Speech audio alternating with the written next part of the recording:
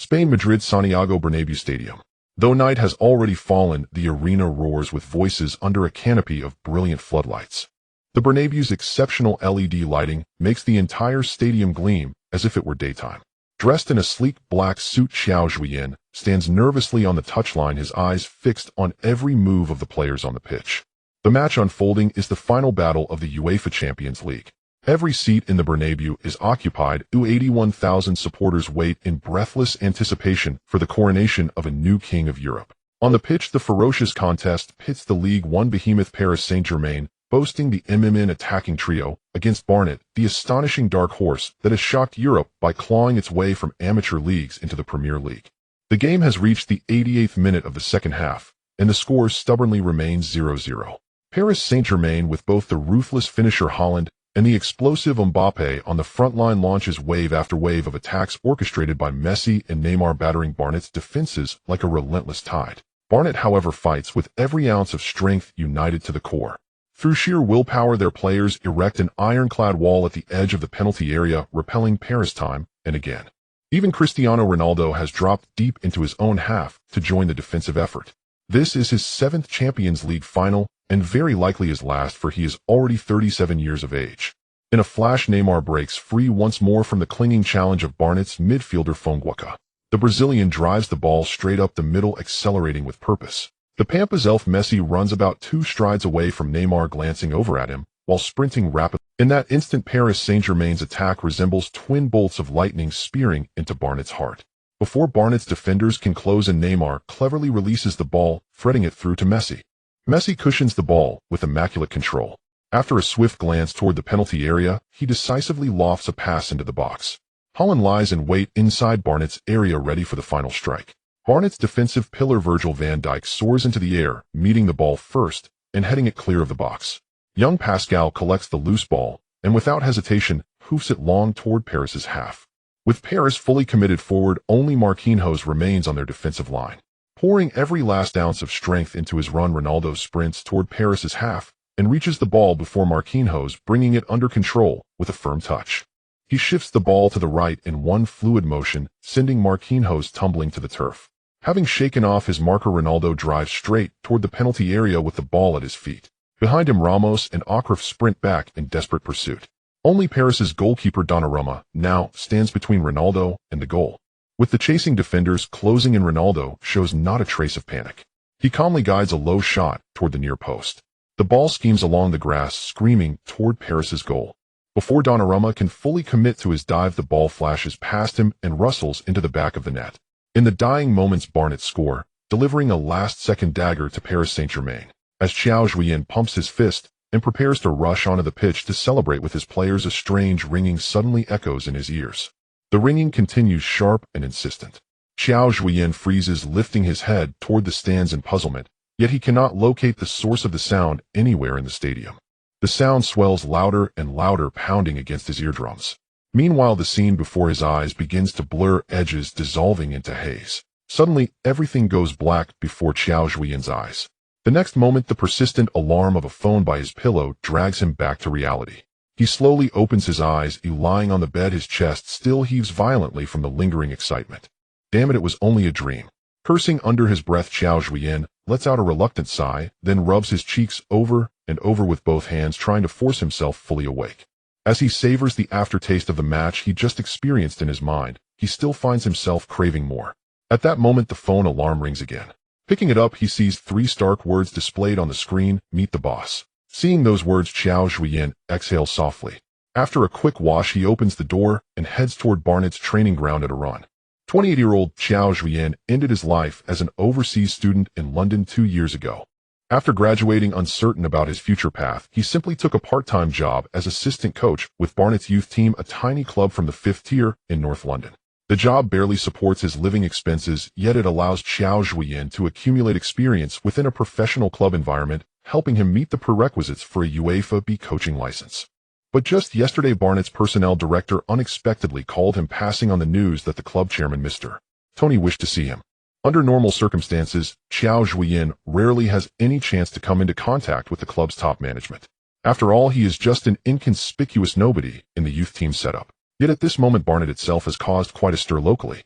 Deep in financial crisis, the club dismissed over 60 staff members in one stroke a few days ago, including the head coach. To be summoned by the chairman at such a sensitive juncture seems ominous indeed. Surely this means his own fate is hanging by a thread. Yet would the chairman really need to appear personally just to fire him? With that question weighing on his mind, Qiao Zhuoyan soon arrives at a rather unremarkable two-story office block beside the training ground. What? Are you certain? Qiao blurts out. You want me to serve as the team's head coach? He springs to his feet, staring at Chairman Tony in disbelief, astonishment etched all over his feet. That's right, young man. We believe you have exactly what it takes to lead Barnet forward in times like these. Barnet's chairman, Tony, gentle-eyed and smiling, replies warmly. Adjusting his glasses with a light touch, Tony continues, Qiao, remember, we are only a fifth-tier amateur side in England right now. We won't place any pressure on you. Qiao Zhuoyan's mind, however, is suddenly crowded with questions. Although he earned a UEFA C coaching license during his studies abroad and can theoretically be considered a bona fide professional coach, his current position is merely assistant coach to Barnet's youth team. That promotion was recent at best. He has no experience managing a first team and has not even served as an assistant with the senior squad. He had assumed this meeting would end with him being laid off. Never in his wildest imagination did he expect the chairman to offer him the role of head coach instead. Could this still be a dream? While Tony is distracted, Qiao secretly pinches his own thigh.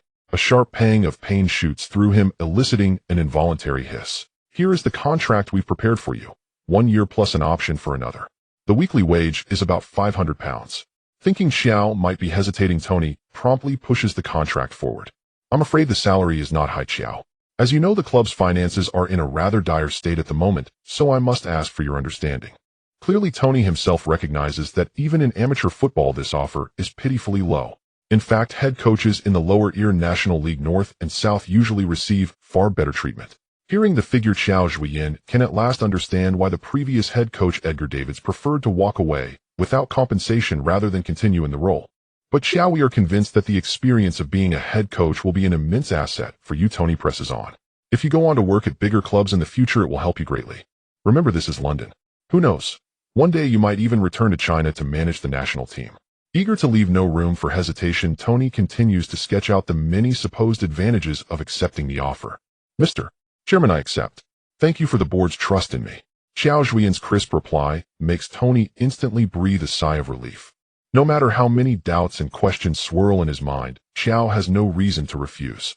The position of head coach for a professional club's first team is an opportunity far beyond his current reach. Wonderful. Once again, on behalf of Barnet Football Club, welcome Qiao.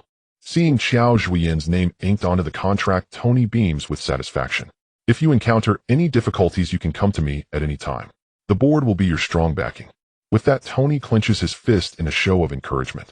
Thus, a man who had expected to be laid off instead unexpectedly becomes head coach of a football club with more than a century of history. Though it is merely a small fifth-tier club mired in financial turmoil, the role of head coach, commanding authority over so many, is more than enough for Qiao Zhuoyan. There is nothing more he could ask for. As Qiao's figure gradually recedes into the distance, Tony stands by the window, a barely perceptible cold smile flickering across his lips. He picks up the phone in his hand and dials a number. Boss, he has signed the contract. Don't worry. He's a complete novice with no real coaching experience. If nothing unexpected happens, we'll be relegated within a few months. By then, dissolving the club may become much easier. In England, there is a rather intriguing phenomenon. Pick almost any football club at random, and it will casually boast a history spanning more than a century. Barnet Football Club is no exception. Founded in 1888, Barnet likewise carries a legacy of more than 130 years. Yet disappointingly, the club has long languished in the lower tiers of English football. The best achievement in its history was merely finishing bottom of League One. Even so, over the passage of long years, especially in the Barnet district of North London, the club has gathered a devoted following of die-hard supporters. As the pandemic swept across Europe, Britain suffered heavily as well. Barnet, competing in the fifth tier of English non-league football, found itself struggling as match-day attendance plummeted. To cut operating costs, Barnet abruptly terminated the contracts of 60 staff members in one go, including the first-team head coach. The move instantly hit the local media headlines. Although the club's finances were deeply in the red on this land steeped in footballing culture, the owner did not dare dissolve the team lightly. What was more, this was an old London club with over 100 years of history. To shut it down would be to court infamy in the capital and invite universal contempt. Just as the behind-the-scenes owner was at his wits' end, the club chairman Tony came up with what he believed to be a perfect plan. After some plotting, they decided to promote Qiao Zhuoyan, a Chinese coach from the youth ranks with absolutely no first-team experience, hoping that atrocious results would extinguish the passion of the die-hard fans and allow them to rid themselves of Barnett, this troublesome burden. British media may be among the most well-informed in the world, particularly in London. On the very next day after Qiao Zhuoyan signed his contract, Barnett once again became the focus of heated media discussion. Youth team assistant suddenly becomes Davies' successor. An unknown man from the East takes over Barnett. Protest. We do not accept Qiao. Barnett plunged into financial crisis. The club has completely given up. News of Qiao Zhuoyan's appointment as Barnett's head coach quickly spread through every street and lane of the Barnett district, even becoming a running joke for local giants Arsenal and Tottenham, who mocked Barnett over tea and dinner. Amid this overwhelming storm of doubt, Qiao Zhuoyan officially took charge as Barnett's head coach. There were no camera flashes, no media interviews, not even a press conference or signing photo. Everything was completely different from the triumphant scenes Qiao had once dreamed of. Yet on second thought, with a resume so unimpressive, keeping a low profile did not seem entirely a bad thing. After talking himself into a semblance of calm, Qiao arrived early at Barnett's training complex beside the Hive Stadium. He had already been working here for 2 years, and everything felt intimately familiar. Good morning, Qiao. Congratulations. The gatekeeper Old John offered his heartfelt blessing. Though Old John was merely a gatekeeper, he had worked at Barnett's base for over 30 years and already regarded it as his home. In terms of seniority at the club, no one could surpass him. Unlike the reactions of the media and most supporters, Old John held considerable fondness for this earnest man from the East. Although he had no idea where Qiao would lead Barnett, it seemed the club did not have many alternatives at this point. Thank you, John. I wish you a pleasant day. Qiao smiled and nodded, returned Old John's greeting, and stepped through the gates of the training base. This time, however, his destination was not the familiar youth team ground, but training pitch No. 1, the exclusive field of the first team. The players had only just assembled and were warming up under the guidance of assistant coach Darren. Qiao approached and stood quietly on the sideline, watching them run laps, unable to suppress a faint tremor of nervousness and excitement within. Soon the warm-up ended. One by one, the players returned to the edge of the pitch, lining up to await the first address from their new head coach. Seeing only 1 or 2 familiar faces in the ranks, Qiao exhaled softly, forcing himself to steady his emotions. Ahem, hello everyone, my name is Qiao Zhuoyan. You can call me Qiao, or you can call me Gaffer. Barring any surprises, I will be your head coach for this season. Of course, my mother is just as surprised as you are about this. Qiao's faintly humorous opening drew bursts of laughter from some of the players with a low threshold for jokes. Hearing their laughter, Qiao felt his own tension ease considerably. It seemed this first meeting was simpler than he had imagined. Most of you are around my age, some even older, and your footballing ability far surpasses mine. But from today onward, I am your Gaffer. So I ask you to trust my judgment. Off the pitch, you are welcome to discuss tactics with me, to talk about how I plan to use you. But once we step onto the field, I expect you to do as I say, because I am the head coach. Suddenly, Qiao's gaze sharpened with firm resolve. I do not know exactly where we will go, but I will show each of you a completely different Barnett. Our dream is to return to the professional leagues. With that, Qiao raised his fist in excitement. Heh, and why should we believe you? Davies walked out a few days ago, without fulfilling any of his promises. The voice from the crowd drew everyone's attention to Bryony Harrison, the team's starting center forward. Harrison had spent years drifting through the lower leagues, and had just joined Barnett on a free transfer that summer. Surprisingly, despite being a newcomer, he quickly became the dominant figure in the dressing room. Most of Barnett's players were very young, with only a handful over 30. Barnett was the 13th club of Harrison's professional career. He was the very image of a footballing mercenary. He's right. I'm even worried that I'll be released before I ever step into professional football. The other centre-forward Duff Pelta spread his hands in agreement. Pelta and Harrison were kindred spirits, both having spent long years battling for various clubs in the lower leagues. Pelta had joined Barnett a year earlier. In their eyes, only money truly mattered. Club glory and players' dreams meant nothing at all in their personal dictionaries. Because of this, the two men recognized themselves in each other and soon became inseparable, effectively ruling Barnett's dressing room. Even former head coach Davies had to show them some respect, so now they did not take the youthful man from the East standing before them seriously at all. Very well, gentlemen, thank you for your honesty. I believe that by the end of the season, the league table will tell you everything you wish to know. Clearly, Harrison and Pelta cared little for Qiao's reply. Their provocation was mainly to show him who truly ruled the place. What came next from Qiao, however, caught them completely off guard. Darren, I think Harrison and Pelta's condition needs some serious adjustment. From today onward, they will train with the U23s. At his very first formal meeting with the players, Qiao suddenly struck hard, leaving assistant coach Darren utterly stunned. Darren hurried over to Qiao and whispered, Qiao, you may not fully understand the first team situation yet. They are our main strikers. Darren, do you need me to personally show them the way to the U23 base? I would be more than happy to do that. Qiao waved a hand at Darren, leaving no room for negotiation. Harrison stood frozen to the spot, a mocking smile still hanging at the corner of his mouth. Qiao's toughness had genuinely taken him by surprise. But the seasoned Harrison quickly regained his composure and sneered, wow. Not bad, not bad. Our young gaffer does have a bit of personality. I like it, but I think you'll soon realize just how foolish a decision you've just made. Harrison glared viciously at Qiao, then turned and left with Pelta, not toward the U23s, but straight off the training ground altogether. Does anyone else wish to follow in their footsteps? If so, hurry up and catch them now. Otherwise, start your training immediately. The sudden burst of authority from Qiao's voice and presence shocked every player on the pitch. No one chose to follow Harrison and Pelta. Instead, they turned and ran back to the center of the field, beginning small-sided drills under Darren's direction. This opening was truthfully far removed from what Qiao had planned. Yet he knew clearly that at such a moment, he absolutely could not back down. If he chose to retreat now, he would lose control of the team on his very first day in charge. His nondescript resume and his Eastern background already gave him no advantage in the players' eyes. If he also lost the battle of presence, his tenure at Barnet would likely be short-lived. Thus, even if he had to break up the first team on the spot and rely on the familiar U18 squad in matches, he could not bow his head to them. Fortunately, after this confrontation, the team did not experience major upheaval and continued to follow the training plan step by step. With Harrison's fate as a warning, the squad remained unusually quiet over the next 2 days. No one else stepped forward to challenge Qiao Hedon. For the players, game time and wages were what truly mattered. The identity of the head coach was at times of secondary importance. Meanwhile, with his limited understanding of the squad, Qiao could not possibly overhaul the team in a sweeping manner in such a short time.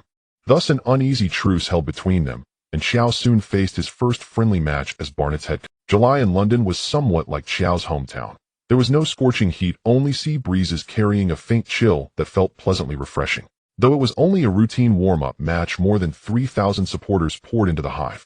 On the small roads of nearby Priestwood Park, vendors holding scarves and souvenirs were scattered everywhere. Qiao had been at Barnet for over 2 years and was well used to scenes like this. Yet as the team's head coach and one of the most scrutinized figures tonight, everything before his eyes still left him deeply stirred. The Hive could accommodate more than 6,000 spectators, and 3,000 fans were enough to fill the small ground with atmosphere. Everyone was intensely curious about this mysterious man from the East, whose name meant nothing to them. Their opponents were Huddersfield from the Championship, far stronger than Barnet. Even fielding mainly reserves, they were still significantly superior. Qiao rubbed his temples with a touch of pain. It was really troublesome. His very first match would be against such a powerful opponent. His luck could hardly be worse. At some point, a fine drizzle had begun to fall over the Hive. After 90 minutes, Qiao remained seated in the dugout, staring blankly at the simple scoreboard above the stands. 0-7, home side, first, away side second. Qiao had expected that his debut might not bring a glorious victory, but he had never imagined that his first match would end in a 7-goal humiliation. Barnet had been utterly outplayed, barely able to muster any resistance. Qiao had not directly directed the team in this match, focusing instead on observing and learning the players' traits. Yet for the more than 3,000 Barnet fans present, he was the villain responsible. The coarse abuse and relentless jeers still seemed to echo in Qiao's ears, leaving his head buzzing. On their own turf, Barnet's players had shown no fighting spirit at all, barely organizing any fluent attacks. The happiest people that night were probably Harrison and Pelta, now relegated to the reserves. Ha, Pelta, our brave man from the East, lost 7, I hear. Do you think he cried like a woman after being... Harrison drained his pint in one go, threw an arm around Pelta's neck, and shouted excitedly, this damn Qiao. Give it a few days, and I'll show him just how important we really are. Pelta chimed in, and the two emptied another round of beer. A cool breeze slipped into Qiao's collar. Damn it, which bastard is cursing me again? Qiao muttered under his breath. Professional football was clearly far less simple than he had once imagined, and their opponents were only the reserves of a mid-table championship side. No wonder Barnet had remained stuck in the lower leagues for so many years. Qiao tightened his coat, rose from the bench, and brushed the raindrops from his shoulders. Fortunately, this was only the first friendly. There would be plenty of chances to adjust. The left-back position needed serious reinforcement. The link between midfield and attack was poor, and the team's morale was far too low. Damn it, tomorrow I'll send the scouts out to find players. I only hope the club budget can still spare something.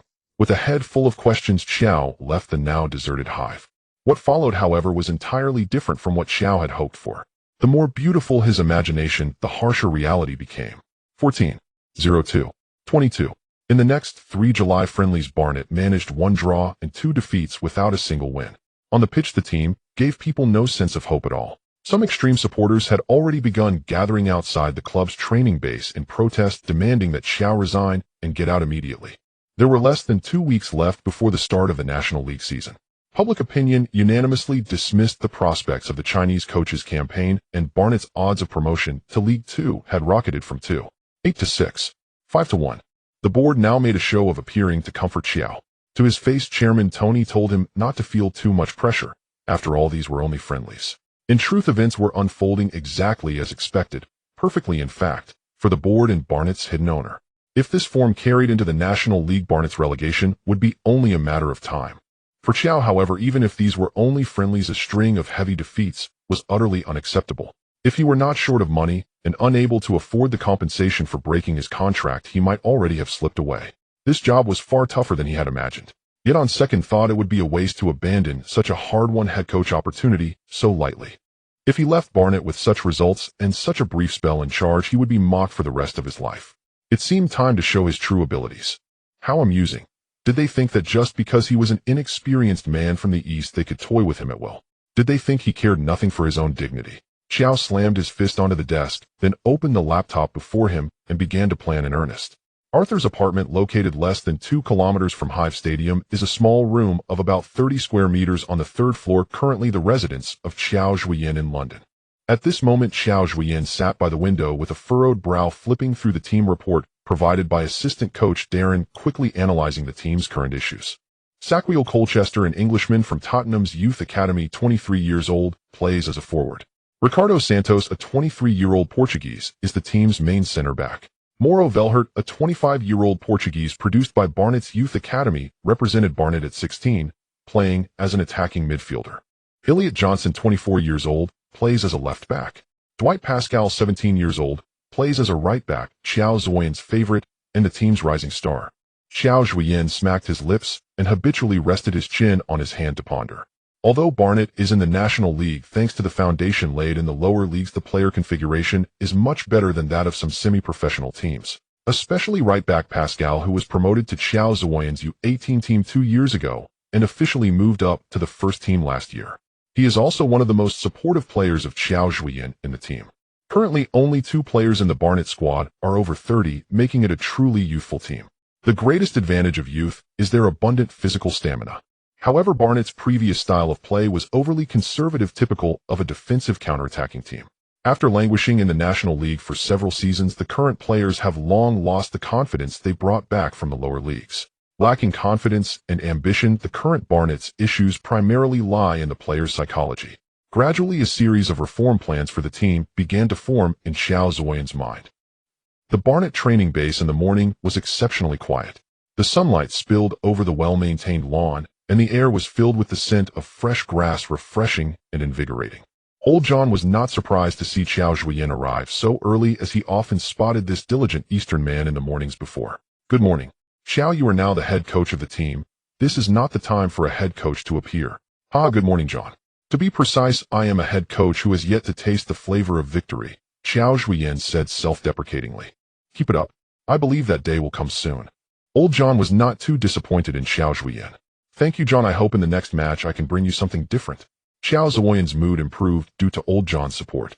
He walked alone to the side of the training ground, as if his players were standing right in front of him, and all the data he analyzed last night floated before his eyes. "Good morning, boss." The speaker was Pascal, Qiao Zhuoyan's favorite, a 17-year-old right-back. "Sounds like you're in good form. Go, run 5 laps first." Saying this, Qiao Zhuoyan pushed Pascal hard from behind. "No way, boss.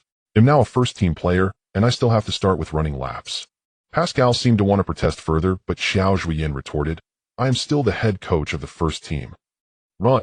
After failing to resist, Pascal obediently began running laps. As the gathering time approached, players gradually arrived at the training base. Upon seeing Qiao Zhuoyan, nobody seemed overly surprised. Clearly, they had become accustomed to this Chinese man appearing at the base so early. However, diligence does not equate to results. The team has yet to win a single warm-up match. If adjustments are not made soon, Barnet is likely to endure another mundane season. Today, let's not rush into training. I have something to share with you. Qiao Zhuoyan did not hurry to start training, but continued to ask, who can tell me? What is the most important thing on the field? Of course it's winning the match. Pascal, just finishing his laps, panted in agreement. Exactly, it's victory. In fact, the process is not important. What we want is only victory. Qiao Zhuoyan paused and continued. When you play in matches, you are always overly cautious, always pursuing possession control and more shots than your opponents, yet the result is a series of crushing defeats. Sometimes I even wonder if the scoreboard has a problem. Although Qiao Zhuoyan's expression was relaxed and humorous, no one laughed. You always try to control the ball with short passes. But I'm sorry everyone, this is the National League, the fifth tier of English football. Some of your opponents even have part-time jobs as delivery drivers. We are not Arsenal nor Barcelona. Although I hope one day to stand opposite such teams with all of you, we still need to address the troubles we face right now. Alright, today is not suitable for us to discuss future dreams here. Next, I will announce some tactical adjustments for the team. As for the details in the upcoming training and matches, my coaching team and I will provide you with a detailed deployment. Qiao Zhuoyan's words clearly left no time for the players to debate. Democracy is not a good idea. Starting today, we will adjust our regular formation from 442 to 4,231. Qiao Zhuoyan's first decision surprised the players. In lower leagues, the 442 formation is almost a steadfast tactic. In leagues of this level, the tactical aspect is significantly diminished, with players relying more on physicality, speed, and luck. Otherwise, many professional teams would not find themselves lost after dropping from higher leagues, gradually becoming regulars in the National League. For example, one of the oldest teams in the world, Notts County and Barnet. You don't need to be surprised because our forwards have all gone to the reserves. Although it's just a joke, the impact of losing both main strikers Harrison and Perda cannot be ignored. So Sack will cherish your current position as the main forward. Qiao Zhuoyan looked at the young player from Tottenham with trust. Sack-Wheel nodded vigorously. For him, this was a great opportunity, as he had originally been a substitute forward. After leaving Tottenham, Sack-Wheel chose to join Peterborough United in League One. However, much to his disappointment, joining Peterborough meant he was still faced with an endless cycle of loan spells. Thus, after his 2-year contract expired, Sack-Wheel did not renew and instead dropped a level to join Barnet. This time, Sack-Wheel did not continue his wandering life. However, a year later, Barnet faced relegation and fell to the English National Amateur League. For Sack-Wheel, there was no way back. At Barnet, he might be the player who most wanted to return to professional football. The reason I want to add attacking midfielders is that we need to give our opponents enough pressure. Moreover, I hope to see your offensive talents. Finally, at any time and in any area, do not let the opponent have an easy time on the ball. The opponent's penalty area is the first line of defense you establish. Do not try to control the ball anymore. Instead, let the ball move quickly. Short passes, quick exchanges. Whenever there's a chance, shoot, even if your technique is lacking. Even God can miss sometimes. Fortunately, Qiao Zhuoyan's English was quite good. Everyone understood his intentions and gradually became impressed by this not-so-tall Chinese man. Listen up. Starting today, regardless of who our opponents are, we will press them down, until they are on the ground. Qiao Zhuoyan's voice transitioned from calm to excited, culminating in a roar that made the players truly feel his power. Alright, now, let's start warming up, then split into groups for practice. Darren, take note of everyone's performance. I think it's time to supplement the reserve team numbers. Qiao Zhuoyan regained his calm, while Darren began the team's fresh training plan. Achoo. Damn, why do I always feel like someone is cursing me? Harrison lay lazily in the youth team locker room, rubbing his nose, mumbling in dissatisfaction. Little did he know that from this moment on, Barnet had already begun its brand new transformation.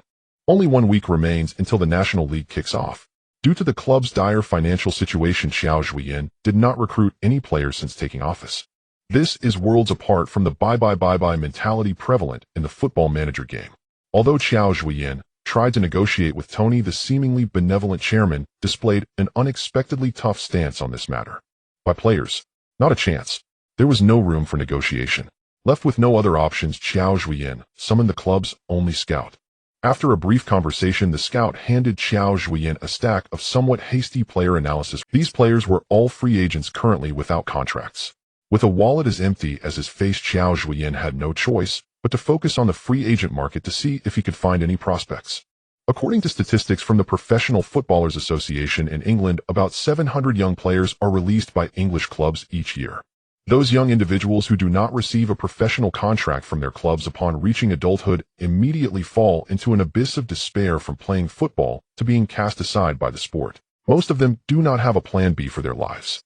Aaron Cole is one of these unfortunate young players. At just 18 years old, he already had appearances for Reading's first team, never imagining that one day he would be abandoned.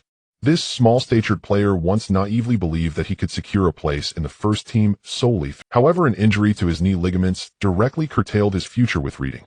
Though his body has fully recovered by now, the cruel nature of football saw new hopeful stars emerge during his injury, leaving his position non-existent. He faced the same dilemma as other eliminated players to seek refuge with another team or to turn away. After all, there are precedents of former professional players successfully transitioning to careers as doctors or scholars. However, Cole was unaware that at this moment a pair of eyes in Barnett's office were fixated on his personal profile. Standing at 173 centimeters and weighing 67 kilograms, he sported a head of golden curls. Tisk with that physique, he would face quite a few challenges in the National League. What drew Qiao Zhuoyan's attention was clearly not this young man's almost identical height and weight to his own, nor was it the striking curls. Like many shorter players, Cole possessed excellent dribbling and passing skills, both crucial for a midfielder. What Barnett currently lacked was precisely such a midfield orchestrator. Aaron, have you made a decision? Cole's father asked, feigning indifference. Not yet. Maybe I could consider becoming a coach. After all, I've always played in midfield, Cole replied to his father. Moreover, as a player, I could easily obtain my coaching qualification. Cole felt that he still loved football, even though his physique offered no advantages. Still, no teams have contacted you? Cole's father paused for a moment before asking. The bond between father and son allowed him to sense his child's reluctance to leave the pitch. No, I think perhaps my physical condition is indeed not suited for professional football. After all, I am not Messi. Cole's response was filled with helplessness and reluctance. Just then his phone suddenly rang. Hello, this is Cole. Yes. Really? You say you are the head coach of Barnet? I can. No problem. Cole hung up the phone in shock and then slowly looked at his father. Dad, I think I might still play for a while. As one of the busiest highways in the UK, the M25 was not congested today, nor were there any protesting crowds blocking the road. Cole drove to the Starbucks cafe below Barnet Club in less than 2 hours. Upon seeing the Oriental man waiting for him, one might think this was a scammer if they had not briefly glanced at the news about Barnet's managerial change beforehand. Although he had been loaned to Boreham Wood last season, he was not familiar with Barnet, having returned to Reading after playing only 9 matches due to a ligament injury. Hello, Aaron. Although I seem more like your brother, I am indeed the genuine head coach of Barnet. Qiao Zhuoyan did not mind Cole's puzzled gaze and flashed a bright smile, revealing a row of white teeth. I'm sorry, sir. Cole hurriedly apologized. No, you don't need to apologize. To reintroduce myself, you can call me Qiao or simply call me boss, because I believe that by the end of this meeting you'll be able to enjoy a 50% discount on coffee here. Qiao Zhuoyan pointed to the notice board in Starbucks, stating 50 off for Barnet staff. All right, sir. But to be honest, I'm quite surprised, as there are many players better than me, Cole said, lowering his head with a hint of inferiority. Aaron, do you like football? Qiao Zhuoyan took a sip of his coffee, gazing thoughtfully out the window at Barnet's training ground. I do like it. I also love football, even though my country plays it very poorly. But I still have a deep passion. With that, Qiao Zhuoyan suddenly stood up and leaned down to look at Aaron Cole. So Aaron, be a bit more confident, okay? Tell me honestly, do you want to one day lead Barnet back to the championship and show Reading your prowess? Cole was taken aback, never expecting Qiao Zhuoyan to be so ambitious. A coach of a 5th-tier league team, that's quite outrageous. However, the thought of returning to the championship and challenging his former team, Reading, momentarily captivated Cole's imagination. All right, young man, a weekly salary of £450. Let's sign for 3 years. It may not be a big contract, but I believe you will earn more. With that, Qiao Zhuoyan placed a drafted contract in front of Cole. This time, Cole had no hesitation, swiftly signing his name and gratefully telling Qiao Zhuoyan, "Thank you for your trust in me." "Sir, call me boss." Qiao Zhuoyan affectionately patted Cole's head. "All right, boss." Just as Qiao Zhuoyan quietly took over Barnet, Aaron Cole also quietly joined the Bees as Qiao Zhuoyan's first signing. Although there was still some time before the transfer deadline, due to Barnet's poor financial situation for Qiao Zhuoyan, the transfer was already concluded. This summer, Barnet brought in 11 players, 9 of whom were free agents signed through the connections of Qiao Zhuoyan's predecessor Davis. Unexpectedly, before the season even began, Davis was forced to leave. Apart from Cole, the team's director Adams loaned a young talent from Hull City, a versatile player capable of filling multiple positions in defense and midfield, 20-year-old Robbie McKenzie. Thus, with only a few days left before the National League commenced, Qiao Zhuoyan finalized his starting lineup. Goalkeeper, Mitrovic, Latvia, a product of West Ham's youth academy, 19 years old. Centre-back Reynolds, England, 28 years old. Centre-back Ricardo Santos, Portugal, 23 years old. Right-back Pascal, England, Barnet youth, 17 years old. Left-back Elliot Johnson, England, Barnet youth, 24 years old. Midfielder Aaron Cole, England, Reading youth, 22 years old. Midfielder Mackenzie, England, on loan from Hull City, 20 years old. Midfielder Finguko, England, Barnet youth, 21 years old. Attacking midfielder Right Verhecht, Portugal, Barnet youth, 25 years old. Attacking midfielder Left Alito, Democratic Republic of Congo, 28 years old. Forward Sackwell Colchester, England, a product of Tottenham's youth academy, 23 years old. This young Barnet team had no players over the age of 30, truly a squad of greenhorns. In addition to a more inexperienced Qiao Zhuoyan, Barnet, viewed unfavorably by many, was about to head to the Proact Stadium in Chesterfield, 300 kilometers away, to face their first opponent in the National League. Mitchell, the leader of Bees, the Barnet Fan Association, and a lifelong, unwavering supporter of the club, often boasted to others that his family's devotion to Barnet stretched back to his grandfather's generation. The Barnet scarf he held was said to be over a century old, revered by fans as a treasured heirloom. Wherever Barnet played, Mitchell was always there in the stands. Today was no exception. Though fiercely loyal to Barnet, Mitchell held little faith in Qiao Zhuoyan, and had even joined the protest outside the training ground just days earlier. The away supporters section sat directly behind the visiting team's technical area. Though numbering only slightly over 100, their fervor rivaled that of the home crowd. Bootham Stadium welcomed 4,500 fans today, a sea of blue stretching as far as the eye could see. Clearly, Chesterfield supporters were eager for a triumphant start to the new season. In the away dressing room, Darren was finalizing tactical instructions under Qiao Zhuoyan's guidance. Qiao Zhuoyan kept his words few. After more than a week of drills, the players were still adapting to the new system. Now was not the time to burden them with excessive pressure. Especially core newly arrived and visibly tense. Qiao Zhuoyan sensed it instantly. Though Qiao himself felt no less anxious as captain of the squad, he could not let his unease show. All right. Though our season opener isn't at the hive, that changes nothing. We will win. Our goal remains clear: the professional leagues. Go on. Show them what we're made of. Though confidence was thin, Qiao Zhuoyan offered these rallying cries with deliberate conviction. He then pushed open the dressing room door, greeting each player with a firm, encouraging handshake. Only when Darren remained beside him did he exhale softly. Darren, already in his 40s, had spent years as an assistant coach. Unlike Qiao, he bore no trace of nervousness. Qiao, relax. You're doing far better than I did in my first match. Hearing Darren's reassurance, Qiao glanced at him and nodded. Yes, thank you. Let's go, mate. Good luck to us both.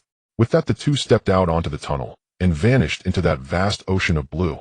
What struck Qiao most deeply about England was its profound footballing culture.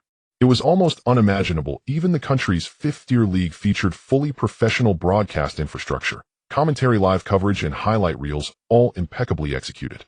Should a match hold news value, media crews would descend en masse.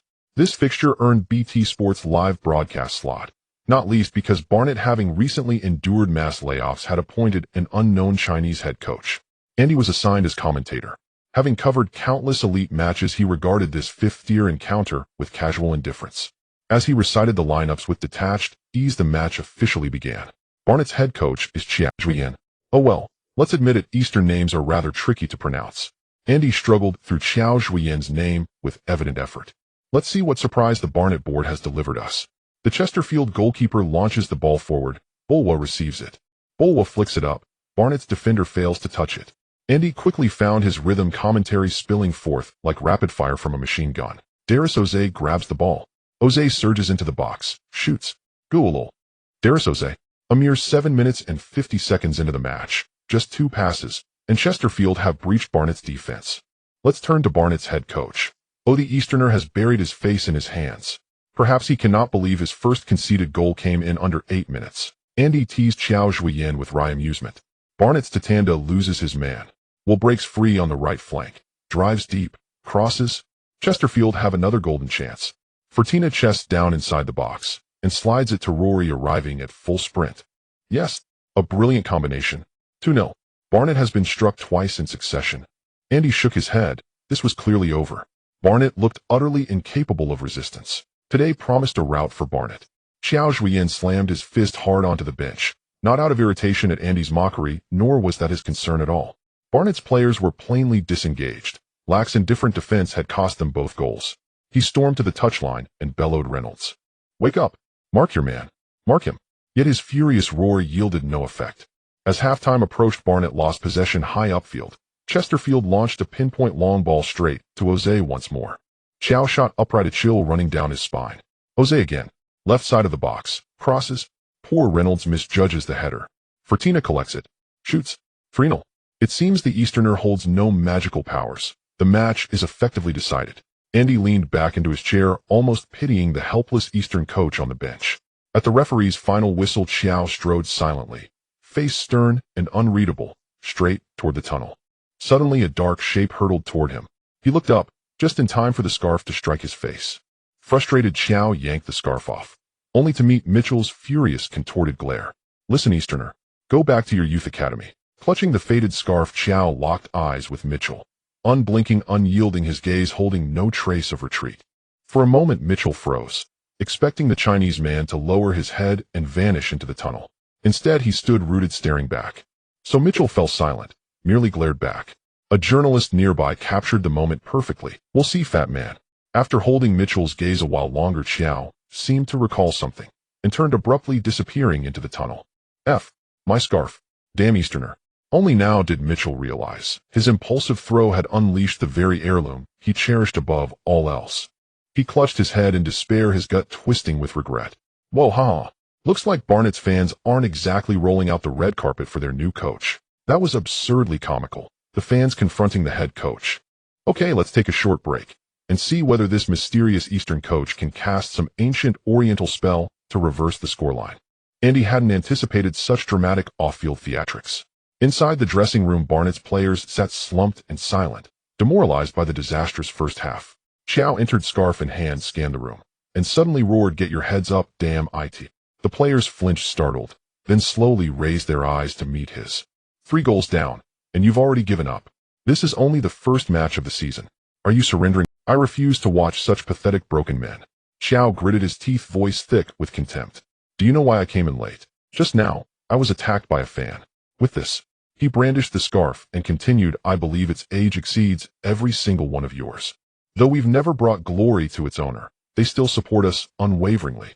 You should feel honored to have such loyal, steadfast fans. Qiao paused, then shouted, so this is no longer a friendly.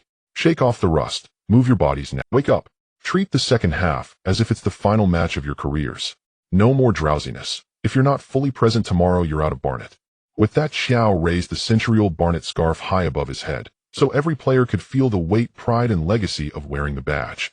At that fiery, impressionable age, emotion spreads fast, and Qiao sensed the rising tide of resolve within the room. He seized the moment to outline the second-half strategy. Our opponents are surely elated. This match feels effortless to them. They scored 3 goals with ease. They'll grow arrogant, convinced victory is theirs for the taking. But that is precisely our opening.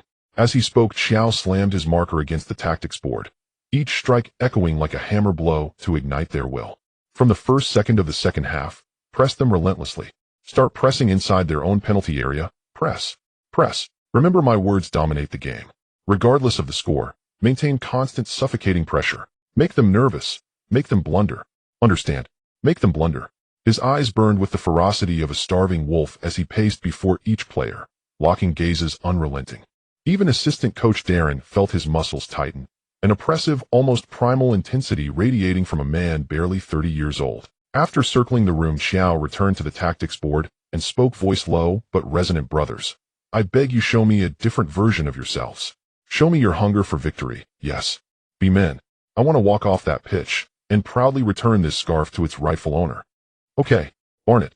Sequil, the captain, leapt to his feet first, raising both arms in fierce salute. Victory. Yes. In unison, the entire squad surged to their feet. Finally, Qiao felt a surge of raw, electrifying momentum unlike anything before. As Qiao Zhuoyan had anticipated, Chesterfield's manager Edgar Davies was visibly elated. After all, he himself was among the 60 staff members recently dismissed by Barnet.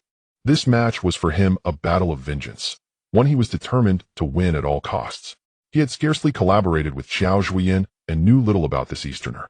Yet nearly every Barnet player fit neatly into his tactical blueprint, except Aaron Cowell, a minor exception that in no way compromised his strategy. The 30 scoreline stood as irrefutable proof. At the start of the second half, Barnet players executed Qiao Zhuoyan's instructions to intensify their high-pressing game several notches. Yet Chesterfield paid little heed to this shift. Aaron Cowell, a reckless tackle on Weston, a yellow card. This diminutive talent from Reading exuded relentless energy.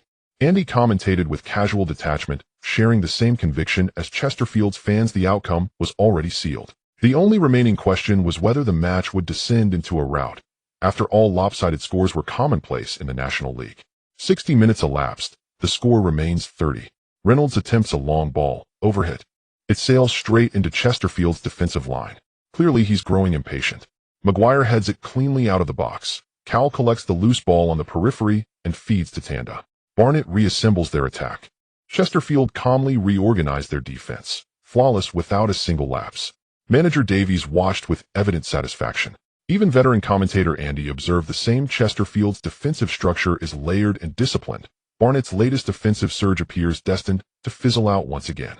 Cowell receives the ball just outside the penalty area, with 5 defenders converging upon him. Clearly no clear opportunity. He shoots. Goal.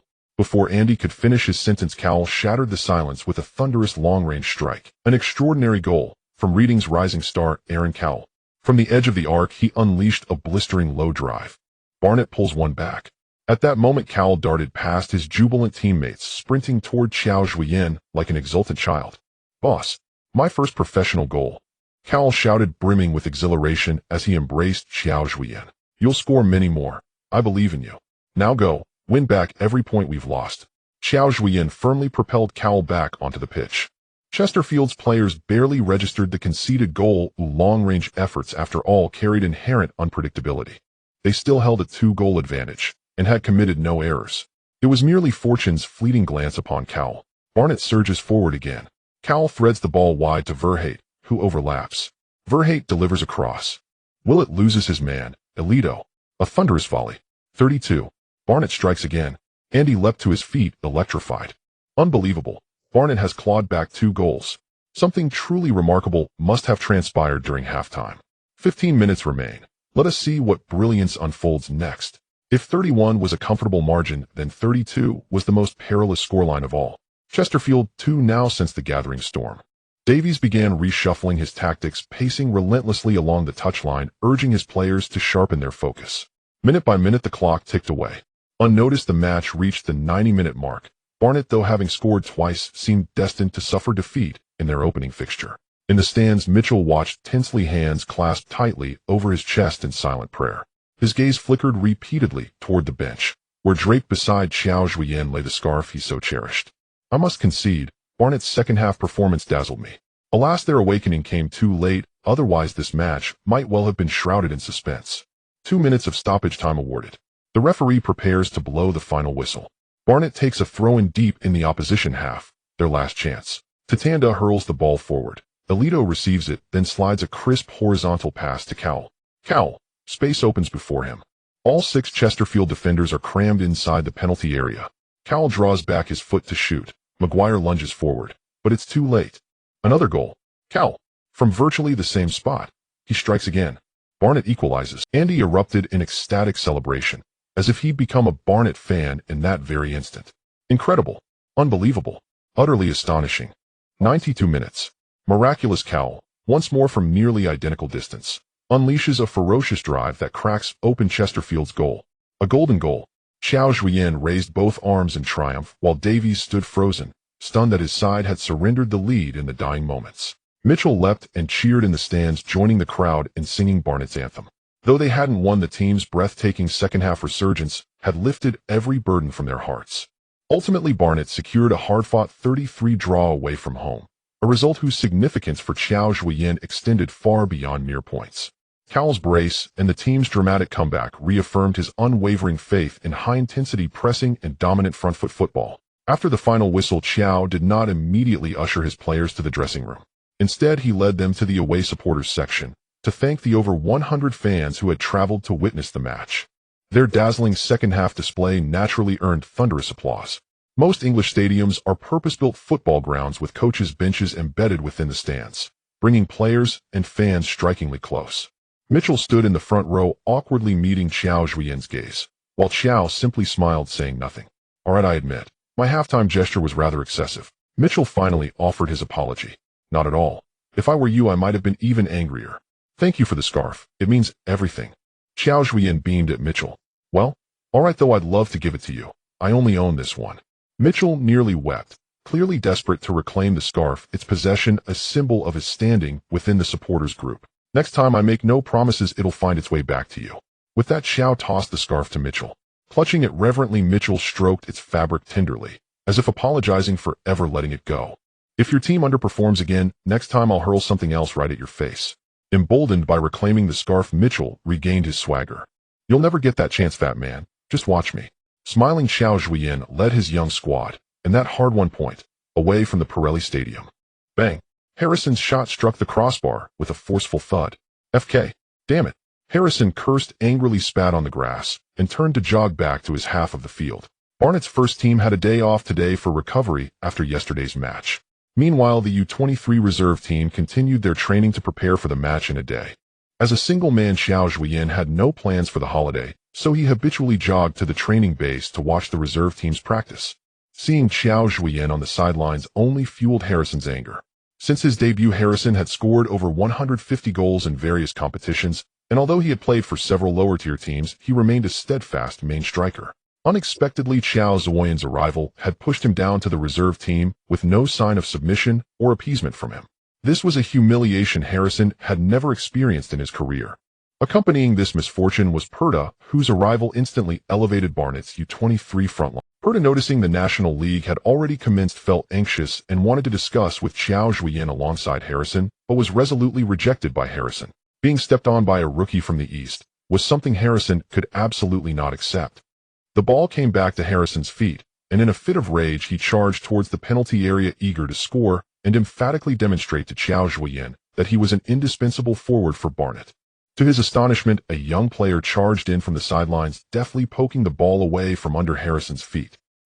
Harrison, already fuming, completely exploded.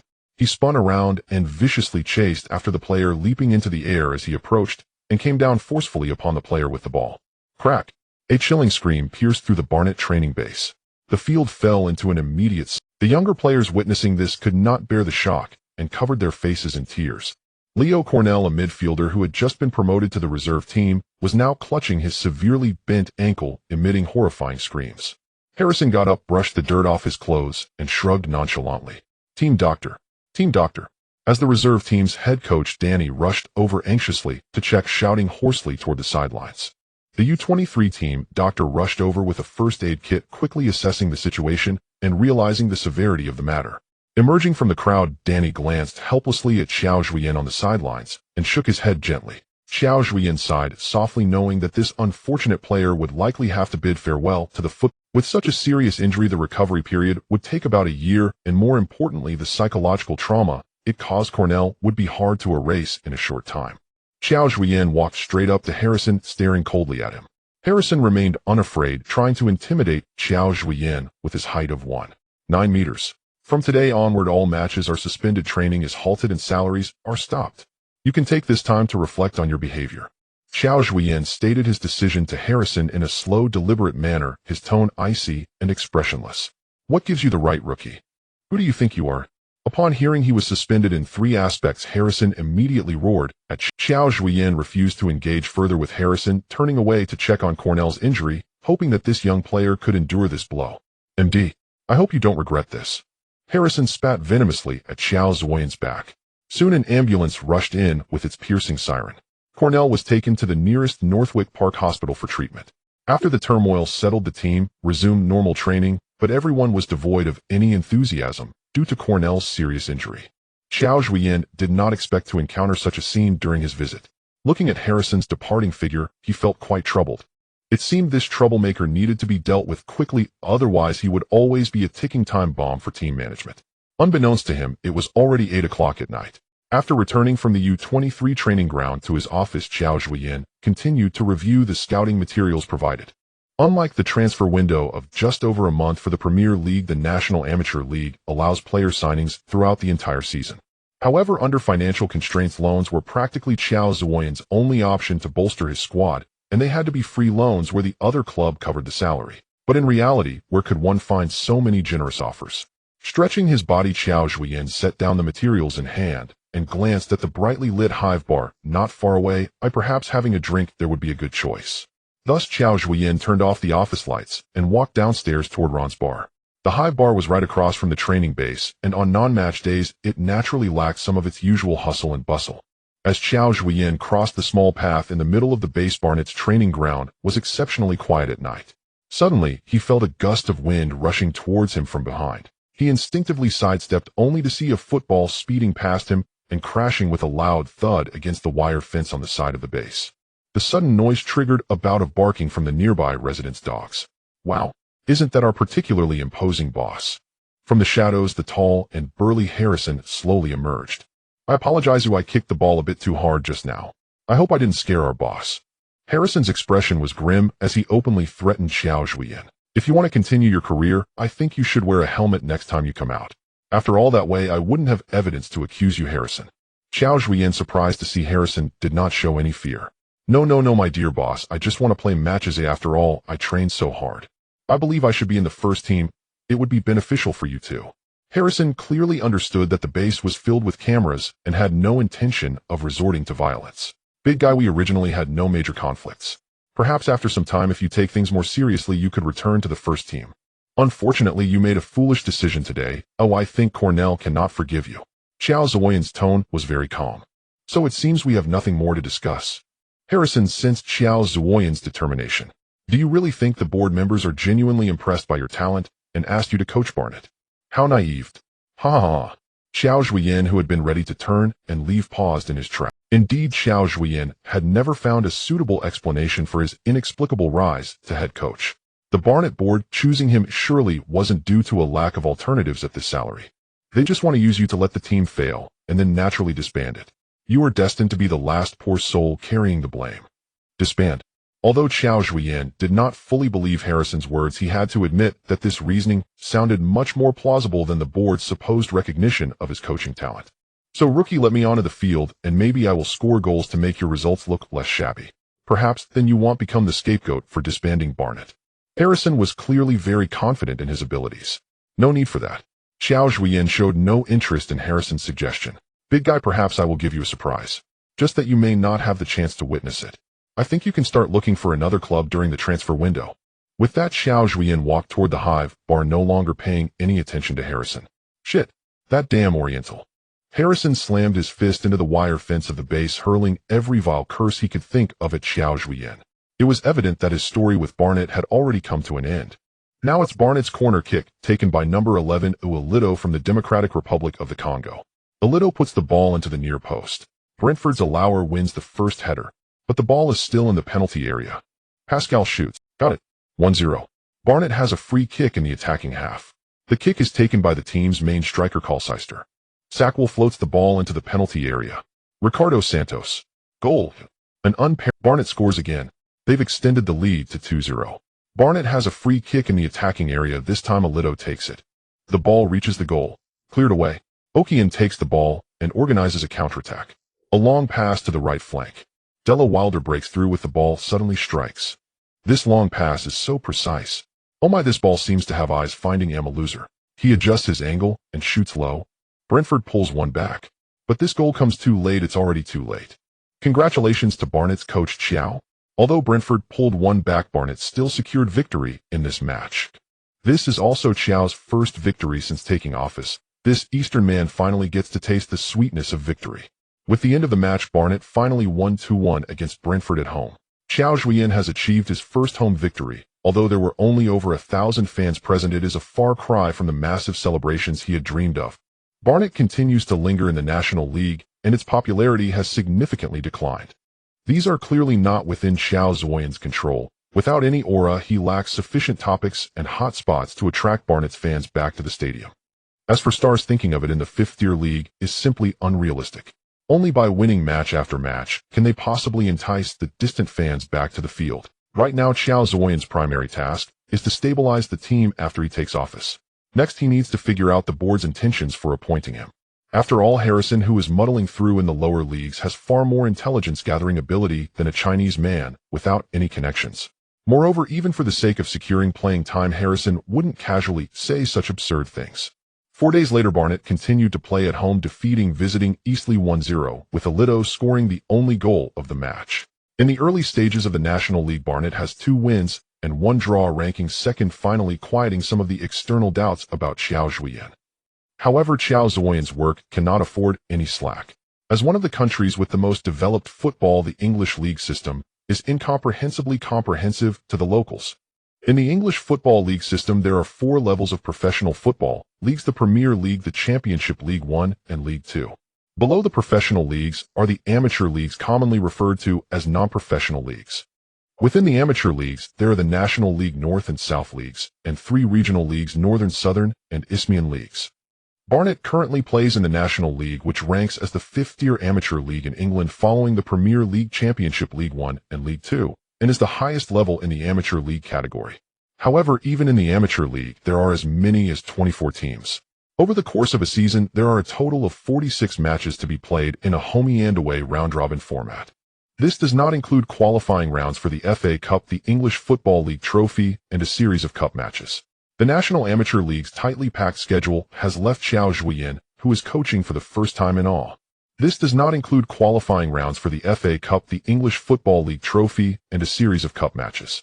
The National Amateur League's tightly packed. 3 days later, Barnet embarks on another away journey. They are headed to Harrogate Town in North Yorkshire, England, a well-known tourist town. However, this time Qiao Zhuoyan is not in the mood to enjoy the scenery. Just 2 minutes into the match, Barnet's main centre-back Reynolds inexplicably fouls a Harrogate player and receives a yellow card. Seeing this, Qiao Zhuoyan furrows his brow. This is clearly an unnecessary foul. The first corner kick for Harrogate in this match, Leslie raises both hands, signaling his teammates to press forward. Williams heads it. Oh no! The ball hits the crossbar. Barnet's goal is trembling. Liam makes a sliding shot. Beautiful goal. Harrogate changes the score to 1-0. Qiao Zhuoyan gasps while no wonder his right eye has been twitching. It's really not a good omen. Although Reynolds' yellow card was somewhat inexplicable, the overall rhythm of Barnet has not been disrupted. After several matches, the team has gradually adapted to Qiao Zhuoyan's new tactics. Alito takes the corner kick. Colchester heads it at the near post. Oh, it hits a defender, but Velhert in the middle is unmarked. Harrogate's player made a mistake. Velhert. A beautiful goal. Barnet successfully equalizes just before the end of the first half. With the commentator's excited voice, Barnet ends the first half with a score of 1-1. After Qiao Zhuoyan and the players returned to the locker room, once everyone was seated, Qiao Zhuoyan walked straight up to Reynolds. Can you tell me what this yellow card means to you? Reynolds shrugged his shoulders, not intending to respond directly to Qiao Zhuoyan. After a few seconds of silence, Qiao Zhuoyan did not pursue the matter further, but turned to remind the other players to be mindful of their fouls and try to avoid actions that could earn them cards. Clearly, he was subtly hinting at Reynolds. After all, as the vice-captain of the team on the field, Qiao Zhuoyan did not want to embarrass him too much. However, the scene that unfolded at the beginning of the second half left Qiao Zhuoyan dumbfounded. Harrogate's goal kick, Belshaw kicks the ball forward, and Beck is receiving it in the front line, surrounded by 5 Barnet players. Let's see if he can successfully seize the ball. Beck goes down. Was it an elbow strike? Reynolds elbowed Beck. This is unbelievable. Not just the commentator for this match, Qiao Zhuoyan was equally shocked by Reynolds' unusual action. Just as the second half began, Reynolds elbowed Beck from a good 10 meters away from the penalty area. The referee immediately ran over, and it seemed Reynolds still wanted to explain to the referee. Red card. The main referee gave Reynolds no chance. This action didn't even warrant a yellow card. This is a completely meaningless foul. Barnet has to play with 10 men right from the start of the second half. Let's see what adjustments they will make. The commentator shook his head in confusion. Oh, for Barnet, this kind of non-combat loss of a player is simply unbelievable. After receiving the red card, Reynolds silently walked off the pitch, and as he brushed past Qiao Zhuoyan, neither party acknowledged the other. Oh, we can see the Eastern man on the sidelines looks a bit pale. Clearly, this was not part of his plan. Barnet hasn't immediately adjusted their lineup. They only have 1 center back on the field. The commentator, seeing Qiao Zhuoyan's expression, couldn't help but feel a bit schadenfreude. Fortunately, Barnet, despite playing with 10 men, became more courageous. Their high pressing, rarely seen in lower leagues, proved effective. In the end, both sides scored a goal in the second half, and Barnet was lucky to take away a point from Harrogate. From the moment the referee blew the final whistle, Qiao Zhuoyan said nothing more. Even a fool could tell that Reynolds' unusual behavior in this match was evident. Although Qiao Zhuoyan was new here after a few years in England, he was not completely ignorant of match fixing. However, Qiao Zhuoyan was unwilling to associate his team's captain with this matter. But apart from this reason, he simply couldn't think of any other reason that would make Reynolds act so foolishly on the pitch. In the UK, the gambling industry is a completely legalized field with a variety of betting options, including corner kicks, red and yellow cards, who will score first, who will be sent off, and so on. However, it is strictly prohibited for staff and players of professional teams to participate in any form of betting. This is a red line. After decades of operation, very few betting companies attempt to manipulate match results for enormous profits, but it doesn't mean that players cannot find other ways to profit. After all, compared to the Premier League, the meager salary cannot satisfy everyone's desires. As the head coach of the team, Qiao Zhuoyan naturally despises this. In his team, such situations are absolutely not allowed. At this point, Qiao Zhuoyan could only silently pray, "Oh heavens, please don't let me down, Reynolds." "Boss, you called for me." Passeker hurried into the hive bar. "Sit." Qiao Zhuoyan motioned and signaled the bar owner Luo to hand him a drink. "Boss, professional players can't drink during the season," Passeker declared, straightening his posture as if to prove his resolute discipline. "Enough, you brat. Stop putting on a show. Drink up, it has no alcohol." Qiao Zhuoyan gave Passeker a light slap on the back of the head. As one of the few trusted lieutenants in his circle, he was naturally indulgent toward the young player. Passeker quickly ducked his head, accepted the cup, and took a large swallow. "I do have a bit of business to discuss." Qiao Zhuoyan surveyed the room and lowered his voice. "You saw the match. Lane Wozi's red card was suspicious. I want to hear your take on it." Passeker did not answer at once. Instead, he nervously rubbed the glass, and although nearly 6 feet tall, he was only 17 and still wore a boyish face. "Boss, I also felt something was off, but we have no concrete evidence." Passeker pondered a moment, then spoke cautiously. "The captain and the others keep a private circle. They seldom discuss personal matters in the locker room. I only know they often meet at an underground bar in the city's Tangrenji. Beyond that, I don't know much." Lane Wozi, being a seasoned operator, knew the locker room was not entirely his domain, so he took precautions when acting. Better safe than sorry. "A private circle? Who?" Qiao Zhuoyan pressed. "Yiliate and a Lichuo," Passeker answered without hesitation, reporting the situation honestly. Qiao Zhuoyan inhaled sharply. The matter was far more complicated than he had imagined. Yiliate and a Lichuo were both core players in Banite's current lineup, one a left back, the other the team's left winger. This made the situation somewhat prickly. Banite's condition was precarious. Halazin and Pyurta had been relegated to the reserves. If the entire left flank were compromised, now Qiao Zhuoyan's squad would be flirting with the relegation zone. Thinking of this, Qiao Zhuoyan felt a headache coming on. But with matters at hand, he pressed on. "When do they usually meet?" Qiao Zhuoyan mulled it over and asked Passeker further. "Oh, it's hard to say. Usually the day before a match, and after games Lane Wozi arranges to meet them. And I heard they bring their wives, like some kind of family gathering." Passeker spoke freely. After all, Qiao Zhuoyan had watched him rise from the youth academy to Banite's first team. Hearing Passeker's words, Qiao Zhuoyan's mind began to clear. It seemed necessary to investigate. Although he sometimes visited Tangrenji to satisfy a craving for home cooking, he had never once stepped into an underground bar. Such places were denizens of a different world, admitting only regulars. Otherwise, Lane Wozi and company would not bother traveling from the North District to the city center to meet. While Qiao Zhuoyan hesitated, he suddenly remembered his former roommate from studying abroad, Qin Hao. Qin Hao was a second-generation rich kid, the son of a coal magnate, and a connoisseur of various bars. Qiao Zhuoyan found Qin Hao's number and called. Well, if it isn't the famous Banite head coach." "Huh. Coach, are you recruiting me to play?" "I'm outstanding." Qin Hao laughed.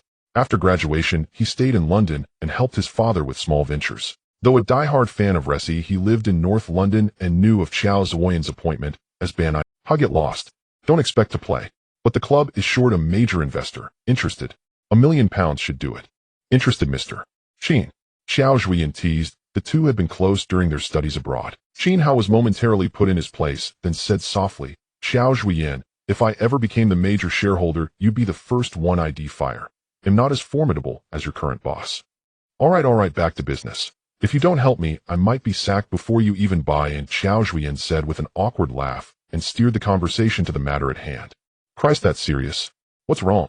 Qin Hao stopped joking when he heard the gravity in Qiao Zhuoyan's voice. Qiao Zhuoyan relayed the plan to visit the underground bar. As expected, Qin Hao, an old hand at these places, said it posed no difficulty. He was a regular. They agreed to meet in Tangrenji the day before Banite's match, with Duofuer with Qin Hao guiding Qiao Zhuoyan to the underground bar. The schedule for England's lower leagues was relentless. Matches every 4 days or so, and soon Banite would host Duofure at home. The opponent was not formidable, so Qiao Zhuoyan left the pre-match tactical briefings to assistant coach Dallin and went to Tangrenji to rendezvous with Qin Hao and stake out Lane Wozi's arrival. As evening fell, rows of red lanterns lit up, giving Qiao Zhuoyan the strange impression of preparations for New Year. The ornate paifong and the ubiquitous Chinese signage made him feel oddly at home every time he came here. Qin Hao was punctual. After a brief greeting, he led Qiao Zhuoyan through winding alleys to a lane that was not very busy. Qiao Zhuoyan admired Lane Wozi's cunning. How had a foreigner found such a place? Without Qin Hao's help, Qiao Zhuoyan would never have located the underground bar. There was no shop sign. At the foot of a dim stairwell sat a burly man in black, his face thick with muscle and menace. No special credentials were asked. Those who merely passed before the burly man and received a slight nod were deemed vetted. Qiao Zhuoyan was surprised. This bouncer's job was not friendly to anyone with face blindness. Qin Hao stepped forward, confidently tossed the bouncer a pack of cigarettes. The man tipped his hat in gratitude. Clearly he and Qin Hao were well acquainted. With Qin Hao's presence, Qiao Zhuoyan passed freely. The bar was small. Besides a main second floor, there was a cramped mezzanine. Qiao Zhuoyan and Qin Hao chose the mezzanine decisively. Best vantage point and hard to be seen. Now they would wait to see if Lane Wozi would arrive on time. Around 9, as drowsiness was settling in, Yiliate and a Lichuo appeared beneath them. Qiao Zhuoyan immediately sharpened, watching the two intently. To his surprise, Lane Wozi did not show. The two did not seem anxious. They took a low-key table near a corner and sat. 15 minutes later, a rather attractive woman emerged from the stairwell and walked directly to them. Wow, she's a looker. Qin Hao's eyes lit up at once. Shut up and behave. I've got business tonight. Qiao Zhuoyan hissed, lowering his voice to admonish him. He was puzzled. Why would a woman come to meet the two and not Lane Wozi himself? But the presence of Yiliate and a Lichuo confirmed his suspicion. Something was amiss between them. Qiao Zhuoyan settled in and continued to watch from the mezzanine. The woman was clearly familiar with the two. There was little small talk. She soon produced 2 envelopes from her bag and handed them to Yiliate and a Lichuo. They glanced inside, nodded in clear satisfaction. Then she took out paper and pen and wrote down their words, carefully briefing them, as if the matter were serious. Their conversation ended quickly. The woman left first. Yiliate and a Lichuo kept drinking and talking. How's he follow that woman and see where she goes? In urgency, Qiao Zhuoyan blurted out Qin Hao's nickname and sent him to tail the woman. He could not go down himself without attracting attention. Hell yeah, like I'm 007. Remember to pay me. Qin Hao joked as he moved off. Alright, when Banite faces Resi someday, he'll get your autograph. Qiao Zhuoyan offered a tempting promise Qin Hao could not refuse, though he did not know when such a match would occur. After about half an hour, Qin Hao returned to the bar. Yiliate and a Lichuo had already left. Qiao Zhuoyan went downstairs to meet him. You didn't happen to escort that woman home, did you? It's been ages. Now someone picked her up by car outside. I'd have liked to, but no chance, Qin Hao answered ruefully. Could you see who picked her up? Qiao Zhuoyan pressed. Do I look like 007? It was dark out and foreigners all looked the same to me. How could I tell? Qin Hao's reply left Qiao Zhuoyan disappointed. The trail seemed to end. So it looks like it was for nothing. Qiao Zhuoyan stopped questioning further, but Qin Hao was not satisfied. Coach, you underestimate me. Do you think I follow people in person? Of course I know who. No need to tell. Spill it. Spill it. Qiao Zhuoyan's eyes lit up. He sensed they had something solid. Qin Hao wouldn't be so smug otherwise. We have a deal. They'll want signatures from Kayan and Sun Xingmin. Alright, I'll get the whole Resi squad for you. Qiao Zhuoyan punched Qin Hao playfully and promised whatever he demanded. You guessed right. The woman is Lane Wozi's wife. The bar owner said she comes almost every week. Lane Wozi rarely appears in person. So Lane Wozi was pulling the strings. Cunning as he was, he even sent his wife as the intermediary. The situation began to take shape. The bets were likely being coordinated through Lane Wozi's wife, and what she had written down were probably the wagers to be placed for the upcoming match. The thought that his own team might be manipulated behind the scenes made Qiao Zhuoyan want to tear those men apart. He clenched his fists in anger. Qin Hao, surprised by his fury, hurried to soothe him. Calm down. Betting is normal here in England. Tell you what, for the next match I bet on you to win. Make it count. This is different, Housey. They are professional players. Looks like Banite's waters run deep. Fine. Let's see who has the nerve. On the last words, Qiao Zhuoyan's tone hardened. It seemed he had already made his decision. The next day at Hive Stadium, Barnet would host the visiting Dover. In the home team's locker room, players either listened to music in silence or chatted in small groups waiting for the match to begin. Darren and Qiao Zhuoyan entered the locker room one after the other, suddenly deciding to change the lineup for the match. Holding the lineup in his hands, Darren did not rush to announce it. Instead, he glanced at Qiao Zhuoyan again, as if confirming something. Seeing Qiao Zhuoyan's expressionless face and lack of any response, Darren shrugged helplessly, then coughed twice to remind the players to pay attention. So for this match, we will make some adjustments to the starting lineup. This statement from Darren surprised the players, as the league had already started 4 rounds, and Qiao Zhuoyan's starting lineup typically did not change much. Everyone knew their positions in Qiao Zhuoyan's tactics. Yet today the head coach surprisingly decided to make adjustments before the match began. Amidst the puzzled gazes of the players, Darren started to announce the lineup: goalkeeper Matthew Rivek, right back Pascal. After saying the names of the 2 players, Darren paused, as if considering something, before finally making up his mind. Left back David Tatanda, center back Santos and Harry Taylor, midfielders Aaron Cole, Mackenzie Fonguko, right winger Wirt, a left winger Mason Clark, striker Saquiel Colcester. Alright, everyone get ready. After reading the lineup, Darren felt a sense of relief. In the crowd, everyone sensed a hint of unusualness.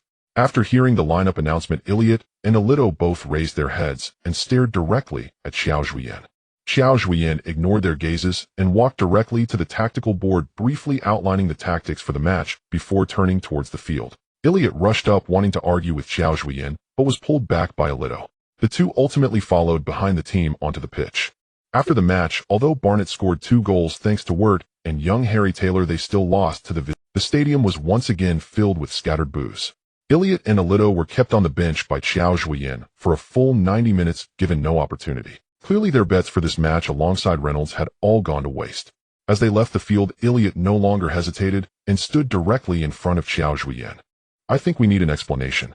Elliot, believing Qiao Zhuoyan was unaware of their situation, appeared very composed. I have no obligation to explain anything to you, Elliot. If you must know, I can only say I am the head coach. Qiao Zhuoyan did not intend to engage him too much and turned to leave. By the way, Elliot, in my team, I only hope for pure football. After taking a few steps, Qiao Zhuoyan paused through a sentence at Elliot and then left.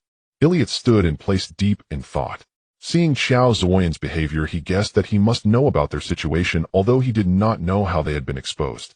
But he did not want to delve deeper into the matter. The most important thing now was how to ensure he could get on the field, otherwise it would mean cutting off his own source of income. Joining Barnet for free from Aldershot, he was drawn to the coach's moderation and the youthful inexperience of his teammates. Nothing suited gambling better than a team he could easily control. Unexpectedly, just before the season began, Barnet was thrown into turmoil. Davis left directly, and in came a stubborn Oriental. News naturally reached Reynolds quickly. However, Reynolds did not panic. After all, his strength was still here, and with Elliot and Alito, one match might not matter, but if they were continually kept off the pitch, it would effectively mean the left flank of Barnet was completely useless, and their performance would inevitably plummet. At that point, it would be Qiao Zhuoyan's turn to worry. With that thought, Reynolds felt much more relaxed, thinking, "Kid, let's see how long you can keep this act up. I'll just take it as a vacation." Soon Barnet welcomed their next opponent, this time facing Elliot's former team, Aldershot, away. This time Qiao Zhuoyan was even harsher, directly excluding Reynolds and others from the 18-man roster, so they didn't even need to go. Barnet lost cleanly with a score of 0-4 due to the open left flank. This time local media could not sit idly by. Just as Barnet had shown signs of improvement, they fell back into a trough, and thus they turned their criticisms towards Qiao Zhuoyan. The mess has hit the fan. Barnet was slaughtered under the leadership of the Oriental. Barnet's locker room is fraught with conflicts, several key players suddenly missing from the starting lineup. Barnet 0-4.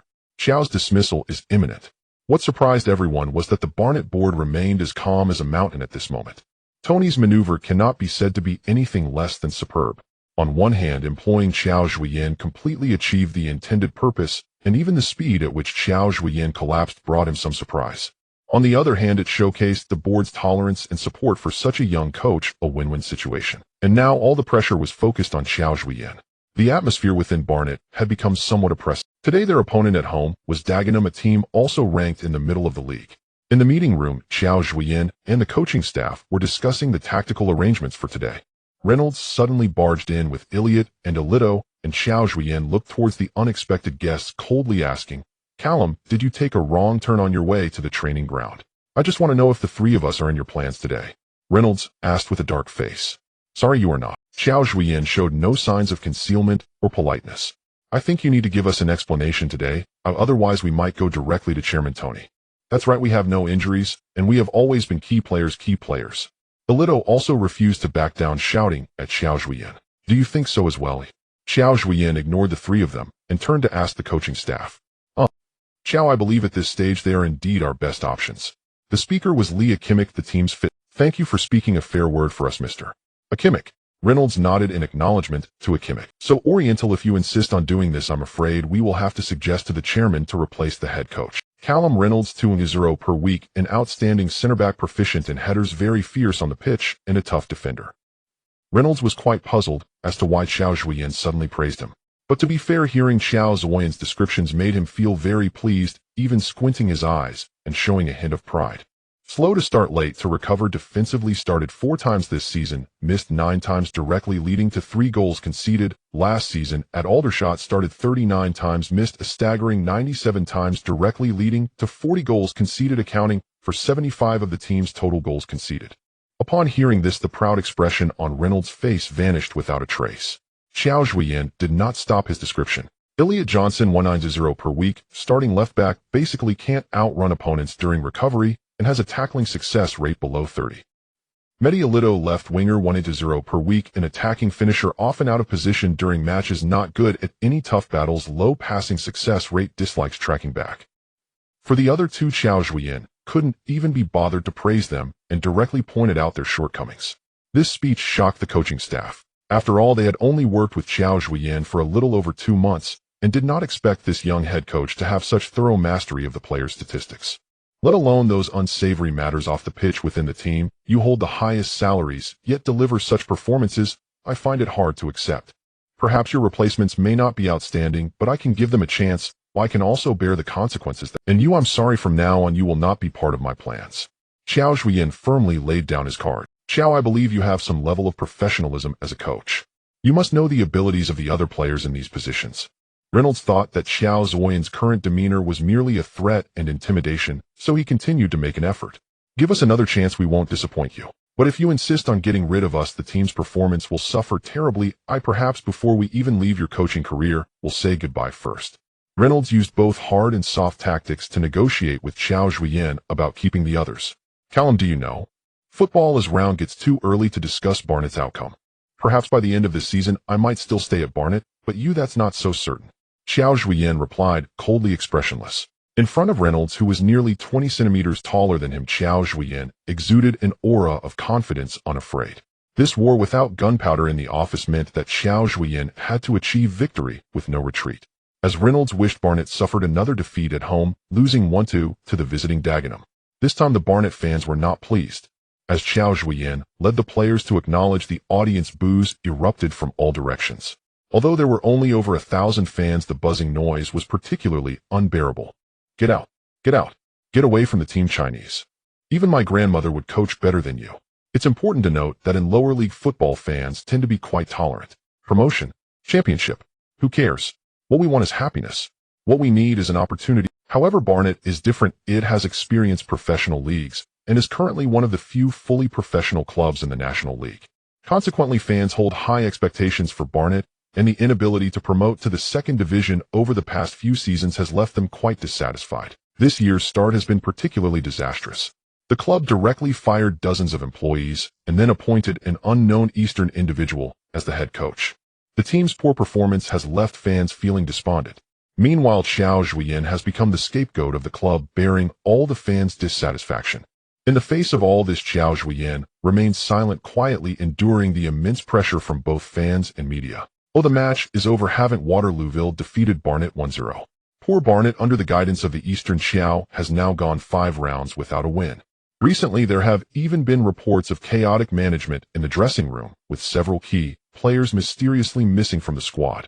Currently, Barnet has 8 points from 8 matches, and fans who hoped they could reach the playoffs at the start of the season might be disappointed.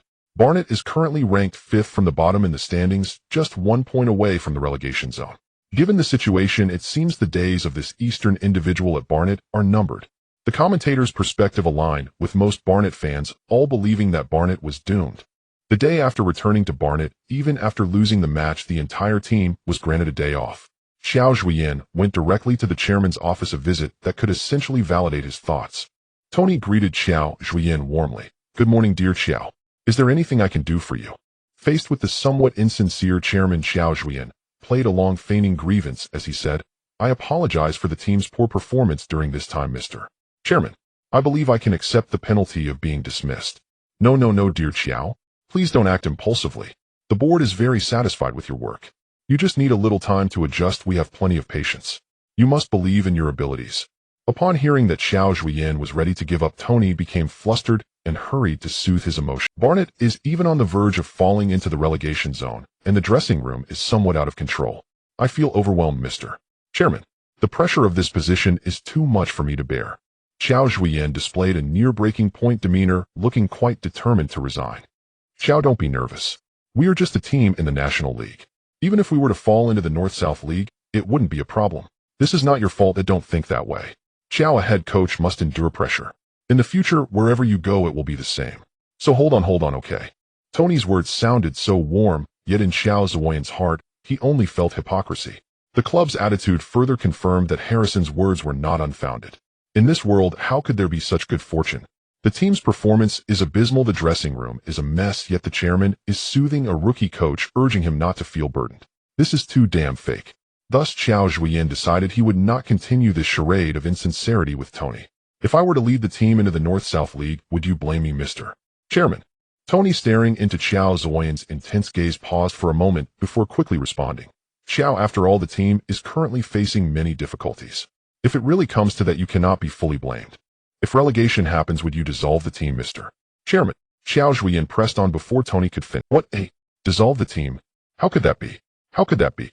Old Tony nervously covered up, but all of this was clearly observed by Qiao Zhuoyan. After staring at Tony for a moment, Qiao Zhuoyan sighed and asked, "Mr. Chairman, do you know, Easterners have a magical ability for foresight. Therefore, I want to know more about how I can avoid such an outcome." Old Tony did not rush to answer Qiao Zhuoyan's question this time. The seasoned veteran could clearly see that Qiao Zhuoyan's visit was not a sincere plea for comfort. Regardless of where he heard the news, it seemed this young man had caught wind of the situation. It was understandable. After all, this was London, where the media's inside scoops were all-knowing. Moreover, some of the clubs secretly leaked information aimed to gauge fan reactions at this time, so that Barnett's behind the scenes owner could take the next steps. Qiao, it seems you already know, so I have no need to hide it from you any longer.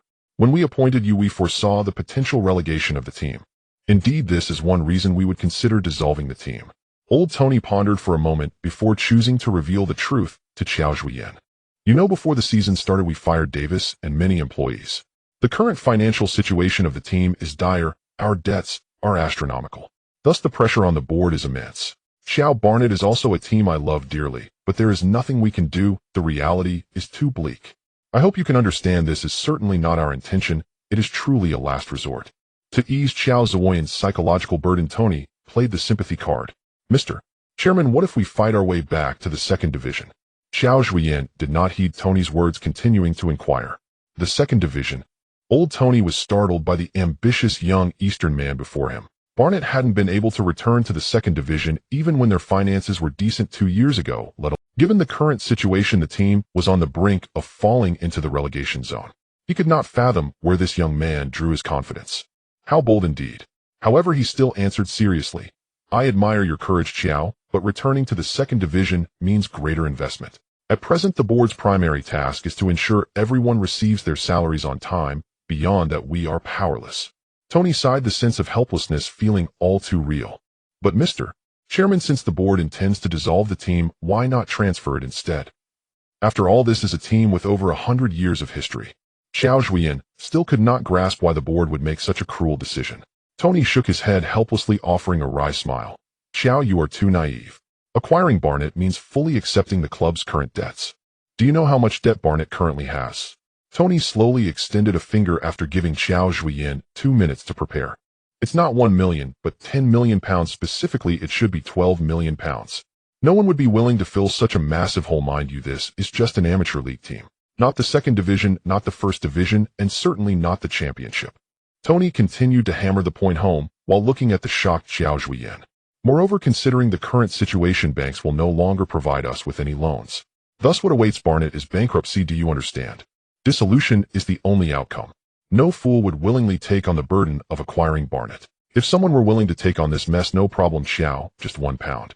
For only £1 I could have the board agree to the acquisition of Barnet. Tony's final words underscored that there was no fool in the world who would spend £12 million to acquire a fifth-tier club.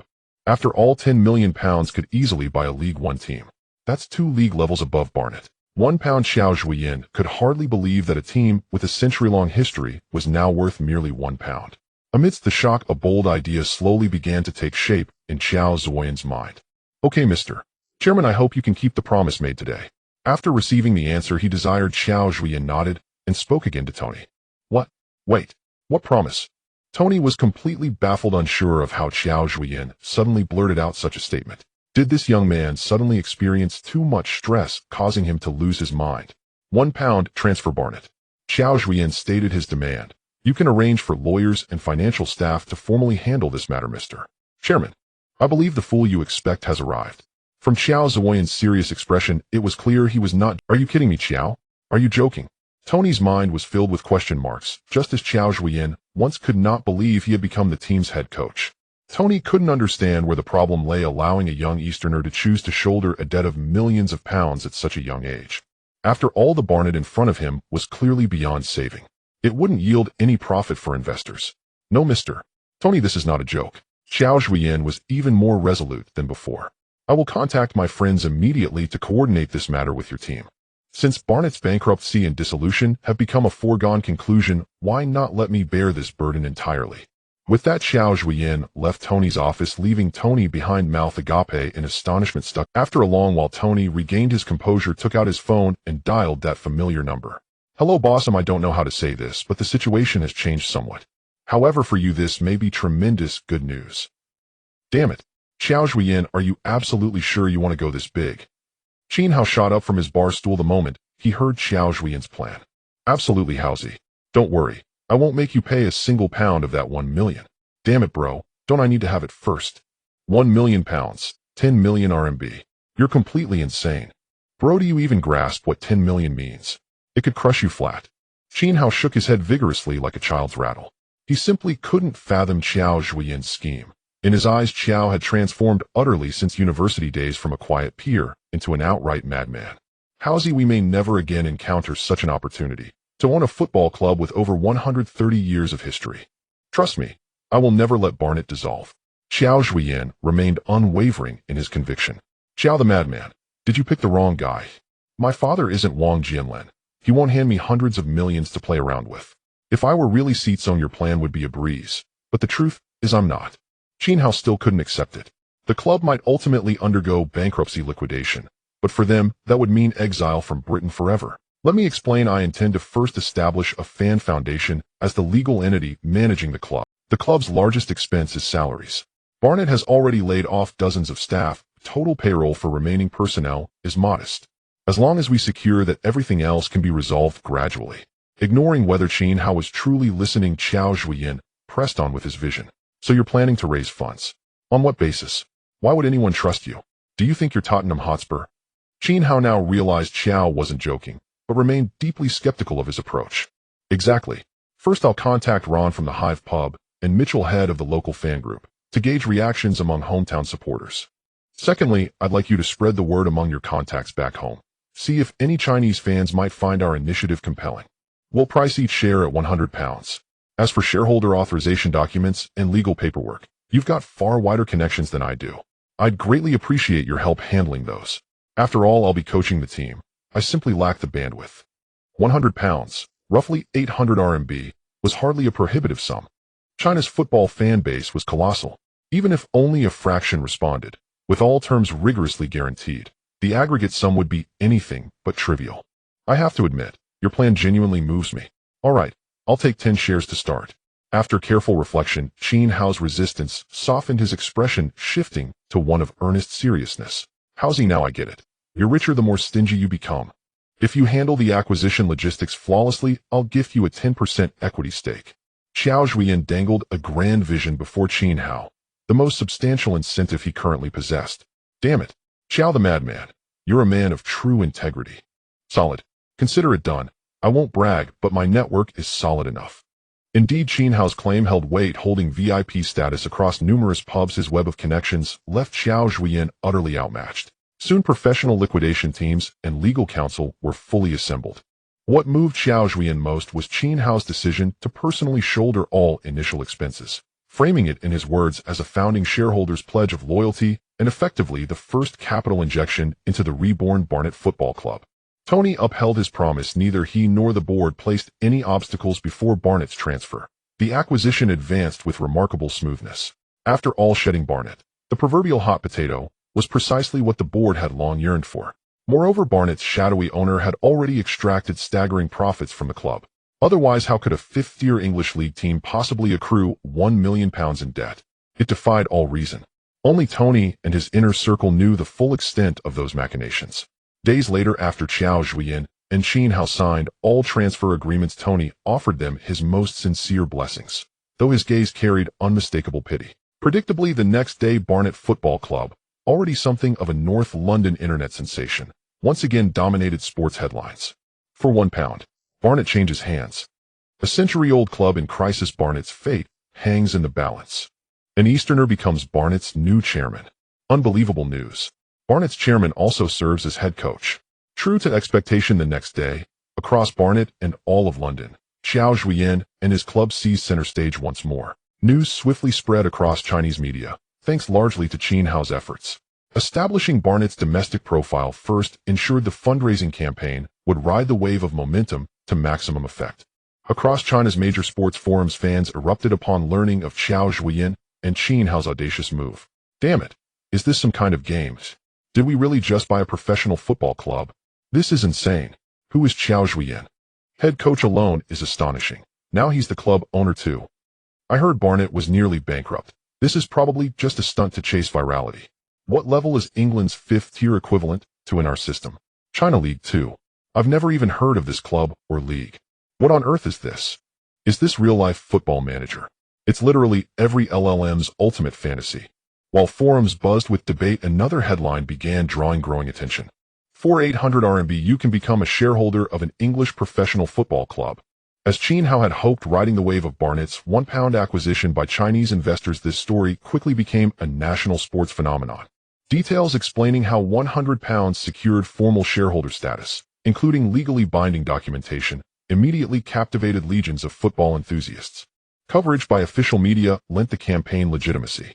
Within just 2 weeks, Barnet gained over 10,000 Chinese shareholders, injecting more than £5 million into the club's coffers. Chinese fans step in, saving Barnet. Barnet's viral surge was undeniable. Official websites and verified social media accounts launched domestically almost overnight, soaring in popularity and visibility, even eclipsing established football giants. Especially amid China's stagnant domestic football scene, Barnet emerged as a refreshing current, a spiritual anchor for countless fans. Qiao Zhuoyan never imagined the sheer scale of Chinese netizens' response. By contrast, local Barnet supporters contributed a mere £100,000, practically negligible. After all, locals simply couldn't accept that their club had suddenly fallen under the ownership of a young Chinese man, especially one with no apparent fortune. That £100,000 included £50,000 from Ron, owner of the Hive pub. Yet the greatest benefit was clear: Qiao Zhuoyan now wielded absolute authority over the club. Though Tony departed, the club's existing staff remained unchanged, so day-to-day operations demanded little of Qiao Zhuoyan's time.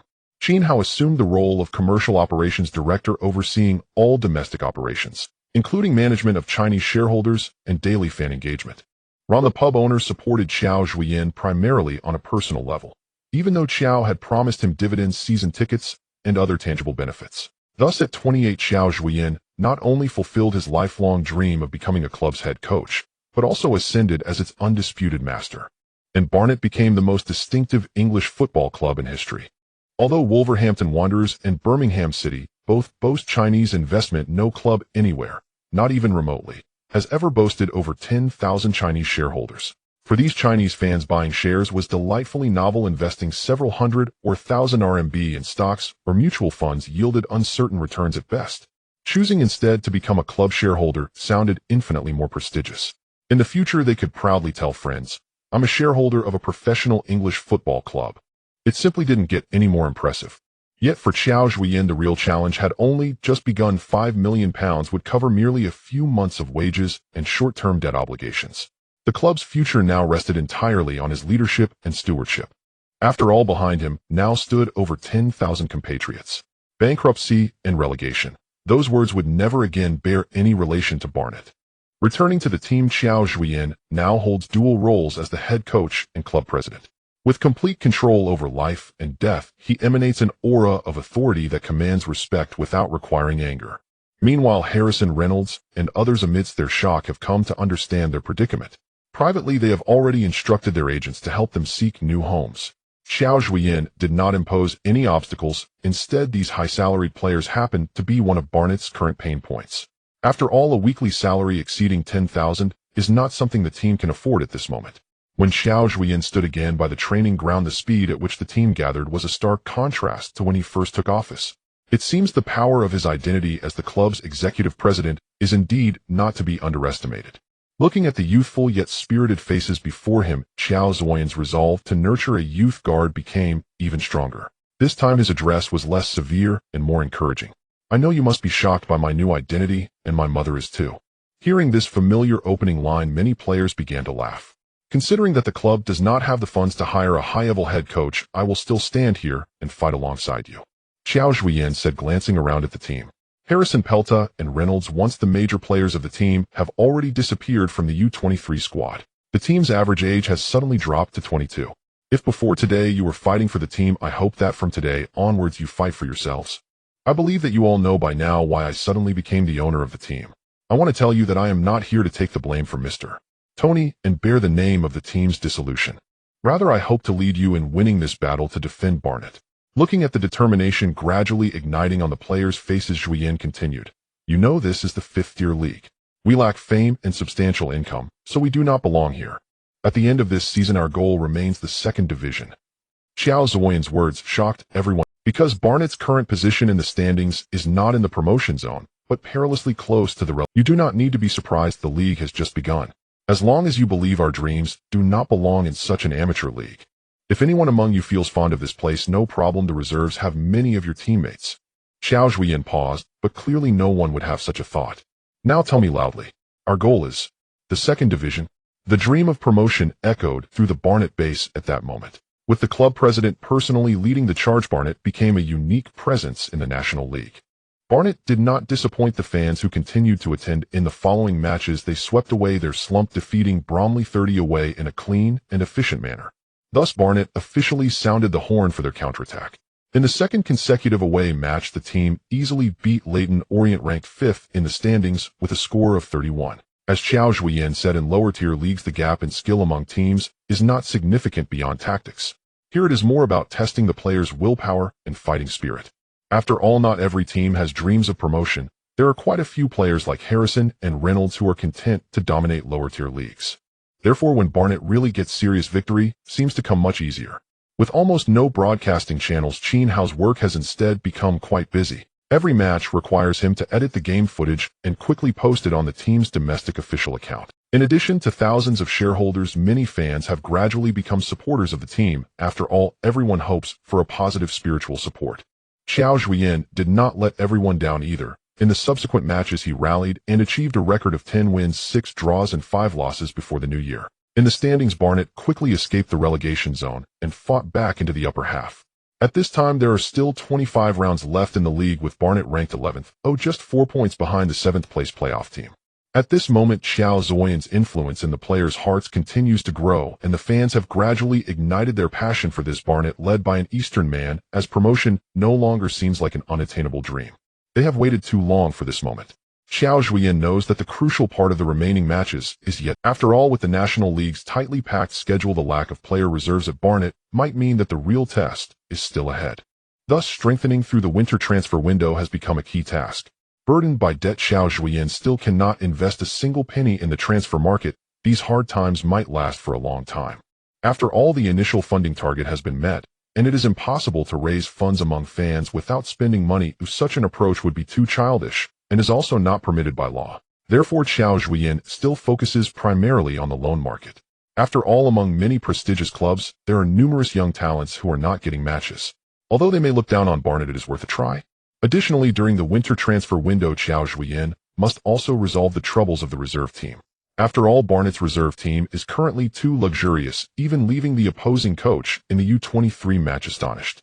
The main issue is that the salaries of several players are a significant expense for Barnett, which is in crisis, and in the UK owing salaries is not as easy as it is back home. Therefore, Qiao Zhuoyan had long instructed Darren to inform several players that he would not set any obstacles during the transfer, and would not disclose their issues to others. After all, one should leave a line for future encounters. Thus, as the new year approaches, Qiao Zhuoyan has become exceptionally busy. The scouts serving the club travel across the UK to find young talents hidden in the reserve team, then use their eloquence to persuade the respective clubs and players to come to Barnet and prove their worth. In terms of outgoing transfers, Harrison and Johnson both transferred out for free, while Reynolds and Alito brought in several £1,000s of revenue for the club, which can be considered a pleasant surprise. However, there has been almost no progress in incoming transfers, which has left Qiao Zhuoyan quite troubled. After all, in the later stages of the league, players' fatigue accumulates and injuries become more likely to erupt. Therefore, besides the 3 scouts newly hired by the team, even the football director has been sent out to negotiate, hoping to bring in a few reinforcements quickly so that the team will not falter on the road to promotion. Qiao Zhuoyan had to admit that the departures of Alito and Iliot had greatly impacted Barnett's strength on the left flank. This became Qiao Zhuoyan's most important task during the winter transfer window. If possible, he hoped to sign top players like Marcelo and Bale by tomorrow, but unfortunately, this wasn't a simulation football game where you can buy anyone you like. Every day, Qiao Zhuoyan had to sift through piles of player information provided by scouts, hoping to discover some hidden gems. Unfortunately, either the good ones were already taken, or he simply looked down on those currently playing in the 5th-tier league with Barnet. Just as Qiao Zhuoyan was feeling a bit dizzy and disappointed leaving the office, he collided with someone. Qiao Zhuoyan rubbed his dazed head and looked at the bewildered strong man before him. It was Perda, who had been demoted to the reserve team. "Boss, I'm sorry." Perda hesitated for a moment before finally apologizing to Qiao Zhuoyan. The successive departures of Harrison and Reynolds made Perda quickly realize the harsh reality, yet he was unlucky not to have found a suitable new club at this time. "I want to know what you are apologizing for." Qiao Zhuoyan looked at the embarrassed Perda with a hint of teasing. "Boss, I realize my mistakes. My contract has less than 6 months left. Please believe me, I will give my all in every match." Perda lowered his head after finishing his speech. For him, admitting mistakes was not an easy task. 6 months ago, he could never have imagined bowing to someone younger than him from the East. But right now, playing matches was the only way to increase his market value. Otherwise, when his contract expired in the summer, he would merely join the ranks of the unemployed. "Duff, I have no grievances against you. I want to win matches, and you want to prove your worth. Okay, that's not a difficult. I can give you a chance, so I hope you won't let me down." As he spoke, Qiao Zhuoyan reached out to Perda. "No problem, thank you, boss, I will." Perda quickly extended his hand and shook it firmly with Qiao Zhuoyan. Qiao Zhuoyan ultimately chose to bury the hatchet with Perda. There wasn't a major conflict between them to begin with. Initially, Qiao Zhuoyan just wanted to establish his authority. Now, with the identity of club chairman, there was no need for such actions. Moreover, Perda had extensive experience in lower league matches, making him very important for Barnet. "Report back to the team tomorrow." Qiao Zhuoyan didn't want to make Perda feel too awkward and turned to leave the office. Perda let out a long breath and clenched his fist secretly.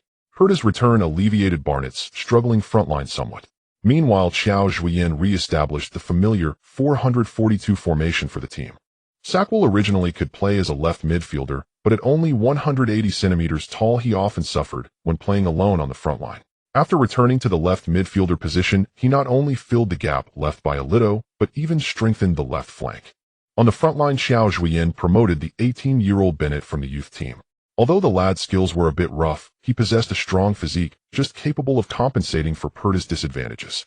As for the departing left-back, Iliot, the substitute player 23-year-old David Tatanda, was not much different in skill, thus basically solving Barnet's left-side issues. Recently, team director Adams, who had been nearly driven crazy by Qiao Zhuoyan, did not disappoint his boss. Using his connections, Adams successfully secured a loan for a versatile young player Jack from Sunderland free of. For a national league that could only accommodate 5 substitute players, such a player was truly a rare treasure. Just as Qiao Zhuoyan was preparing to conclude the winter break operations, Cure knocked on his office door.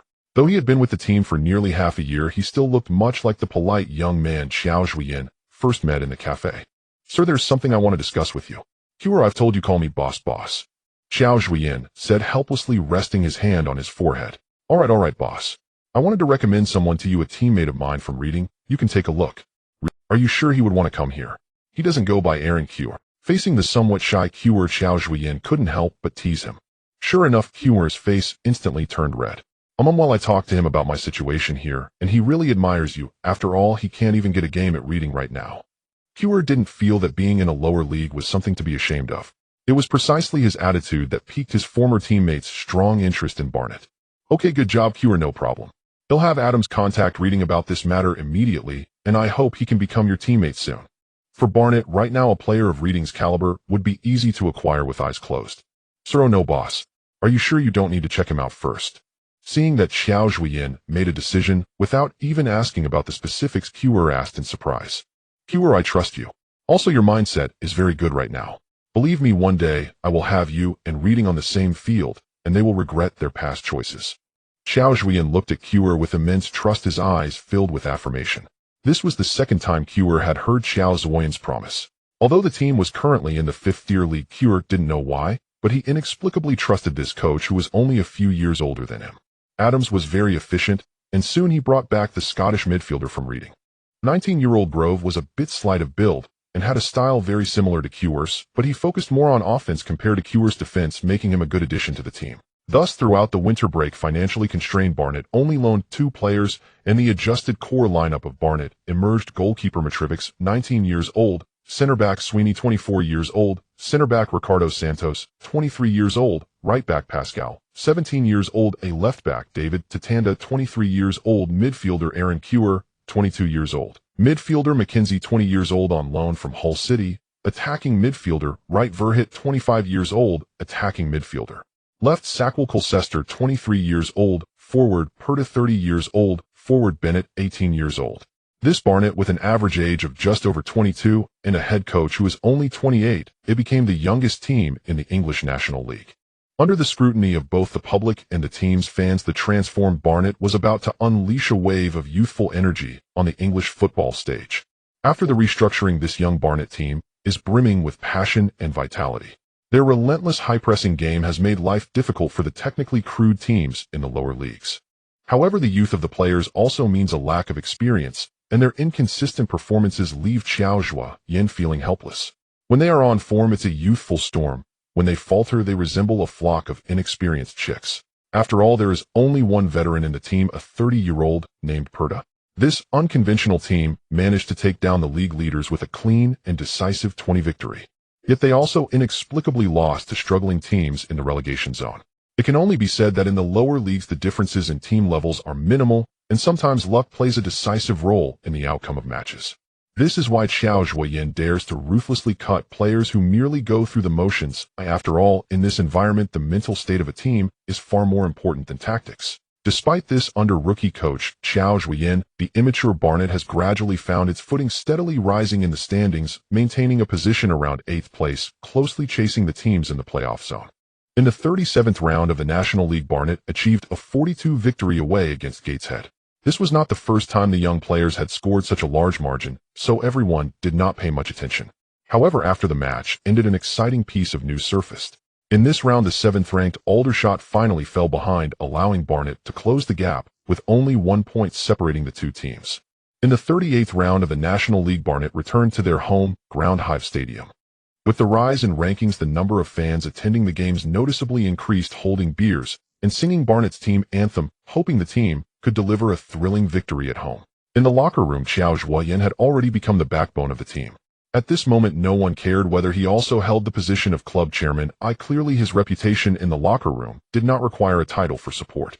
Although Qiao Zhuoyan felt a bit excited inside, he did not describe the importance of the match in overly dramatic. He hoped everyone could maintain a calm mindset, even though today's opponent was only Halifax, currently sitting 3rd from the bottom, providing Barnett with an excellent opportunity to continue pressuring the teams ahead. At this time, Qiao Zhuoyan didn't need to say too many sentimental words. The young Barnett players were already fired up as the playoff spot was directly in front of them. After 90 minutes, the more than 2,000 fans at Hive Stadium had their wishes fulfilled, enjoying a wild celebration. Barnett lived up to expectations, crushing their opponent 51. The even better news was that 7th-placed Aldershot could not withstand the pressure, losing 0-1 at home to visiting Leyton Orient. With only 8 rounds left in the league, Barnett finally overtook their opponent by 2 points. This was their first time entering the promotion race this season. Qiao Zhuoyan knew it was not yet time to celebrate. Amidst the joy, he still sought to temper the players' excitement. Often at this time, if everyone relaxes their emotions, it is easy to fall behind again, which would be a devastating blow to the team's morale. In the 39th round of the league, Barnet continued to fight at home. This time their opponent was Hartlepool, ranked 6th in the league, leading Barnet by 1 point. The importance of this match was already self-evident. With 25 minutes into the first half, Barnet's midfield engineer and Cole received the ball and delivered a precise pass that found Tanda on the left flank. After Elliott left the team, Tanda seized the opportunity and became the best choice for Barnet's left back. Upon receiving the ball, Tanda took advantage of the Hartlepool defenders not closing and sprinting down the left corner of the penalty area and unhesitatingly sending the ball towards the goal. Saka, lurking in the penalty area, immediately rushed in and executed a beautiful sweep, breaking through Hartlepool's goal. 10. Barnet started off excellently. Before Hartlepool's players could recover from conceding the goal, the ball was intercepted again by Tanda right after the kickoff. After gaining possession, Tanda quickly found Barnet's captain Saka. After advancing a distance into the midfield, Saka suddenly changed direction and charged into the right side of Hartlepool's penalty area, attempting a powerful shot from a tight angle. Boom. As the fans at Hive Stadium erupted in cheers, the ball once again pierced through Hartlepool's goal. In just 5 minutes, Barnet scored 2 quick goals. 20. Hive Stadium instantly turned into a sea of joy. Although Hartlepool managed to pull one back with a free kick opportunity in the 70th minute of the second half, they ultimately left Hive Stadium with a reluctant 12 defeat. With this crucial 6-point victory, Barnet successfully surpassed Hartlepool by 2 points, climbing to 6th place in the standings, adding an extra layer of insurance for their playoff qualification. At such a critical moment, the youth of Barnet revealed their shortcomings in experience and unstable form. In the following 2 league matches, Barnet ended in draws. Fortunately, their competitors performed equally mediocre, allowing Barnet to remain lucky in the playoff zone. Barnet's sudden surge in the late stages of the league brought considerable surprise to the media and fans, and now the voices questioning them have almost vanished. Relying on the more than £5 million raised by Chinese fans and the Fan Foundation not only alleviated the team's enormous debt pressure, but also ensured timely payment of player salaries and bonuses, greatly boosting the team's morale. In the 44th round of the league, after 2 draws followed by 2 victories, Barnet returned to their home ground once again, this time to challenge second-placed Wrexham. This match is not only a good opportunity for both teams to scout each other's strength ahead of the playoffs, but Barnet is already 6 points ahead of 8th place Dover, meaning if they win this match, they will secure their playoff qualification 2 rounds in advance. Currently, Barnet is also 6 points behind top-ranked Estoril, making it unrealistic to aim for direct promotion to the 2nd division. The only route for Barnet to secure promotion is through the playoffs. If they can confirm their playoff spot 2 rounds early, it will give their main players who are exhausted in the final league stages a chance to catch their breath.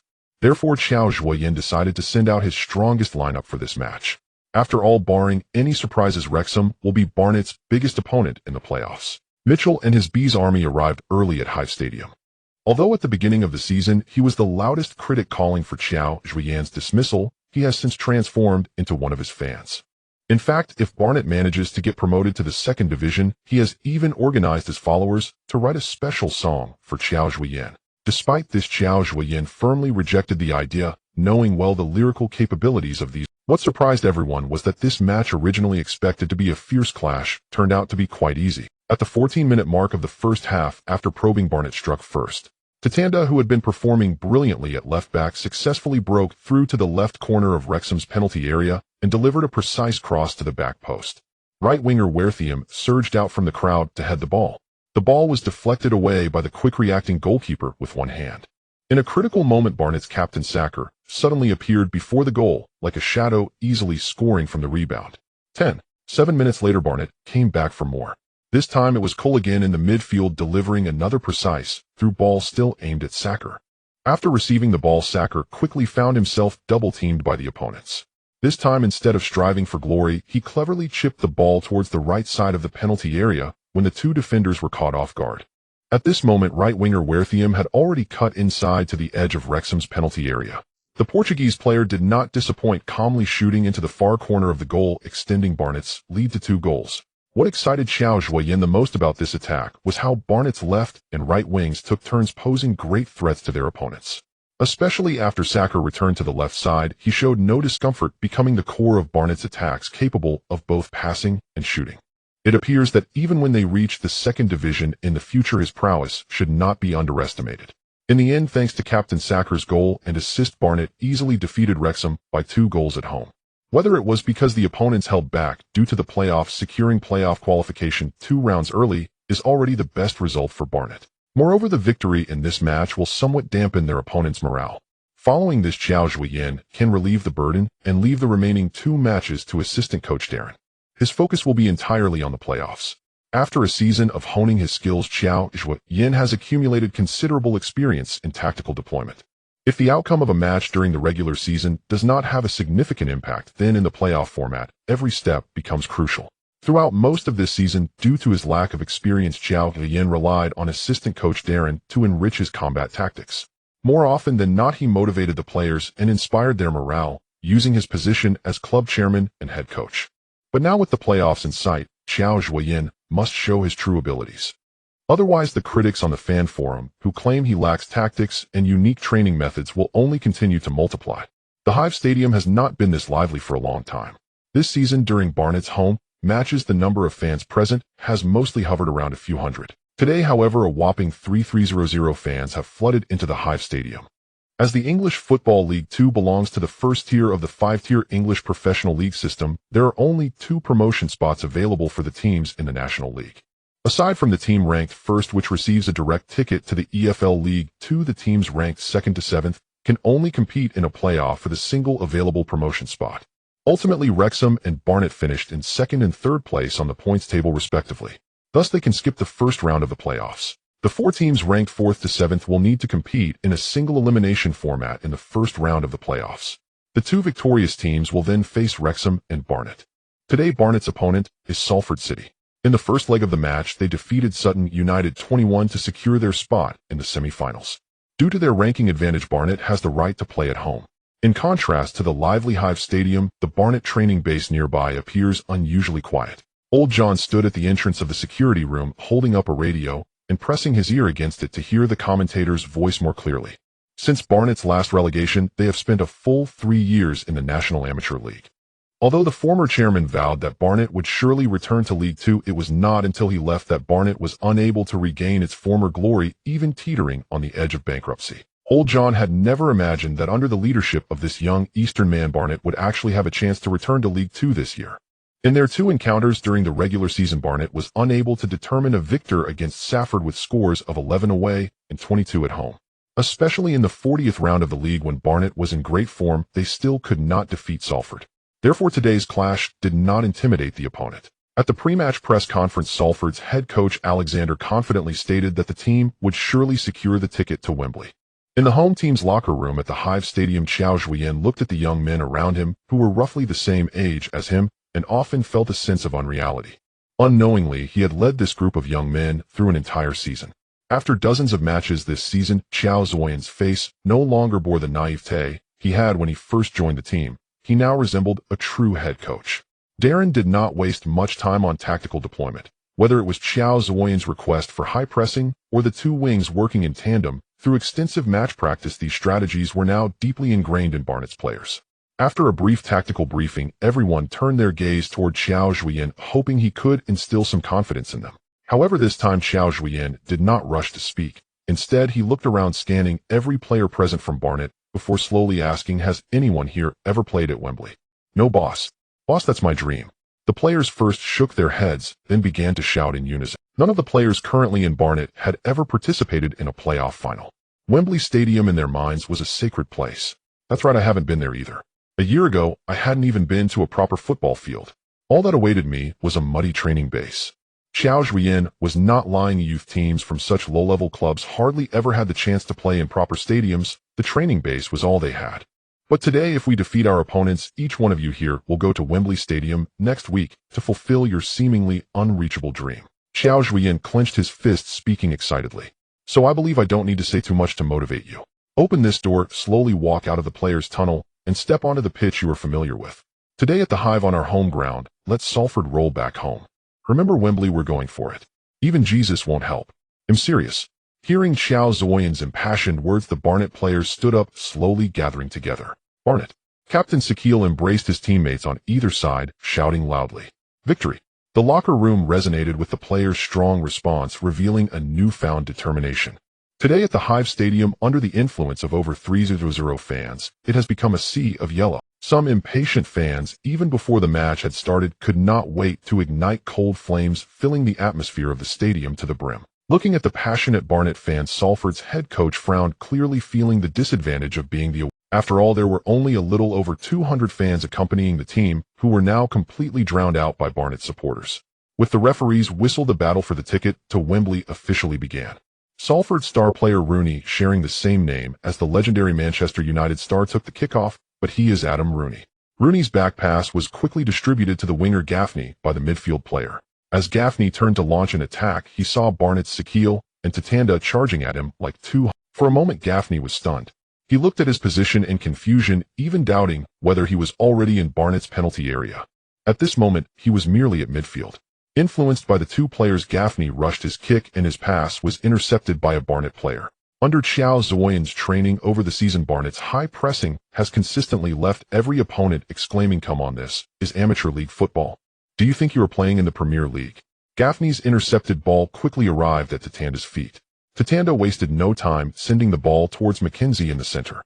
McKenzie, responsible for receiving, didn't even stop the ball, smoothly sending it towards the right side of the pitch. The ball seemed to have eyes, weaving through three Salford players to reach the edge of the Salford penalty area. At this moment, the Barnet forward Pelta appeared right on time. Pelta crosses. Qiao has a fantastic opportunity. Goal. Barnet took the lead just 1 minute and 30 seconds into the match. Old John jumped up in excitement upon hearing the commentators roar, waving his arms and singing Barnet's team song, as if he were right at the scene. Adam Rooney ran over to pat the frustrated Gaffney on the back, loudly telling him that the game had just begun.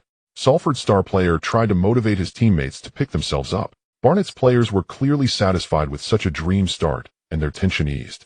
Qiao Zhuoyan knew that this was far from enough. Standing on the sidelines, he loudly reminded his players to stay focused. In the 7th minute of the first half, Barnet's player threw the ball back into play from the back, but as soon as the ball was thrown onto the pitch, it was intercepted directly by Salford's Harris. Before Qiao Zhuoyan could even scold anyone, he saw Harris directly flick the ball toward the Barnet penalty area. Oh no. Inside the box, Rooney cleverly got around Santos, as if he had already predicted Santos would misjudge the ball. Just as the ball was about to roll out of bounds, Adam Rooney chased after it, sending it back in front of the goal. In front of Barnet's goal, Salford's Gaffney pushed past Tanda, sprinting forward to shove the ball directly 1-1. Salford equalized in a flash. Both teams are back on the same starting line.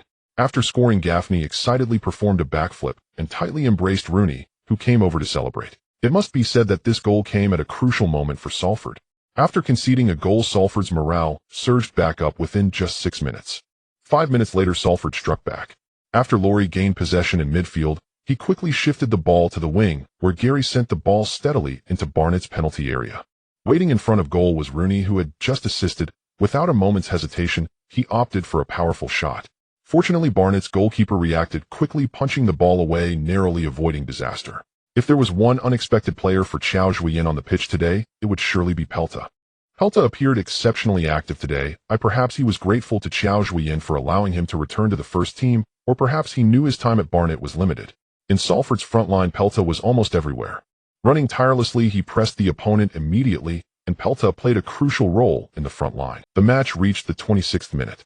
After Cole intercepted the ball in the back, he passed it directly to Vale Hurt on the right, who brought the ball across midfield, taking a quick glance ahead, before sending a long pass to the edge of Salford's penalty area. Pelta jumped high, using the tip of his foot to control the ball in midair. Upon landing, he skillfully maneuvered past one of Salford's defenders. Having shaken off the defense, Pelta quickly entered the penalty area and unleashed a powerful shot. The ball struck the post. The Hive Stadium erupted with a massive sigh, followed by enthusiastic applause in tribute to Pelta's splendid performance. The first half ended with the two teams locked in a draw. After the break, Barnet slowly took control of the match, leveraging their home advantage. In the 62nd minute, Pascal, a young player just subbed in for Alexander, quickly passed the ball to the center after a throw-in at the front. In Salford's front, McKenzie and Qiao exchanged passes to create gaps in the defense. Eventually seizing the opportunity, Qiao successfully lobbed the ball into the penalty area. It was Pelta again. Pelta leaped high in the penalty area, heading the ball. The goalkeeper managed to parry it. However, the deflected ball fortuitously fell back to Pelta's feet. Damn it. This time Pelta did not miss his chance, calmly shooting the ball into the net again. 2-1. Barnet took the lead once more. Pelta clenched his fists, tightly welcoming the celebration from his teammates, while Qiao Zhuoyan finally revealed a hint of a smile on the sidelines. He believed that with Pelta's outstanding performance in the semifinals, there would be no worries about losing his job. However, Pelta's performance was not over yet. In the 72nd minute, Safford, eager to equalize, began to siege Barnet. They quickly earned a corner, but the corner kick was poorly placed, directly cleared by Barnet's defenders. Cole intercepted the ball outside and hurriedly passed it to the wing, but as Sakil received the ball, he was instantly surrounded by 3 Salford players. At that moment, a player quickly surged from behind, sprinting towards Salford's half, like a flash of yellow lightning. Sakil had no time to think and kicked the ball towards that player. The ball arced beautifully through the air, landing directly in front of the running Pelta. That yellow figure was none other than Duff Pelta. At this point, Pelta had already left all Salford players behind. After entering the penalty area, he executed a deft chip shot, completing his personal brace. 3-1. The suspense of this match was successfully snuffed out by Pelta's heroic performance. With the referee's 3 whistles, 2 short and 1 long, Barnet ultimately triumphed over Salford City 3-1, successfully securing a ticket to Wembley Stadium. 3 years later, Barnet is just 1 step away from the English Football League 2, a league they have longed for. At the same time that Qiao Zhuoyan led Barnet to a 3-1 victory over Safford, another semi-final came. As expected, Wrexham easily defeated Chesterfield 4-0, becoming Barnet's opponent at Wembley. Wrexham boasts the most dazzling attacking line in the National League, with 2 key forwards hailing from Brighton in the Premier League and Bristol City in the Championship. The duo has scored an astonishing 65 goals together this season, while the substitute forward Andrew, also from the Premier League's Huddersfield, contributed 17 goals and 15 assists this season. Seeing the scouting report on Wrexham provided by the analyst Qiao Zhuoyan scratched his head in frustration. The opponent's exceptionally strong attacking power indeed poses a significant threat to Barnet. In the 2 encounters of the regular season, Barnet achieved victory in both matches, giving them a psychological edge. However, this is the playoff final, and the regular season record cannot be entirely relied upon, especially since Wrexham finished second this season, while Barnet came in third. Gazing at the predicted starting lineup of Wrexham by Barnet's think tank, Qiao Zhuoyan slowly began to notice something peculiar. A sly smile involuntarily appeared on his face. The next day at Barnet's training base, under Darren's guidance, the players were methodically engaged in a practice. Throughout the season, aside from the core tactical deployment, Qiao Zhuoyan rarely intervened in regular training, as he had only recently obtained his coaching certification, and Barnet's coaching team was more professional in routine training. As today's training approached its conclusion, Qiao Zhuoyan felt a sense of satisfaction watching the players, who were fully engaged and out of breath. After everyone gathered and stood still, he suddenly posed a question to Grove, who was on loan from Reading. Grove, what do you fear the most when playing football? Grove was taken aback, clearly not expecting the head coach to suddenly ask such a question, and he hesitated, unsure how to respond. I think it would be injuries. After thinking for a moment, Grove provided his answer. Mackenzie, what about you? Qiao Zhuoyan did not press Grove further, but instead turned to Mackenzie, who was on loan from Hull City. Boss, me too. What I fear the most is damn injuries. Both had faced injury troubles this season, but fortunately, they were just minor issues that could be recovered from in about 2 weeks. However, the experience of being injured still left a deep impression on them. Qiao Zhuoyan nodded in satisfaction, then confidently told the players, guys, barring any accidents, we will definitely claim victory in the battle at Wembley, because I have found Wrexham's most fatal flaw. By this point, the players had long since stopped questioning Qiao Zhuoyan's words, but they were still very curious about what he had to say. Hines from Brighton, Pike from Bristol City, Andrew from Huddersfield. Qiao Zhuoyan did not rush to reveal the answer, but recounted the names of several key attackers from Wrexham as if he were listing treasured family heirlooms. They are all rising stars from the Premier League and the Championship. However, unfortunately, none of them hail from Wrexham. Grove, Mackenzie, don't think too much about it in next season. As long as you are willing, Barnet will always welcome you. To avoid harming his own team while attacking the opponent, Qiao Zhuoyan quickly reassured the lone player. They have performed exceptionally well this season, and clearly they aim for a bigger stage next season, even seeking to establish themselves in the first team. Therefore, I believe you can be a bit ruthless in the match. The more ruthless, the better. Let them truly feel what Barnet's toughness is like, and make sure they are cautious not to return to their parent club with injuries. With that, Qiao Zhuoyan revealed a sly smile. The young men of Barnet instantly understood the coach's intentions. They just did not expect that the seemingly gentle and humble head coach was actually so cunning. It seemed that it was better to be cautious in front of this Chinese man.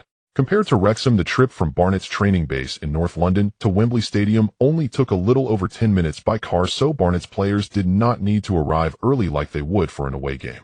On a sunny evening, the gathered Barnet players boarded the club's bus one after another, preparing to head to Wembley Stadium in central London to face their final opponent in the playoff Wrexham. Old John slowly opened the gate of the base, watching the bus drive away, and surprisingly raised the club's scarf in his hand, hoping the players could feel his desire for victory. Qiao Zhuoyan witnessed this scene, filled with awe for the dedication of this elderly man in his twilight years. On the way to Wembley, vehicles carrying Barnet fans occasionally passed by. Some fans leaned out of the sunroofs, waving Barnet flags and shouting wildly, as if the team had already secured victory. The entire Barnet district was shrouded in a festive atmosphere, making Qiao Zhuoyan marvel at how even the fifth tier of English football could possess such a strong ambience, truly envying others. Soon the bus approached Wembley Stadium. From a distance, Qiao Zhuoyan spotted the iconic arch of Wembley, his heart racing with excitement. Although he had visited Wembley Stadium when he first arrived in London, the opportunity to command a match on this ground as the head coach was truly an unparalleled honor. Thanks to the excellent sporting tradition in the UK, finals at any level are held at Wembley Stadium. Even a playoff final in the fifth tier is no exception. Sometimes Qiao Zhuoyan even felt that directly qualifying by ranking first might be somewhat of a... As night fell, the arch of Wembley was beautifully illuminated, appearing like a stunning rainbow bridge, perfectly complementing the famous giant Ferris wheel, the London Eye nearby. The beautiful night scene stirred the hearts of the participating Barnet players. After all, like Qiao Zhuoyan, they were almost all rookies, filled with longing for this football sanctuary. Soon the team entered Wembley Stadium to begin their warm-up training to adapt to the field before the match. As soon as they stepped onto the pitch, both sets of fans who had been waiting here for a long time erupted in a deafening roar, making everyone feel exhilarated. Despite Wembley Stadium having a capacity of 1,000, only 3,300 fans attended today. Yet it still left Qiao Zhuoyan somewhat astonished. This was the fifth tier of English football. Playing in front of tens of thousands of spectators for the first time filled Qiao Zhuoyan and the Barnet players with passion. After the warm-up, the team returned to the locker room for last-minute preparations for the upcoming match.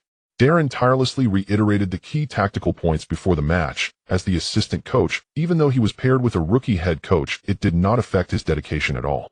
Taking the opportunity, Qiao Zhuoyan glanced around. The bright locker room was significantly better than that of Honeycomb Stadium.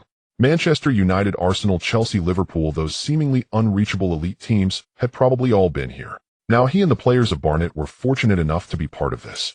Darren nearly coughed up a lung to pull Qiao Zhuoyan from his reverie. Seeing Darren's slightly flushed face, Qiao Zhuoyan felt somewhat embarrassed. "Sorry, Darren, I was just thinking about some things."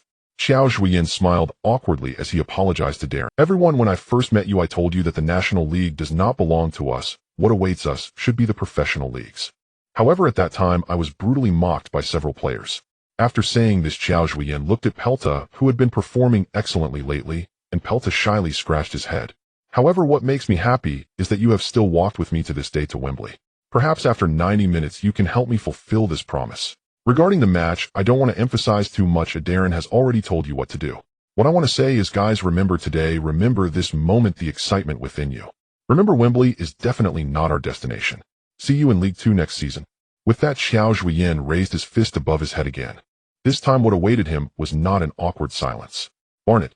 Captain Sackwheel shouted loudly. "Victory!"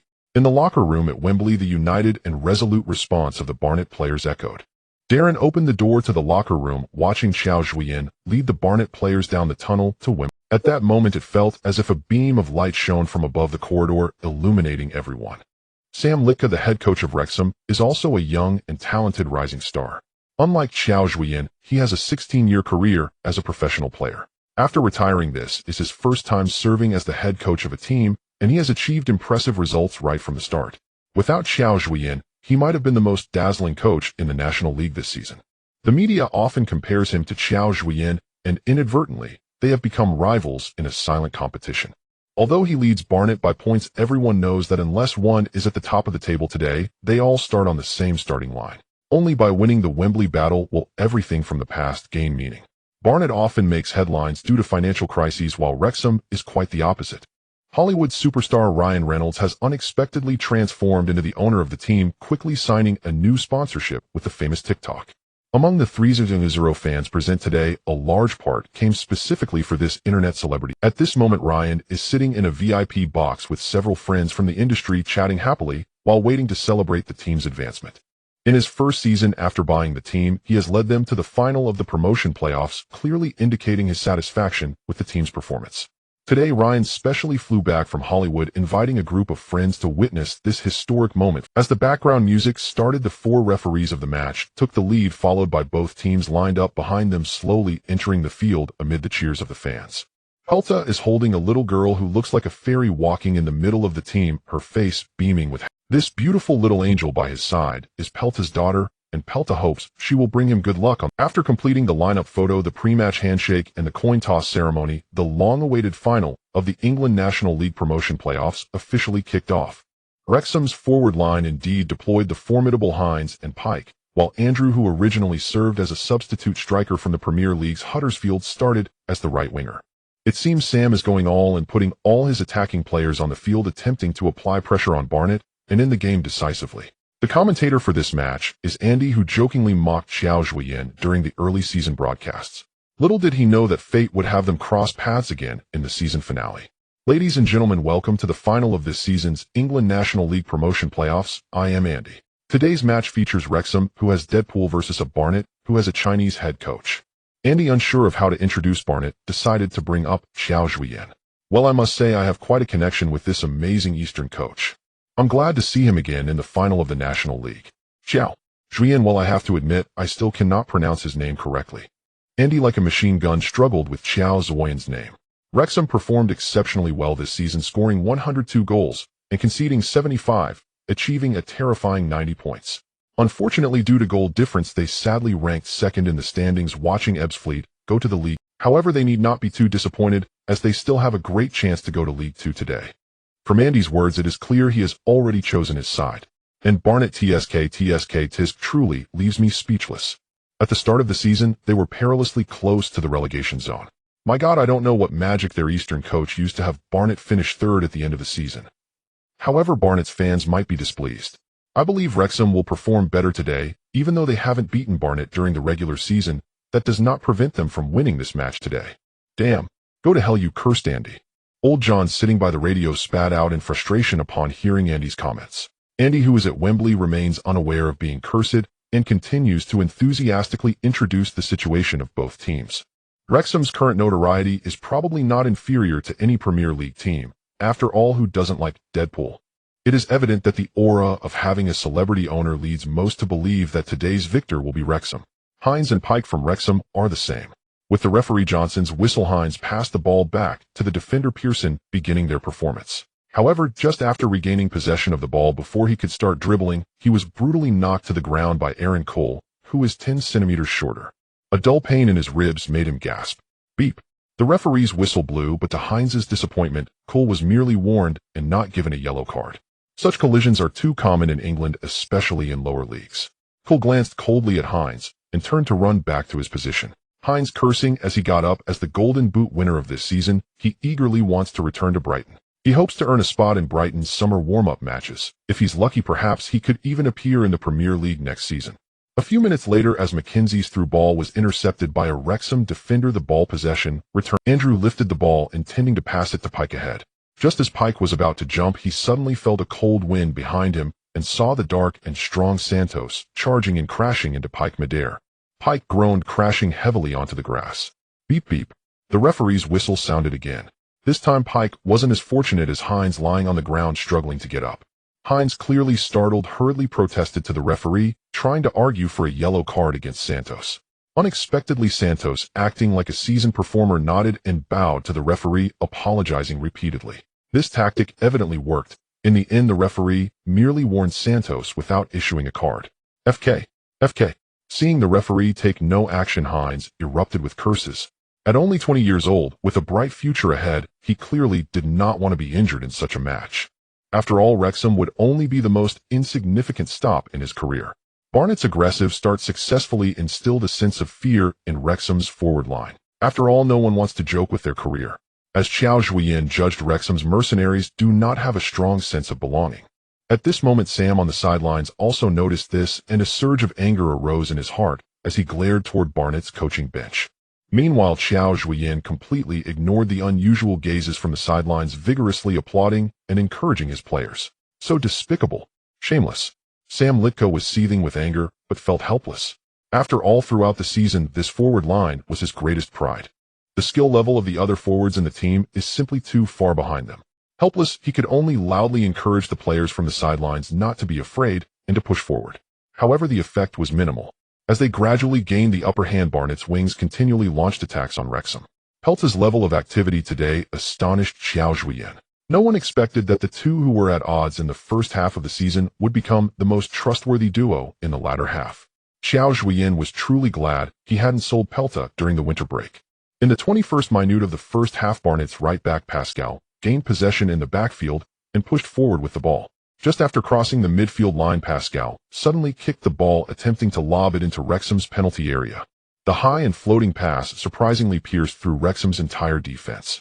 Pelta, who successfully avoided the offside trap, soared into the air like a great rock, skillfully controlling the ball. In front of him stood only the goalkeeper. Pelta's golden opportunity. Andy excitedly stood up, tensing his body and watching every move on the field. Pelta shoots from just outside the small box. It's a... Oh no, he actually missed. After a dramatic 180-degree turn, a disappointed Andy slumped back into his seat. What a pity Pelta actually squandered such a great opportunity. As a huge sigh echoed through Wembley, Pelta could hardly believe he had missed such a good chance.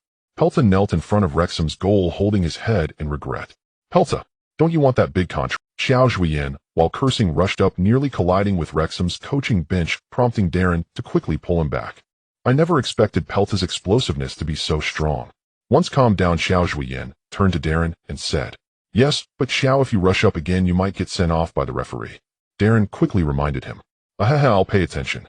Qiao Zhuoyan awkwardly scratched his head, realizing he had indeed gotten a bit too excited. After all, it was his first time commanding a match in front of tens of thousands, and in a moment of urgency, he hadn't considered the consequences.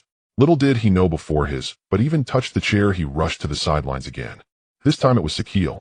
After gaining possession, his exceptional explosiveness allowed him to shake off the opponent's defender and charge toward Wrexham's penalty area without looking back. As Sakil approached, Wrexham's players desperately chased to defend. In an instant, 3 Wrexham players appeared around Sakil.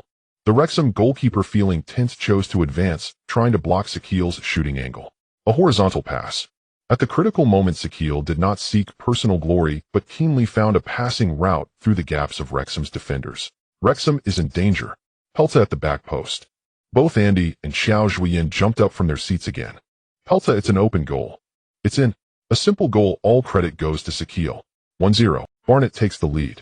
This time, Andy's voice from the cash register sent old John at Barnett's base into a frenzy. He ran out from the reception room, excitedly waving his hands toward Wembley, just like in his 20s at the scene. At this moment, Barnett's fans in Wembley were engulfed in huge joy. In the 28th minute, Pelta did not miss the chance this time, gently pushing into the open goal, taking a step forward for Barnett in the promotion playoffs. Ryan, who was in the VIP box, could only utter an "oh" to cover his embarrassment. Facing the sympathetic gazes from his friends, he even doubted whether he should have come over from Hollywood today. After a round of celebration, Sakil quickly organized his teammates to return to their positions. After all, there are still over 70 minutes of the match left, and the situation on the field can change rapidly. As the captain, he has the duty to keep everyone alert. Seeing the score behind, Wrexham's players became even more anxious. Pike managed to shake off Barnett's defense and quickly broke through to the baseline area. Just as he was about to cross, Pascal slid in from the side, and poor Pike was knocked out of bounds with the ball. Beep. This time the referee did not spare Pascal. Despite his pitiful demeanor and constant pleading, he still received a yellow card. That foolish boy is getting a bit too brutal. Qiao Zhuoyan on the sidelines cursed angrily, clearly noting that the young Pascal is not as seasoned as Santos. His foul action, if not careful, could genuinely injure Pike. Watching Pike roll on the grass twice before stopping and curling up in a ball, constantly moaning in pain, Hines covered his head with his hands, nearing the brink of collapse. Although in lower leagues, suffering collisions has long become commonplace. However, judging by Barnett's players' current performance in this match, they have clearly gone mad. Damn it, they are trying to ruin us. Hines felt that if he wasn't careful today, his career might very well. At this moment, he even looked toward Wrexham's head coach, hoping he would substitute him out. Unfortunately, that did not happen. After a period of treatment from the team, Dr. Pike limped back onto the field, and his free kick, which he had earned at the cost of half his life, was kicked into the stands by Hines. Oh, poor Hines, seems he has truly been frightened by the ruthless Barnett. I must say the Chinese team's brutality is astounding. This is not the way football should be. Andy, from a humanitarian standpoint, criticized Qiao Zhuoyan fiercely. However, at this moment, Qiao Zhuoyan's eyes were only on victory, though everything else was nonsense. If being a gentleman could earn a ticket to League 2, Qiao Zhuoyan would probably bring out the ancient teachings of Confucius and Mencius. With the referees whistle Hines and the others breathed a sigh of relief, feeling a sense of survival. The first half had been fragmented by Barnett's frequent fouls, thoroughly disrupting Wrexham's tactical deployment. Severely affected, Wrexham reluctantly entered halftime with a score of 0-1. In the locker room of Wrexham, a dark cloud loomed over the team. Everyone was acutely aware of how poorly they had performed. Sam Littlestat did not explode in anger. Instead, he refrained from scolding the players, clearly embodying the gentlemanly persona more than Qiao Zhuoyan. Looking at the dejected players, he not only deployed tactics to address the issues from the first half, but also sought to comfort them as much as possible. All right, everyone, don't look so glum. There are still 45 minutes left in the match. And we are only one goal down. We have enough time and ability. Believe in yourselves. Our attacking prowess has been proven over the past 46 matches, so keep your composure, forget about the first half, and you will surely win the game. Although Sam's words were reasonable, they clearly failed to resonate with Hines. I feel terrible. Oh, it feels like Barnett's thugs are going to ruin me. Hines tilted his head to Parker beside him, lowering his voice to speak secretly. Parker remained silently removing his socks to reveal the wounds left by the studs. Seeing the blood-red wounds on Parker's legs, Hines fell deeper into contemplation. Despite his low voice, Sam still noticed their every movement. Yet he did not take any action. He did not know what promises he should make or how he could inspire these two players who were about to return to their parent club to fight fiercely for Wrexham. Since he was powerless to change the situation, Sam could only pretend not to see. That damn Qiao Zhuoyan. How could he resort to such despicable tactics? The starting forwards were rendered ineffective by the opponent's malicious fouls, while there was no one on the bench capable of taking up the responsibility. Perhaps at this moment Sam regretted that he should not have let two loaned players monopolize the forward position for an entire season in pursuit of results.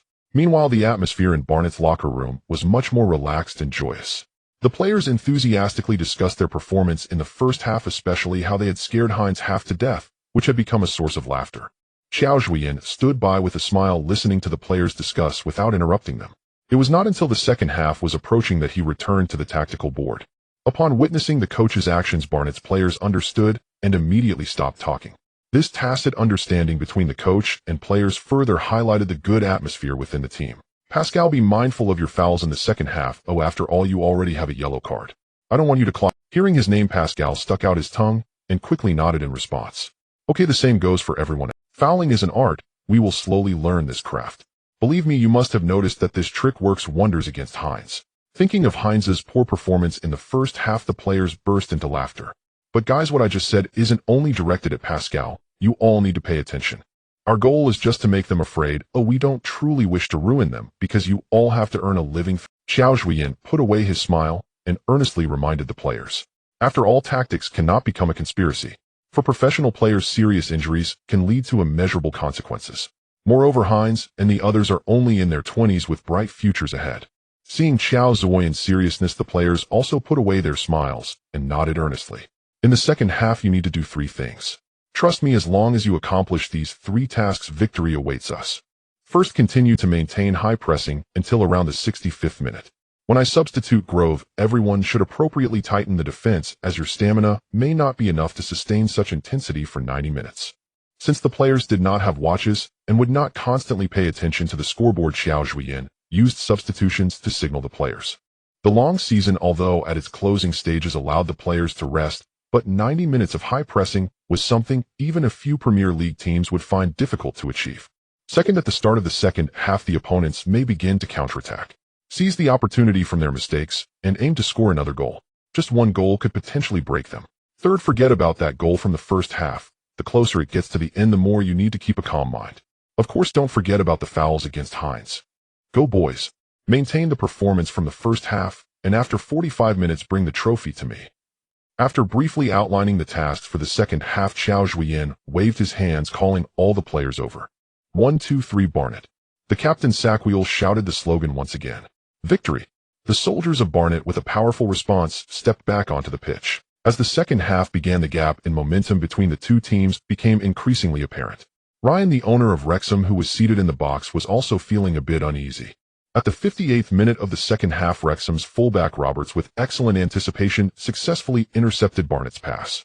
After gaining possession, Roberts immediately passed the ball to the team's right midfielder Cole, who was hailed as the future star of Wrexham. Cole received the pass and looked up to try and observe his teammates' positions. Before he could see his teammates' positions clearly, Cole was suddenly hit by a strong impact and fell to the ground. Tatanda, with a fierce sliding tackle, not only intercepted the ball, but also knocked Cole over. Cole, who was on the ground, didn't have time to complain to the referee before he saw the ball being passed from in front of him to Sackwiel, who was lurking in Wrexham's front field. Barnett launched a quick counterattack. Sackwiel lifted his right leg, controlled the ball, and smoothly advanced forward, successfully evading Wrexham's fullback. He then sent a curved pass toward the edge of the penalty area. The ball, as if equipped with a guidance system, accurately found Perda. After receiving the ball, Perda took 2 steps into the penalty area. Facing the goalkeeper, Perda effortlessly curled a shot into the far corner. 2-0. Barnett scored within just 30 seconds from the interception. Wrexham's coach covered his eyes in frustration, unable to bear watching Barnett's players celebrate. The Wrexham players on the field were also stunned, as if struck by lightning, unsure of what else they could do. For Barnett's fans, there was nothing to do but shout and cheer with abandon. "We are on our way to the relegation league. I don't care how we get there, but we will get there." The song of Barnett's fans echoed through Wembley Stadium, growing louder. This song, which they had been singing for 3 years, was finally about to become a reality. After some reflection, Sam chose to substitute the injured Parker, reinstating Andrew to partner with Hines at the front line, attempting to take a gamble. However, Barnett's offense did not stop there. 10 minutes later, Barnett launched another assault. The battle quickly shifted to Wrexham's half, where Perda was now flanked by 2 Wrexham defenders in front of the penalty area. However, it seemed that Wrexham had forgotten that Sackwiel was the soul of the team this season, due to Perda's outstanding performance. With Perda drawing the enemy's fire, the explosive Sackwiel found himself in Wrexham's half, as if in a deserted land. In a flash, Barnett's captain charged into Wrexham's penalty area. Just as Sackwiel was about to shoot, Pearce, unable to stop him in time, foolishly reached out and pulled Sackwiel. Penalty. Poor Wrexham, what a foolish idea. Poor Pearce, he must want to forget this match as soon as possible. The commentator Andy, whose face was already swollen, could no longer bear to continue watching. Sackwiel held the ball as he walked toward the penalty spot, but suddenly turned back, continuously waving at Perda. "Daff, you take the penalty." Perda was somewhat taken aback. After all, Sackwiel was the team's captain and main striker, yet he was giving up the scoring opportunity he created to him. "Go for it. Hat trick." Sackwiel patted Perda on the shoulder and turned to exit the penalty area. Qiao Zhuoyan, witnessing this scene, felt a sense of relief. At the start of the season, Sackwiel was merely the team's 3rd striker. After Harrison and Perda were sent to the reserve team by Qiao Zhuoyan, he bravely took on the offensive responsibilities of the team, repaying Qiao Zhuoyan's recognition with goal after goal. Now, after a season of growth, Sackwiel had matured as a captain. Perda adjusted the ball again, looked toward his little daughter in the stands, and took a deep breath to relax his mind. He stepped back, took a run, and shot. It was a steady hit. 3-0. Barnett had 1 foot in the relegation league. At this moment, Andy could no longer care about his face. The Barnett team, which he had underestimated since the start of the season, was creating surprises under the leadership of that Eastern man. Seeing Perda surrounded by teammates, Hines suddenly woke up. If he finished this game with such a performance, Brighton would surely remember. This season's excellent performance might all turn into bubbles. "I must score a goal." At this moment, Hines could no longer care about his injury. After all, Barnett had not caused any player to break a leg directly. He was merely intimidated by their seemingly fierce demeanor. With 3 goals down, Wrexham had no choice but to go all out on the attack. Under the revitalized Hines's leadership, Wrexham began to launch a tidal wave of attacks against Barnett. With excellent explosiveness, Hines quickly gained an opportunity in front of Barnett's penalty area. Unfortunately, his shot hit directly into the legs of a Barnett defender. Meanwhile, Barnett chose not to shrink back and defend their half. As soon as Wrexham made a mistake, Barnett's midfield and forwards would mercilessly charge toward Wrexham's penalty area. Especially with the team leading by 3 goals, Barnett's players played more relaxed and were very daring in their actions. If it weren't for Wrexham's goalkeeper performing excellently, this promotion match could have turned into a massacre. Hines' shot. Again, it slid past the goal. After missing another scoring opportunity, Hines collapsed to the ground. Was he praying for strength from the heavens? At this moment, only 10 minutes remained in the match. The Barnett fans could no longer contain their excitement, all standing up and beginning to surge toward the front row, ready to rush onto the pitch to celebrate. Bang! In a counterattack, Barnett's defender Alexander's shot crashed heavily against Wrexham's crossbar. Wrexham's fans did not feel a thrill, as they had grown somewhat numb. The match had reached its 90th minute, and the referee kept glancing at his watch ready to end the game. At this point, even Qiao Zhuoyan had started high-fiving with his colleagues on the coaching bench in celebration. Hines and his teammates still had not given up. After receiving the ball, Andrew sprinted madly toward Barnett's penalty area. At this point, Barnett's players had finally softened up, not using harsh fouls to stop his advance. Having successfully reached the corner, Andrew suddenly passed the ball to Cole. At the edge of the penalty area, Cole deftly flicked and passed. The ball returned to Hines's feet. Hines unleashed all his power, driving his anger into a powerful shot. Barnett's goalkeeper deflected the ball with one hand, but Alexander's clearance fortuitously struck the post, and the ball bounced back to Hines. Unfortunately, Hines had no angle to shoot, and could only pass the ball back to Cole, who shot. Barnett's goalkeeper again parried the ball, and Andrew, rushing to the far post, slid in for a shot. Finally, he scored into Barnett's goal. Beep, beep, beep. The goal is disallowed. The far side assistant referee had already raised his flag, leaving the Wrexham players, who were already disheartened, even more frustrated. In the chaos, the goal was disallowed due to Hines's offside. Subsequently, the referee finally blew the whistle to signal the end of the match. Wrexham's players collapsed to the ground, tears mingling with sweat. Tonight, the protagonists of Wembley Stadium were not destined to be them. Accompanied by that whistle, Barnett's substitute players eagerly rushed onto the pitch, embracing their teammates. In the stands, Mitchell had already stripped down to nothing, embracing his brothers, crying and shouting. He had never imagined that this young Eastern man would truly lead Barnet back to the relegation league. And that scarf, which had been lost and found, would no longer have the chance to be thrown in Qiao Zhuoyan's face. After a high five with Darren, Qiao Zhuoyan slowly closed his eyes, opened his arms, and savored this exhilarating moment. Suddenly, Qiao Zhuoyan felt his body lifted off the ground. As he opened his eyes wide, he realized he was being hoisted by the players, thrown high into the air. So this is what victory feels like. The first time being tossed high in the air, Qiao Zhuoyan once again closed his eyes, enjoying the applause and cheers from all around Wembley. Captain Sackwiel and Perda jointly lifted the trophy, symbolizing promotion, and ribbons fell from above. In this moment, it felt as if Barnet had won the Premier League championship. Thus, after a season of turmoil, Barnet ultimately achieved promotion to the fourth tier of English football with a third-place finish, and Qiao Zhuoyan took his first step into the professional league. The news of Barnet's promotion brought genuine joy to the small shareholders in China across the ocean. After all, promotion means the team is worth more, although their investment is more of a casual affair. Who wouldn't be pleased with an increase in wealth?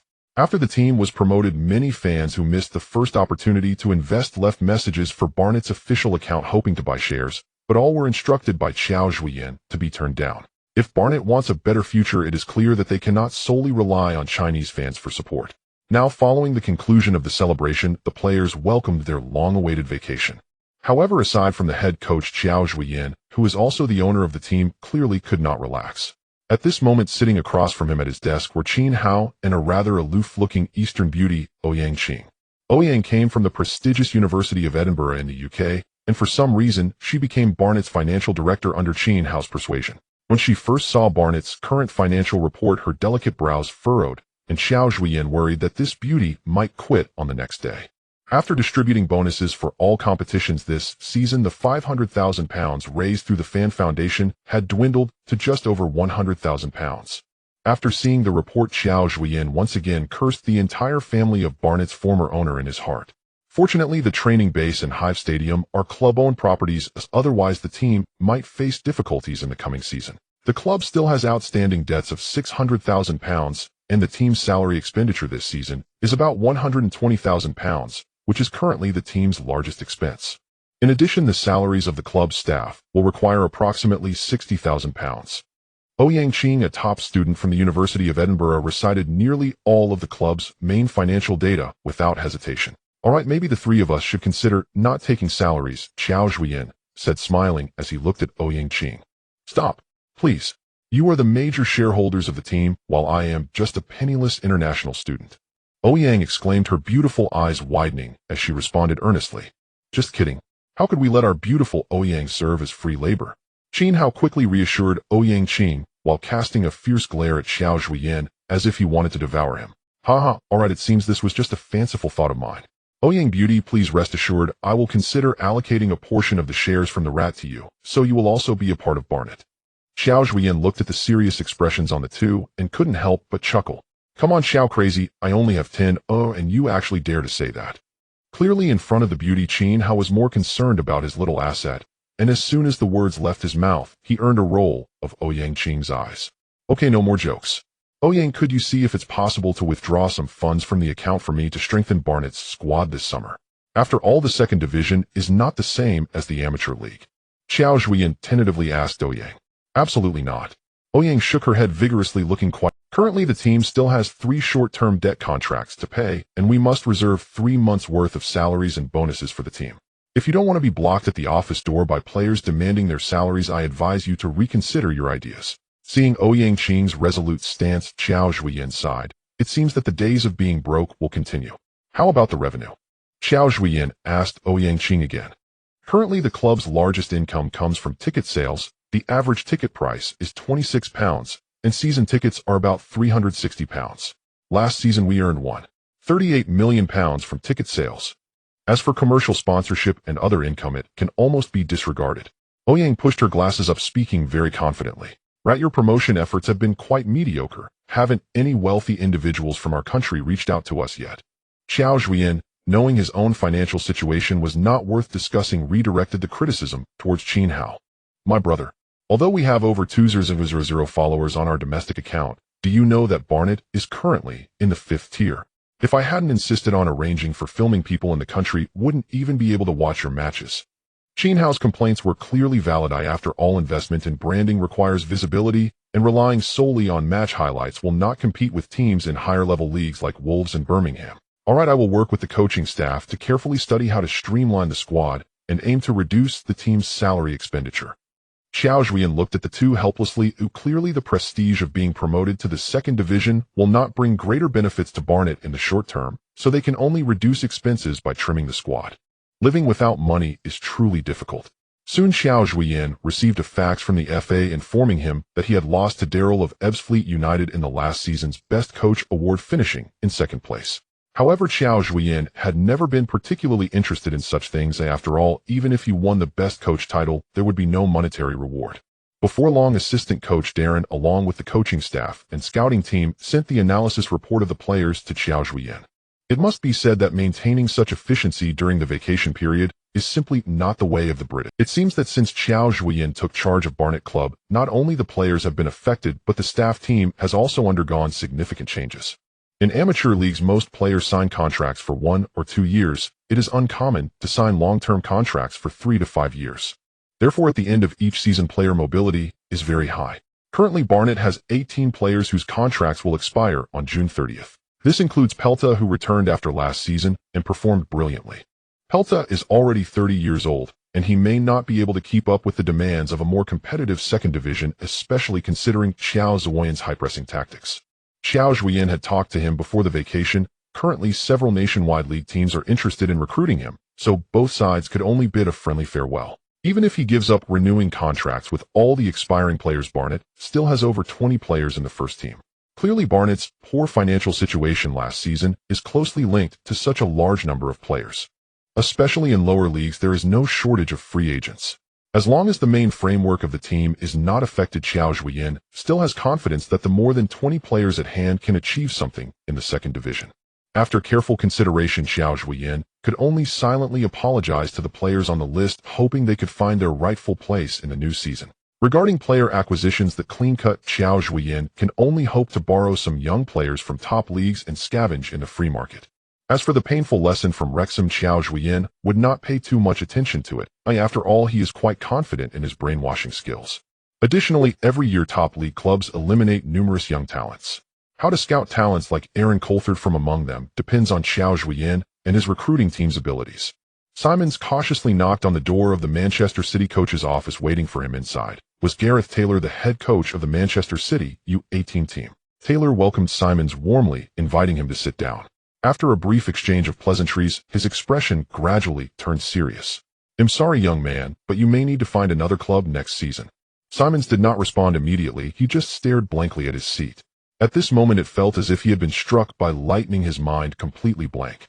After joining Manchester City's youth training, he had envisioned a bright future for himself, training diligently, with hopes of earning a place at the Etihad Stadium.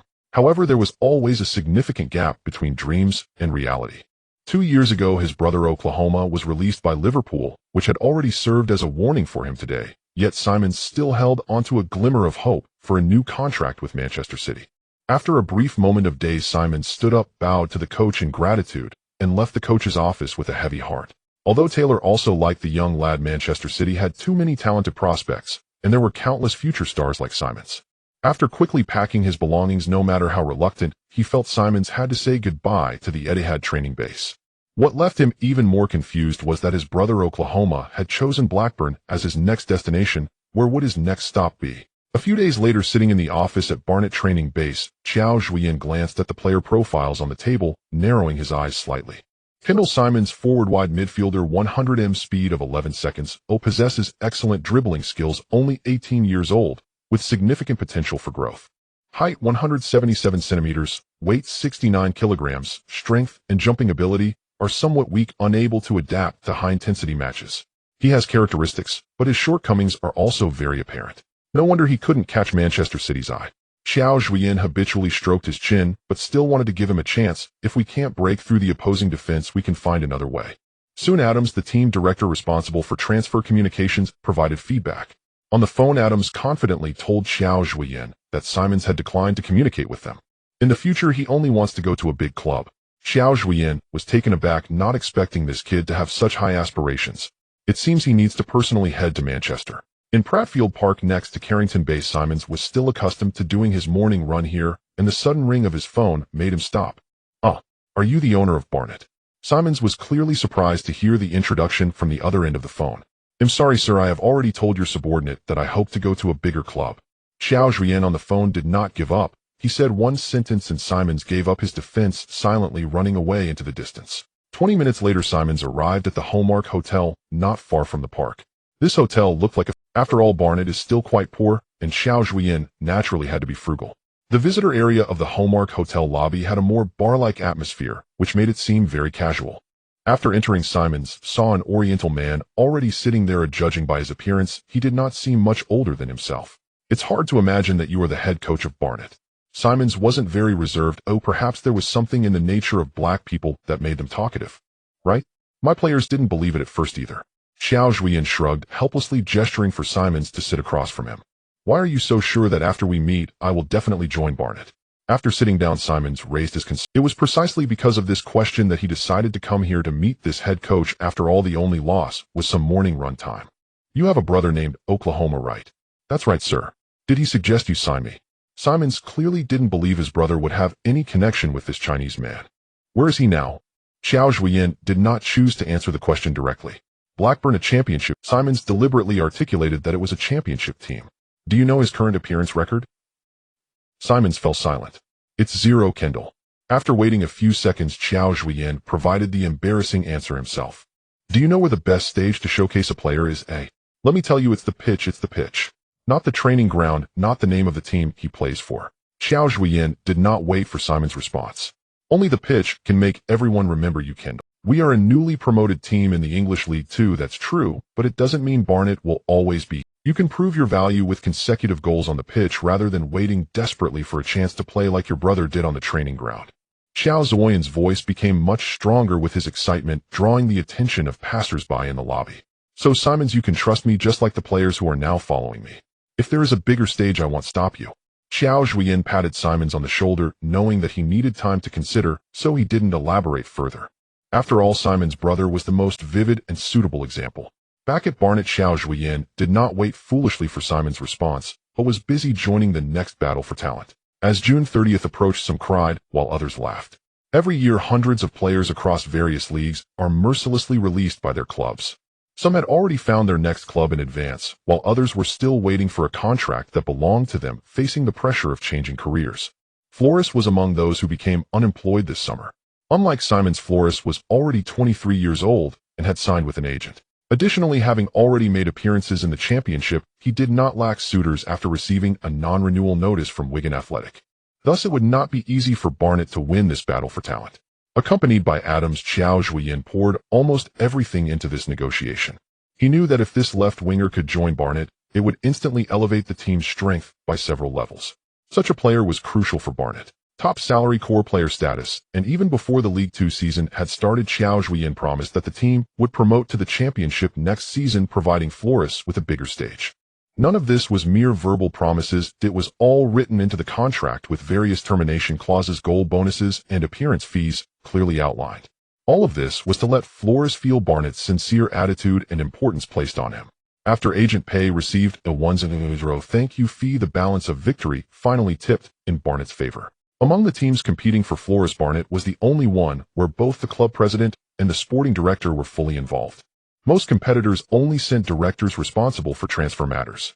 Finally, after adding a clause in the contract that Flores would receive 20 of the next transfer fee, Flores signed a 2-year contract with Barnett. When Flores appeared at Barnett's training base, it indeed caused a stir among the local media.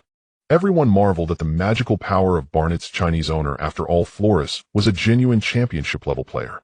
Only Qiao Zhuoyan himself knew that the old Chinese saying money can make the devil push the mill also works in England. Fortunately, after Barnett released 18 players in the summer, the team's weekly salary had dropped from $3,900 to $2,900. So even with the top salary signed for Flores, Barnett still had the space to let Qiao Zhuoyan continue to pick up bargains in the free market. Flores joining gave Barnett more confidence at the negotiation table.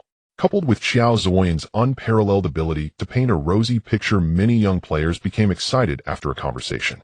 2 weeks later, Qiao Zhuoyan quickly brought another gift to Barnett fans. He was Bala Samba, a 21-year-old German forward from Premier League team Everton. 2 years ago, Everton brought Samba back to Goodison Park from Coventry for €7,500, but did not give him a single opportunity to play, leading Qiao Zhuoyan to lament how rich big clubs truly are. What a waste. A few days later, seeing the familiar number appear on his phone, Qiao Zhuoyan couldn't help but smile slightly and happily answered the call. "Welcome, Kendall." Qiao Zhuoyan's voice was full of enthusiasm. "Hello, sir. I want to know if there is still a position for me in the team." "Simons, you are the most important player for Barnett's future." "Always." Simons' joining has basically completed the formation of Barnett's midfield and forward lineup. After successfully acquiring his 3 preferred players, Qiao Zhuoyan felt considerably more at ease. Soon the renewal contracts for McKenzie and Grove were faxed to Barnett. Both players thoroughly enjoyed their time at Barnett and had no plans of moving out even after the season ended.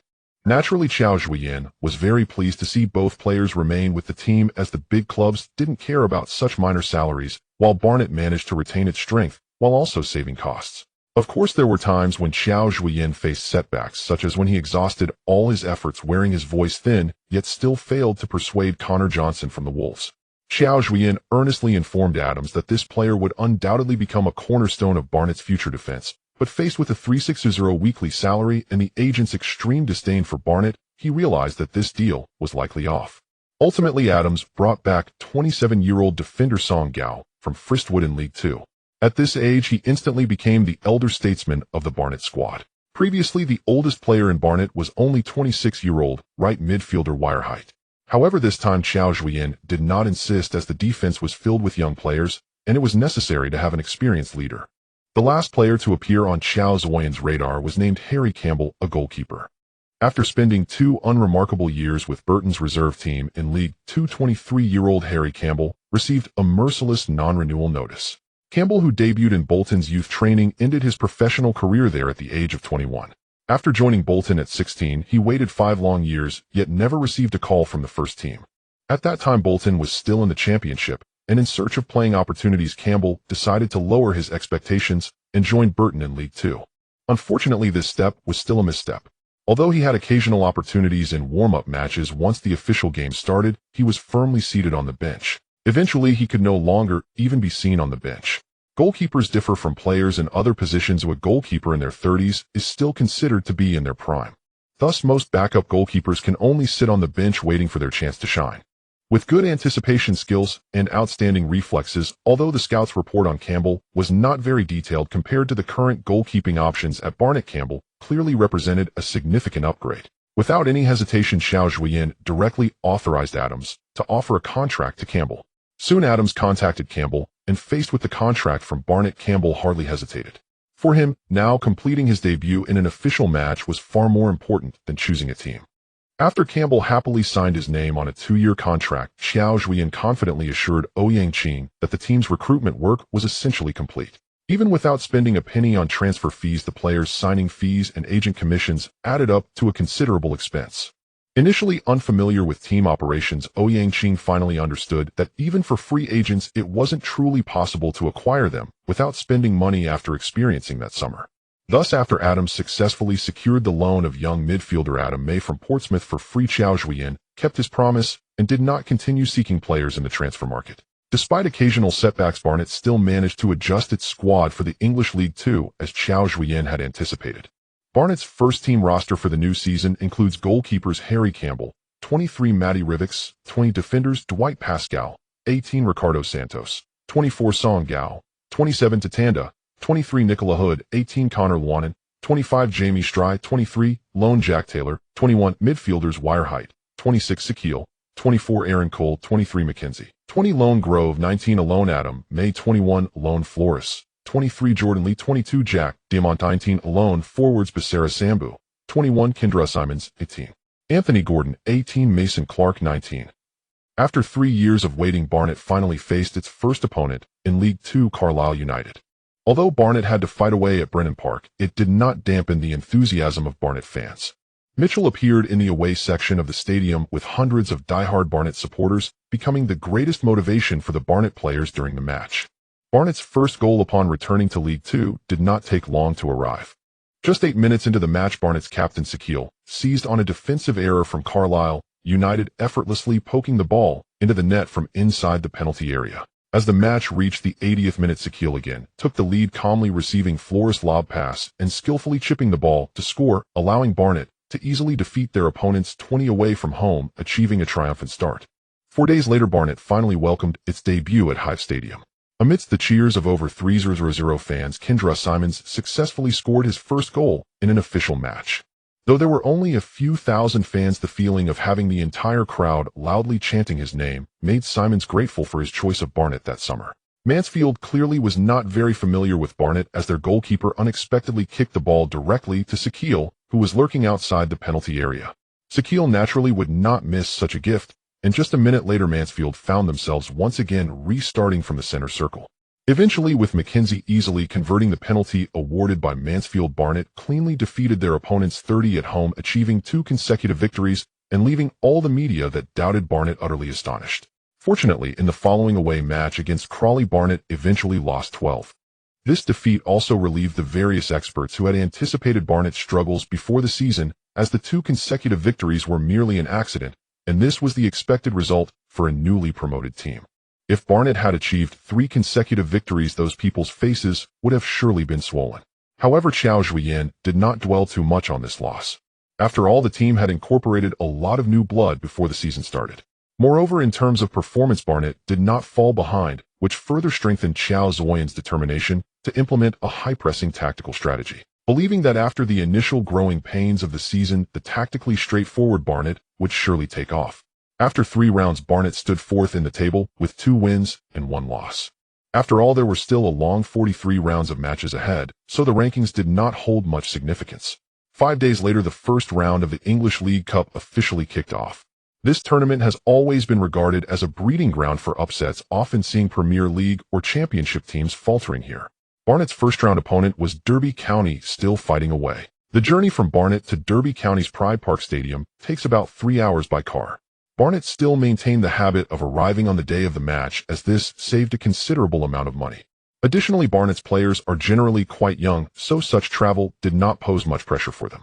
On the M1 motorway, there were not many cars, and the players were chatting and laughing, feeling very relaxed. Meanwhile, the bus broadcast featured 2 hosts discussing today's League Cup matches. In the first round, Premier League teams will not participate. Instead, over 60 teams from the Championship League 1 and League 2 will compete against each other, vying for a ticket to the next round. The English League Cup employs a knockout format, making it easier to create upsets compared to the FA Cup. At this moment, the 2 hosts were analyzing the teams that might be prone to upsets today. When Barnet was mentioned, the players on the bus stopped chatting and listened attentively. Let's take a look at the odds given by the bookmakers. Derby County 1. 11 Barnet 12 times. That's right, it seems this is a match with no suspense. Barnet should be more concerned about how to avoid a significant defeat.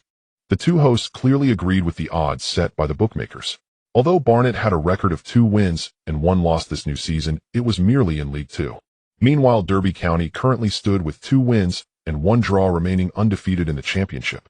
Especially with forwards 21-year-old Bennett and 23-year-old Marriott both hailed as the future hopes of the team. This match, which the hosts viewed as lacking in highlights and suspense, was quickly glossed over, with the hosts focusing their attention on the 2 championship teams, Reading and Norwich, facing off in the first round. At this moment, however, Barnett's bus was unusually quiet. A wave of anger from being underestimated slowly spread throughout the bus. "Boys, it seems we have been underestimated." Qiao Zhuoyan thoughtfully gazed out the window, and this statement stirred ripples within the hearts of the Barnet players. The Barnet Club's bus quickly arrived at the Pride Park Stadium, located in the city center. This stadium, inaugurated by Queen Elizabeth II herself, can accommodate 33,000 fans. Although this ranks only 16th among English stadiums, it is overwhelmingly superior compared to the Hive Stadium, which can only hold 6,000 people.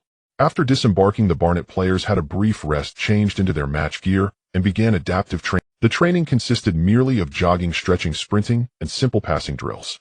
However, the coaching staff distinctly sensed that these young men were harboring a pent-up energy, searching for an outlet. Qiao Zhuoyan never expected that 2 radio hosts would motivate the players more than himself, who prided himself on being a master of words.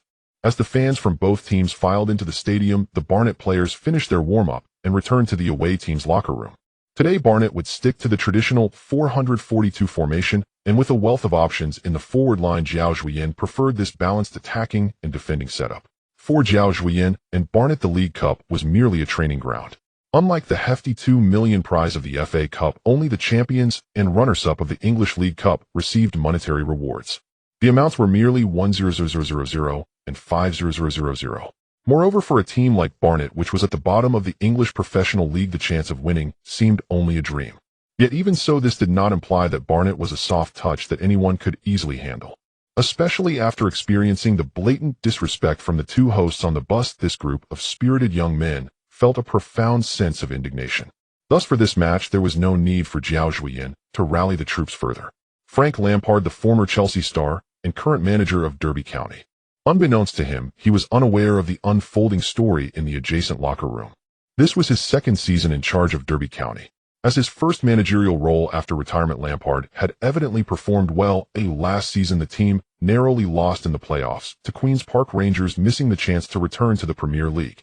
This season, Lampard clearly sought greater breakthroughs, and the League Cup as a pathway to the Europa League, with no Conference League at this time, was an opportunity he did not want to miss. After all, there had been successful cases of championship teams in England in the past. Moreover, the larger European stage would provide Lampard with more exposure. Aiming to return to manage Chelsea, Lampard did not let his guard down just because Barnet hailed from League Two. He sent out his strongest lineup for this match.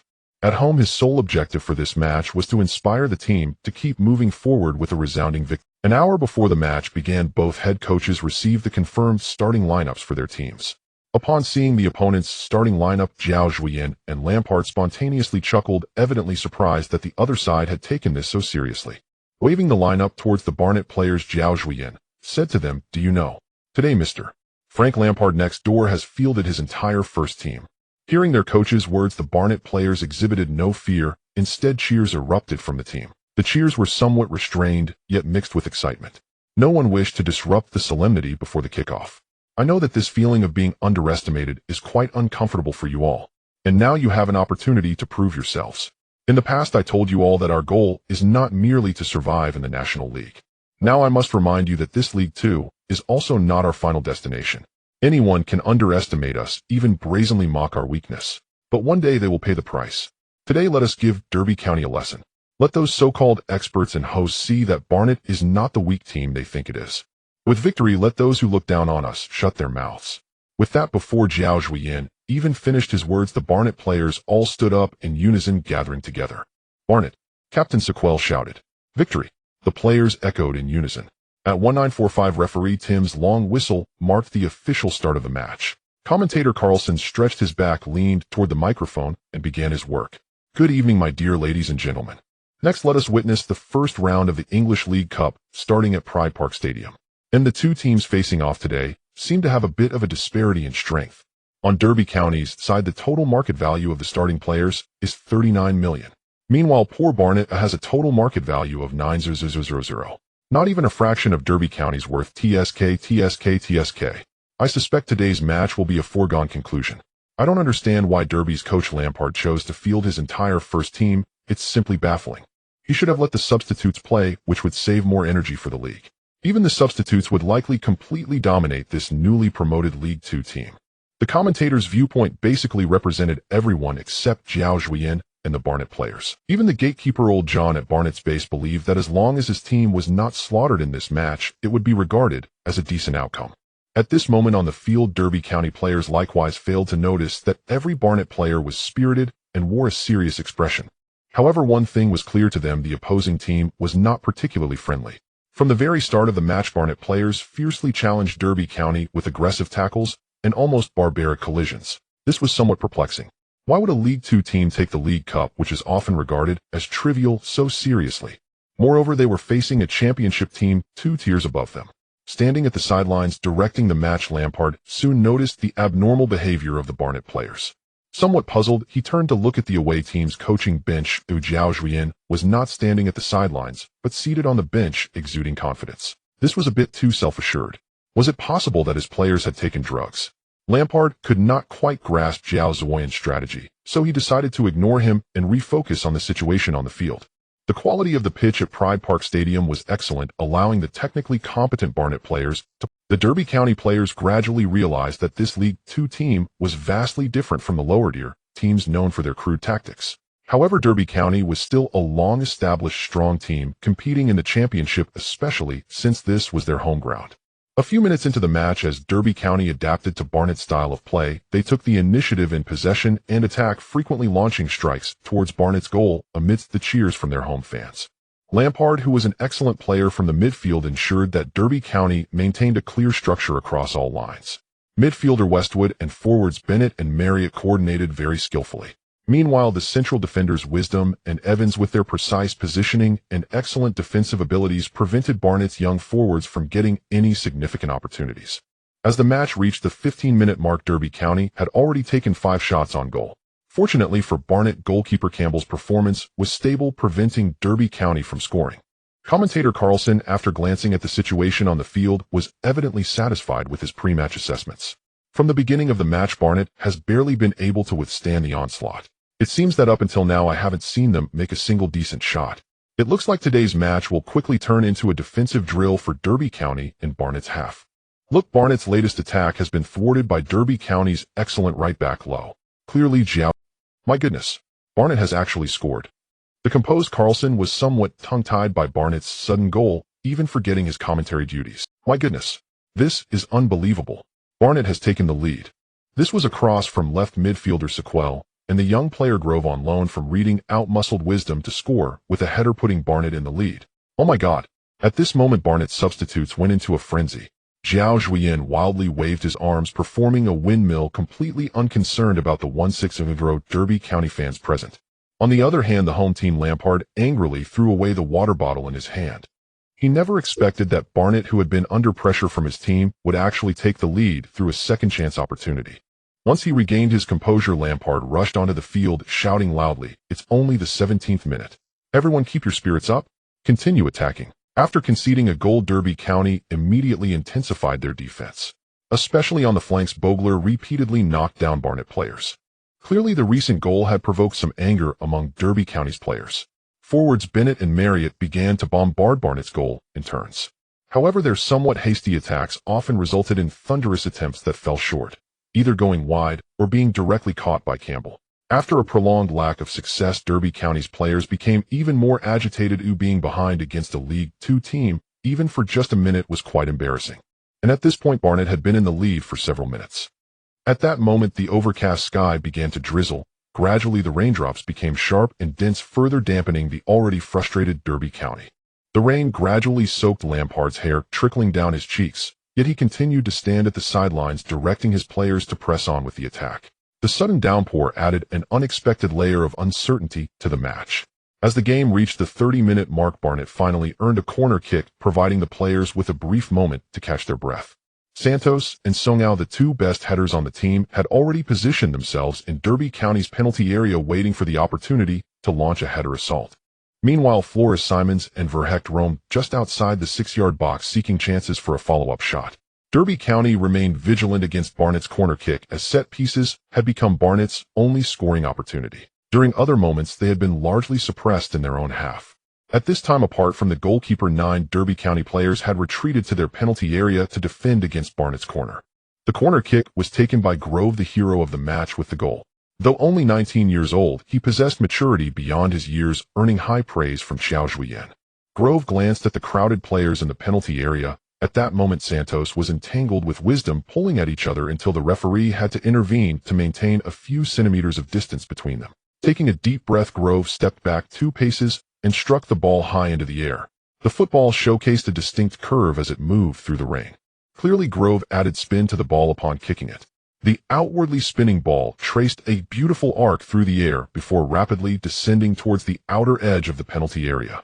At this moment, almost all players were clustered near the 6-yard box. A player in a yellow jersey was sprinting from midfield towards the penalty area. As he reached the arc of the penalty area, he was perfectly positioned to meet the descending ball. With his left foot stabilizing his body, he leaned slightly to the left, raised his right leg high, drew back like a bow, and unleashed a powerful volley. The ball shot off like a cannonball, whistling through the air and past the players in the penalty area, landing squarely in the upper right corner of the goal. 0-2. In an instant, Pride Park fell silent with only the sound of the gentle patter of rain. Moments later, cheers erupted behind Derby County's goal as Barnett's faraway fans went completely wild in the pouring rain. Sakwal Korzester. What a magnificent goal. Absolutely stunning. Puskas Award. This definitely deserves a Puskas nomination. Oh my God. That was beautiful. Seeing such a brilliant long-range shot, Carlson had no more biases and fervently showered praises upon team captain Sakwal. Qiao Zhuoyan raised his arms wildly, running along the sidelines before executing a stylish slide on the grass, continuing to pump his fists as if he had scored himself. Qiao Zhuoyan's exuberant actions caught the attention of the director and the commentator. When the camera turned to him, Carlson teased, "Oh, it seems this coach from the East is quite the admirer of Mr. Mourinho. The celebration is not just similar, it's almost identical." Ha. I must say Sakwal's goal was simply stunning. His movements are so fluid, tilting his body and swinging his right leg back, delivering a strike with tremendous power, resulting in an unbelievable world-class goal. I believe this year's League Cup, oh no, perhaps this will be the most beautiful goal in all of England this season. After calming down, Carlson continued to offer praise for the goal that had left a deep impression on him. At this moment, Lampard did not express excessive anger. Instead, he slowly turned and returned to the coaching bench, then sat down. He knew that at this time no amount of shouting would diminish the inspiration that Sakwal's astonishing shot had. Clearly, Derby County wanted to reverse the tide of the match, but it seemed a difficult task. Although there were still 10 minutes left in the first half, the Derby County players were clearly shaken and their shooting accuracy had plummeted. Thus, when the referee Tim blew the whistle to signal the end of the first half, it was they who let out a long sigh of relief, gaining a moment to catch their breath. Lampard stood before the tactics board in the locker room, looking at the players with their heads down, and looking somewhat dejected, suddenly asked, "Westwood, how much is your weekly salary?" The name Westwood was somewhat taken aback, pausing for a moment before answering, "300, coach." "Not bad, 300. Do you know how much the entire Barnet team in the adjacent locker room earns?" "Let me tell you, it's 29800. You heard me right, it's 29800 a week. And this group of players in the second tier who earn less than any one of you managed to score against you in the first half with a 2-0. Derby County's players were unaware of the earnings of second-tier league players. After all, those who could play here, while not first-line superstars, were still outstanding elites. Your market value is dozens of times greater than that of your opponents, and your salaries far exceed theirs, yet your performance has been abysmal. Lampard, being quite gentlemanly, refrained from using foul language. However, these seemingly gentle words deeply pierced the players' pride and ignited their fighting spirit. On Barnet's side, the atmosphere had clearly lightened considerably. Qiao Zhuoyan celebrated with each player, then tightly embraced the goal scorers Grove and Sakwal. "Boys, how does it feel to be in the lead?" Qiao Zhuoyan asked with a mischievous grin. "It's fantastic, boss. I love seeing Derby County's players look like deer caught in the headlights." "Exactly. But the match still has 45 minutes left. Oh, I don't want to see you looking dejected after 45 minutes. Do you understand?" "Understood. I love this rain. Remember, we're 2 goals ahead in the second half. Don't attempt to control the ball, no matter how skilled you are." Seizing the moment, while everyone's spirits were high, Qiao Zhuoyan immediately began to lay out the tactics for the second half. "Once you get the ball, push forward quickly and maintain long passes. Simons and Samba, make good use of your speed. At the same time, intensify the pressure. you are the first line of defense for the team. You will definitely face a more frenzied attack from Derby County in the second half, or remember, as long as we don't rush, they will gradually become like ants on a hot stove. Do you understand? Ants on a hot stove. Qiao Zhuoyan was unsure if these foreigners would comprehend the Chinese proverb. They will be burned out. Exactly. Burn them out. Qiao Zhuoyan did not wish to explain and immediately shouted, Barnett, burn them out. The players responded in unison. I must say, Qiao, you truly have a knack for stirring emotions, but I like it. Ha ha. Walking at the back of the team, Darren remarked in admiration. Ha ha, just average it, don't fall for me. Qiao Zhuoyan retorted without holding back, instantly earning Darren's eye roll. Just 2 minutes into the second half, Derby County's fullback Lowe charged into Barnett's penalty area, sending a ball arcing beautifully that landed perfectly on Bennett's head. Bennett leaped high and forcefully headed the ball towards the goal. Bang! The ball struck heavily against the crossbar, deflected by Campbell on the ground, and Barnett narrowly escaped. 5 minutes later, Derby County launched another wave of attacks. This time, Bogler dribbled past to Tanda, and facing the goalkeeper executed a delicate shot with the outside of his foot. Just as the ball sailed over Campbell's head and was about to drop into the goal, Campbell managed to backtrack and leap, barely tipping it over the crossbar. After deflecting the ball, Campbell fell heavily inside the goal.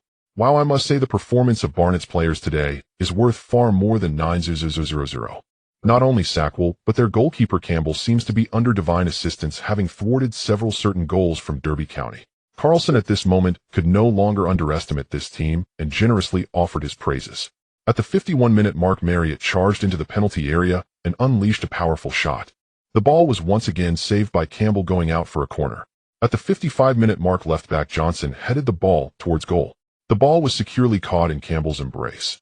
At the 64-minute mark, Bennett received a precise pass from Westwood and unleashed a furious shot from the edge of the 6-yard box, but the ball was astonishingly deflected by Campbell's fists. At the 75-minute mark, Marriott, after receiving the ball, broke through on a solo run into the penalty area and fired a powerful shot. It was Campbell again. The ball was tipped over the crossbar once more. Faced with Campbell's extraordinary performance, the Derby County players gradually lost their patience, resulting in a flurry of wild shots. When Barnett Simon's shot hit the post of Derby County's goal, it prompted the Derby County fans in attendance to start leaving the stands. Clearly, the home fans' expectations for a resounding victory had become a distant dream. At the 77-minute mark, Lampard substituted Bennett and Westwood, signaling that Derby County had given up on this match. At the 92-minute mark, when referee Tim saw Marriott's shot once again denied by Campbell, he did not award a corner to Derby County. Instead, he pointed towards the center circle and blew the final whistle to end the match. Upon hearing the whistle, Barnett's substitutes immediately sprang into action, rushing onto the field to embrace their teammates. At that moment, it felt as if Barnett had won the League Cup championship. Despite the loss, Lampard still displayed gentlemanly conduct, approaching Qiao Zhuoyan, shaking his hand and complimenting his team. Your team performed excellently. Thanks, yours wasn't bad either. Hearing Qiao Zhuoyan's response, Lampard forced a smile before turning and walking towards the locker room. At the post-match press conference, the victorious Barnett naturally became the focus of everyone's attention. Faced with a barrage of questions from the media, a somewhat overwhelmed Qiao Zhuoyan helplessly looked at the host. Seeing this, the host quickly stepped in, stating there would only be one last question. At that moment, a BT Sports reporter stood up and asked, Mr. Qiao, almost everyone thought your team would lose this match. How did you feel at that time? Qiao Zhuoyan glanced at Lampard next to the host, smiled, and calmly replied, You know, Mr. Reporter, I absolutely love the feeling of slapping faces. Dingling, dingling. At 7 a.m., the moment Chen Kai was awakened by the alarm, it felt as if his heart was being grasped by someone else's hand. After a sigh, Chen Kai was reluctant to open his eyes, as if doing so would allow him to sleep for a few more minutes. 5 minutes later, the annoying phone alarm rang again. Only then did Chen Kai groggily fumble around, grab his phone, and turn off the alarm. After a mental struggle, Chen Kai squinted and opened his eyes, logged onto Weibo to see what major events had transpired while he was dreaming. 1. The moment he saw the score, Chen Kai was instantly wide awake. No way. Barnett actually beat Derby County. If the headline had already astonished him when he saw Sakil's stunning goal, Chen Kai's whole body jolted, and he sat up straight in bed. Weibo was also buzzing at this moment. After a season of effort by Qin Hao, Barnett's fan base in China had surged dramatically. Not only is Barnett the team with the most Chinese shareholders in the world, but also because the club is approachable and down-to-earth, it quickly closed the distance with ordinary fans. For instance, when a fan has a birthday or gets accepted into university, the official account would celebrate grandly, even bringing in first-team players to express their congratulations in broken Chinese. Such down-to-earth gestures quickly endeared Barnet to fans. In fact, this is fundamental to the survival of lower league clubs in England. These teams located in towns with populations of only a few tens of thousands are like your neighbors, and everyone knows each other very well. On weekends you hold a beer going to enjoy a match that may not have high standards, but the joy is in no way diminished by the quality of the game. You might run into players who were once stars on the pitch just walking down the street, and it's easy to meet the club owner, who is very approachable. Therefore, such clubs often have a much higher fan loyalty than big clubs. So ever since the partners from the motherland each contributed hundreds or thousands of pounds to help Qiao Zhuoyan and Xinhao overcome their financial crisis and successfully acquire Barnet, this team has become the home team for Chinese fans in England. Although it is just a team competing in England's fourth-tier league, we don't care. After every match, Xinhao would immediately compile the match video and upload it to domestic platforms, allowing supporters back home to understand Barnet's situation in real time. And today, not only the Barnet official account, but also numerous domestic sports media were paying attention to Barnet's brilliant performance in the League Cup, with Sakil's goal becoming one of the hot topics of the day. As one of Barnet's many shareholders, Chun Kai worked at a software company. Upon seeing the fundraising news for Barnet on Weibo, he spent nearly 5,000 yuan to buy 5 shares. Although this money was not a burden for him, he was still unsurprisingly lectured by his wife. In her view, even if Barnet wasn't a scam, that money was surely wasted. Despite this, Chun Kai still quietly followed this small team, as finding broadcast sources for lower league matches in the country was nearly impossible. Therefore, he could only rely on Barnet's official account for match highlights to stay informed about the team. He had also dreamed of one day going to London to watch a Barnet match live. This match made Barnet popular in both England and China, but stubborn football experts still believed it was merely the result of luck and favorable weather, asserting that if they met again, Lampard's team would surely crush Barnet. However, Qiao Zhuoyan did not care about that, as it was uncertain when both sides would meet again. After the League Cup match, Barnet would again head to an away game challenging 5th-placed Colchester. At this moment, only 3 days remained until the match against Derby County. The frequency of matches made Qiao Zhuoyan a bit concerned about the depth of his squad. After all, hindered by the club's tight finances, Barnet only had a standard squad of 23 players this season. Although Grove scored a goal for Barnet just 1 minute into the match, in the end Barnet still drew 3-3 away against their opponents, bringing home just 1 point. Qiao Zhuoyan was relatively satisfied with the team's overall performance and did not blame the players, as the league consisted of a long 46 rounds, especially since the team had just finished a grueling match. On the way back to Barnet's training base, Qiao Zhuoyan asked assistant coach Darren for information on their next opponent. Upon learning that the next match was in the English Trophy and that there were only 3 days until the match, Qiao Zhuoyan considered giving up. After all, ensuring Barnet's promotion to the first division by the end of this season was the top priority for the team. Other matches could just be handled as mere formalities. After hearing Qiao Zhuoyan's decision, Darren hesitantly informed him that the next opponent was Stevenage. Heavens, how could it be that damned Stevenage? I really can't understand how they became Barnet's archrival. Could it be that over 100 years ago the owner of Stevenage stole our owner's wife? Upon hearing the name Stevenage, Qiao Zhuoyan felt his head spin, frantically ranting to Darren. The specific reason is unknown to anyone now. We only know that on the first day at the club the owner tells us to remember that Stevenage is our archrival and we must never lose. Darren shook his head, clearly indicating that the two teams were not local rivals and the origin of their enmity had long been lost to time. After all, no one would document in the club's museum why we have an archrival. Moreover, Barnet does not have a club history museum. I really don't understand how there can be so many enemies. Thankfully, the only higher-level ones left are Luton and this guy. Otherwise, I'm afraid I wouldn't even remember them. Qiao Zhuoyan shook his head helplessly. In fact, Qiao, the English Trophy does have its advantages. At least each victory earns a reward of £10,000, which is better than the League Cup. Darren added again. No problem, old buddy. We have to give it our all. Money isn't what's important. What matters is that we love victory. Darren's words instantly invigorated Qiao Zhuoyan, making him seem like a different person compared to just a few minutes ago. Despite claiming to give their all when the match truly began, Qiao Zhuoyan still utilized some rotation players. After all, after this match, Barnet would host first-placed Lincoln City. This was a good opportunity for Barnet to prove themselves, while the match against Stevenage was merely a group stage match in the English Trophy. In the 37th minute of the first half, Stevenage took the initiative, utilizing Barnet's pressing opportunity with a long pass from the back, instantly tearing apart Barnet's entire defense and finding Curtis at the forefront. Unmarked, Curtis calmly shot from the edge of the penalty area, scoring and giving Stevenage the lead. The subsequent match fell into a stalemate with both sides exchanging attacks, but Barnet was unable to equalize. Just when Stevenage's head coach Dino thought 3 points were about to be secured, Barnet's substitute, the young German player Sambu, counterattacked in the 85th minute and successfully broke through Stevenage's defense. 1-1. Before the Stevenage players could recover from this setback, they suffered another huge blow. In the 89th minute, a Stevenage player inadvertently fouled a Barnet player in the penalty area, and the referee pointed to the penalty spot. Under immense pressure, Aaron Cole scored decisively, leading Barnet to a stunning comeback. Clearly, Lady Luck was on Barnet's side today. Although the process was not ideal, Barnet ultimately triumphed over their archrivals. At the post-match press conference, although only 2 reporters were present, Dino was still full of complaints, believing that his team was simply unlucky and that the penalty was too dubious. Qiao Zhuoyan rested his forehead on his hand, feeling as if he was facing a long-suffering wife who was endlessly recounting her grievances. Finally, unable to endure any longer, Qiao Zhuoyan slammed the table, interrupting Dino's complaints. Mr. Dino, if I remember correctly, in 18 days, we will meet again at your home ground. At that time, Barnet will make you lose with complete acceptance. Excuse me, everyone.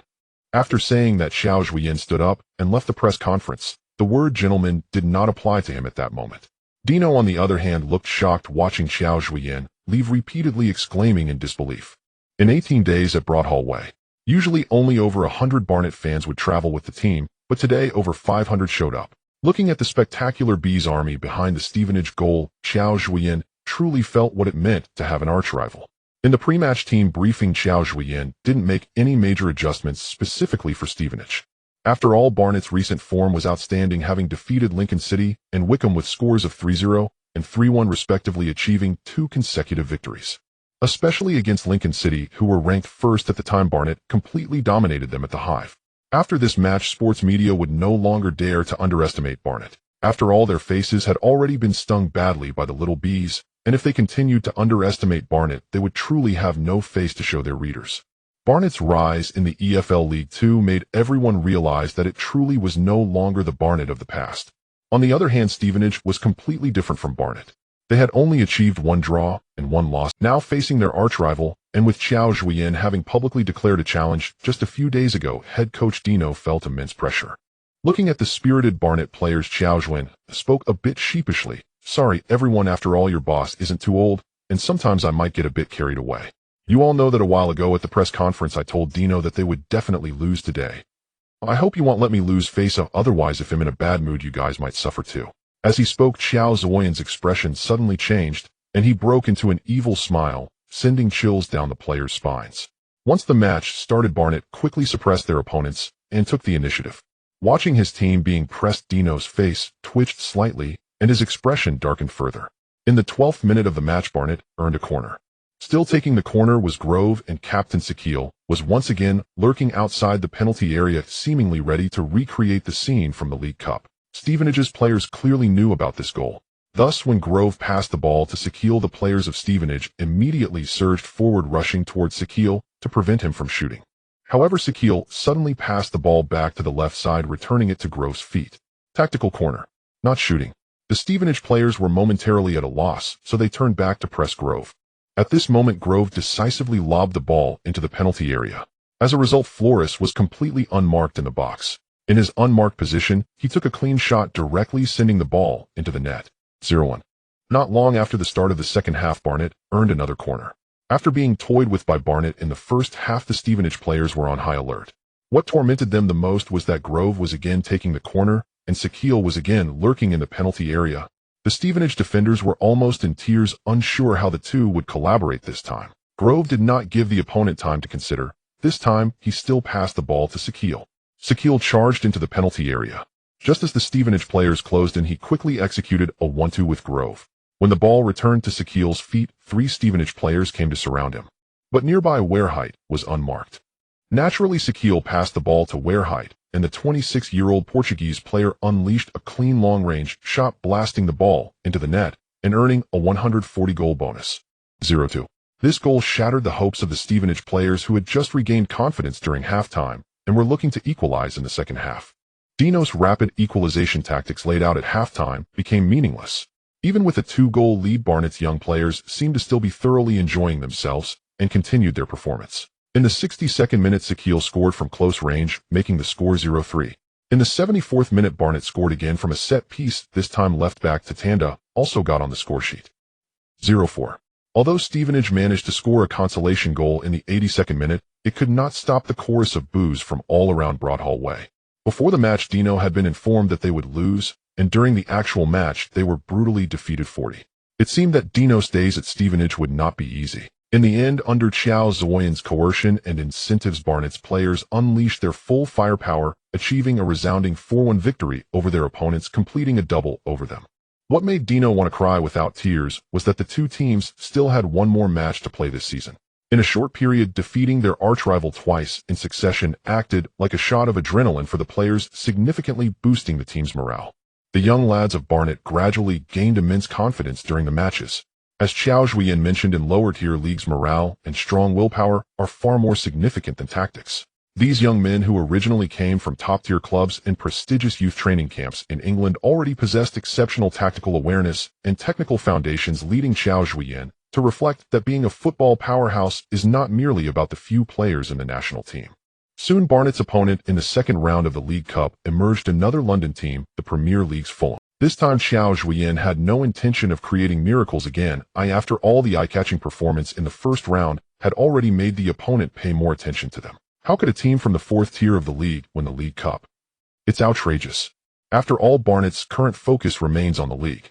Only by quickly joining a higher-tier league can they obtain greater benefits and lift themselves out of poverty. It is essential to know that the Premier League is currently a world-class league, and even at the bottom of the rankings, one can still earn at least £100 million annually. However, in the Championship, which is the second tier, just below the Premier League, the revenue plummets to around £20 million. As for the English League Two, where Barnet currently competes, they are left with a mere few £100,000. The disparity is simply unimaginable. This is why teams will go to great lengths to achieve promotion, even risking everything. After all, once promoted, they can gain significant broadcasting revenue shares, transforming the team from a chicken into a phoenix. Before the match began, when Fulham's Serbian head coach Djokanovic sent out all of his main players without reservation, he was shocked to find that Barnet's final submitted squad consisted entirely of substitute players. None of the names he had prepared in advance appeared on the list. Even more outrageous was that Qiao Zhuoyan himself had made an excuse not to come to Craven Cottage. The match was being commanded by the team's assistant coach Darren. The piece of white paper with the squad list quickly crumpled into a ball in Djokanovic's fury. Even though Fulham won 30 decisively at home against Barnet's second team, it did not alleviate his frustration. At the press conference, the Serbian lashed out at Qiao Zhuoyan's unprofessional behavior, as if he had suffered a great insult. When the news reached Barnet's training base, Qiao Zhuoyan merely smiled slightly, not continuing to pay attention to Fulham's head coach. After all, engaging in a war of words with the coach of a Premier League relegation zone team was not his pursuit. 4 days later, with the main players well-rested, Barnet, relying on the outstanding performances of Sakil and Flores, easily defeated their advancing opponent Swindon 31 at home. The media that once exclaimed Barnet's incredibility had now become accustomed to their victories. After the match, London 94. Reporter Stewart called Qiao Zhuoyan for an interview. This young reporter was often assigned to cover Barnet, thus developing a rapport with Qiao Zhuoyan. Qiao, congratulations on your team winning another important match. You must be very pleased. Haha, thank you, Stewart. Who wouldn't like victory? That's true, but Qiao, Fulham's head coach Djokanovic and some others still believe that Barnet's current performance is merely a flash in the pan. As the matches progress, promoted teams will ultimately remain promoted teams and should be more pragmatic. Qiao Zhuoyan raised an eyebrow slightly, clearly sensing that Stewart was trying to stir up a topic for tomorrow. Stewart, I think some people should worry more about their own teams. After all, the bottom three in the Premier League face relegation. Fulham is ranked last. As for my team, we never care about how others perceive us. If anyone determines that Barnet will one day fall into the relegation zone, feel free to contact me. I truly enjoy betting. With that, Qiao Zhuoyan revealed a mischievous smile. Wow. I have to say, Qiao, you have completely shattered my impression of Easterners being humble. What kind of results do you think Barnet will achieve this season? Seeing Qiao Zhuoyan so confident, Stewart also became curious about where Barnet would end up at the end of the season.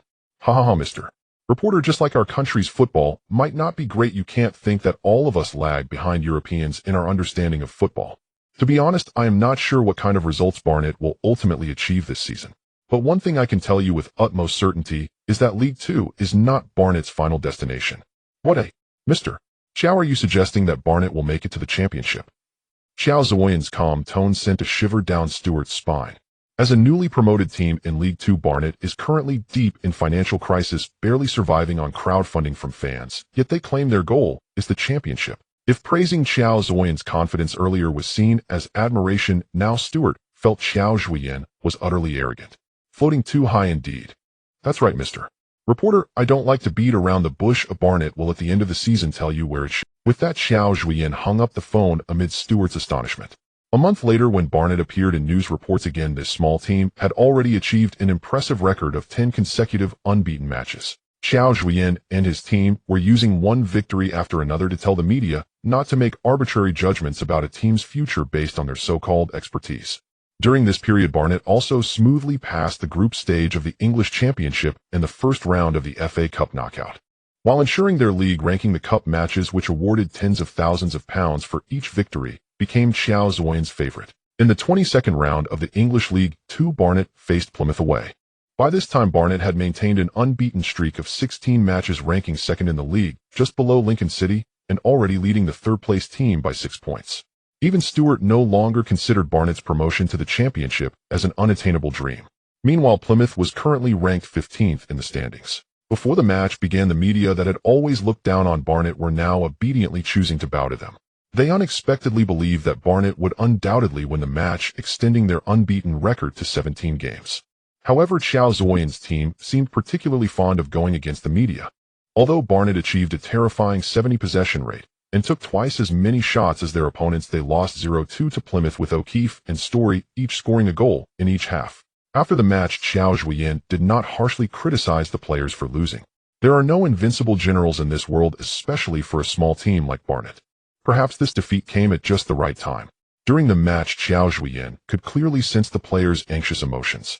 Especially after conceding a goal, their blind shots and reckless forward pressing showed a complete lack of patience compared to their previous method of breaking through the opponent's defense through teamwork. It could be said that the opponent won this match using the very tactics Barnet was most familiar with. Youth, like a double-edged sword, grants Barnet abundant physical strength and relentless pressing that secures victories, but it can also make them anxious and fragile due to setbacks. An unbeaten streak of 16 matches had quietly become a heavy burden on the players' shoulders. Losing at this moment was in fact what Qiao Zhuoyan hoped to see. Only in this way could Barnet's players unload their burdens and approach the remaining matches with a calm mindset. After all, records are merely a gimmick. Smoothly advancing to the championship is Qiao Zhuoyan's sole objective. After being defeated by Plymouth, which ended their 16-game undefeated streak, Barnet did not succumb to despair. After shedding this heavy burden, Barnet instead achieved a resounding 6-2 victory over Newport County at the Hive Stadium, venting their frustrations. Following this match, Barnet secured 14 wins, 6 draws, and 3 losses in the first half of the league, maintaining their second place. Meanwhile, Lincoln City led the standings with 17 wins, 3 draws, and 3 losses, 6 points ahead of Barnet. Clearly, they would pose the greatest obstacle on Barnet's path to the championship. In the second round of the FA Cup, Barnet was fortunate to draw a National League opponent, Macclesfield. Qiao Zhuoyan naturally would not miss the opportunity to win the 2-0 prize. After sending their opponent home with a 2-0 score, Barnet smoothly advanced to the third round. The next day at noon, just as Qiao Zhuoyan was about to take a nap on the sofa, Darren hurriedly knocked on the door of Qiao Zhuoyan's office, appearing before him with a serious expression. From the look on your face, it seems like it's not good news. Seeing Darren's expression, Qiao Zhuoyan furrowed his brow slightly. Qiao, our opponent for the third round of the FA Cup, has been determined. With that, Darren's expression seemed even more painful. So what, eh? Qiao Zhuoyan shrugged, somewhat confused by Darren's reaction. It's Manchester United, the Manchester United from the Premier League. Mourinho. Wow, thank you, Darren, for reminding me that Manchester United is still in the Premier League. Qiao Zhuoyan appeared relaxed, looking at Darren with a hint of teasing. Old buddy, it seems that not only are our players high-spirited, but you are as well. Seeing Darren's anxious demeanor, Qiao Zhuoyan shook his head helplessly. No matter what happens in the future, we are still just a League Two team in England. The third round of the FA Cup is already quite good for us, old buddy. I never expected my team to win the... So Darren, relax. Your reaction has surprised me, but I'm glad to see your ambition, haha. After Qiao Zhuoyan said that, Darren seemed to realize he had overreacted. He awkwardly scratched the back of his head and shared an embarrassed smile. So Qiao, are you planning to give up on this match? Like we did against Fulham? No, Darren. I will give it my... Qiao Zhuoyan suddenly became serious. This time it was Darren who looked bewildered. What is this? Didn't he say he was already satisfied? Why invest all your main players into a seemingly unwinnable match, and even push yourself to the limit? Darren Mourinho is one of the top coaches in the world, completely different from Fulham. If it weren't for the FA Cup, we would find it hard to compete against such a renowned coach in a short time. So I must give it my all to avoid regrets and to understand just how far I am from Mourinho. Darren nodded thoughtfully. After all, being able to stand on the same field as stars from top leagues is a source of pride for any player. Similarly, for a head coach, competing against world-renowned coaches is also an honor. The match is on January 4th. I will remind the team to give it their all. Darren said that, nodded to Qiao Zhuoyan, and left the office without further disturbing his work. When the long-awaited chimes of Big Ben echoed over, London fireworks erupted on the Millennium Bridge spanning the Thames, officially ushering in the new year. Unable to resist the pleas of Qin Hao and Ouyang Qing, the three of them rushed from Barnet to watch the New Year's fireworks show. At this moment in London, it was only 7 degrees, causing Qiao Zhuoyan and Qin Hao's noses to run, while Ouyang Qing was excited like a child bouncing around. Looking at the happy Ouyang, Qiao Zhuoyan breathed into his palm, rubbed his hands vigorously, and chatted with Qin Hao next to him. Being young is wonderful. I feel like I've aged 10 years since becoming the head coach. Oh, come on. You are not like that on the pitch. Qin Hao joked. Why don't you quickly find a girlfriend? I guarantee your youthful vitality will come back instantly. After saying that, Qin Hao winked at Qiao Zhuoyan and made an exaggerated pout towards Ouyang Qing. Get lost. I'm not like you, I can't lay hands on people around me. Qiao Zhuoyan pushed Qin Hao away, gazing at the fireworks blooming in the sky, feeling a bit homesick. The match between Barnet and Manchester United had the London media buzzing once again.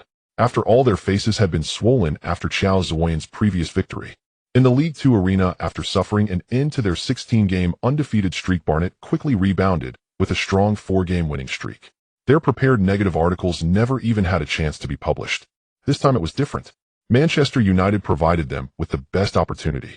The betting companies offered Barnet odds of 13-1, leading the media to conclude that Mourinho's team would give Qiao Zhuoyan a thorough lesson.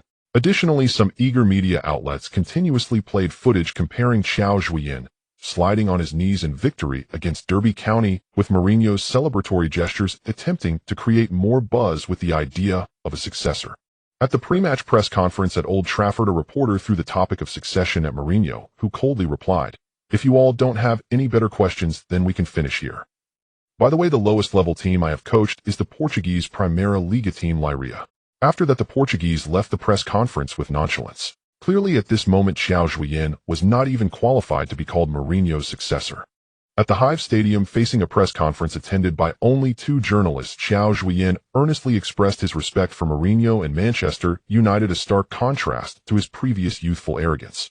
On January 4th, Old Trafford was filled with 7,500 fans. The Red Devils' drawing power remained undiminished. In the away team's locker room, Barnet's players could hardly conceal their excitement, each one looking spirited. Usually adept at motivating his players, Qiao Zhuoyan appeared particularly calm today, smiling as he watched the players. All right, check your protective gear and control your emotions. Manchester United is a very good opponent with many superstars, but you are not lacking either. I hope this match leaves you with unforgettable memories. Let's go. Enjoy the match. Qiao Zhuoyan waved his hand, and the players excitedly walked towards the players' tunnel. Led by 4 officiating referees, the players lined up to enter Old Trafford Stadium, instantly igniting thunderous applause from the crowd. However, this applause was almost entirely directed at Manchester United. The team had frequently changed managers in the recent past, and their performance had plummeted. After realizing their mistakes, Ferguson managed to persuade Mourinho to return to Old Trafford, which helped Manchester United get back on track. Now, although Manchester United could not compete with the powerful Manchester City, they remained within the Champions League zone, and Cristiano Ronaldo had reconciled with Mourinho, becoming the team's spiritual leader. After kickoff, there was almost no probing. Manchester United quickly took control of the match. Amidst the cheers of 7,000 fans, the Red Devils frequently launched attacks into Barnet's territory. Mourinho deployed a 42-31 formation for this match. While it seemed that only Rashford was at the forefront, both Ronaldo and Carrasco lurking on the flanks posed significant threats. Additionally, the midfield was anchored by Brazilian star Casemiro, allowing Mourinho to adapt the formation to 4,213 at any moment during the match, significantly enhancing their attacking power. Under Manchester United's fierce assaults, Barnet's young defense was under immense pressure, with midfielders Grove and May frequently retreating to assist in defense. In the 24th minute, Ronaldo launched a sudden shot from the penalty area. Fortunately, Campbell was alert and managed to deflect the ball onto the crossbar. Seeing his shot go astray, the Portuguese star raised his hands in frustration, signaling for a corner kick. Casemiro took the corner. Santos and Pascal tightly marked Ronaldo to prevent him from making a free aerial attack. However, at the moment the corner was taken, Ronaldo suddenly stepped back, freeing himself from Santos' grip. Just when everyone thought Ronaldo was going to head the ball into goal, he gently flicked the ball in midair, passing it to the back post. Varane, who had been lurking at the back post, extended his toe and gently poked the ball, which obediently rolled into Barnett's net. 1-0. Old Trafford erupted. Ronaldo calmly high-fived his teammates in celebration. A scoring against a League Two team held no sense of achievement. 10 minutes later, Carrasco, who had been signed by Mourinho for a hefty sum from Atletico Madrid this season, received a pass from De Gea in the backfield and suddenly delivered a diagonal long pass at a 45-degree angle. The ball shot through Barnett's entire defense like a missile. On the other side of the field, Ronaldo quickly burst out from the crowd. No one could tell that he was already a veteran in his 30s. Ronaldo skillfully controlled the ball and charged straight towards Barnett's penalty area. Campbell, all alone, was helpless against Ronaldo's tricky shot. He fell to the ground, only able to watch as the ball found its way into the net again. 2-0. This time Ronaldo finally showed interest in celebrating. He ran towards the fans, jumped into the air, and quickly spun around. Upon landing, Ronaldo raised his hands behind him, puffing out his chest. "See." His iconic celebratory gesture instantly ignited the crowd. In the first half's 45 minutes, just when everyone thought Manchester United would end the game with a score of 2-0, Carrasco burst forth again, skillfully bypassing Verhecht and Pascal, rapidly closing in on the penalty area. As he reached the edge of the penalty area, Carrasco suddenly changed direction, advancing laterally along the penalty arc, and then launched a powerful shot. The ball arced beautifully through the air and nestled into the top right corner of Barnett's net. 3-0. Barnett was utterly powerless to retaliate. As the halftime whistle blew, Mourinho on the sidelines nodded in satisfaction and turned to walk towards the players' tunnel. Clearly at this moment Barnett could pose no threat to his team, let alone any talk of a ridiculous success. "Pascal, how does it feel to face off against Cristiano Ronaldo?" Qiao Zhuoyan suddenly asked Pascal. "Boss, he is indeed formidable. His explosiveness, speed, and even strength far surpass mine," Pascal replied, stroking his head somewhat disheartened. "So you are like a little fanboy admiring your idol with stars in your eyes." Pascal did not know how to respond. He indeed felt overshadowed by Cristiano Ronaldo's presence. "It's not just Dwight, all of you are the same." Qiao Zhuoyan pointed at each person. "I am wondering if I appeared too gentle in this match, causing you to have such a misconception. Right now, we genuinely cannot compete with Manchester United in terms of strength, but that does not mean we should play too politely against our opponents. Remember, to earn a player's respect and recognition, it must come from your outstanding performance on the field." Hearing Qiao Zhuoyan's admonition, Barnett's soldiers all lowered their heads. Just as the boss said, it seems I have indeed been completely intimidated by the star aura of Manchester United, making my tackles overly polite, as if I were afraid of injuring my opponents, devoid of the powerful confidence I once had. So lads, this will not be our only chance to face Manchester United. I do not want them to finish this match without having any impression of you. Show the spirit of Barnett, display your unique traits. Do you remember Wrexham? As the name Wrexham left Qiao Zhuoyan's lips, the players instantly understood the tactics the boss desired. Last season's Wembley battle left Wrexham's once proud frontline shattered by Barnett leading the team to a successful advancement. Since then, Barnett's ferocity and brutality have made every team that faced them think twice, and this was precisely the soul that Barnett had lost in this match. Thus, after the second half began, Barnett's players had a glint of light in their eyes once more. This time it was not admiration, but confidence, the kind of mysterious confidence that Qiao Zhuoyan hoped for. Quickly, Casemiro delivered another precise pass, like a scalpel, finding Cristiano Ronaldo amidst the crowd. Ronaldo received the ball with his back turned, and just as he completed his turn, he was knocked to the ground by Grove. He angrily raised his hands to complain to the referee, but this time the referee remained unfazed. Once, twice, three times. Gradually, Manchester United's players and Mourinho noticed the differences in Barnett from the first half. The brutal collisions and continuous fouls made the match fragmented, completely disrupting Manchester United's rhythm. This meat grinder tactic seemed to awaken memories for Mourinho. However, the greying man had not employed such tactics in a long time. Soon Mourinho began to make substitutions. Sancho came on, replacing Cristiano Ronaldo. Eriksen replaced Carrasco, and Fernandes came on for Casemiro. After all, his team was already leading 3-0. There was no need to risk injury to key players. However, the newly introduced players did not change the situation. In fact, upon seeing their idol substituted, Barnett's players became even fiercer in their defense. Seeing the continuous fouls, Mourinho disdainfully shook his head, yet felt somewhat helpless. The boos echoing from Old Trafford did not intimidate Barnett's players. The players were not merely committing fouls to interrupt the match, they were fighting for every opportunity to give Manchester United a powerful counterattack. As the match reached the 62nd minute of the second half, Barnett once again brought down Eriksen in Manchester United's defensive area. Manchester United quickly took a free kick, passing it to Fernandes. Fernandes swiftly shifted the ball to the right flank while he charged into Barnett's penalty area, attempting to bypass Barnett's defenders with a 1-2. However, just as the ball was about to reach Sancho's feet, Grove suddenly emerged to intercept it, passing it quickly to the midfield. After Simons received the ball, he did not pause at all, continuing to push forward. Saka and Varane both sprang into action. Clearly, Manchester United's defenders could keep pace with Saka. Thus, after a simple three-pass sequence, Barnett drew the battle into Manchester United's penalty area. Saka brought the ball to the baseline, lightly nudged it, and successfully evaded the recovering Varane.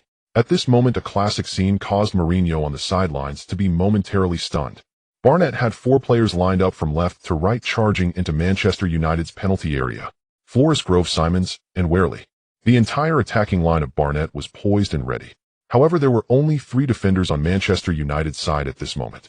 As Saka quickly passed the ball near the small penalty area, while Varane was on the ground, the ball sped towards the goal. In a flash, Grove was the first to arrive. Facing the world-class goalkeeper De Gea, Grove gently pushed with his foot, and the ball swiftly rolled under De Gea, crossing into Manchester United's goal. 3-1. Barnett astonishingly opened the scoring first in the second half. Qiao Zhuoyan excitedly dashed to the sidelines, shouting at Grove, then gave him a big hug. Mourinho, however, stood still with his arms crossed over his chest, seemingly lost in thought. After the goal, Barnett's morale soared, even managing to pin Manchester United in their half for a while. However, Manchester United, accustomed to storms and tempests, would not be crushed by this goal. They merely slightly increased their defensive intensity, making Barnett feel tremendous resistance. As the match approached its end, Barnett's players still did not give up. Campbell took a big goal kick, directly finding Grove in the midfield. Grove lightly tapped the ball, avoiding Manchester United's defenders, and passed it to the forward Saka. Barnett's captain made a lob pass, sending the ball over Varane and O'Connor's heads, landing at the feet of teammate Samba. The young German player quickly carried the ball into the penalty area, and at the moment Manchester United's defenders were about to return, he blasted the ball towards the goal. De Gea reacted swiftly, deflecting the ball over the crossbar with one hand. Samba held his head in both hands, deeply regretting missing such a golden opportunity. Before Barnett could take the corner kick, referee Andy blew the whistle to signal the end of the match. Clearly, this corner kick could not change the fact of Barnett's defeat. In the end, Qiao Zhuoyan's team failed to create a miracle, losing 1-3 to Manchester United away, missing the chance to advance to the next round of the FA Cup. At the post-match press conference, facing the barrage of questions from journalists, Qiao Zhuoyan felt a deep sense of emotion when recalling the scene of only two reporters attending the Hive Stadium yesterday. The disparity in influence between the two teams was simply too vast. At Manchester United's home ground, the media's focus was naturally on Mourinho. With the team winning, Mourinho was in good spirits, patiently answering the reporters' questions. However, there were still some reporters who were not quite perceptive, directly asking Mourinho why his team did not score a goal in the second half, but instead was countered by Barnett. Mourinho, who had already been somewhat indifferent, instantly vanished his smile. After a moment of silence, Mourinho coldly told the reporter to remember the outcome of today's match: 3-1.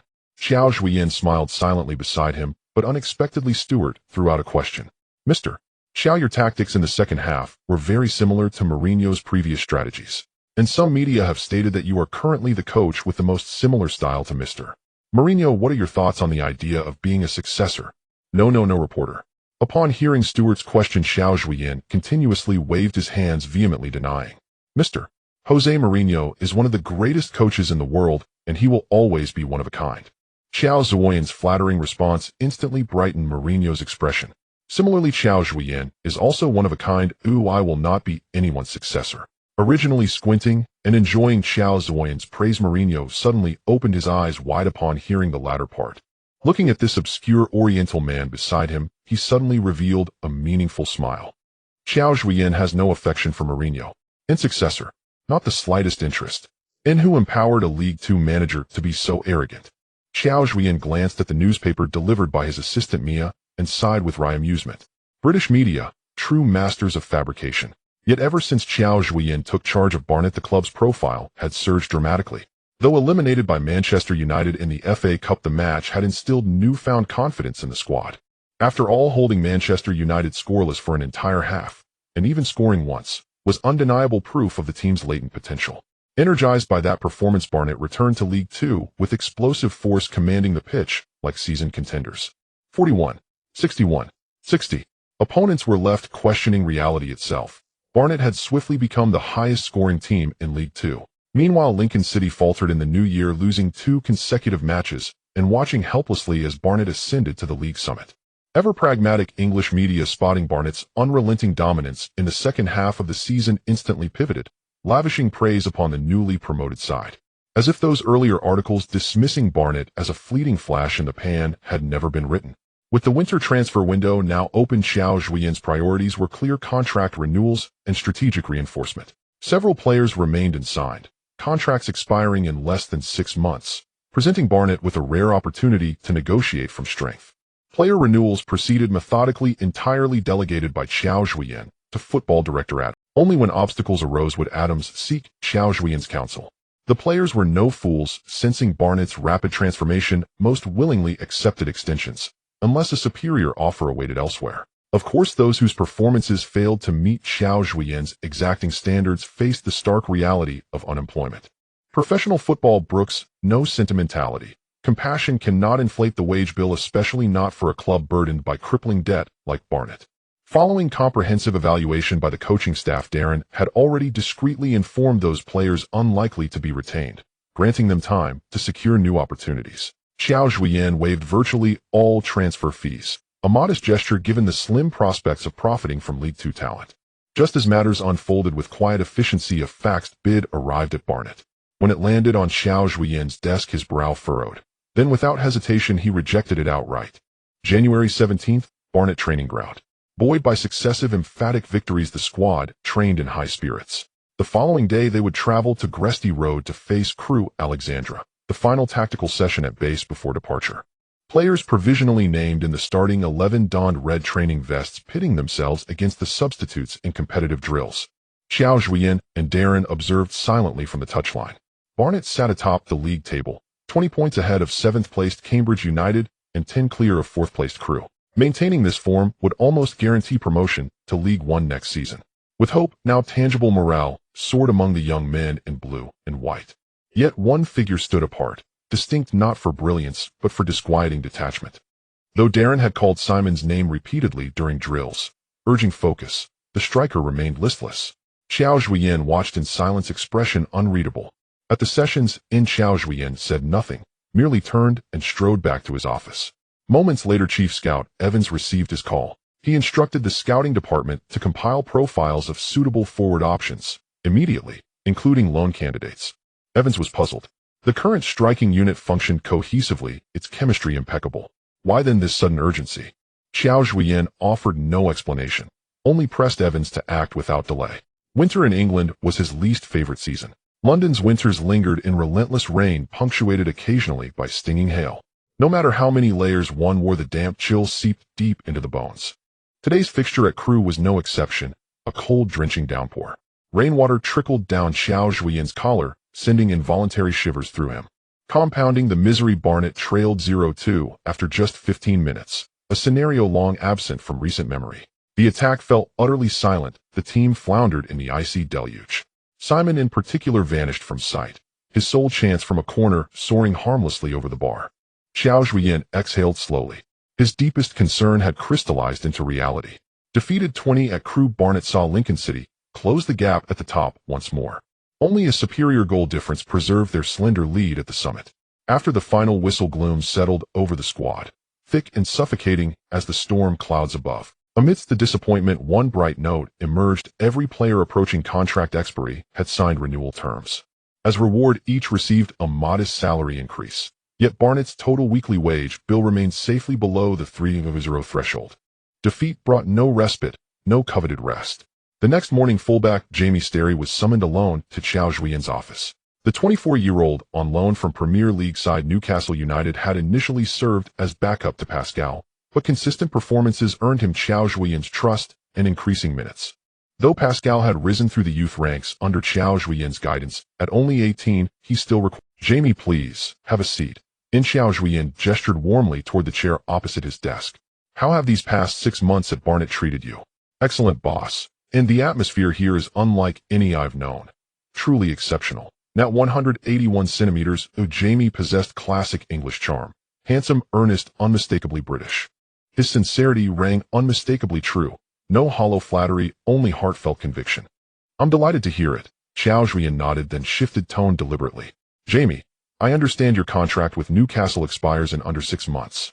May I ask why you haven't renewed?" "Well, boss, I've grown weary of life on loan." And Jamie lowered his gaze as if sifting through years of transient belonging. "Every time I return to St. James Park, I feel like a stranger." Though a product of Newcastle's academy, 8 seasons nurtured within their system, he'd made just 3 senior appearances. The rest had been spent adrift, shuttled between clubs, perpetually rootless. Hearing this, Qiao Zhuoyan sensed an opening and cut straight to the point. "Right, I'll be candid. You know my style. Over the next few days, Adams will open negotiations with Newcastle to secure your permanent transfer. Jamie, I believe Barnet is where you'll truly flourish. Your current weekly wage at Newcastle is 2,000. Regrettably, I cannot exceed that, for that sum remains the highest at Barnet, aside from Saquiel and Santos. But understand, this is only the beginning." Jamie seemed to grasp the intent behind the meeting. After a brief, thoughtful pause, he nodded, firm to Barnet felt more like home than any club he'd worn. Yes, he'd stepped onto St. James Park as a first-team player, but across 8 years, 3 appearances amounted to near nothing. At the Hive, he commanded his own loyal supporters heard chants bearing his name. Why would he walk away? Thus, Qiao Zhuoyan's first winter signing was swiftly sealed. Newcastle imposed no barriers. Releasing Jamie early spared them 6 months' wages should he otherwise depart at season's end. Jamie officially joined Barnet's ranks, free of charge. The very next morning, Simon walked into Qiao Zhuoyan's office. Qiao Zhuoyan met his gaze, and knew at last the reckoning had arrived. Seeing Simons enter, Qiao Zhuoyan was not surprised. From his performance in training and matches, Qiao Zhuoyan had already guessed his intentions. The offer that Qiao Zhuoyan had decisively rejected a few days ago was aimed at Simons. As the cornerstone of his team's attack for the next 2 or 3 years, Qiao Zhuoyan would naturally not agree to this trade.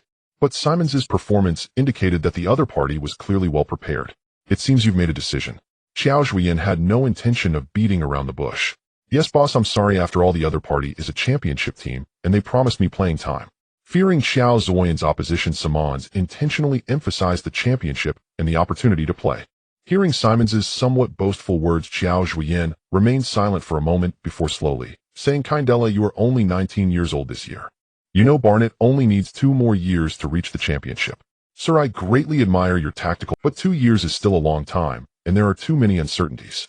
Although Barnet would likely push for promotion to the top league, Simons had no confidence about reaching the championship.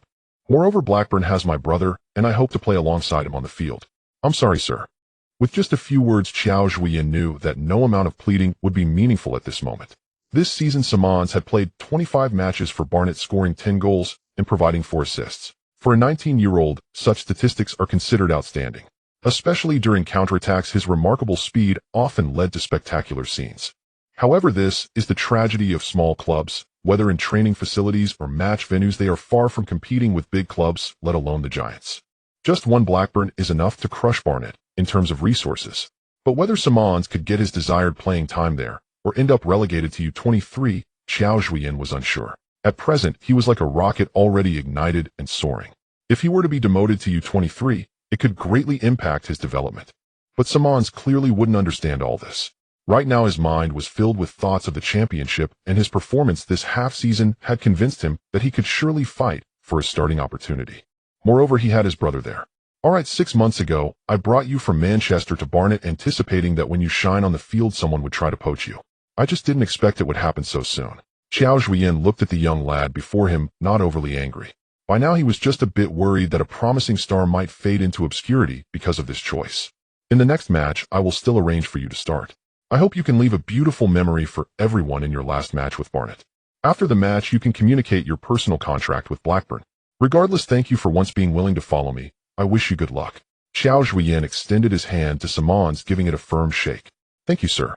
I appreciate your understanding, and hope to see you on the field soon." Qiao Zhuoyan smiled wryly, and said nothing more, instead waving his hand to signal Simons that he could leave. Barnett's next match is the quarterfinals of the EFL Trophy's Southern Region, facing the renowned Arsenal, albeit Arsenal's U23 team. As a traditional event in England, the EFL Trophy is the cup competition with the second most influence in England following the FA Cup and the League Cup. The main participants in this event are 46 teams from League One and League Two, along with 16 youth teams from the Premier League and the Championship. Although this event is quite influential, not every team pays it much attention. Qiao Zhuoyan originally didn't plan to make a significant breakthrough in this cup. Who would have thought that the opening opponent would be the club's archrival?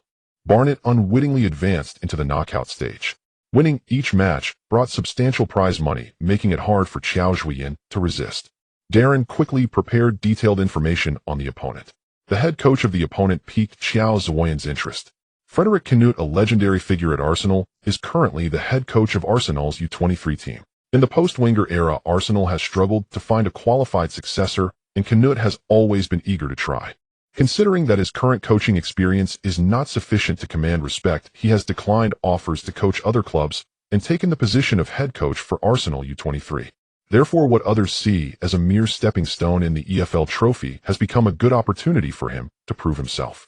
Prior to the match, Canute publicly commented on Qiao Zhuoyan in the media. In his view, lacking any professional player experience would be Qiao Zhuoyan's biggest shortcoming. A great head coach should have once been an excellent professional player. While belittling Qiao Zhuoyan, Canute seemed to be secretly praising himself. Fearing reporters would be too complacent, they quickly dialed Qiao Zhuoyan's number to hear his response.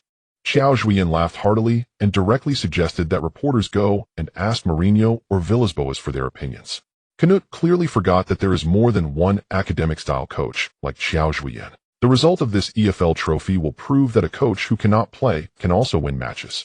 Unafraid of creating a commotion, Qiao Zhuoyan firmly retorted Canute with a confident remark. In the back-and-forth verbal battle between the two, the quarterfinals of the Southern Region of the EFL Trophy were held as scheduled at Hive Stadium. When Qiao Zhuoyan received the starting lineup of the opponent, he exclaimed that Canute was not playing fair. This guy actually started a first-team striker from Arsenal. Under the guise of adjusting competitive status, Qiao Zhuoyan did not prioritize the battle with Canute before the match, as that would seem too self-interested. Everyone, before this match begins, I must inform you of some disappointing news. After much thought, Qiao Zhuoyan decided to boost the players' morale with another matter. Simons may bid farewell to you all after this match. As soon as Qiao Zhuoyan's words fell, the team erupted in an uproar. Simons had not spread the news, so for the Barnet players this matter seemed very sudden. If you want to say goodbye to him, you have enough time. However, while blessing him, I hope you can use a clean and decisive victory to give his Barnet career a... Seeing the excited expressions of the players, Qiao Zhuoyan knew he had made the right decision. In the first half of the match, Arsenal kicked off first. After a few passes, the ball was kicked out of bounds by an Arsenal player under Barnet's high-pressure pressing, regaining possession for Barnet. May smoothly caught Tatanda's throw and glanced forward and suddenly kicked the ball deep into Arsenal's half. At this moment, Sakil and Simons, who were standing in line with Arsenal's three centre-backs, instantly took off. Simons took the lead, shaking off Arsenal's Balic and sprinting towards the Arsenal penalty area. When the ball accurately landed in front of Simons, he skillfully hooked it with his foot, firmly controlling the ball. After controlling the ball, Simons took a step forward and had already entered Arsenal's penalty area. The defender chasing Simons was still a meter away. Facing the advancing goalkeeper, Simons lightly chipped the ball, which obediently nestled into the Arsenal net. 1-0. Just 44 seconds into the match, Barnet broke the deadlock and breached Arsenal's goal. On the sidelines, Canute seemed to be so enraged that his features twisted. How could the young talents he was proud of concede a goal just 44 seconds into the match? In the first 10 minutes of the first half, Arsenal won a free kick in the front. After a brief series of passes, the club's future star Willock sent a diagonal long pass directly to Lopez on the left side of the penalty area. At this moment, there was not a single Barnet player beside Lopez. Such excellent passing vision made Qiao Zhuoyan's mouth water. Lopez clearly would not let such an opportunity slip away, delivering a beautiful curled cross. Lurking in the Barnet penalty area was the forward Abubakar, drafted from the Arsenal first team. Abubakar firmly pinned Santos down, effortlessly scoring with a beautiful Lions header, breaking Campbell's defense. 1-1. The strength and awareness of the Cameroonian star utterly overwhelmed Barnet's defenders. This dimensional strike left Barnet's defense helpless. Since they couldn't restrict Abubakar, they would have to find a way back through the offense. Qiao Zhuoyan persistently waved his right hand toward the Arsenal penalty area, and the players understood. Today they would let loose. Knut felt that this Eastern man from Barnet was too arrogant. After all, he represented Arsenal. Could Arsenal's young talents really be restrained by a team from the second tier? However, reality slapped Knut in the face. 20 minutes into the first half, Barnet launched another long pass from the back. This time the recipient was Barnet's star striker Qiao. In an instant, all three Arsenal defenders lunged toward Barnet's captain. Seeing this, Qiao remained entirely calm. As the defenders closed in, he lightly pushed the ball through the gap with his foot. Unmarked, Simons smoothly received the ball near the penalty spot. Next came an easy and powerful 2-1. Barnet took the lead again. Knut was furious.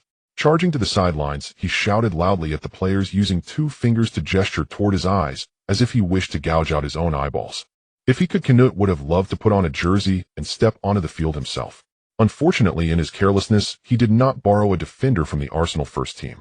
When Simons once again outran Arsenal's young defenders with his speed, Knut simply turned around, facing away from the field to express his disappointment with the team. Simons could not care less about Knut's feelings. Facing the perfect opportunity to secure a hat trick, he sped into the penalty area, calmly shooting towards the far corner. 3-1. In just 38 minutes, Simons completed his first and last hat trick at Barnet. Seeing Simons celebrate exuberantly, Qiao Zhuoyan felt a mix of emotions. At this moment, he admired his own sharp eye, but was also saddened by the impending loss of a key player. It was truly painful. After the start of the second half, the overpowering Abubakar remained relentless. Receiving a pass from Smith Rowe at the edge of the penalty area, Abubakar turned and shot. The ball flew straight into the corner. 3-2. At this point, Abubakar had almost become all of Knut's hopes. Seeing this, Qiao Zhuoyan simply sent 2 players to mark this strong and dark player. 2 fists cannot defeat 4 hands. Under the pressure of 2 players, Abubakar's movements were clearly restricted. At the 62-minute mark of the second half, Barnet once again dealt a heavy blow to Arsenal using a corner kick opportunity. In a chaotic situation in the penalty area, Flores shot angrily, adding another point for Barnet. 4-2. Hive Stadium was completely engulfed in madness. Keep in mind that the other side was wearing Arsenal's jersey.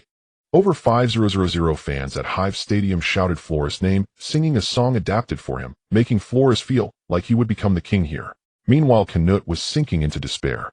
Overly confident, he naively thought that simply drafting a forward from the first team would be enough to crush Barnet. Little did he expect that his prize player would be thoroughly suppressed by Barnet 4 times. In front of Barnet, these youth players who had never experienced high-intensity matches were simply on a different level.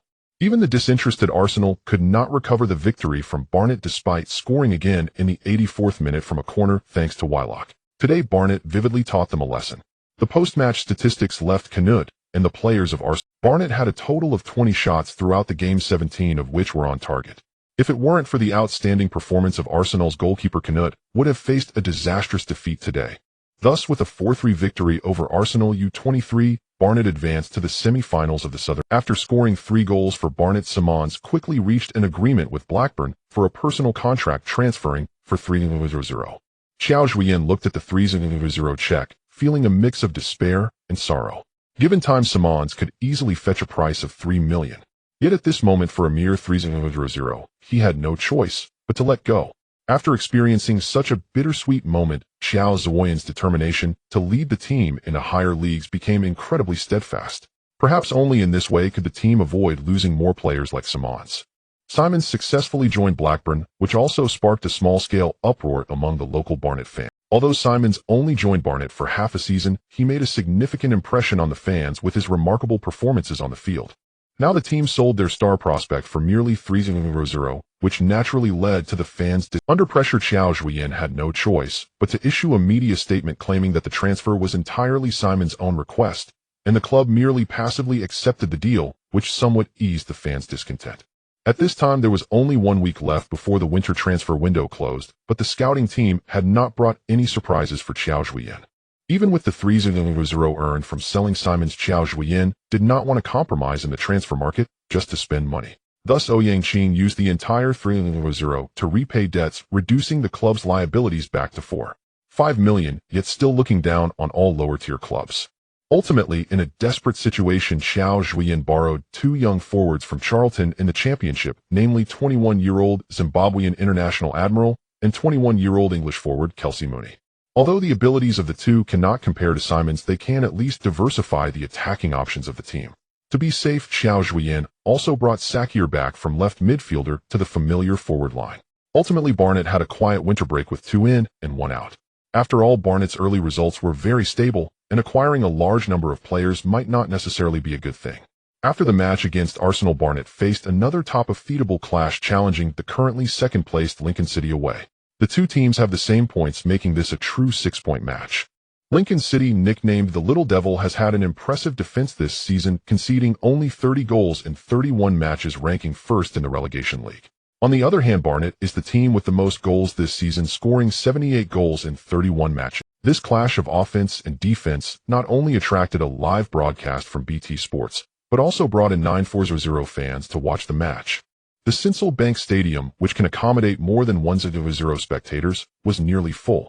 Looking around, almost all were in the home team's red and black colors, a spectacular sight. Stevenage's coach Morrison also came to the Symbolic Bank Stadium for this match, hoping to find a way to counter Barnet's tactics from Lincoln City in preparation for the upcoming derby against Barnet. After all, his team had already lost to Barnet twice this season, and if they faced a third defeat, his position might be in jeopardy. For this match, Qiao Zhuoyan did not make any special arrangements, as Barnet needed to secure a place in the Premier League and future opponents would only be stronger than Lincoln City. Thus, Lincoln City was a good litmus test. This was Andy's third time commentating on a Barnet match, and now he could casually mention Qiao Zhuoyan's name. This once obscure Oriental man had earned his respect through outstanding achievements. Good afternoon, dear ladies and gentlemen. On this sunny afternoon, I will bring you an exciting top-of-feedable clash in the English League 2. Currently, Barnet and Lincoln City have the same points. The Little Devil has the home advantage today. Will they win this 6-point battle? Let's wait and see. Barnet has just lost their talented young star Simons in the winter transfer window. I wonder if dear Mr. Qiao will miss him in this match. Lincoln City adopted a standard 4,321 defensive counterattack formation, heavily fortifying the midfield to prevent Barnet from exploiting their speed. Seeing Lincoln City's coach Sasson make this choice, Qiao Zhuoyan revealed a disdainful smile. Barnet's speed is not limited to just the forwards, and such a formation undoubtedly provides ample space for Barnet to exploit on the wings. As expected, after the match began, Sakir and Samba were fully attended to by Lincoln City, frequently being knocked to the ground. As the team currently ranked first in defense in the relegation league, they were indeed fierce. In just 4 minutes, Lincoln City received their first yellow card. Sakir was directly kicked down by a Lincoln City defender. He rolled on the ground in pain, clutching his left leg. Qiao Zhuoyan frowned slightly, as it seemed Lincoln City had truly grasped the essence of their defensive strategy. The opponent had returned the favor with their own tactics. However, Lincoln City underestimated the resilience of their players. After a brief treatment, Sakir stood back up on the field, charging fearlessly towards Lincoln City's half, showing no signs of being affected by the foul. It must be said that Lincoln City's dense defensive strategy had yielded good results after the start. Although Barnet quickly took control of the match, several shots were either missed or blocked by Lincoln City's players, leading Qiao Zhuoyan to lament how wonderful it would be if he had Roberto Carlos. In the 16th minute of the match, Samba, who had almost retreated to midfield, won a header and passed it to the advancing Sakir. Knowing Sakir's breakthrough ability, Lincoln City immediately became tense, with 3 players rushing towards Sakir, completely ignoring the cut-engine wire height on the wing. Sakir skillfully flicked the ball up, causing the Lincoln City players who rushed over to look up in admiration. The ball sailed over the defending players and accurately landed at the edge of the penalty area for wire height. Before the ball could touch the ground, wire height fired a fierce shot. However, the ball hit the backside of the retreating Lincoln City defender Shackle. Before the Lincoln City players could celebrate having escaped a crisis, Grove quickly surged from the crowd, taking the rebounding ball directly towards the left side of the goal. In the moment just before the ball was about to slide out of bounds, Grove rushed in and kicked the ball towards the goal with his left foot. The ball flew like a cannonball, passing through the hands of goalkeeper Jones and into the right side netting. 1-0. Super great goal. Barnet takes the lead. Grove's stunning shot from an almost 0-degree angle. Andy was in awe of Grove's incredible goal. He couldn't help but stand up and applaud. Lincoln City is now in a difficult situation. Known for their defense, they conceded a goal after just 16 minutes. The upcoming matches will not be easy to play. Just 10 minutes later, Sakir, acting as a pivot, did not rush to break through after receiving the ball in the front court, but instead attracted the opponent's defense before passing the ball to the advancing Flores. Flores' shot was somewhat straightforward and was directly blocked by Jones. However, he quickly followed up with a rebound, and once again pierced through Jones' grasp. 2-0. In the VIP box, Stevenage's coach Morrison felt a sense of despair. Barnett's formidable attacking power was not limited to the forward line, but was present throughout the midfield with everyone capable of breaking through and shooting. This multi-pronged attack strategy was impossible to defend against. Sasson, who was directing from the sidelines, was equally troubled. With a heavily fortified defense, the team was trailing 0-2, clearly indicating that his strategy had failed. If they pressed forward to counterattack, they might concede even more goals. Frustrating. Although Lincoln City managed to pull one back with a free-kick opportunity in the subsequent match, Sakir completed a hat-trick of assists, and in a position to shoot just outside the penalty area selflessly passed the ball to the young German Samba, who sealed the victory with a push. Congratulations to Barnet and Qiao Zhuoyan for achieving an important victory. I believe that no one can stop Barnet's march towards promotion this season except themselves. Andy was completely captivated by the Barnet team before him and offered his sincerest blessings. After witnessing Barnet's third goal, Morrison quietly left the Sincil Bank Stadium, still searching for ways to stop Barnet's attack in his mind. A week later, when referee Collins blew the final whistle, Morrison helplessly shook his head, accepting the reality of defeat. Facing Barnet at the Hive Stadium, Morrison set up a 451 formation, leaving 24-year-old forward Reed completely isolated in the front line, supported by as many as 9 defenders behind him. What made Morrison even more disheartened was that the detestable Qiao Zhuoyan actually deployed a rotated lineup, claiming it was for preparation for the Southern Area semi-finals of the EFL Trophy, but in reality, it was a sign of contempt towards Stevenage. After all, the opponent was only ranked 19th in the English League Two. Morrison truly wished to deliver a resounding victory to slap Qiao Zhuoyan several times. However, the scoreboard showing 3-2 reminded him that even against a Barnet team with substitutes, his squad still could not secure a win. His players even nervously contributed an own goal. The temperature at the Hive Stadium reached 15 degrees today, a rare good weather in winter London. However, Morrison's heart was icy, akin to the difficult situation faced by Sasson from Lincoln City days. The departure of Simons did not lead to a collapse for Barnet. After all, coach Qiao Zhuoyan's team emphasized the synergy of collective combat. Returning to the forward line, Sakil thrived, not only able to score for Barnet, but also frequently assisting teammates, becoming the undisputed core of Barnet's offensive organization. What brought the greatest surprise to Qiao Zhuoyan was the 21-year-old German prospect Sam. The previous outstanding performances of Simons had overshadowed this German player's brilliance. The language barrier made the calm and low-key Sam seem less noticeable. After Simons' departure, Sam, who equally possessed speed and explosiveness, slowly began to showcase his attacking talent. Especially with the older Sakil as his partner on the front line, he consistently capitalized on the opportunities created by Sakil, scoring decisively.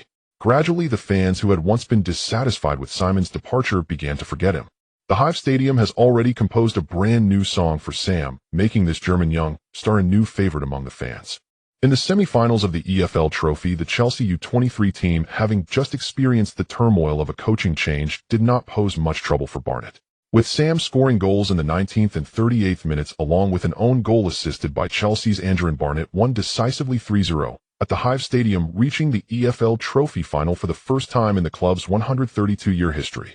Meanwhile, at Turf Moor, Manchester United's U23 team easily defeated Burnley U23 with a score of 3-1, also reaching the EFL Trophy final for the first time. Qiao Zhuoyan encountered Mourinho's team once again.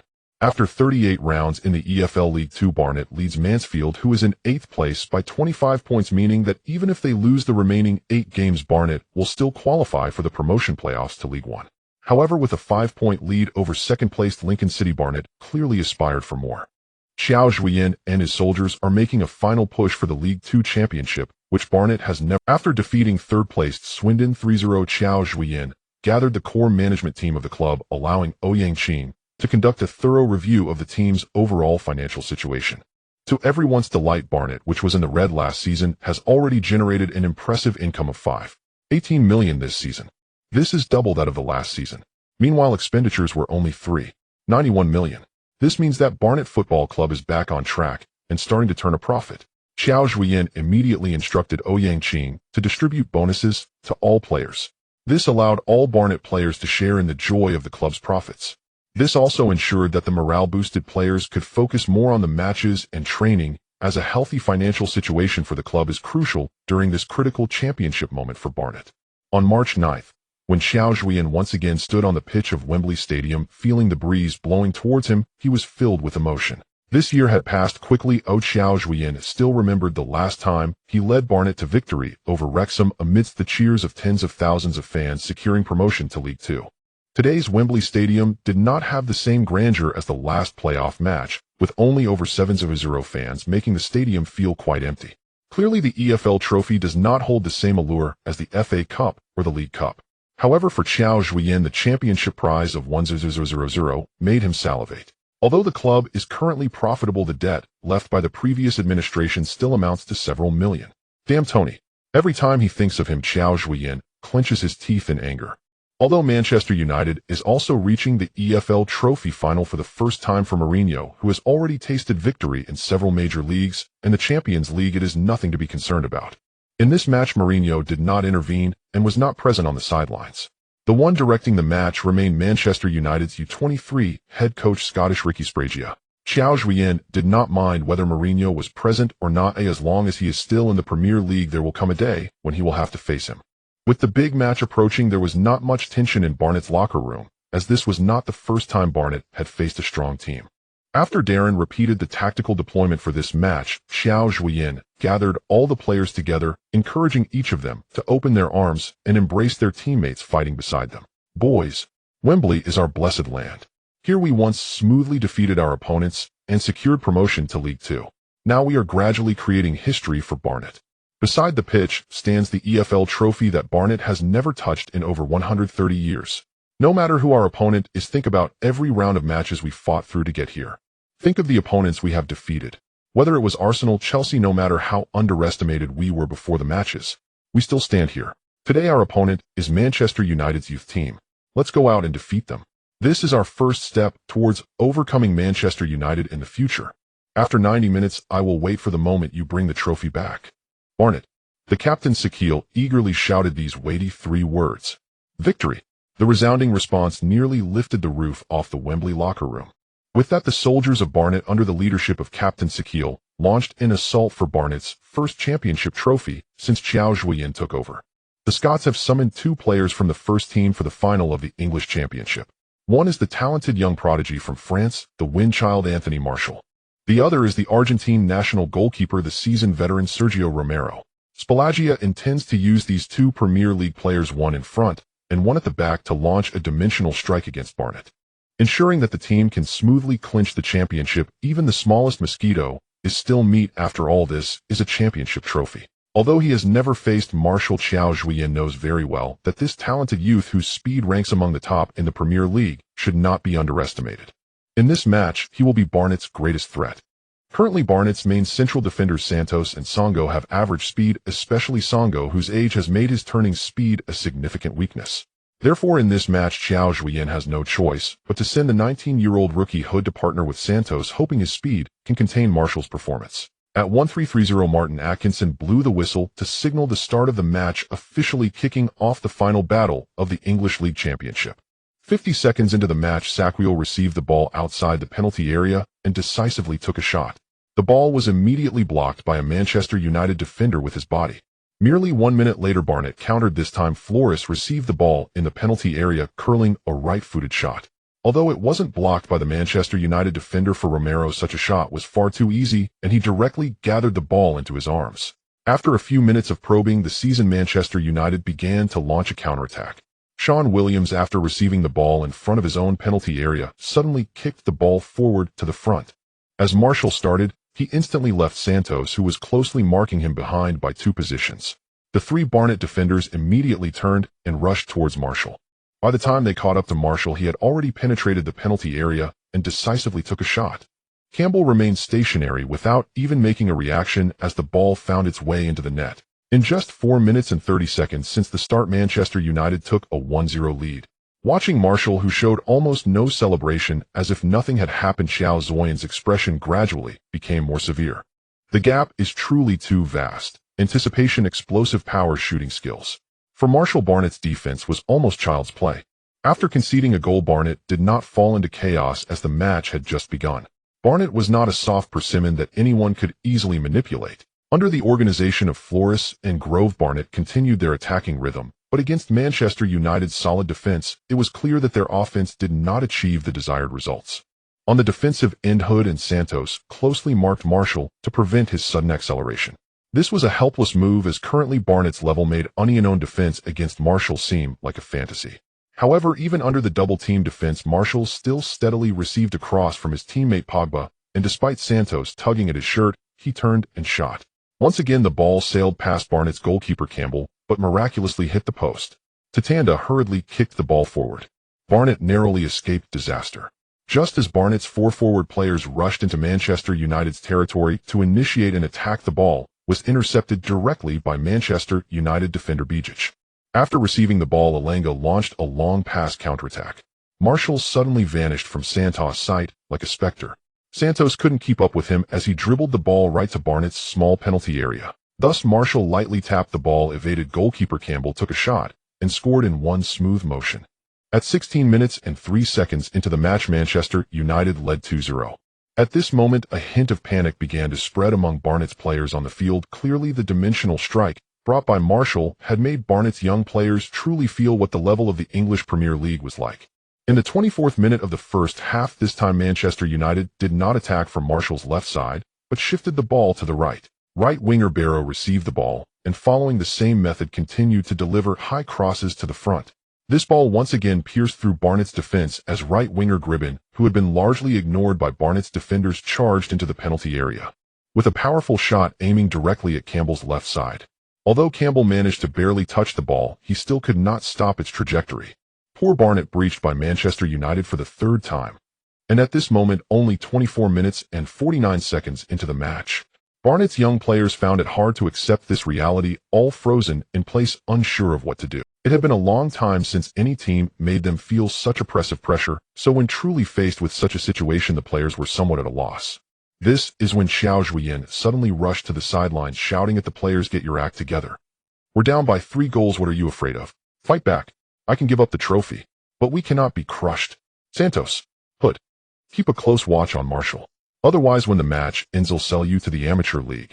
Upon hearing his name, Marshall looked incredulously at Barnett's coaching bench, then helplessly smiled and shook his head, clearly seeing that this Eastern man was vastly different from his coach Mourinho. Although Marshall ignored him, Barnett's players were jolted back to reality by Qiao Zhuoyan's roar.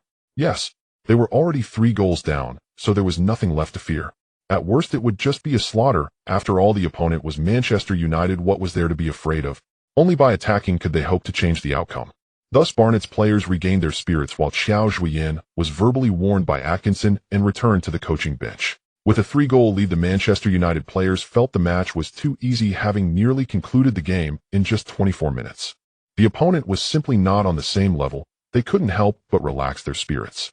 Barnett advanced their defensive line. Since they could not contain Marshall, they decided to implement a more daring offside trap strategy. This tactic unexpectedly proved effective as Marshall and Gribben repeatedly fell into Barnett's offside trap. Perhaps running too fast could also be a problem. In the 36th minute, with Barnett's offense still lacking significant progress, they finally obtained a free kick on the left side of the front court, and the responsibility for taking it naturally fell to Grove. An angry Grove glanced at the crowded penalty area, then slowly stepped back, took a run-up, and passed. The ball skimmed past the goal and drifted to the back post. At that moment, a Barnett player in team colors leaped high, tensed his abdominal muscles, arched his head back to gather strength, and then forcefully hammered the ball towards the goal. This time the ball finally pierced Romero's fingers and fell into the Manchester United net. The repressed Barnett fans finally erupted in cheers. They shouted Pascal's name loudly. This young Barnett right-back had become the hero in their hearts. At this moment, Pascal showed no signs of celebration, directly charging into the Manchester United goal to pick up the ball and run back to midfield. Qiao Zhuoyan watched his cherished player Pascal with satisfaction, reflecting on his growth. At this time, Manchester United's players did not raise their vigilance, as Barnett had only managed to score through a set piece. As long as they continued to maintain their style of play, victory was inevitable. Indeed, as Manchester United expected, Barnett did not score again, with both sides trading attacks and falling into a stalemate. As Samba's shot went wide of the goal, the first half ended with Manchester United returning to the locker room with a comfortable 3-1 lead. At this moment, a tremendous turnaround was slowly brewing in Barnett's locker room. In Barnett's changing room, most of the players had their heads down, silent. A sense of oppression pervaded the entire locker room. Do you know about the night in Istanbul? Qiao Zhuoyan leaned against the wall and suddenly asked the players. Boss, I know, but I was only a 5-year-old child back then. Pascal, the hero of the first half's goal, was the first to respond. His answer elicited laughter from the players, slightly easing the atmosphere in Barnett's locker room. For most players in their early 20s, the night in Istanbul in 2005 was already a childhood memory. That's right, although that match was far behind you. But you must know Liverpool's situation at that time was worse than yours. At halftime, they were trailing AC Milan 0-3. Even during the break, they heard the celebratory songs from next door. At that moment, there were still 45 minutes left in the match. AC Milan was already celebrating victory. The final result, you all know, Liverpool took home the championship trophy. Although there were no celebratory songs from Manchester United at that time, they surely thought they had won. Because you are no match for them. But only we know that Barnett loves to slap others in the face. After speaking, Qiao Zhuoyan looked at the players with a mischievous smile. So boys, lift your spirits. Go out onto the pitch and vent your frustrations. Don't be intimidated by Manchester United. Make them pay for their arrogance. Shouted out loud Barnett. Victory.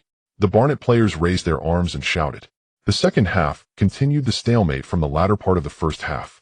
Although both sides had several shooting opportunities, they always missed the goal. When the match reached the 70th minute, Manchester United earned their 5th corner kick of the game. Marshall's header was safely caught by Campbell. With only 20 minutes left in the match, the score on the field remained 3-1, with Manchester United leading by 2. With their excellent control, both the commentators on site and the audience believed Manchester United winning was almost a foregone conclusion. At this moment, Campbell kicked the goal kick long, directly passing to Tatanda, who immediately sent a through ball to the forward Flores. After receiving the ball, Flores, before being pressured by the Manchester United players, curled a beautiful arc with his left foot, just clearing 2 Manchester United players. At that moment, Sakho appeared in Manchester United's penalty area and skillfully controlled the ball. Romero rushed to the near post, almost blocking all of Sakho's shooting angles. At this moment, Sakho decisively chose to shoot. The ball quickly slipped through Romero's armpit. It struck heavily into the right side of the net. 3-2. Barnett scored again. Romero loudly complained to his teammates, hoping they could focus. Sakho quickly brought the ball to midfield as time was running out. In the 77th minute of the match, there were only 13 minutes left. After Manchester United's 6th corner attack, failed possession returned to Barnett. After receiving the ball in midfield, Flores showcased his precise passing ability again, sending the ball directly to the edge of Manchester United's penalty area. Right midfielder Wilkerson and Manchester United's defender Jones started simultaneously chasing the ball. Just as Wilkerson's toes barely touched the ball, Jones also arrived, having launched himself at high speed, unable to stop. Watching helplessly as he collided with the ball-carrying Wilkerson. Penalty kick. Atkinson did not hesitate at all and pointed to the penalty spot. Barnett earned a precious golden penalty kick. Grove, under pressure, stood in front of the ball. Opposite him was the penalty-saving expert, the demon Romero. Grove took a deep breath, held his breath, then began his run-up and shot towards the bottom left corner. Romero leaped and saved. But he was a moment too late. The ball, overly angled, hit the left post. It rebounded just enough to touch the diving Romero. Immediately, the Manchester United defenders cleared the ball out of play. Qiao Zhuoyan slammed his fist into his other hand and yelled to the sky. They were so close, Barnett almost equalized.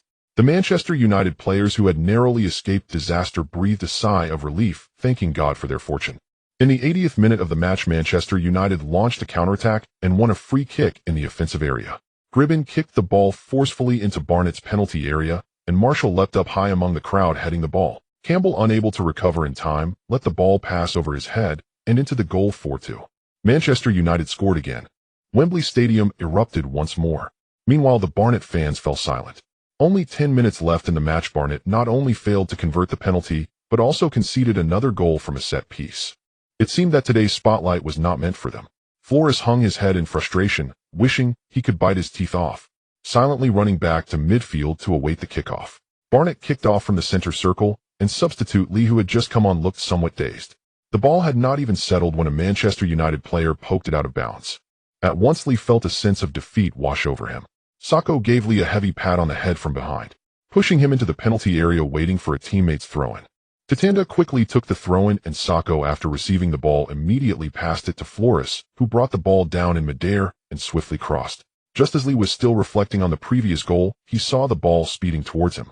Lee instinctively jumped up, heading the ball towards the Manchester United goal. The ball traced an unusual arc in the air. It floated towards the far corner of the goal. Romero was caught off guard watching the ball go into the net. 4-3. Barnet has a glimmer of hope. After scoring, Lee could hardly believe he had just scored his first goal for Barnet. Barnet didn't have time to celebrate with only 7 minutes left in the match. At this moment, the Manchester United players showed signs of panic, continually clearing the ball long, praying for the match to end quickly. Meanwhile, Barnet was in a frenzy, launching wave after wave of attacks on Manchester United. In the 85th minute, Sakho ended Barnet's attack with an offside call with only 5 minutes left in the match. Quickly, Barnet surged into Manchester United's territory again. Tatanda, finding no good opportunity on the left, passed the ball to the central advancing Aaron Cole, who moved the ball to the right and passed to the advancing Stride. After receiving the ball, Stride took it into the right side of the penalty area and passed to Lee inside the box. This time, Lee had no time to hesitate or think and immediately shot towards the goal after turning with the ball. Unfortunately, as a winger, his shot was wildly off target. But just then a dramatic scene unfolded. The powerful ball struck the leg of the defending Sean Williams. The poor Romero was intently focused on the ball's trajectory and was caught off guard as he saw the ball roll into the net.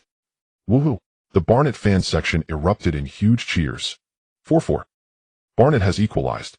All the Manchester United players stood frozen, dumbfounded, especially Williams, who squatted on the ground, holding his head in disbelief at what had just happened. With 2 minutes of stoppage time over, both sides directly entered the penalty shootout. Facing the demon Romero, it was clear that the psychological pressure on Barnet's players was greater, but after all, they were the ones making the comeback, so in terms of momentum, they were much better than the still disoriented Manchester United players. Marshall stepped up without hesitation, taking the first penalty kick, running up and shooting. The ball went straight into the top left corner, perfect and flawless. What no one expected was that Grove, who had previously missed a penalty, was Barnet's first penalty taker. Grove, under pressure, shot with a trajectory almost identical to the last one, but this time the ball cunningly found its way into the bottom left corner without being obstructed by the post. Manchester United's second penalty taker was the standout performer Barrow, who took a deep breath before running up to shoot. Campbell quickly lowered his body. He deflected the shot aimed at the center. The scales of victory tilted towards Barnet. Flores, who was in the same position as Barrow, stepped up, and the demon Romero, living up to expectations, dived to save the ball. Both sides returned to the same starting line. Manchester United's Pogba jumped in front of the ball, showing his ease. However, in his subsequent shot, he still chose to shoot towards the center. Campbell palmed the ball over the crossbar. However, Barnet's third penalty taker, Sakho's shot, was once again saved by Romero. The demon was simply dominating. Manchester United's fourth player, Gribben, was not affected by the previous players and calmly scored. Barnet's Cole, under pressure, also found the back of Romero's net. In the crucial fifth round, Manchester United sent in the fullback Moat, who fearlessly shot towards the center. Campbell stood still and directly punched the ball away.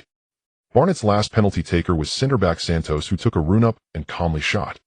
When the ball finally stopped spinning in the goal, Qiao Zhuoyan and the substitute players had already rushed onto the field, embracing with the players.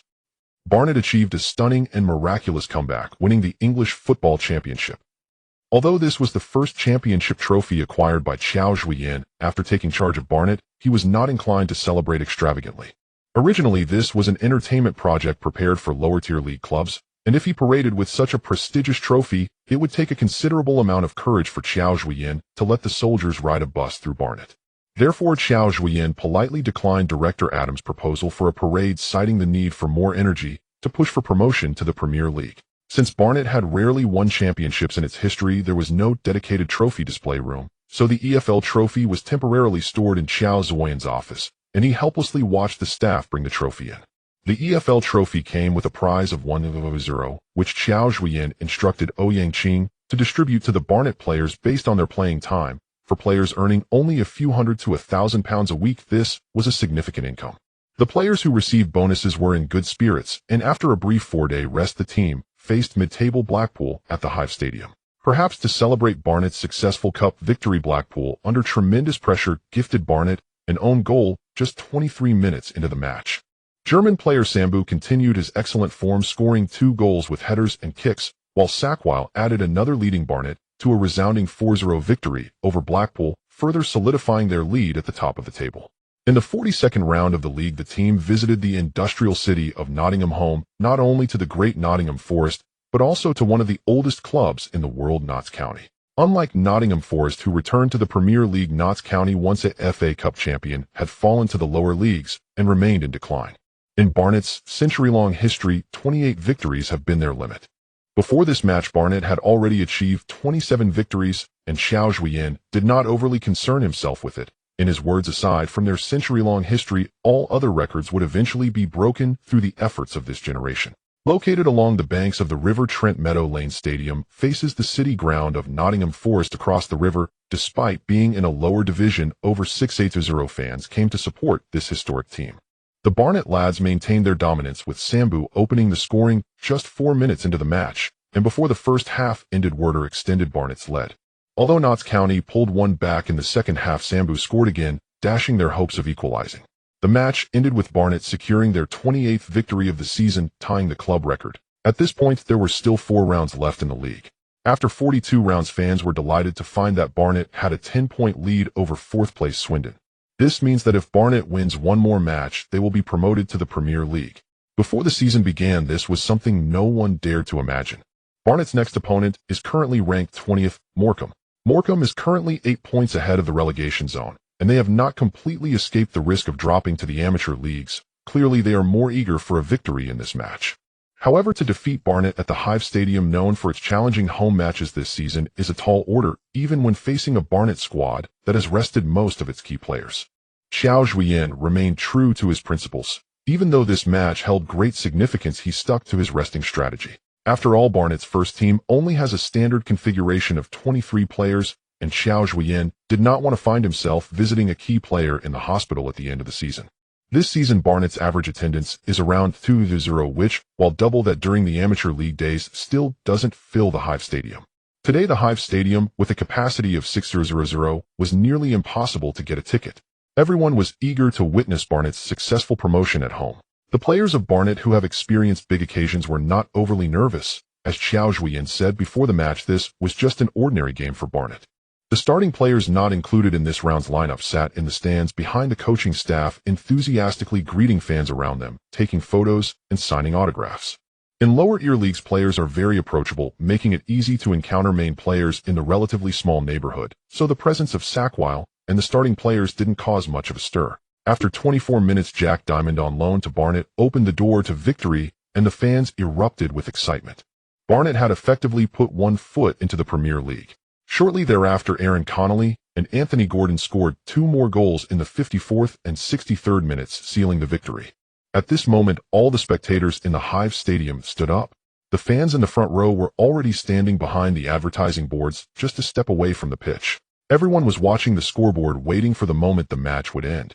Even when Morecambe scored in the 75th minute, it failed to dampen the enthusiasm. The Morecambe players did not even celebrate. At this moment, they served the same purpose as a backdrop.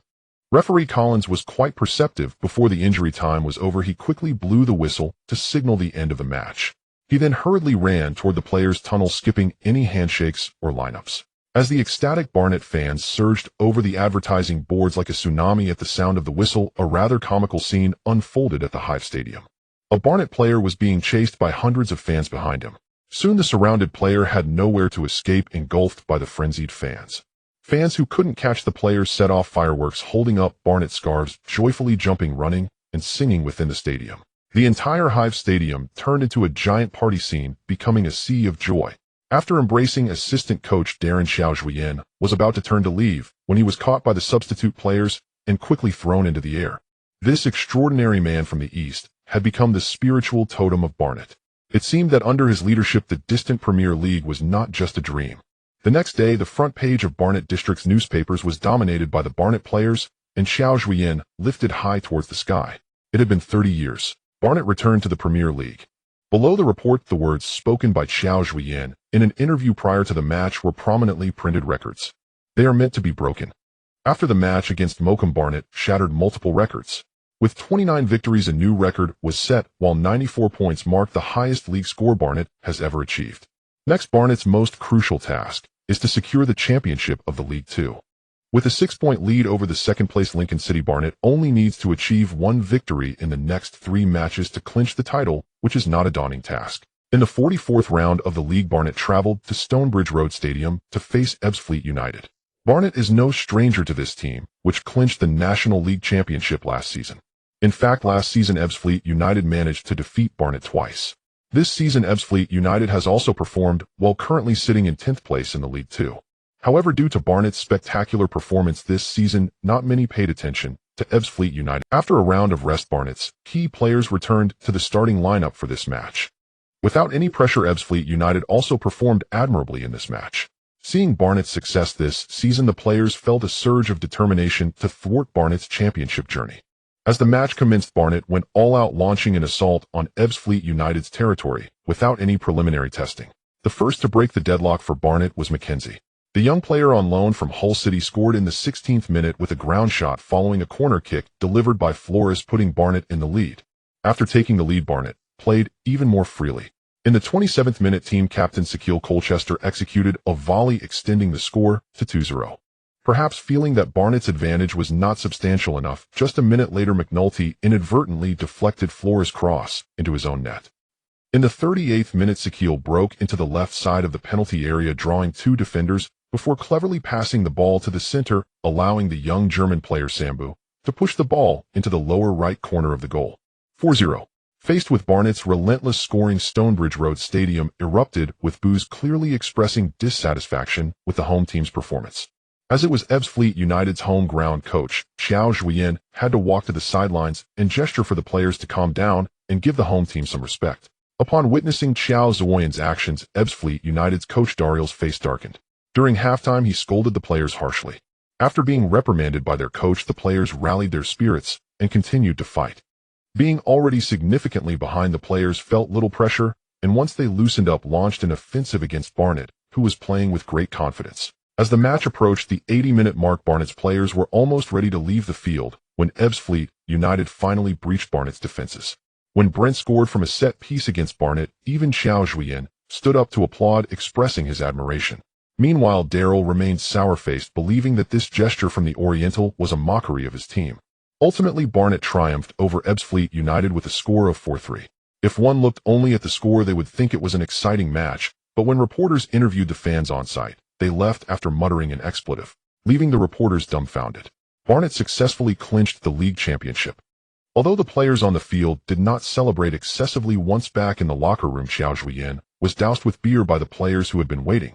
Watching their coach drenched from head to toe, the players burst into laughter, raising their beers and dancing together while singing victory songs. Sniffing the strong smell of beer all over him, Qiao Zhuoyan could only shake his head helplessly and turned to Darren, saying, "Old buddy, it seems you'll be going to the press conference later, and I only brought this set of clothes. I think you going like this is quite good, At this moment, Darren was completely relaxed, shedding his usual stern demeanor. Ultimately, Darren's suggestion was ignored, and he went to the press conference in his usual serious manner. When Daryl saw Darren arrive, his already gloomy face grew even darker. In the last two rounds of the league, Barnet remained unstoppable. Even with substitute players on the field, they expressed their attacking talents to the fullest. In the 45th round of the league, Bala Sambu scored both goals for the team, and Barnet defeated Plymouth 2-1, bringing their league points to a staggering 100. In the final round, once again playing away, Barnet did not show any leniency towards Newport County. The team won 3-0. With those 3 points secured, Barnet's points in the League Two this season reached an astonishing 103, breaking the previous league record of 102 points set by Swindon in the 1985-86 season. This time, Qiao Zhuoyan did not refuse Adam's suggestion and agreed to arrange for the players to have a victory parade in the neighborhood after returning to Barnet. On May 10th, under the bright sunshine at Barnet's base, the players donned their traditional home jerseys and boarded the double-decker bus with Qiao Zhuoyan. The side of the bus boldly displayed the words, "We are the champions." Captain Sakil Colchester stood at the front of the bus with the League Two championship trophy and the previously won English Football League trophy beside him, glimmering brilliantly in the sunlight. Although its prestige does not compare to the Premier League title, this is indeed Barnet's first time being crowned as a double champion. The area around Barnet's base was already filled with enthusiastic fans and citizens, all raising their Barnet scarves and singing the song about returning to the top tier, bidding farewell to the championship bus as it slowly drove away. The bus moved slowly, and the players continuously waved at the surrounding fans, taking pictures and enjoying the moment. Darren looked at the crowd of fans and couldn't help but express to Qiao Zhuoyan, "I've never seen Barnet so lively. This feeling is incredible." "Qiao, Darren, let's work hard again. This will definitely not be the last time. But next time I don't want the League Two trophy. Qiao, I believe in you. Whatever you say, I believe you." In the over 130-year history of the team, Barnet has not been without its experiences in the top-tier league. 30 years ago, Barnet ascended to the top division as the third-place team in the second division. Unfortunately, in their first season in the top division, they faltered and only managed to secure 5 wins, finishing at the bottom and once again falling back to the second division. If the gap between the second division and the amateur leagues isn't particularly vast, where willpower may sometimes transcend tactics, the top division is a true dividing line between professional and amateur leagues. In the English League One, there are several well-known veteran teams that have gained recognition overseas, such as Birmingham, Portsmouth, and Bolton. These teams often appear in the Championship and even the Premier League, supported by years of professional operations, excellent training facilities, and comprehensive youth training systems, advantages that lower-tier teams can hardly match. For example, Portsmouth's Fratton Park can accommodate a full 2,000 spectators, completely overshadowing Barnet's Hive Stadium. Thus, for Qiao Zhuoyan, a vacation this summer is undoubtedly a luxury. The main roster of the team must undergo necessary upgrades to avoid repeating the mistakes of 30 years ago. After receiving a call from Qiao Zhuoyan, Ouyang Qing quickly sent over Barnet's financial report from last season. What delighted Qiao Zhuoyan was that Barnet ultimately generated an income of $6.28 million and an expenditure of $4.6 million, yielding a profit of $1.68 million. Of course, this portion of money, after Ouyang Qing's meticulous calculations and planning, still left a meager transfer budget of $0 available for spending. Qiao Zhuoyan even began to doubt his life, feeling as though he would spend his entire life repaying debts. Fortunately, Barnet's debt has decreased from $10 million to $4 million. This did provide Qiao Zhuoyan with a glimmer of hope. With Barnet's impressive performance, fans who support Barnet have started to see hope again, and more of them are returning to the Hive Stadium. Clearly, Ouyang Qing had no expectations in this regard. Qiao Zhuoyan knew that this financial expert, the Ice Beauty, was beyond the grasp of an outsider like him, leaving him with no choice but to comply. This summer, it seems he would have to rely on his eloquence and engage in his specialty of playing tricks to make things work. It is estimated that the young players who did not receive contract renewals will soon see this mysterious Eastern man with excellent persuasive skills again.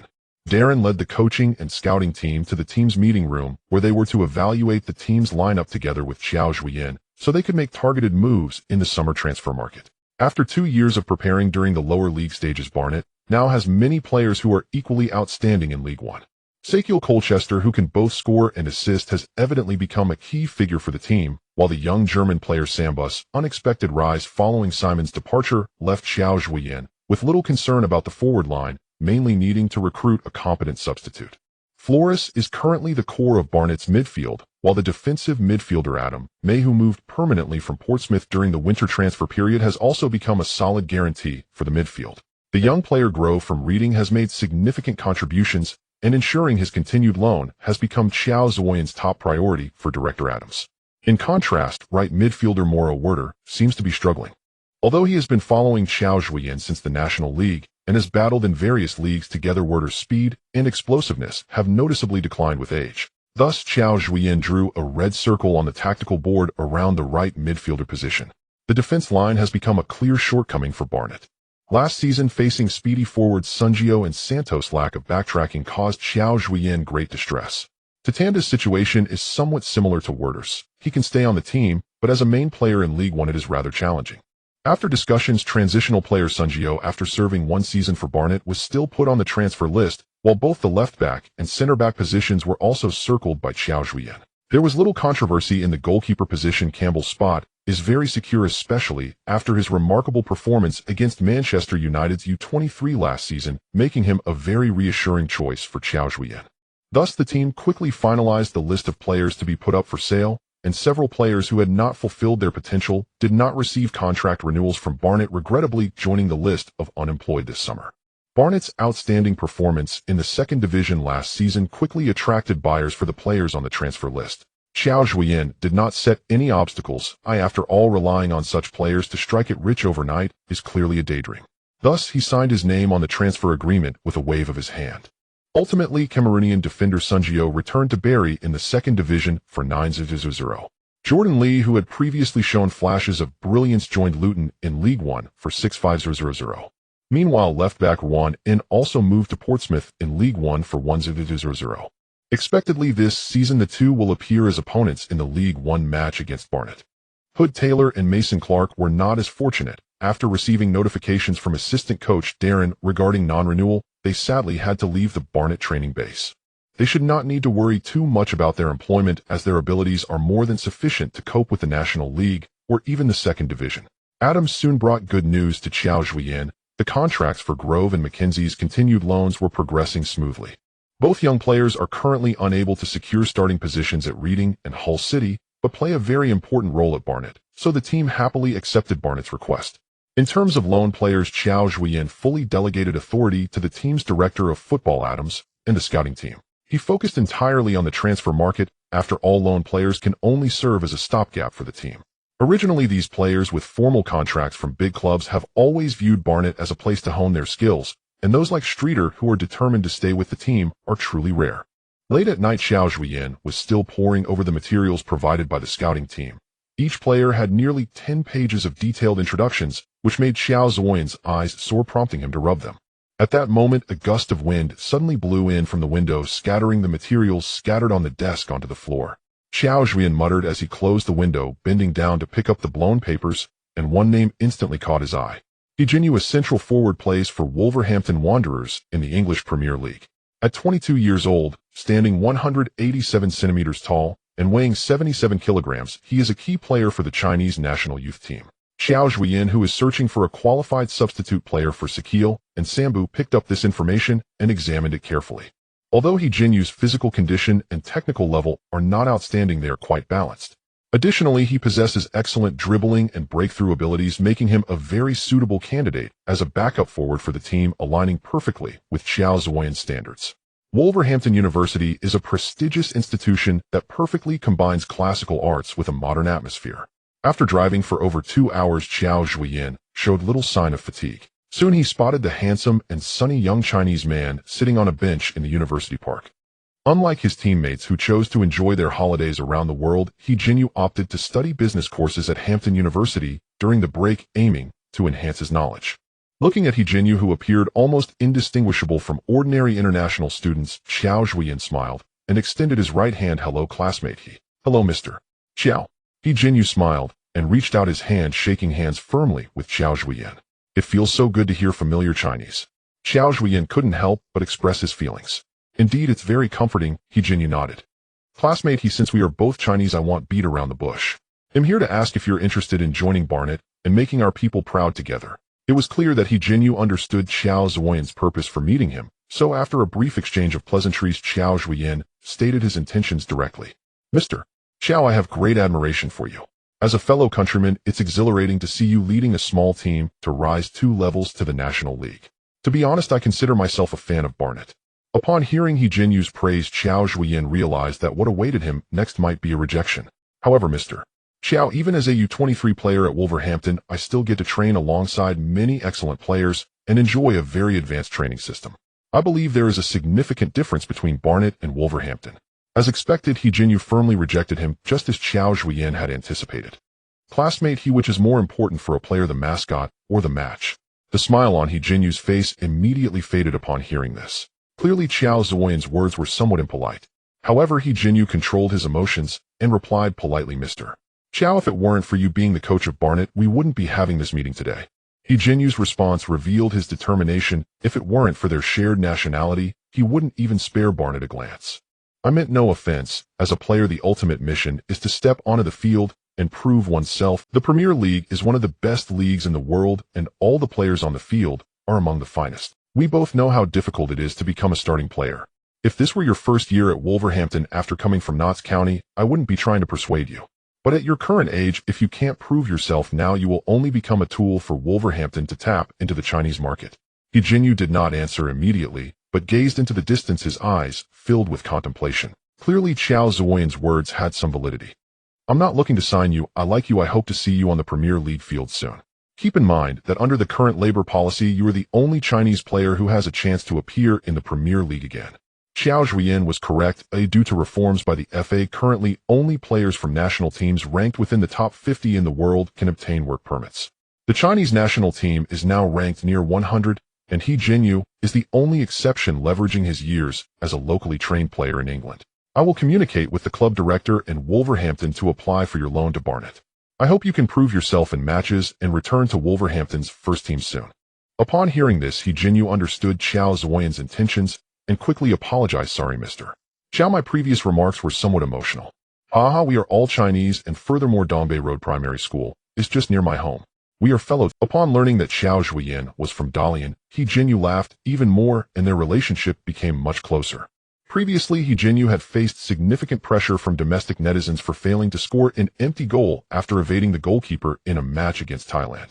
He is eager to prove himself as soon as possible. However, the U23 matches have little exposure, which has indeed become his biggest frustration. Barnet has numerous Chinese shareholders and fans, and He Jinyu's joining would immediately garner significant exposure. Therefore, a loan contract is a very good choice for him. Since the owner became Qiao Zhuoyan, Adams' efficiency in handling matters has also skyrocketed. Wolverhampton, also controlled by Chinese capital, did not set any obstacles and gladly agreed to Barnet's loan request. Thus, He Jinyu smoothly joined Barnet again, becoming the headline news in the sports sections of major media outlets in China. This was undoubtedly a win-win situation for both Barnet and He Jinyu. After achieving his purpose for this trip, Qiao Zhuoyan returned to Barnet satisfied. On his way back, he received a call from the team's left-back Tanda, which made him even happier. Mark Bola, the main left-back for the Democratic Republic of the Congo, plays for Blackpool in the English Football League 2. This season, watching his national teammate Tanda lead Barnet to promotion to the National League was quite impressive. In contrast, his team Blackpool has become the most disappointing team in the League 2 this season. Previously a favorite to promote after being relegated from League 1, Blackpool finished only in 15th place in League 2 at the end of the season. This has deeply hurt Mark Bola's heart. Having come through Arsenal's youth training, Mark joined Blackpool with high hopes after ending his contract with Arsenal, signing a 2-year deal. Unfortunately, he was relegated to League 2 in his first year. In the second year, he only finished mid-table in League 2. Mark Bola did not sign a renewal contract with Blackpool. He hopes to play in higher-level leagues. After receiving the news, Tanda had no selfishness despite their overlapping positions and still recommended his teammate to the head coach. Upon receiving the call, Qiao Zhuoyan immediately expressed his gratitude to Tanda, promising that he would not kick him out due to the arrival of other players. He remains an important member of Barnet. Thus, the football director Adams rushed to Portsmouth to negotiate the details of the personal contract with Mark Bola. Thanks to Tanda's presence, this communication went very smoothly, and Mark Bola rejected offers from other teams, becoming the first player to officially transfer to Barnet this summer. When Qiao Zhuoyan brought back the young defender Kyle Hawkins from West Bromwich Albion to Barnet, no one found it surprising anymore. This miraculous Eastern coach, like a lobbyist, always appeared in the cities of major clubs, using his silver tongue to awaken one aspiring young player after another, who then signed their names on the contract with Barnet. Only Qiao Zhuoyan knew just how arduous it was. Faced with the stingy Ouyang Qing, signing free agents had almost become the only way for Barnet to strengthen their squad. However, those well-known players seeking to break their contracts showed no interest in the blueprint Qiao Zhuoyan painted. It was only these young lads who succumbed to the temptation of Qiao Zhuoyan's grand promises and signed their lives away. Fortunately, Qiao Zhuoyan was a persuasive genius, but not a charlatan who spoke empty words. After joining Barnet, the players were quickly moved by the relaxed and joyful atmosphere integrating into this collective that was almost entirely composed of young people. Within the team, there were no factions, everything was based on merit, and such an excellent environment made the newcomers feel incredibly fortunate. As the gathering date for the new season approached, Barnet accelerated their recruitment efforts. Director Adams became Qiao Zhuoyan's most capable assistant this summer, quickly securing loans for centre-back Tyrell Warren and midfielder Matthias Kett from West Bromwich Albion and Fulham respectively. Especially Tyrell Warren, a rising star from Manchester United's youth academy, who after being released by Manchester United caught Qiao Zhuoyan's attention like a predator sensing its prey, and he immediately pounced. However, Warren presented a contract from Premier League team West Bromwich Albion and rejected Qiao Zhuoyan. While the blow wasn't severe, it was extremely insulting. Unexpectedly, Adams found another way for Qiao Zhuoyan to acquire him. Warren, realizing he couldn't secure a spot in West Bromwich Albion's first team, was delighted to join Barnet on loan. General Bennett, an 18-year-old right-winger, was not overly concerned about his livelihood after not receiving a new contract from Tottenham. Soon several League 1 and League 2 teams presented their contracts. Barnet was one of them. Aside from the fact that the team was still located in London, there were hardly any distinct advantages. Just as Bennett was about to accept the contract from Wimbledon and head to Plough Lane, Sakiel's call changed his mind. Sakiel, also from Tottenham's youth academy, resonated with Bennett even more. Moreover, as the captain of Barnet and the dominant figure in the locker room, Qiao provided Bennett with a tremendous sense of security. Thus, with Qiao's help, Qiao Zhuoyan successfully acquired the young winger. Watching a player he was about to finalize being snatched away by Barnet Wimbledon coach Barrett was furious, unleashing a tirade in the media asserting that Barnet would definitely be relegated this season and that the player's choices were utterly unwise. The media, ever eager for drama, immediately called Qiao Zhuoyan to hear his side. Clearly in a good mood after securing his desired players, Qiao Zhuoyan laughed heartily upon hearing Barrett's remarks and told the reporters, "I heard Wimbledon barely survived last season by 2 points. You should really consult Barrett to see what that feels like." The reporters, eager for sensational news, once again dialed Barrett's number, turning themselves into messengers while adding fuel to the fire. Barrett clearly detected the provocation from the Easterners. After a long silence, he simply replied, "See you in the league," before hanging up. With the league yet to start, it seemed he had settled the score with Wimbledon. Strapped for cash, Qiao Zhuoyan ultimately assembled his 23-man squad for the first season in League One within a week before the transfer window closed after a summer of running around. Observant media noted that although 7 players were brought in, the core framework of Barnet's starting lineup remained largely unchanged. It seemed Qiao Zhuoyan had great confidence in his players. Barnet's League One squad list. Goalkeepers: Harry Campbell, 24, Johnny Heifman, Youth 17. Defenders: Mark Bola, 22, David Tatanda, 24, Ricardo Santos, 25, Kyle Hawkins, 24, Tyrell Warren, on loan, 21, Dwight Pascal, 19, Jamie Struy, 24, Sam Robinson, on loan, 21. Midfielders: Jordan Flores, 24, Orgrove, on loan, 20, Adam May, 22, Mauro Verholt, 27, Aaron Cole, 24, Robbie McKenzie, 21, Gennell Bennett, 18, Warren Clark, 22, Matthias Kett, on loan, 22. Forwards: Sakil Colchester, captain, 25, Bala Sambu, 22, He Jinyu, 22, Ashley Hill, 21. On June 29th, the agreed gathering date, the players appeared quite relaxed after a holiday of rest. Qiao Zhuoyan briefly introduced the new teammates to everyone and had a few of them join the team. Since the team was mostly young, there were no communication barriers, and they quickly became familiar with their teammates. The gathering day primarily focused on recovery training with low intensity and little confrontation. Qiao Zhuoyan certainly didn't want to see any players injured on the very first day of the new season. 2 hours later, after training, the players gathered again, awaiting the head coach's first speech of the new season. Qiao Zhuoyan looked at his players with a hint of affection filled with anticipation for their future. "I can't believe 2 years have passed just like that. My mother finally believes in the head coach of a team." Qiao Zhuoyan's humorous opening elicited laughter from the team, especially from the players who had followed him for 2 years, clearly remembering this line. This was Qiao Zhuoyan's first opening speech as head coach of the team, after which he sent the team's main striker Harrison to the U23 youth team. "I believe your holidays were all wonderful.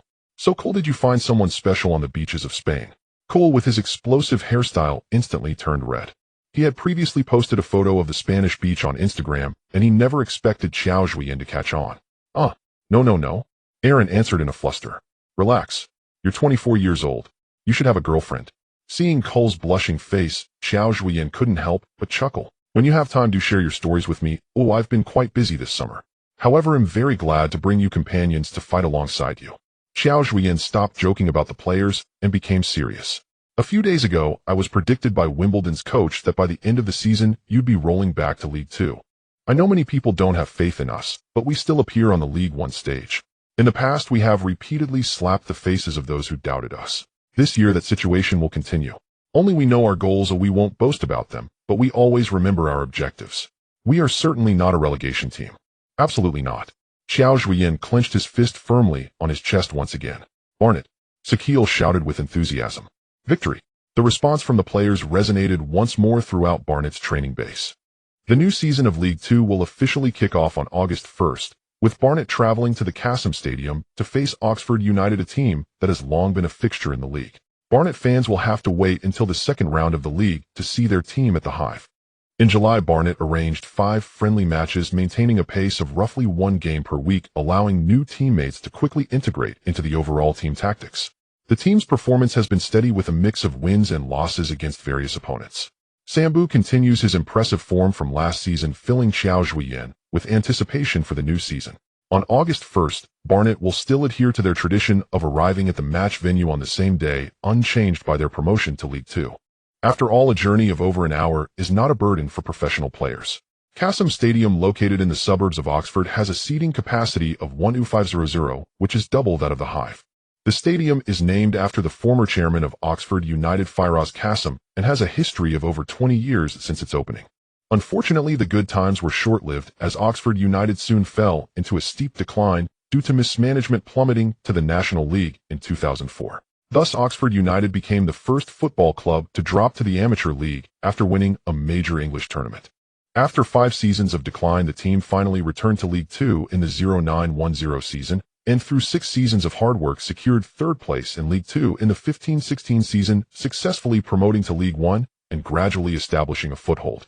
Despite Barnet's dreamlike performance in the previous season's League Two, the media still favored Oxford to achieve their first victory of the season.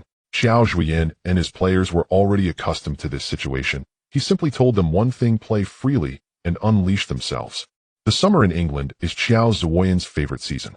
Today, Oxford is only 16 degrees, with no hint of summer's heat. The gentle breeze caresses his face, putting him in a good mood. At 1500, the match officially began. Today, over 8,300 fans flocked to the stadium, most of whom were Oxford supporters.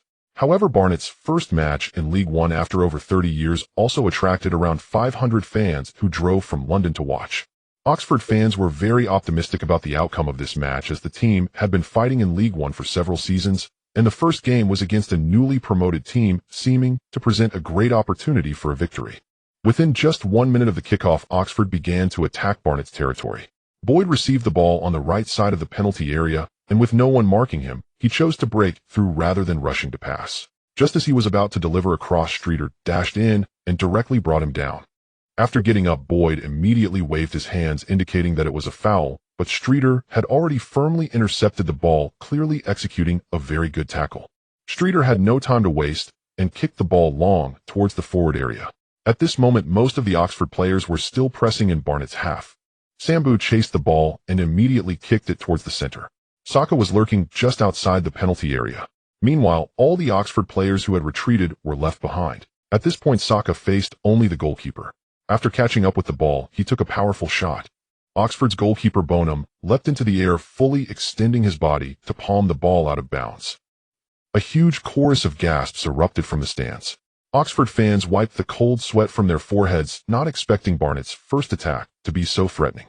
In response, Oxford countered with an unknown chance as Tyrese used his speed to shake off Hawkins' defense. He charged rapidly towards the Barnet penalty area. Hawkins exerted all his strength, but could only barely keep pace with Tyrese. Upon entering the penalty area, Tyrese took a shot which was blocked by the quick-diving Campbell, and Hawkins kicked the ball out of bounds. This time, the Oxford fans gave a loud round of applause to encourage the players. 2 minutes later, Sambu received Grove's corner kick and struck it powerfully. The ball was once again saved by goalkeeper Bonham, and Grove's follow-up shot hit the outside of the goal post and bounced out of bounds. Fans gradually began to realize that this newly promoted team was not the pushover they had imagined, as it seemed that Barnet was taking the initiative on the field. Just as the fans were beginning to doubt, Oxford won the first corner kick of the match. White aimed for his teammates in the penalty area and directly lobbed the ball to the near post. Darby understood the assignment and leaped to head the ball. This time the ball finally pierced through Campbell's fingers.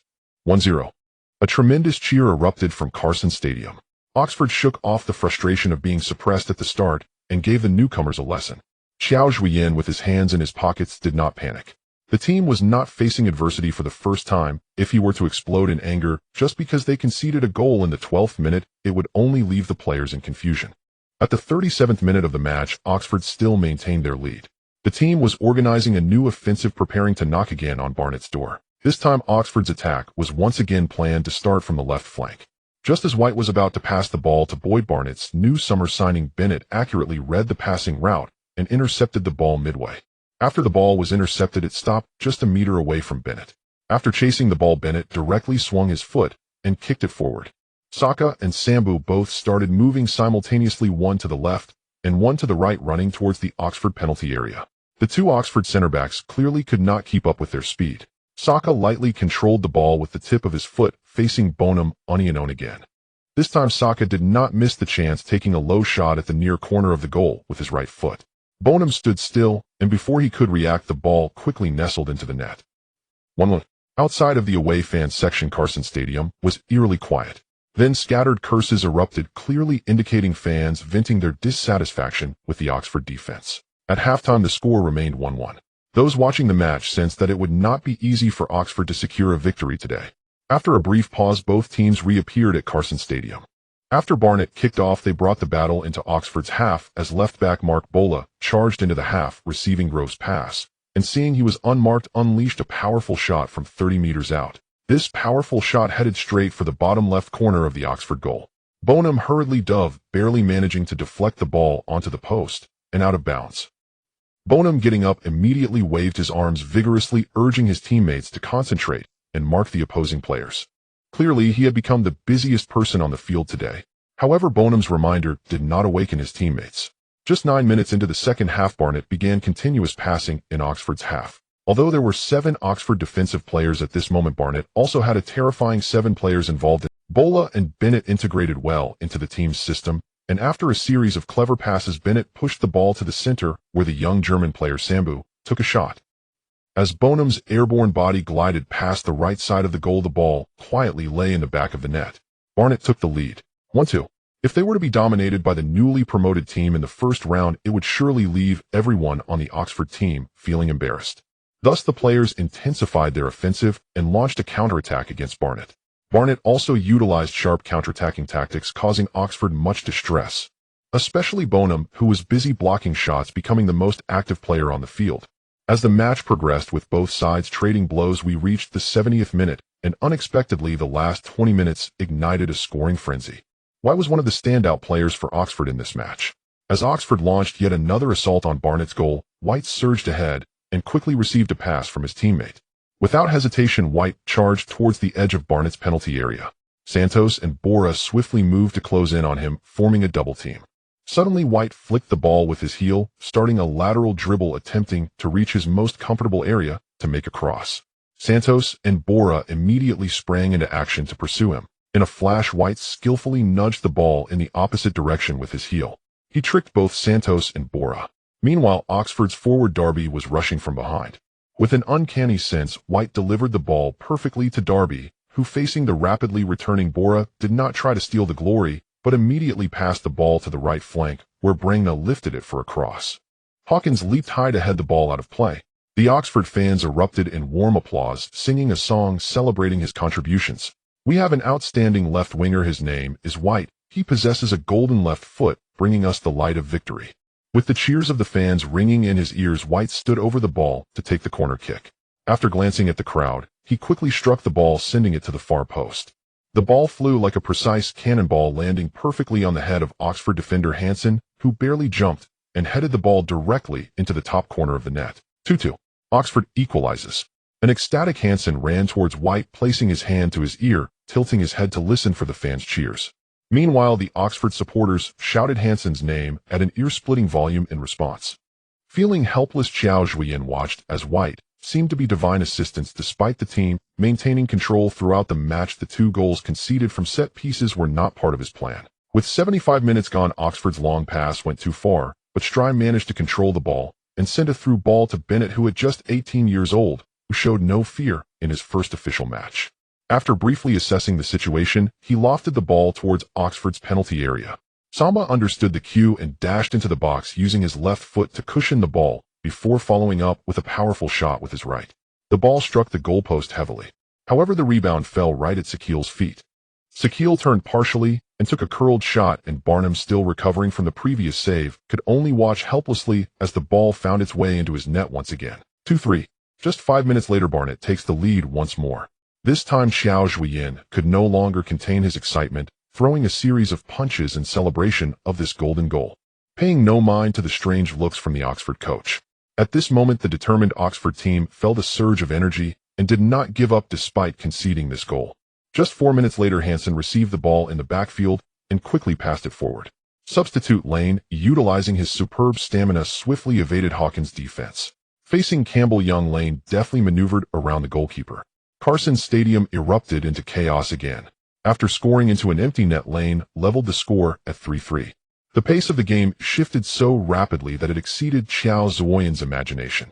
The contest between the 2 teams had reached a boiling point. In the 80th minute, within a mere 10 minutes, both teams scored 3 goals. In the previous 70 minutes, there were only 3 goals in total. In the 85th minute, Barnet won a corner.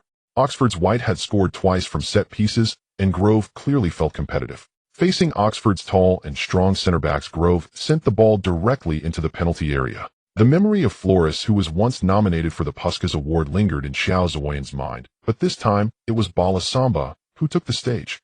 Although the German youngster's goal could not compare to Flores, this volley was still spectacular. The powerful ball sailed directly into the top corner of the net. 3-4. Barnet takes the lead again. Carson Stadium fell silent for the 4th time, but this time the match was already in the 85th minute, with only 5 minutes left until the end. Could Oxford equalize again? Time ticked away and the match entered the final moments of stoppage time. All the Oxford fans stood up to watch while Barnet supporters felt their hearts racing. After 30 years, there were only a few seconds left until Barnet's first victory upon returning to the top league.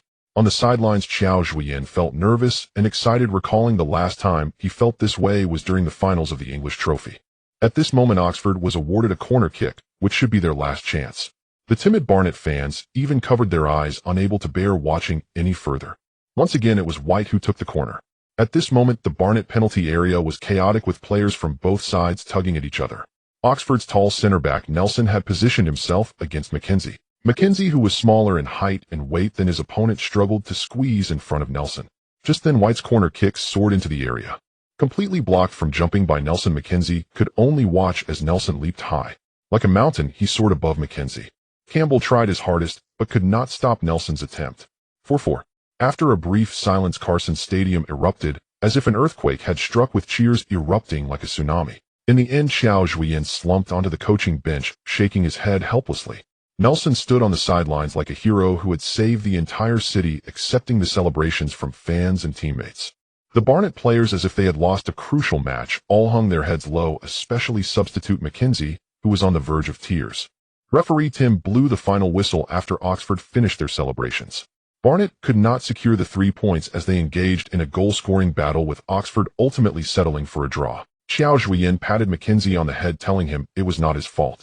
He then encouraged the players to lift their heads. After all, the team had shown everyone through this match that Barnet must not be underestimated, and a draw was not unacceptable. In the press conference, Qiao Zhuoyan deviated from his usual style, praising Oxford, especially White, to the point of drooling with envy. Oxford's coach Sean was taciturn, as it was indeed somewhat embarrassing to be held to this level by a newly promoted team. A journalist from a sports newspaper asked Qiao Zhuoyan, "Barnet is widely regarded as a relegation favorite in this season's League One, with odds as low as 1-4. Mr. Qiao, how do you feel about such odds?" Qiao Zhuoyan's smile gradually faded, only to reveal a faint, enigmatic smile. "I just want to tell all the coaches in League One you can underestimate Barnet, but please don't cry."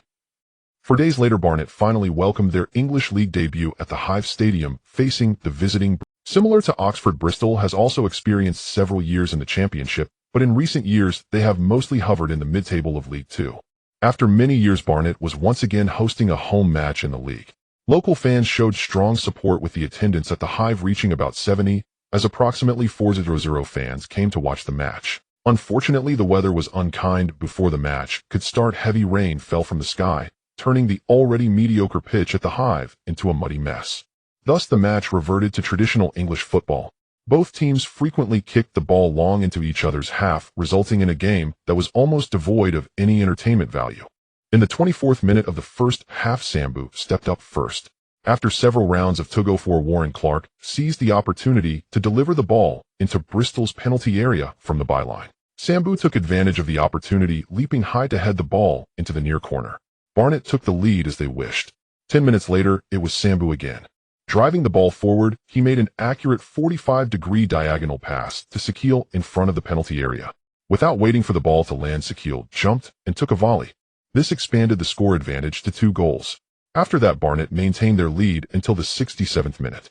Barnet pressed the ball back into Bristol's half as Stree threw in a throw-in. As soon as Sambu touched the ball, he was pushed off balance. Kieran Bennett seized the chance to intercept the ball. Such physical contact is far too common on English pitches that the referee had no desire to blow the whistle. Kieran wasted no time and directly passed the ball to forward Edmondson. Edmondson, who had not had many good opportunities throughout the match, quickly passed the ball to his teammate Riley at the edge of the penalty area before Santos could defend. At this moment, Hawkins, who was marking Riley, was left 2 positions behind. What followed became much easier as Riley effortlessly dribbled past Campbell and slotted the ball into the open goal. 2-1. In the 80th minute of the match, Barnett had a throw-in in the attacking third. This time Stree combined with Mackenzie, quickly passing the ball to the overlapping left-back Bola, who tried to turn and shield the ball against 2 defenders in the penalty area. The ball was intercepted again by a Bristol player. It was then cleared by defender Seacombe to the midfield. Riley then reciprocated, beating Hawkins to pass the ball directly to Edmondson ahead. Facing the returning Santos, Edmondson tried to pass the ball back to Riley. Hawkins intercepted and cleared the ball with a big kick. However, the ball remained in Barnett's half. After several passes, Paddington regained the ball in the baseline area and sent a cross into the penalty area. Although Edmondson was closely marked by Santos and Robinson, he still could not be stopped by this promising star on loan from Leeds United. Edmondson forcefully smashed the ball into the Barnett goal. It felt like a heavy blow to Qiao Zhuoyan's heart. The English League is still the English League, and the demands on defensive players are not on the same level as the lower leagues. This also caused Qiao Zhuoyan to have some worries about his defense. It must be said that the overwhelming performance in the lower league had made Qiao Zhuoyan somewhat complacent, clearly overconfident about his lineup. In this way, Bristol Rovers, with only 4 shots on goal throughout the match, scored 2 goals and left the Hive with a point. If this result is hard to accept, at least it is not for the fans. After all, Barnet is just a newly promoted team in the English League. But for the ambitious Qiao Zhuoyan, there was some reluctance.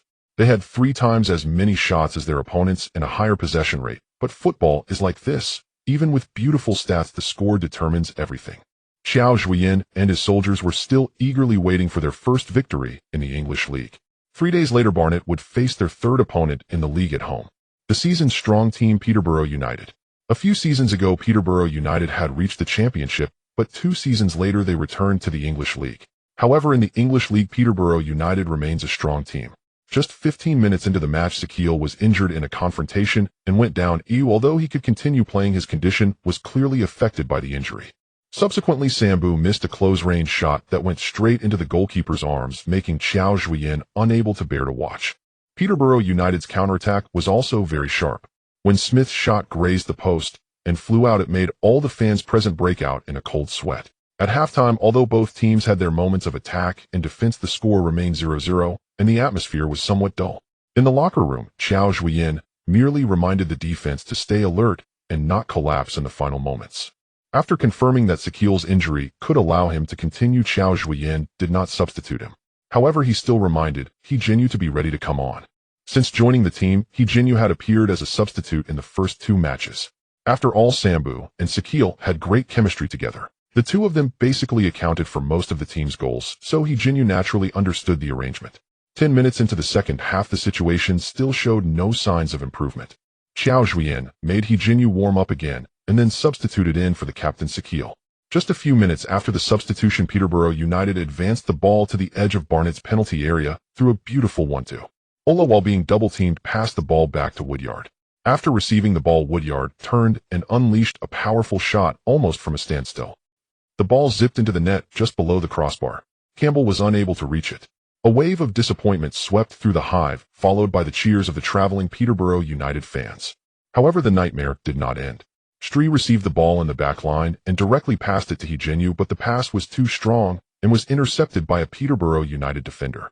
Ola, Woodyard and Lamela combined with a clever triangle passing in midfield, directly distributing the ball to the wing where Grigori was making a run. Grigori quickly advanced down the flank and crossed. The young Hawkins, focused on the incoming ball, once again lost track of the Peterborough United forward Smith behind him. Smith almost headed the ball into the goal from the far corner. 0-2. Barnet trailed by 2 goals at home. Qiao Zhuoyan glanced at Darren and shook his head helplessly. Bringing in young players ultimately comes at a cost for their growth. With 20 minutes left in the match, Barnet was trailing their opponent by 2 goals at home. 6 minutes later, Wilkett launched an attack on the right flank. A half-high through ball was played right into Hijinyu. Although Hijinyu is of Eastern descent, he possesses a strong physique and directly overpowered the Peterborough United defender as he jumped. After controlling the ball in midair, Hijinyu immediately charged towards the Peterborough United penalty area. At this moment, 4 Peterborough United players were standing in front of Hijinyu to defend. Yet he showed no hesitation, choosing to shoot towards the far corner of the goal through the gap. The goalkeeper's dive became the backdrop for He Jianyu's goal. Goal. The young Chinese player He scores for Barnet. He is Qiao's compatriot, standing up in a critical moment to save Qiao. After scoring, He Jianyu was immediately surrounded by teammates for a celebration. He shyly smiled and pointed a finger towards Qiao Zhuoyan, sharing the joy of the goal. In the 83rd minute, the German young player Sambu received the ball in midfield and accurately found He Jianyu delivering a beautiful pass that He Jianyu confidently controlled.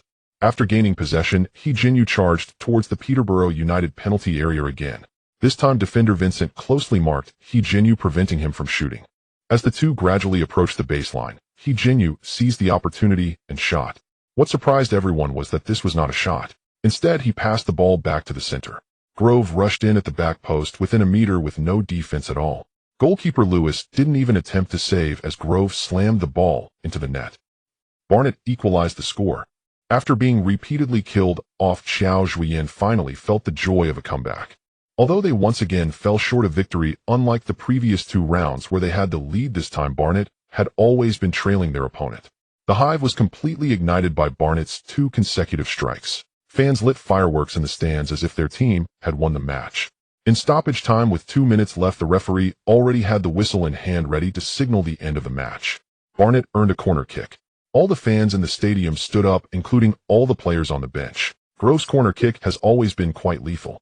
Would Barnet have a chance? The corner was taken. It was not directed into the penalty area. Instead, it was passed to the outside to He Jianyu. He Jianyu took 2 steps into the penalty area, suddenly made a lateral move, directly faking out the defender Vincent. In a critical moment, He Jianyu swung his left foot and unleashed a powerful shot. The ball struck goalkeeper Lewis. A deflection occurred. The next second, the entire hive descended into madness. The ball grazed the left post and hit the side netting. Barnet turned the score around to 3-2. Qiao Zhuoyan rushed onto the field at the moment of the goal. Pointing at He Jianyu, he dashed towards him. Afterward, the two tightly embraced one another. The two Chinese players had completely dominated this match. The comprehensive report on the English League One by Sky Sports highlights the name China prominently. The following image captures He Jianyu embracing head coach Qiao Zhuoyan after his decisive goal in the dying moments. While the article praises Barnet's return to the top tier after 30 years, it cautiously emphasizes that the most crucial task for Barnet remains ensuring their survival in the league by the end of the season. In high spirits after the victory, Qiao Zhuoyan chose to grant the team a day off, even with only 3 days to prepare for the next match. 3 days later, Barnet faced Mansfield in the first round of the English League Cup at home, welcoming a team that had just been promoted to League One through the playoffs. Sakul was sidelined due to an injury sustained in the match against Peterborough, allowing He Jianyu to make his debut in the starting lineup for Barnet. Flores, still unable to play due to a calf injury from the match against Bristol Rovers, was replaced by Tatan. The young African player, who has become a substitute for fellow teammate Mark Bola this season, cherished this opportunity to start. Tatanda's luck was certainly on his side. In the 36th minute, after Barnet's corner was cleared from the box, the ball fell right at Tatanda's feet. Seeing no good opportunities for his teammates, Tatanda chose to shoot. Goalkeeper Phillips was caught off guard by the shot, and the ball duly found its way into the Mansfield net. 10. The score remained 10 until the 76th minute. After receiving the ball in the center, He Jianyu faced a blockade from the center back and directly passed the ball to the overlapping right back Stry, who dribbled to the byline and delivered a cross. The ball perfectly cleared the head of defender Pierce, and He Jianyu, lurking behind, seized the opportunity and gently tapped the ball into the Mansfield goal. 20. With consecutive goals in 2 matches, He Jianyu left a profound impression on Barnet's fans. Naturally, Qiao Zhuoyan, also a Chinese, was even happier to see a Chinese player perform so brilliantly under his guidance, bringing him double joy.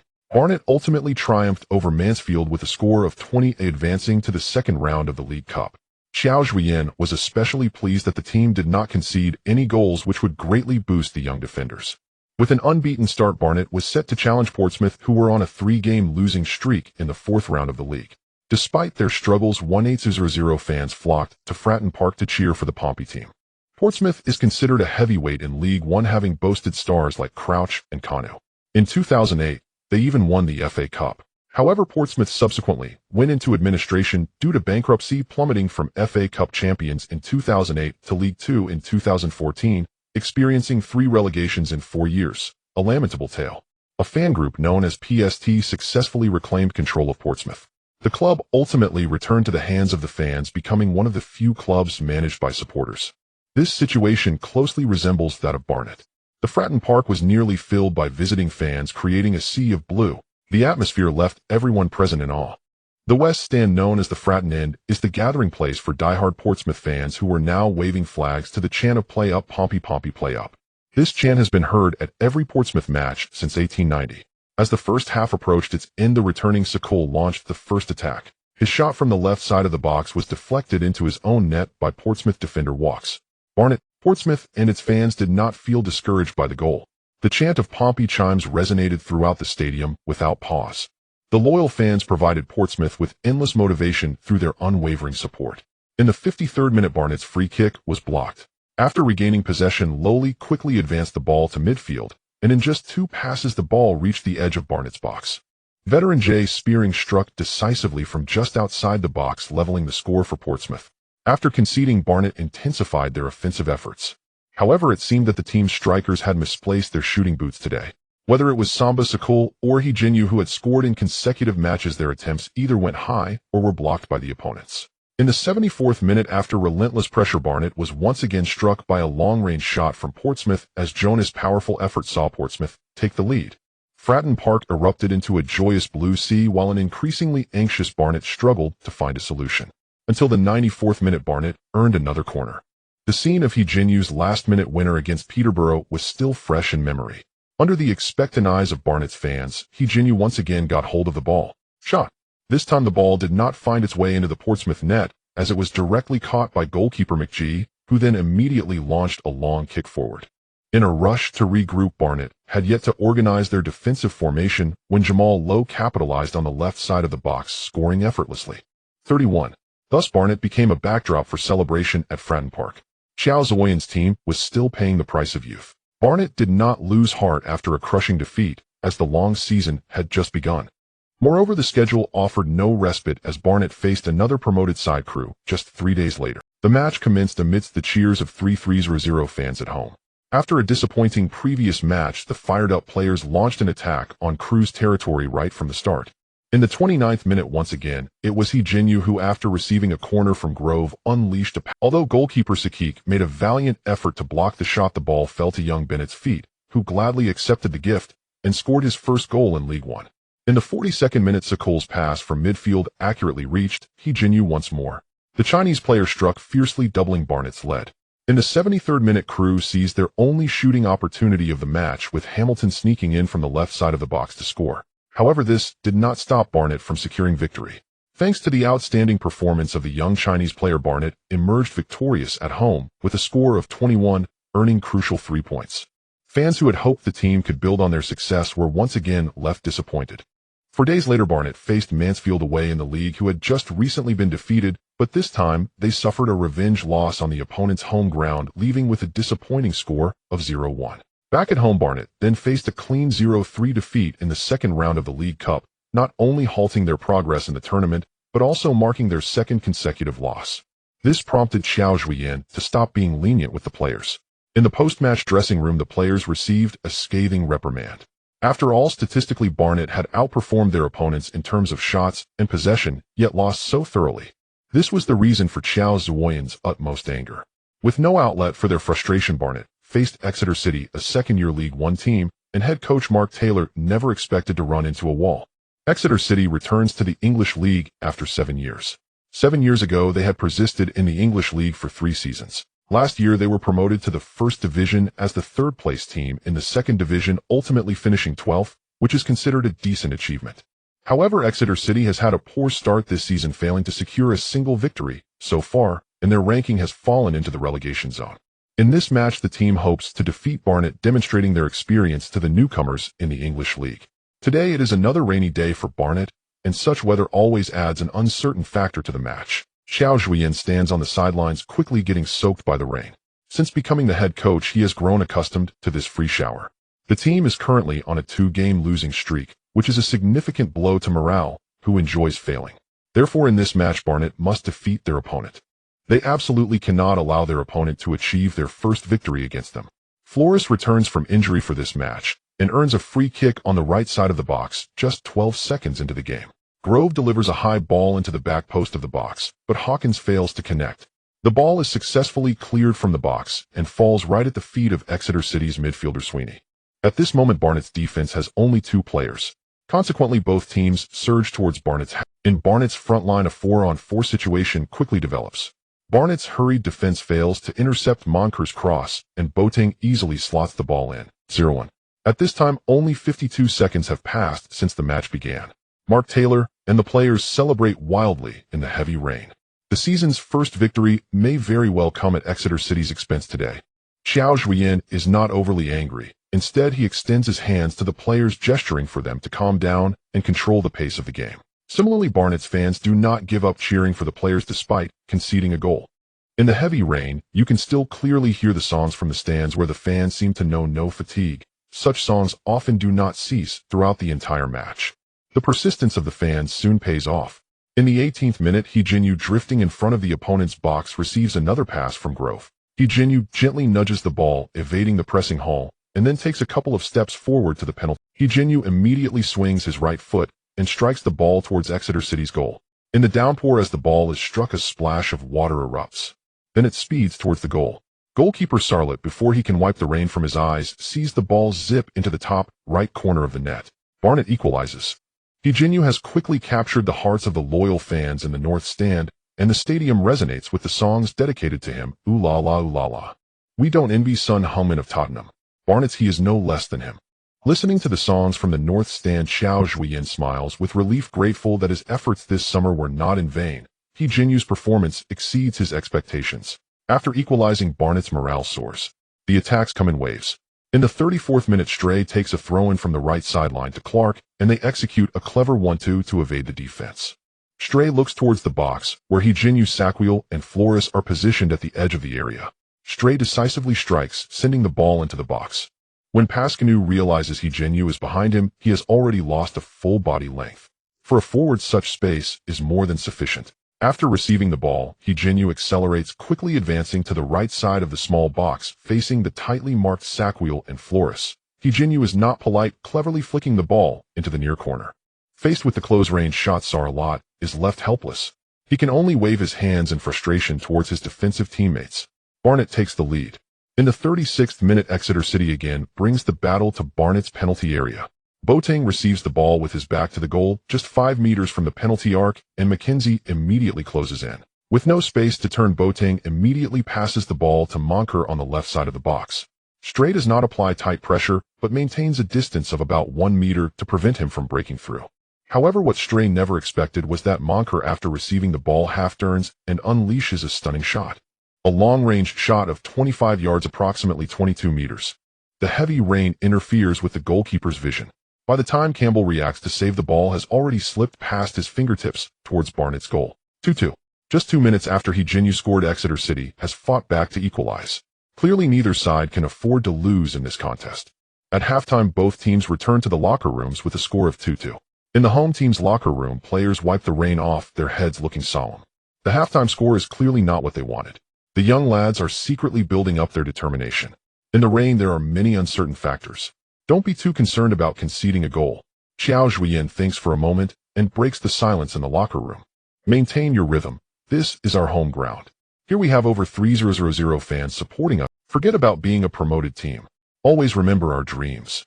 Step out and tell that damned Exeter City that they are not worth mentioning in the same breath as us. With just a few words, Qiao Zhuoyan awakens the dejected players.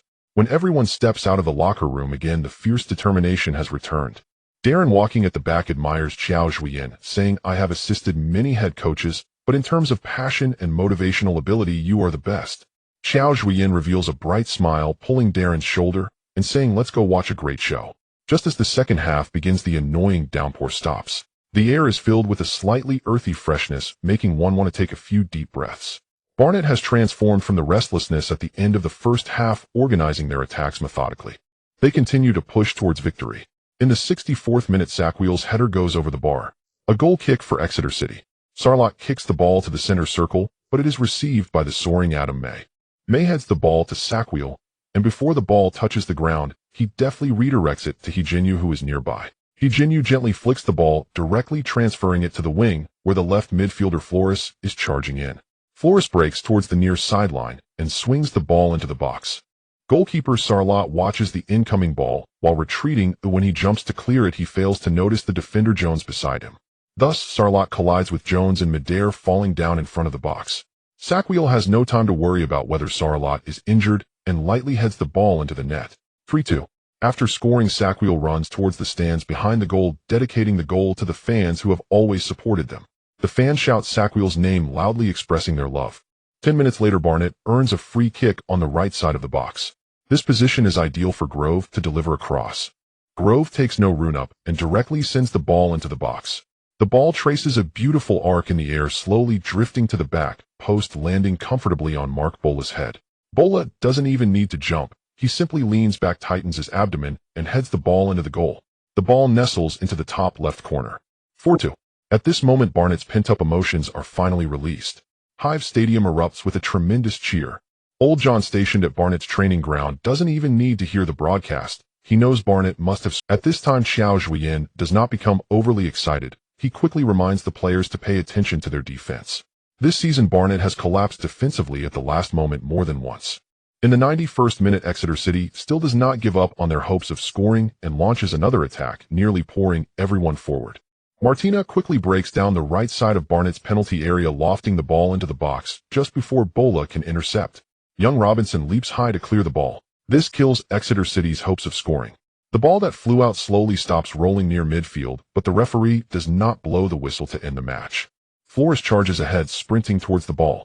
The players of Exeter City snap out of their daze and start sprinting back to their half. As the ball approaches goalkeeper Sarlat from the air, only 2 Exeter City players remain in their half. Meanwhile, Barnett also has 2 attacking players, Sackville and Higenu. The speed of defenders, except for those like Marcelo, can hardly match that of forwards. This scene vividly unfolds on the pitch. As Sackville and Higenu race towards the goal, they are 2 body lengths ahead of the defenders. Sackville successfully reaches the ball, attracting the attention of 2 Exeter City defenders. Although he has a chance for a unknown, as the captain, Sackville selflessly passes the ball to Higenu in the center of the box. Higenu does not disappoint his captain's trust, confidently slotting the ball into Exeter City's net. A hat trick. After scoring, Higenu immediately runs towards Sackville and hugs his captain tightly.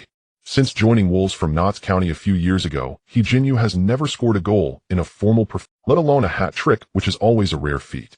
Having been teased by domestic netizens for missing an open goal of epic proportions during the Panda Cup, he has felt suppressed for far too long, and at this moment, he is completely liberated. The next day, Barnett's media, while describing the team's 5-2 victory over Exeter City, boldly headlines with large bold letters, "Barnett's Chinese boy wreaks havoc." Defeating Exeter City with a score of 5-2, Barnett burst forth like a wild horse that had broken free from its reins, galloping freely across the English Football League. 3 days later, as the defending champions, Barnett faced the group stage of the EFL Trophy once again. This year's group stage included Barnet Oxford United from League 2, Yeovil Town from the National League, and Southampton's U23 team from the Premier League. Within just 3 months of the league starting, Barnett's financial income had already reached £245. When Ouyang Qing entered with her slightly flushed face from excitement to tell Qiao Zhuoyan this news, he was also shocked. This season, Barnett sold 2,500 season tickets, generating over 800 in revenue, which is equivalent to 2.5 times last year. In terms of ticket sales, the team has already reached 9,000 in just over a dozen matches. After skillfully reporting on the team's various financial data, Ouyang Qing quickly informed Qiao Zhuoyan of another exciting piece of good news. If the team can maintain its current form, Barnett is very likely to pay off all debts by the end of this season. Qiao Zhuoyan stared at Ouyang Qing, quickly falling into a fantasy about who to buy with the first transfer fee in the future. It wasn't until Ouyang Qing blushed and somewhat angrily called out Qiao Zhuoyan's name that he realized his impolite behavior. Sorry, I zoned out. Qiao Zhuoyan hurriedly retracted his gaze and apologized to Ouyang Qing, who promptly restored her icy beauty persona and haughtily left the office. Since there was no shortage of funds, Qiao Zhuoyan didn't pay too much attention to this somewhat trivial EFL trophy. If he were bolder, he could aim for promotion to the championship this season, which could bring in broadcasting revenues of over 10 million. Tisk, thinking about this, Qiao Zhuoyan nearly drooled. Meanwhile, the coach of Southampton's U23 team was observing the unfamiliar Barnet substitutes at Hive Stadium. However, the entry of substitute players does not necessarily mean losing the match. 19-year-old left-back Bailey Owen, who transferred from Southampton to Barnet 2 years ago, showcased exceptional defensive skills, thwarting multiple attacks from Southampton. This young player attempted to prove to Southampton just how foolish a decision it was to give up on him. Ultimately, Barnet defeated Southampton's U23 team 2-0, securing all 3 points. Before the match between Barnet and Charlton began, the Barnet fans accustomed to buying tickets at the venue were stunned. The ticket window had already closed and a sold-out sign was posted. Barnet's fans had completely forgotten how long it had been since Hive Stadium was filled to capacity, leading them to develop a habit of buying tickets on site. Charlton Athletic is well known among domestic fans because of Chinese player Zheng Ji. Since being relegated from the Premier League in the 06-07 season, the team has never returned to the top flight, instead becoming a yo-yo club between the Championship and League One. Last season, Charlton was relegated from the Championship back to League One. Once filled with hope, they failed to show a strong performance this season and found themselves behind Barnet in the standings, sitting mid-table. This was Qiao Zhuoyan's first time witnessing a full house at Hive Stadium. Even more astonishing was that the away section was entirely filled with red. This meant that Charlton's fans had at least over 1,000 attendees. There truly are a lot of fans in London. Barnet is located in the northern part of London, while Charlton is situated in the southeast, theoretically making this a London derby. Referee Haynes blew the whistle to start the match at 15:00 as Barnet aimed for their 3rd consecutive victory. Charlton's head coach David Wagner, a German, is a close friend of Liverpool's manager Klopp, and the two previously worked together at Dortmund.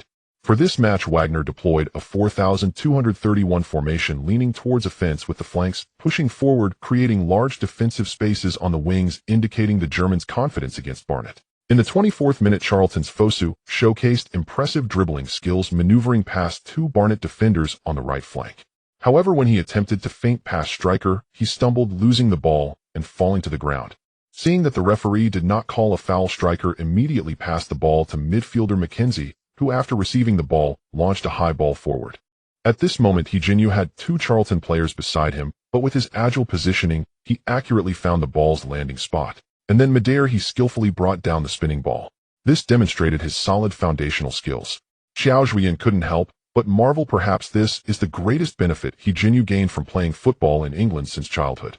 After gaining possession, Hijinyu faced the Charlton defenders without rushing to break through. Instead, he used the outside of his foot to directly switch the ball to the left side of the field, where Flores was waiting. After receiving the ball, Flores quickly broke through to the baseline, successfully crossing into the Charlton penalty area. At the back post, Hijinyu lost out in a duel with Charlton defender Mason, and the ball was cleared out of the penalty area by Mason. However, Barnet's attack did not end there. Mackenzie secured the ball in the penalty area and promptly passed it to Bennett on the right side. Bennett shot. The ball struck Mason, who was marking Hijinyu. It took an odd deflection. Goalkeeper Amos instinctively reached out to block, but only touched air. 1-0. Barnet scores.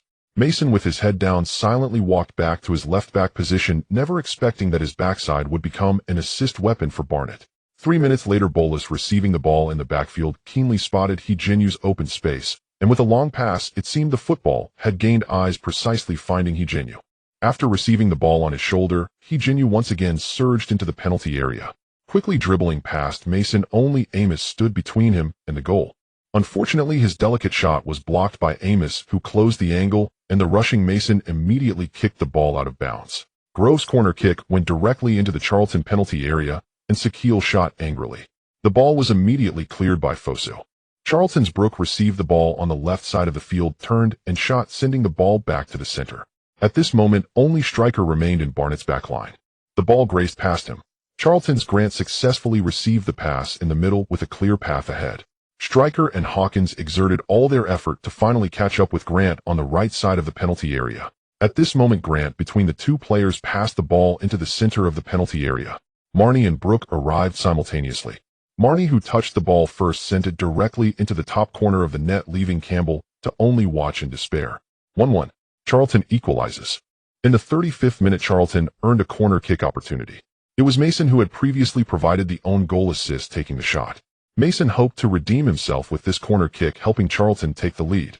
Spotting his teammates' positions, he directly delivered a ground pass to Sabiki. Sabiki immediately charged towards the penalty area. Mackenzie lightly prodded with his toe, but Sabiki, now at the penalty area, found that the ball did not follow.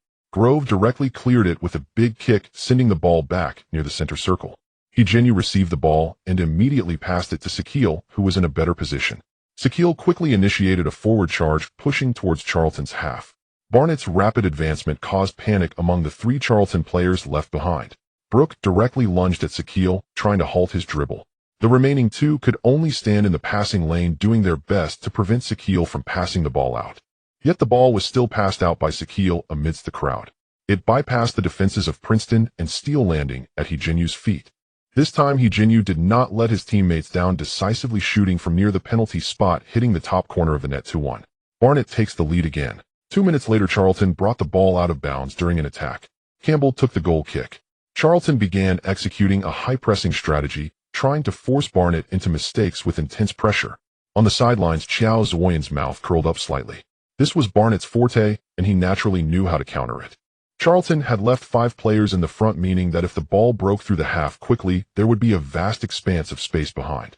Indeed, Campbell's pass was not touched by either right-back striker or Fosu, who was pressing him. Behind them was Barnett's right winger Bennett. Young Bennett utilized his explosive speed, quickly bringing the ball into Charlton's half, then delivered a long pass to the edge of the Charlton penalty area. After receiving the ball, Shaquille swiftly changed direction and entered the penalty area, breaking to the baseline, lightly tapping the ball with his heel to pass it to the oncoming Grove. Grove shot fiercely.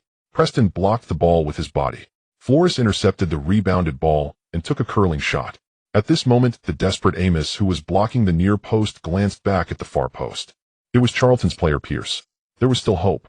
However, 1 second later, the spark of hope in Amos' eyes was extinguished. Pierce at the far post clearly did not expect to be in the trajectory of the shot. After the ball hit his waist, it ricocheted into the goal. Damn!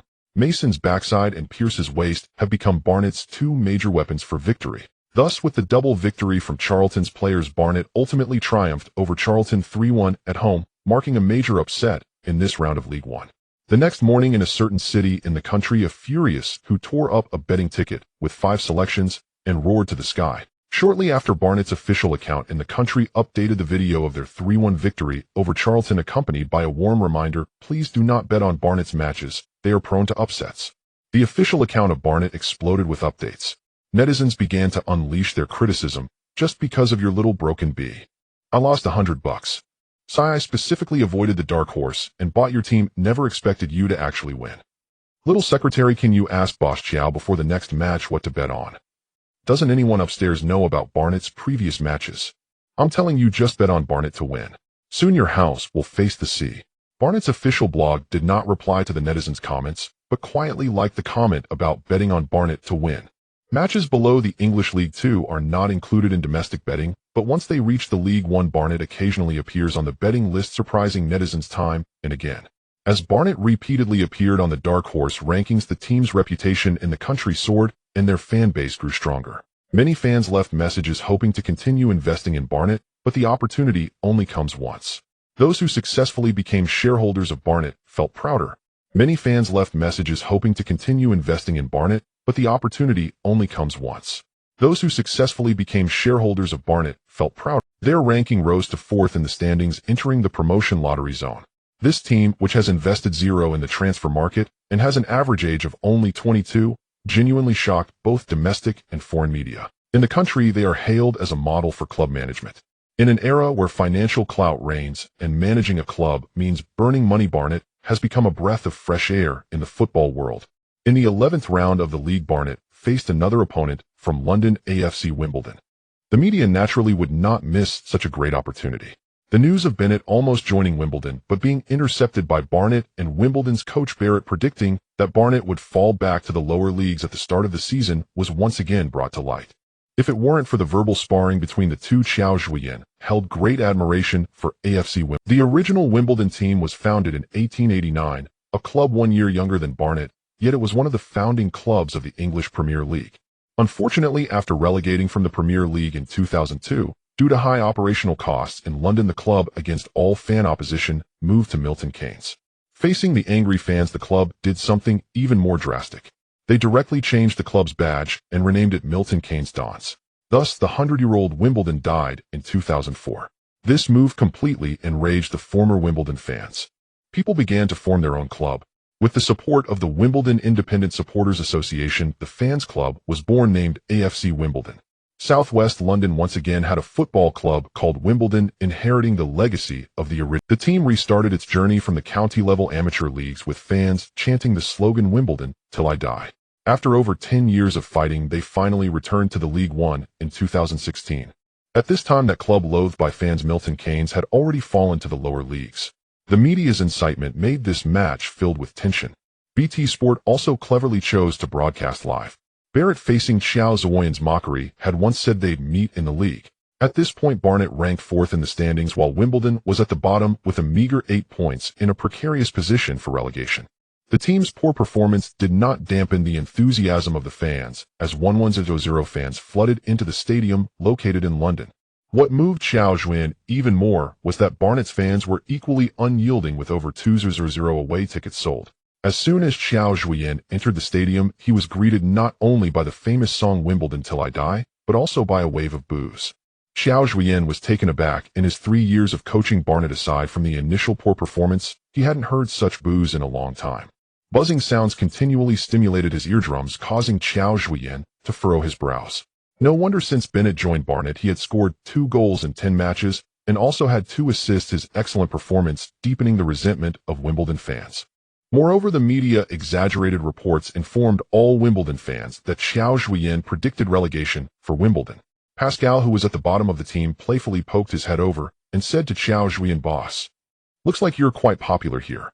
Get on the field quickly and keep a close watch on their forwards."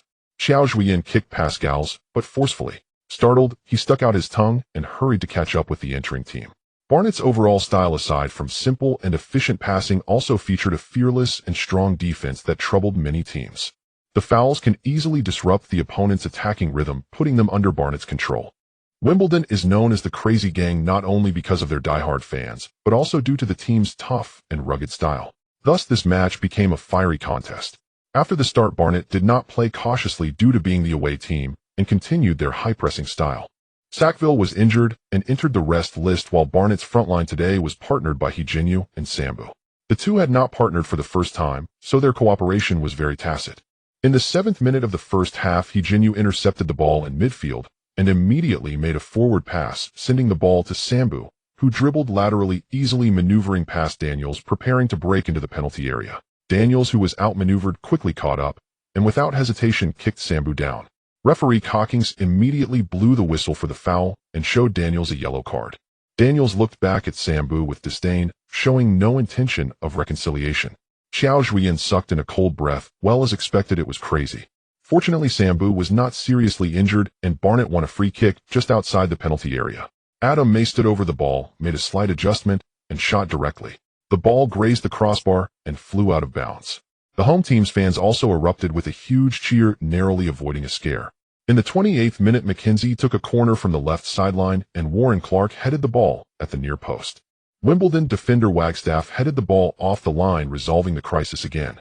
In the 35th minute, Wimbledon made several consecutive passes in midfield. Suddenly, Flores anticipated the passing route, cutting in to intercept the ball. At the same time, he sent the ball forward.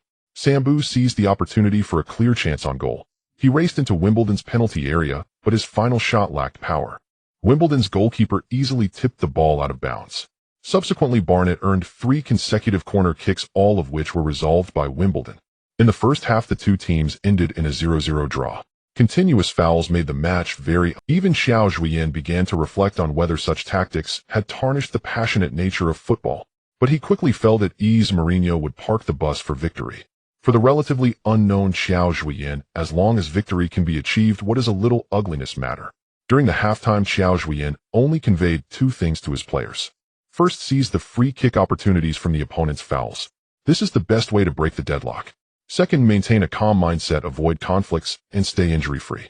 At the same time, Qiao Zhuoyan substituted young Ashley Hill for Sambu, partly out of concern for Sambu, who was fouled the most in the first half, fearing he might get injured again. On the other hand, with Hill coming on, the opponent's focus would surely shift to the frequently scoring Hijinyu, allowing Hill to utilize his speed to raid the opponent. After the start of the second half, it was Wimbledon, who had been suppressed in the first half, that took the initiative. In the 53rd minute, 3 Wimbledon midfielders continuously made triangular passes in the center. Suddenly, Harris used the outside of his foot to pass the ball toward the right side of the penalty area. Harris' curved pass, both in strength and angle, was just right, perfectly bypassing Flora's defense, landing at the feet of Wimbledon's right-back Wagstaff. Unmarked, Wagstaff advanced the ball to the baseline, calmly lifting it toward Barnett's penalty area. Bowden's header, although not powerful, was extremely tricky in angle. Campbell reacted quickly. He immediately jumped up, stretching his body to the maximum, attempting to tip the ball away with his hands. However, Campbell's fingertips were still a few centimeters away from the spinning ball. Just when everyone thought Wimbledon was about to break the deadlock, the ball cheekily hit the crossbar. Barnett escaped a disaster.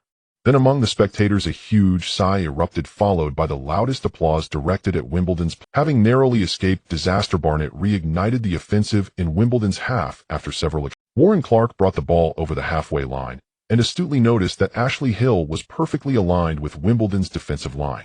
Thus Clark suddenly raised his right hand, holding up one finger, and Hill at the far end understood. The moment Clark released the ball, Hill immediately turned and raced toward Wimbledon's goal, successfully avoiding the offside. When Hill received Clark's pass in the penalty area, the only person in the box was Wimbledon's goalkeeper. Hill almost carried the ball to the goalkeeper and then shot fiercely. The ball zipped into Wimbledon's net. Barnett finally broke the deadlock. 1-0. The away fans erupted with a huge cheer, a jarring sound in the quiet stadium of Paynes Lane. Fortunately, under strict security, Wimbledon fans did not take any extreme actions aside from cursing. The upcoming matches became much easier.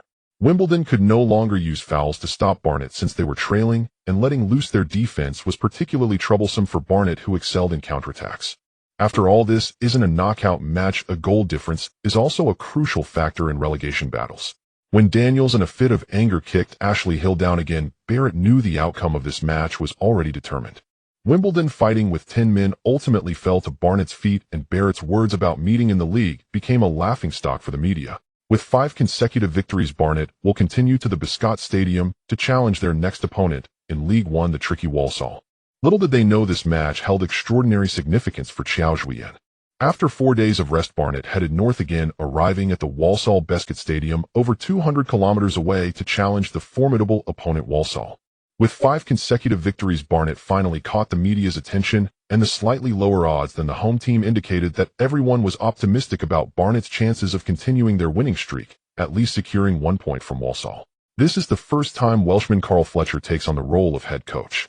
Unlike Qiao Zhuoyan, Fletcher played as a midfielder, boasting a 17-year player career, having been selected 36 times for the Welsh national team, and in his last season before retirement, he played for Barnet. Previously, the Welshman served as the head coach of Bournemouth's reserve team for 6 years, giving off a very solid and stable impression. After taking charge of Walsall at the end of last season, he led the team to a third-place finish in League Two, but unfortunately lost 1-2 on aggregate to Southend United in the playoffs, failing to reach the championship. Currently in this season, they rank 8th, slightly below Barnet, led by Qiao Zhuoyan. The autumn in the UK has introduced a hint of chill.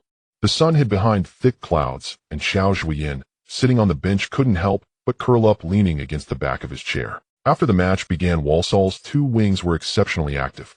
Morris and Kinnelly, like 2 sharp blades, pierced into Barnett's flanks. Feeling a bit uneasy, Qiao Zhuoyan stood up at the sideline, while Fletcher remained comfortably seated on the bench. Unlike his usual confidence, Qiao Zhuoyan sensed that he was facing a very tough opponent today. Although the score was still 0-0, he felt an unmistakable sense of oppression. "Damn," Qiao Zhuoyan muttered, redirecting his focus back to the field. At that moment, Walsall's Morris received a pass from the midfield and immediately drove the ball toward the baseline.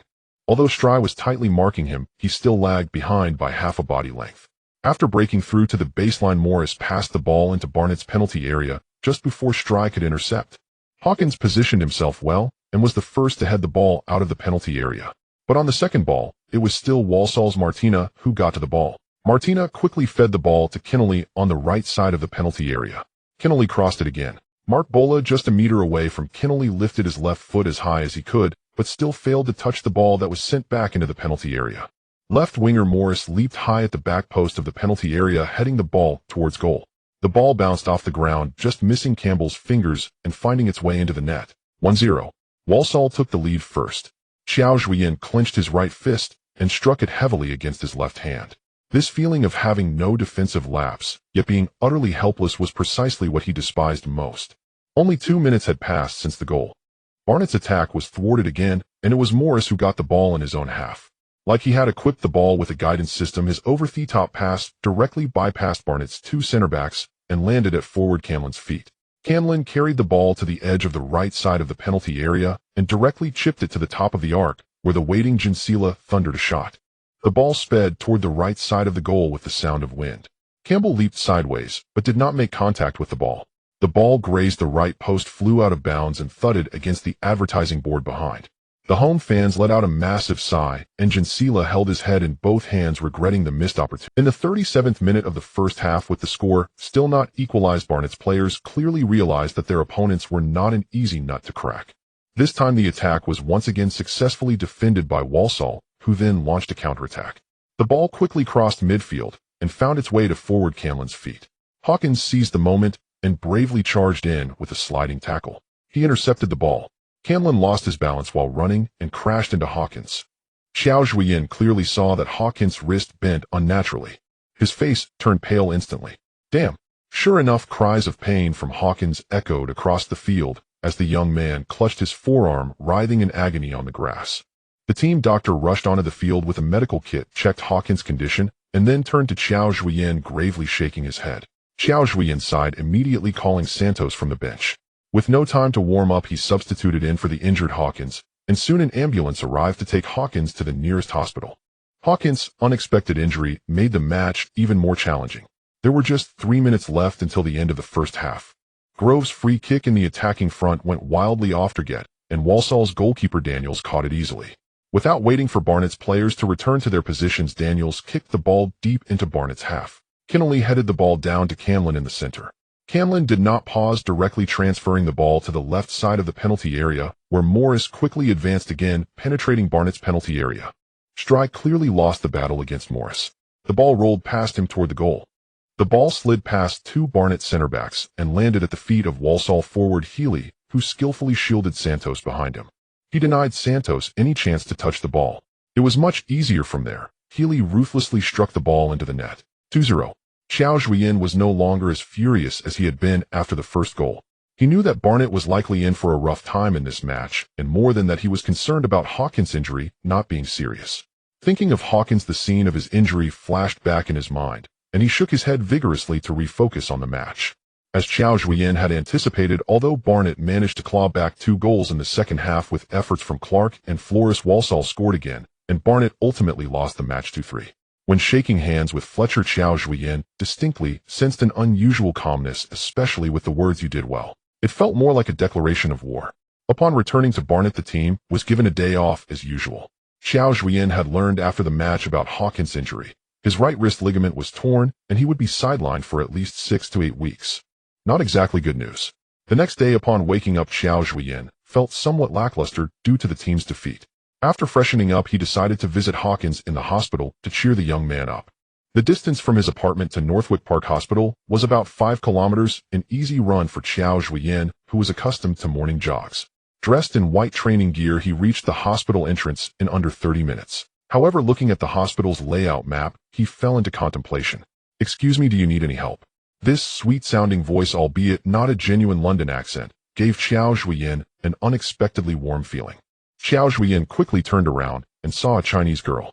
She was about 165 centimeters tall, very slender, with fair skin that had a hint of pink, leaving Qiao Zhuoyan momentarily mesmerized. "Sir." The girl raised her voice again. "Oh, hello. I want to visit a patient." Qiao Zhuoyan noticed his flustered demeanor and quickly began to explain, even stammering slightly. The girl giggled at Qiao Zhuoyan's flustered expression, her laughter ringing like silver bells, almost causing Qiao Zhuoyan to lose himself. Though Qiao Zhuoyan was only 175 centimeters tall, he had a sunny and handsome face, giving him a harmless appearance. Since breaking up with his girlfriend due to a long-distance relationship a few years ago, Qiao Zhuoyan had focused entirely on football and had no interest in dating. The Chinese girl before him appeared very well behaved, giving him a particularly warm and intimate feeling. After finally stopping her laughter, she said to Qiao Zhuoyan, "So, sir, is your friend having some discomfort with his bottom?" "Oh, he hurt his arm. But why is there only proctology?" The girl burst into laughter again, leaving Qiao Zhuoyan utterly captivated. "Sir, this is St. Mark's Hospital. You must be looking for Northwick Park Hospital." The girl pointed next door and explained with a smile. St. Mark's Hospital and Northwick Park Hospital are located right next to each other, and most of the checking facilities are even shared. Clearly Qiao Zhuoyan, a first-time visitor, did not know this. "Oh, So that's how it is. I wondered why it was all proctology. Qiao Zhuoyan awkwardly scratched his head. St. Mark's Hospital is famous throughout the UK as a proctology hospital, while Hawkins was currently receiving rehabilitation treatment at the comprehensive Northwick Park Hospital. From your accent, you were Chinese. This time Qiao Zhuoyan asked in Chinese. Yes, you are too. The girl was evidently delighted to meet a fellow countryman here. That's right, my name is Qiao Zhuoyan. And you miss? Annie Chinani. While answering, Annie led Qiao Zhuoyan toward the inpatient department of Northwick Park. Qiao Zhuoyan naturally followed along eagerly. Do you work here? I'm from Wuhan Tongji Hospital here for exchange and study. How about you? Oh, I've been working here since studying abroad playing football. Playing football? Are you a professional player? That's impressive. Oh no, I'm a coach. That's impressive too. The two chatted back and forth, and Qiao Zhuoyan learned that Annie was actually a sports medicine doctor. Due to her expertise in acupuncture, she was recommended by her hospital to St.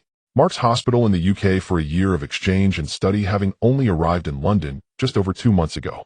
They talked about London's weather, Wuhan's hot dry noodles, and from football to Chinese medicine culture, completely forgetting about Hawkins, who was waiting for Qiao Zhuoyan on the hospital bed.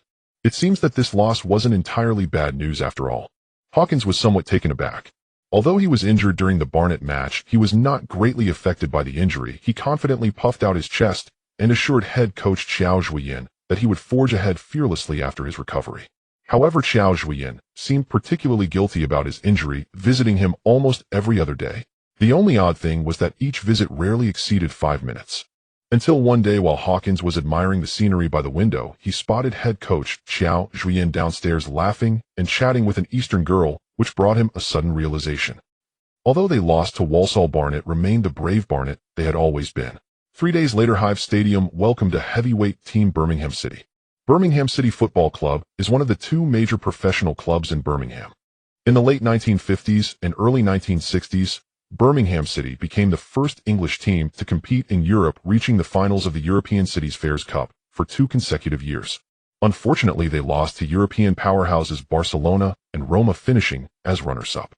In England, Birmingham had also won the English League Cup and the English Championship. Birmingham became well-known domestically when it was acquired by Hong Kong businessman Young Ka Sing in 2007 and signed a 5-year endorsement deal with domestic sports brand Step.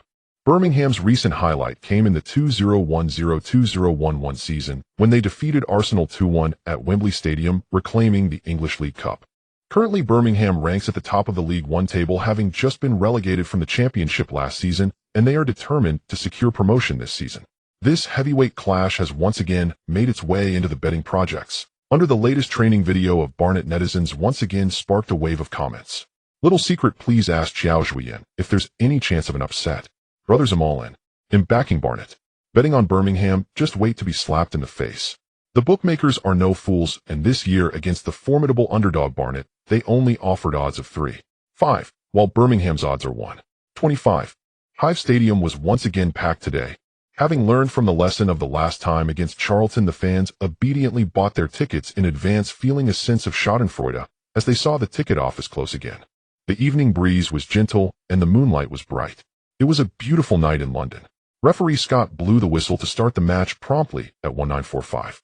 Sambu and Sequil were both injured today, so Qiao Zhuoyan had no choice but to field 4th striker Ashley Hill and He Jinyu as today's forward duo. Barnet started the match without any hesitation, continuing their high-press strategy, and began to launch an assault on Birmingham's territory. Under Qiao Zhuoyan's 3-year transformation, Barnet now prioritized efficiency.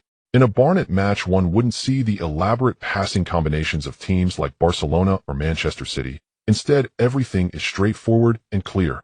Often after just 2 or 3 passes, they would already penetrate the opponent's penalty area. In the 11th minute, Campbell took a goal kick that directly found midfielder Grove.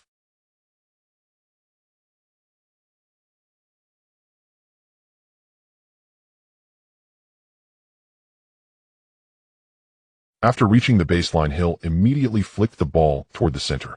He Jinyu had already galloped to the goal. Unfortunately, He Jinyu's shot was too direct. It hit the goalkeeper David Stock directly. Due to the close distance, Stock could not hold onto the ball and could only punch it away. Warren Clark seized the ball at the far post. Despite having 2 Birmingham defenders in front of him, he decisively took a shot. 1-0. Barnet scores. Although it was already early morning at home, many fans were still watching the match through foreign broadcast signals, while those who bet on Birmingham had an ominous premonition. Just 5 minutes later, Birmingham's attack again went in vain. Campbell's goal kick. The players of Barnet displayed astonishing synergy. It was as if they had already found their positions the moment the ball was played, and the passing was seamless. The first to receive the goalkeeper's short pass was Santos, who immediately passed the ball to midfielder Grove. Through Grove's orchestration, the ball quickly found its way to winger Mark Bola, who advanced to midfield and delivered a long pass to Hijinho. Under pressure from the opposing defenders, Hijinho sprinted forward, attempting to receive the pass. Unexpectedly, the ball hit the back of Hijinho's head. With a buzz, Hijinho was a little dazed. He shook his head vigorously and quickly chased after the rebounding ball. Fortunately, Grove caught up and passed the ball back to Hijinho. Hijinho passed the ball to Hill, who immediately distributed it to the wing for Warren Clark. At this point, Birmingham could only passively press the ball-holding players. Clark quickly advanced to the right edge of the penalty area, and just when everyone thought he would cross, he cleverly passed the ball back to Hijinho at the edge of the penalty area. Hijinho launched, successfully evading the marker James. A powerful shot. The ball smoothly went past goalkeeper Stockdale's fingertips, but hit the far post. Just as Hijinho was about to stomp his feet and complain about his bad luck today, Ashley Hill stood in front of the ball facing the goal. However, before Hill could shoot, he was directly tackled to the ground by a Birmingham defender. The ball slowly rolled out. At that moment, Flores reappeared in a crucial position. From an almost 0-degree angle, a flick shot. 2-0. Barnet scores again. Just 16 minutes and 50 seconds into the match, Barnet had already taken a 2-0 lead against league leaders Birmingham. At home, it was a bittersweet moment. Those who gambled on Barnet were all smiles. Those who trusted Birmingham quietly closed their computers. In the 31st minute, Grove took a corner kick, and after receiving the ball outside the penalty area, Hijinho completed 2 1-2s with Grove. After advancing to the right side of the small penalty area, Hijinho took a powerful shot. He finally blasted the ball into the net. Excited, he made a gesture with his hands like a machine gun, sweeping toward Birmingham's penalty area. In the end, Birmingham swallowed 3 goals, lamenting their fate at Hive Stadium. What was most infuriating was Qiao Zhuoyan, who during the post-match press conference humbly responded to reporters about how it felt to win. "We are just a team striving to avoid relegation. These 3 points are extremely crucial." The Birmingham coach next to him gritted his teeth in frustration. A relegation team? You must be kidding. Barnet's resounding victory had left the media, whose faces were already swollen from Qiao Zhuoyan's slap, somewhat numb. The following day's news report did not feature overly surprising headlines. "Barnet cuts down the top spot" became the headline of Sky Sports' summary of this round of League One. Although there were still more than 3 months until the winter transfer window, Qiao Zhuoyan had already begun his actions. The memory of losing to Walsall repeatedly flashed in his mind, making it hard for him to let go. Losing is not a rare occurrence in the long 46-round league. However, being completely suppressed without any means to fight back was somewhat unacceptable, especially in the second tier, where they could be considered among the best. While they remained very steady against ordinary opponents, they seemed somewhat out of their depth when facing excellent players on the wing. The winter transfer window is traditionally about patching up. Finding a heavyweight player who can turn the tide for Barnet, which is still in debt, is indeed quite challenging. Every week, Qiao Zhuoyan insisted on participating in the team's scouting meetings, learning about the progress of the scouting team, while discussing the team's reinforcement plans with several scouts. At this moment, the projector was displaying a player's information spanning over a dozen pages, which made Qiao Zhuoyan feel that the scout's weekly salary of a few £100s was indeed somewhat underwhelming. Osei Tutu, 23 years old, former Arsenal player playing as a right-back. This summer, unable to find a place in Arsenal's first team, he ultimately chose to terminate his contract with the club.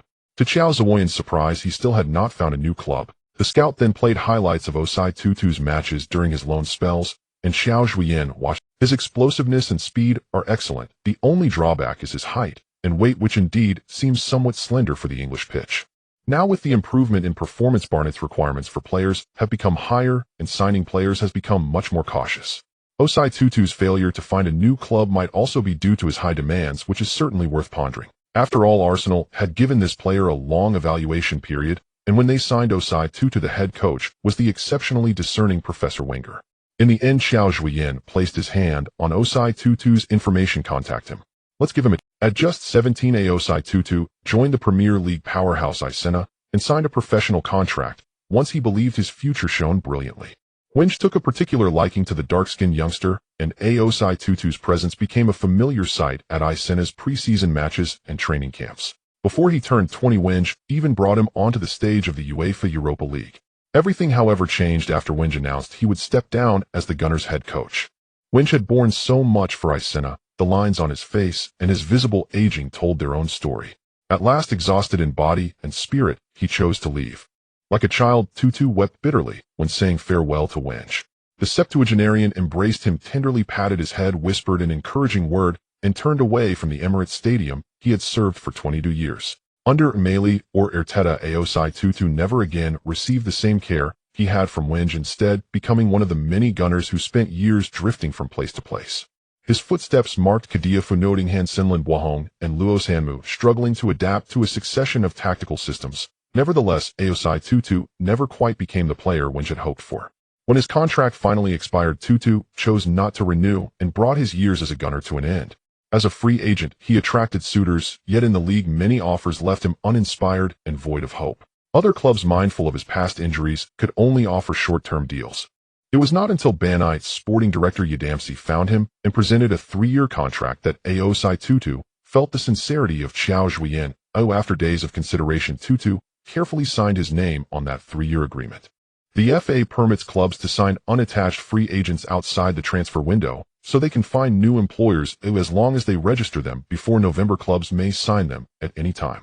Days later, Tutu appeared at Banite's training ground. Qiao Zhuoyan greeted him with a warm embrace, made a brief introduction, and Tutu joined the squad. Surrounded by players in their 20s, Tutu had the uncanny impression of returning to Isena's youth ranks. Before Tutu confirmed his arrival, the young guards had, after an unexpected loss to the league's second-bottom side Northampton, strung together 3 wins. After 18 rounds, they sat on 36 points and had risen to 3rd place. In a few days, the team would face the first round of the FA Cup. In Qiao Zhuoyan's words, a match that pays a bonus is always one to anticipate. Yet Banite's luck was ordinary. Their first-round opponent would be the established League One side Bourdon, and in their recent league encounter, Banite had only managed a 1-1 draw away, leaving them without a clear advantage. Bourdon is also among the founding clubs of the English League, and in the 1950s won the FA Cup several times. In 2011-12, Bourdon ended an 11-year Premier League stay and dropped into the Championship. The club then hit financial crisis and entered administration, falling further into League One and starting the season with a 12-point deduction. Fortunately, Bourdon did not sink. Despite the point deduction, they amassed 54 points and finished 16th in League One, securing survival. This season, Bourdon's start has been poor, and they currently sit 18th in the table, much to their supporters. Qiao Zhuoyan had no intention of offering charity now. After all, victory in this match would yield roughly £20,000 in prize money. Until his debts were cleared, Qiao Zhuoyan prowled like a starving wolf. More than 5,000 supporters came to the Beehive Stadium today. Seeing the near-capacity crowd put him in particularly high spirits. That not only signaled Banite had regained fan support, but also promised a handsome matchday income. He must remember to thank Ouyang Qing. At 2 in the afternoon, amid the roar of over 5,000 fans, the match kicked off. After a 5-week spell on the sidelines, Sakir finally returned to the lineup, once again partnered with the team's top scorer Hijinyu. Hijinyu had already scored 11 goals and provided 3 assists in the league. Nothing restores a striker's confidence more than goals. Hijinyu was grateful he had chosen Banite. Here, he found confidence and support and was mounting a serious challenge for League One's Golden Boot. Shortly after kickoff, Hijinyu found his rhythm and repeatedly threatened Bourdon's goal. In the 21st minute, Banite won a free kick out on the right, and Zheluofu stood over the ball once more. Zheluofu's free kick was clipped toward the far corner of Bourdon's goal. Hijinyu fixated on the flight of the ball while sprinting toward the far post. As the ball descended, Hijinyu leapt high and hung in the air for a discernible instant. Meeting the ball, he executed a beautiful glancing header. The ball rocketed toward the top of the net. Goalkeeper Amosi stretched his body nearly into the goal, but yet the ball thudded off the outside of the crossbar and out over the line. A great sigh swept through the crowd, then applause broke out for Hijinyu. Hijinyu, pained to have missed, shook his head and jogged back toward his half. Dallin leapt to his feet and excited asked Qiao Zhuoyan, "Qiao, did you see how he hung in the air? He reminded me of C. Luo." Qiao Zhuoyan nodded, but with a trace of helplessness, said, "Dallin, seeing such brilliance makes me both happy and sad. After all, we only have him on loan." At the thought, Dallin's excitement deflated. He sighed and sank back onto the bench. Moments later, Zheluofu's corner once again found Hijinyu. He controlled the ball, evaded Banningham's challenge, and from the edge of the box curled a shot toward goal. It was a confident strike. The shot forced Amosi into another cold sweat as it flew narrowly past the right post and out over the line. Although Banite dominated the match, the first half ended goalless 0-0. At halftime, Qiao Zhuoyan said little. The team lacked only a touch of luck to score, so after a brief rallying, he let the players rest. After the break, Banite still struggled to find the net. Qiao Zhuoyan's Bourdon's left winger, who joined from Premier League Leicester this season, had contributed 5 goals and 3 assists. At 23, he had become a central figure in their side. Marked closely today by Sturi, Tuomas found few opportunities and grew frustrated. When Banite won the first corner of the second half, Tuomas did not linger in the attacking area, but ran back to the box to help defend. Zheluofu's corner was again aimed toward the far post. This time, centre-back Sangtusi, hindered by Bourdon players, managed to flick the ball toward his own goal. Chaos erupted in the box. The downed Amosi failed to gather the ball, which slid toward the far post. Tuomas, seeing the ball roll at him, instinctively prodded at it with his toe. The ball teasingly nicked past his toe and changed direction, sharply nestling into the net. 1-0. Qiao Zhuoyan had the first name of the match. Unfortunately, it was into his own net. Having had few chances, he ultimately scored an own goal. The commentators' jibes were merciless. Tuomas stood frozen, unable to believe it, only coming to when centre-back Baifusi patted his shoulder. "It's all right, brother. Keep your head up, the match isn't over." Baifusi encouraged him confidently. 2 minutes later, Sakir's shot was blocked by a Bourdon defender for another corner, and Banite had another set. This time, Tuomas stayed back, yielding the box to Baifusi, who positioned himself centrally to defend the corner. Zheluofu again swung the ball to the far post. Banite full-back Wolan fed the ball to the on-rushing Banite. Banite spotted a gap to the right of goal and unleashed a fierce volley. By unfortunate chance, the ball struck Baifusi standing before the goal and diverted again. At that moment, Amosi had already shifted completely toward the right side of his goal. The ball rebounded into the left side of the net. 2-0.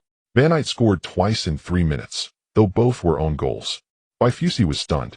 2 minutes earlier, he had been consoling a teammate, and now he had somehow put one into his own goal. Of fiction could hardly devise such a scene. The beehive erupted in unrestrained joy. No one had expected Banite, who had struggled to break through, to be gifted 2 goals by Bourdon within 3 minutes. Qiao Zhuoyan crouched on the touchline laughing, paying no heed to the rueful glance of Bourdon's coach nearby. In the 64th minute, Banite surged again. Makebola received a throw-in on the left byline and immediately delivered a cross. Banite burst forward on the right side of the box and poked the ball home. 3-0. Banite struck again. Down by 3, Bourdon suddenly woke and intensified their attack. In the 71st minute, in Banite's area, Bourdon fired 3 shots in quick succession, and the 33-year-old forward Angelo finally forced the ball into Banite's net. 3-1. At the 83rd minute, as the match neared its end, Bourdon had not given up. Neufuer danced past substitute Robinson, surged into the left byline, and whipped the ball into the middle. Banite centre-back Wolan rose ahead of Angelo and tried to head the ball out for a clearance, but a strange scene. The ball glanced off Wolan's head, and instead of clearing the line, it looped over goalkeeper Cambier and dropped into Banite's goal. A third own goal. Qiao Zhuoyan stared at Wolan in disbelief. Was this own goal contagious? Fortunately, only minutes remained. Banite held off Bourdon's surge, and in the 91st minute, Zheluofu added another goal to extinguish any hope of a comeback. After the match, 1 game and 3 own goals became the biggest story of the night. Some mischievous fans even edited together the clip of Baifusi consoling Tuomas with the clip of Baifusi's own unfortunate finish, creating a viral spoof video. That veteran of Bourdon could hardly have imagined becoming an internet sensation at 30. Sadly, it was not a fond memory. Chun Annie was born into a family of traditional Chinese medicine practitioners. Since her grandfather's generation, the family had run a Chinese medicine clinic that enjoyed modest renown in the locality. Soaking in that atmosphere from childhood, Chun Annie developed a deep passion for Chinese medicine. Her elder brother, however, was entirely different. His interest lay in sprinting, and he successfully joined the provincial sports bureau as an athlete. Her grandfather did not hold back. Because she was a girl, he poured his medical knowledge into her, without reserve, especially acupuncture. Known among people as Chunesian, he even allowed Annie to practice on him, so she could gain experience. Blessed with natural talent, Chun Annie quickly mastered her grandfather's superb techniques. After graduating, she went on to work at the renowned Wuhan Tongji Hospital. Upon arriving in the United Kingdom for an exchange, she soon developed a fondness for life there. Especially after meeting Qiao Zhuoyan, though a little wooden at first sight, the man radiated an unusual confidence that gave people a profound sense of safety. As the family's beloved child, Chen Anna's parents video called almost every week to check on their daughter. When they learned she had met a Chinese man there, they grew anxious. Her phone rang again. It was her brother Chen Sheng. The man who had vowed to protect her for life became even more convinced of his worries when he learned Annie planned to study sports medicine. Her brother teased and asked why she had thought of him. Annie answered the call with delight. He complained that their mother had told him she had found a boyfriend in the UK and insisted on asking about it. Annie blushed slightly and hurried to explain, do not listen to their mother's exaggerations. She had merely met a friend at the hospital. Chen Sheng warned her not to blame their mother for worrying alone in the UK. She must be careful. He asked what the man did. She replied that she had heard he was a football coach. Chen Sheng scoffed that it sounded even more unreliable given the state of Chinese football. A Chinese man coaching in the UK seemed far-fetched, and she might have run into a scammer. Although Chen Sheng was a sprinter like many men, he loved football above all and was an ardent Man United. Annie urged him not to overthink things like their mother. They were merely ordinary friends. She said she had to go to work and bade him goodbye. After hanging up, Annie prepared to leave for Xingmake Hospital. Qiao Zhuoyan, however, remained unaware that he had already been labeled a fraud. Yet Qiao faced another vexation. Although his team had just crushed Baden 51 away, he was troubled by an injury problem. Sang Tusi had twisted his ankle during the match, and the team doctor estimated about 2 weeks for recovery.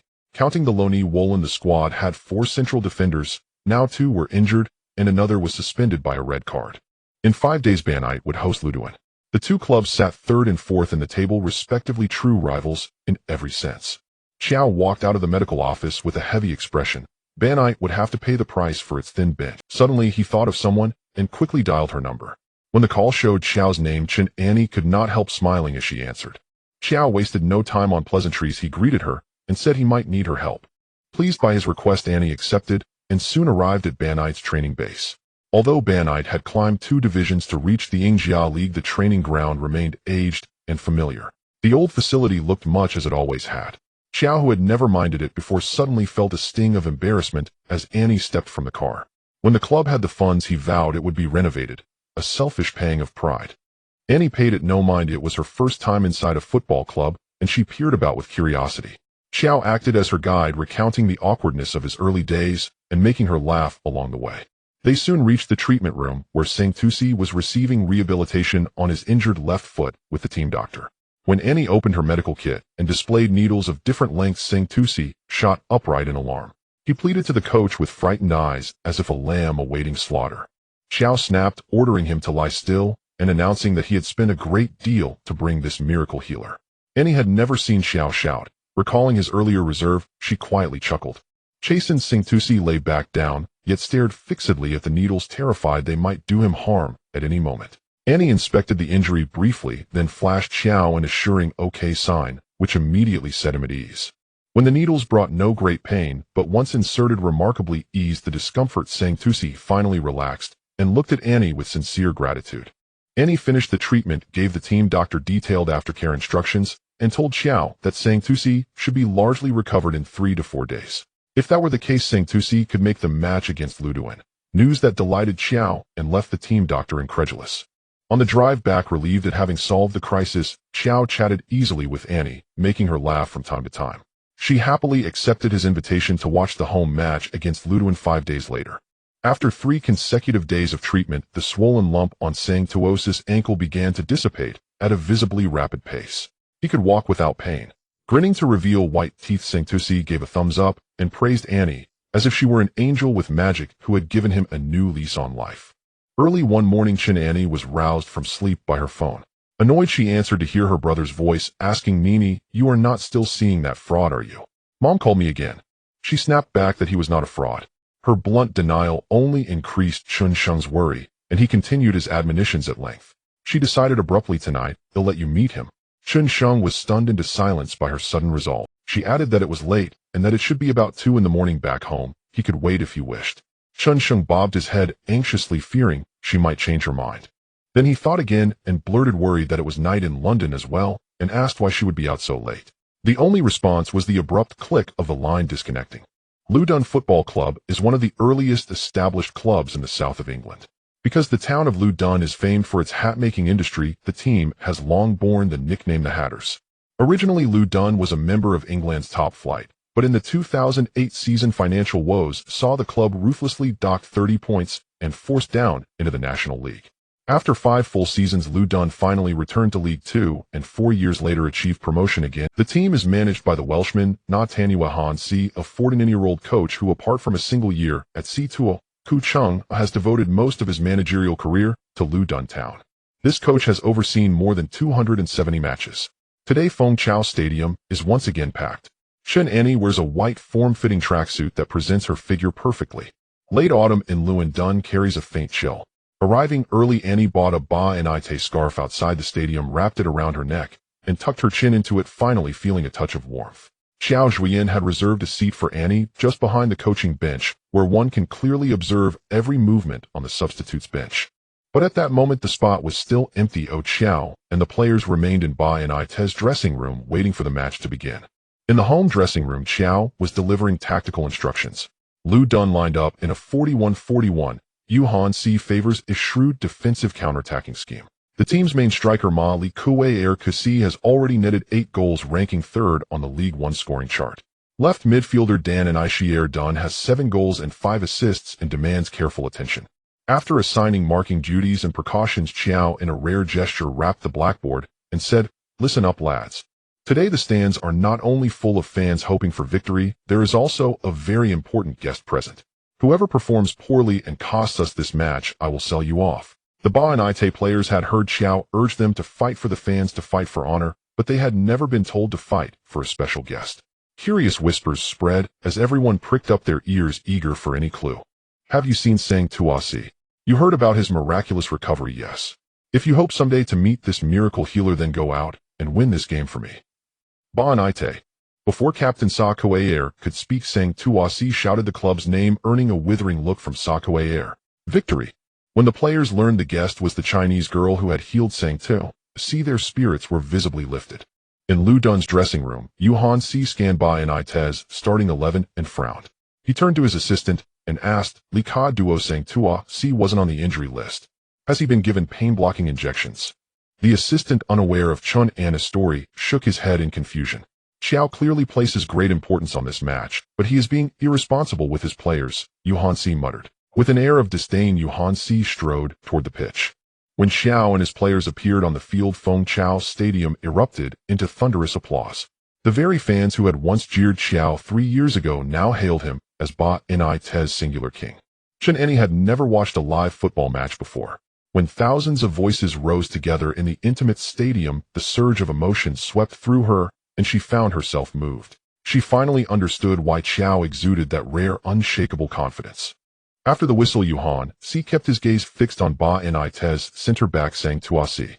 His shuttle runs and airborne challenges betrayed no hint of injury. Even with sufficient pain relief injections, a player's movements usually differ, yet Sang Tuasi's form seemed entirely natural and whole. Was this Qiao's smokescreen a feigned injury? Why choose a center-back? While Yuhan Si puzzled, his prized forward Dan Dunn was ruthlessly brought down by Luo Bin Sun with a clean non-foul tackle. Ba Inite immediately launched a counterattack.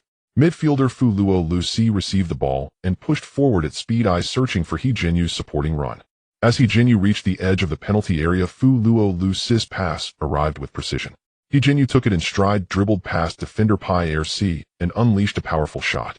The ball flew past the keeper, struck the junction of post and crossbar, and rebounded. Pai Si cleared it out of play. Chun Annie exhaled and, glancing at Qiao stomping in frustration, could not help but smile softly. Having repelled that attack, Luton worked the ball to midfielder Wei Kusi.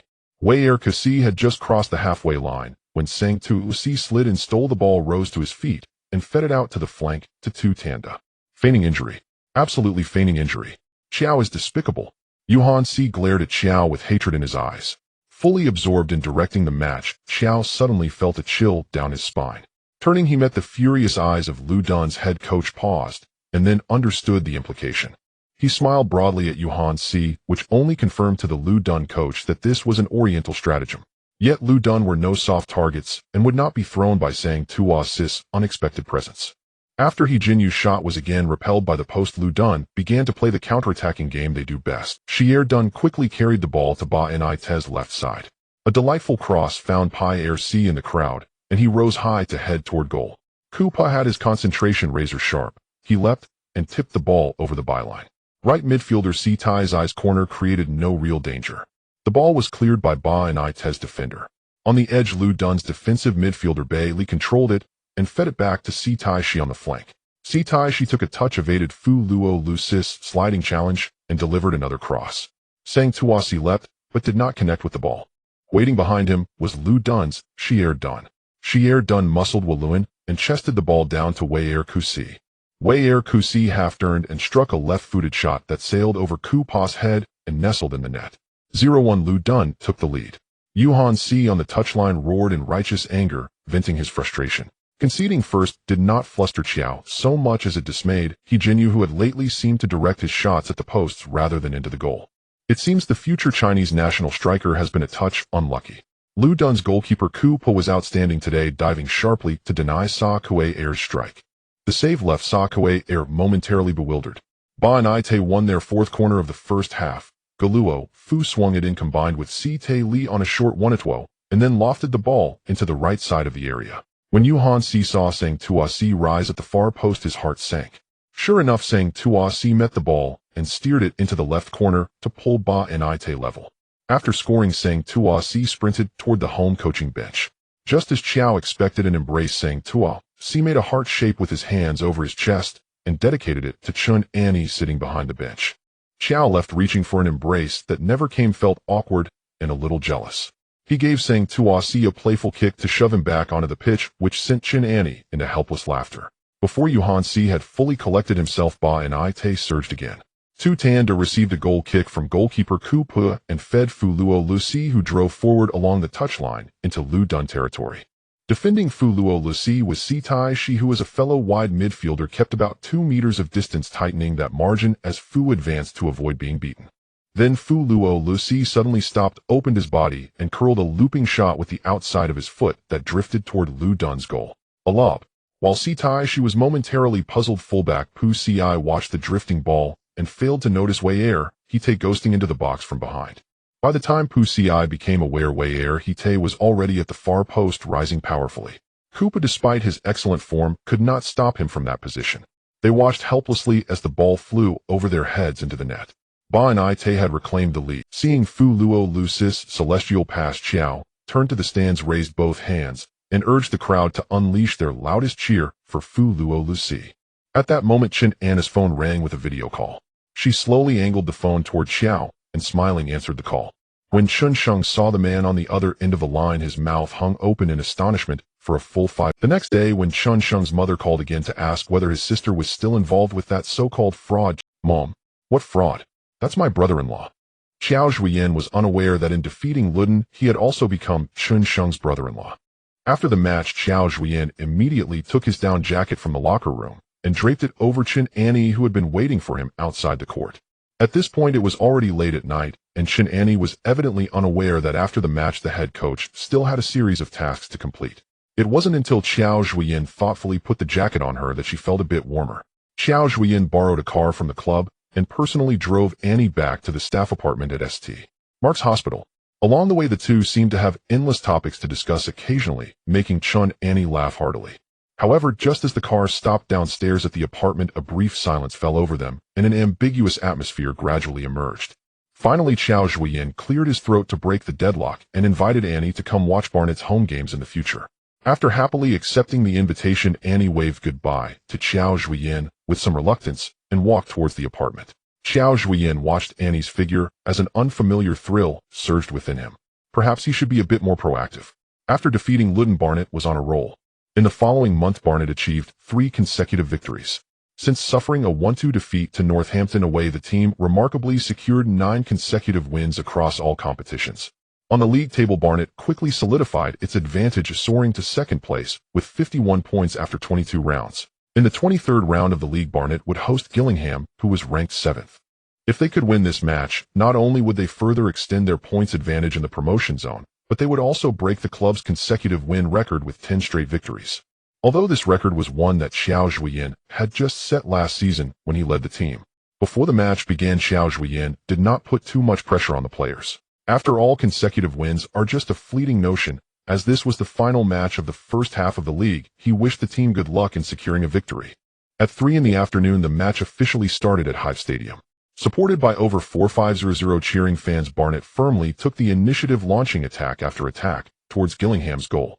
The resilient Gillingham held on until the 40th minute of the first half, but could not withstand the storm of Barnet's attacks, and their goal was breached. First, Grove took a corner from the right side of the penalty area. Warren headed the ball back to Mackenzie in the middle, who volleyed fiercely to score the opening goal for Barnet. Just 4 minutes into the second half, Barnet successfully combined on the left side.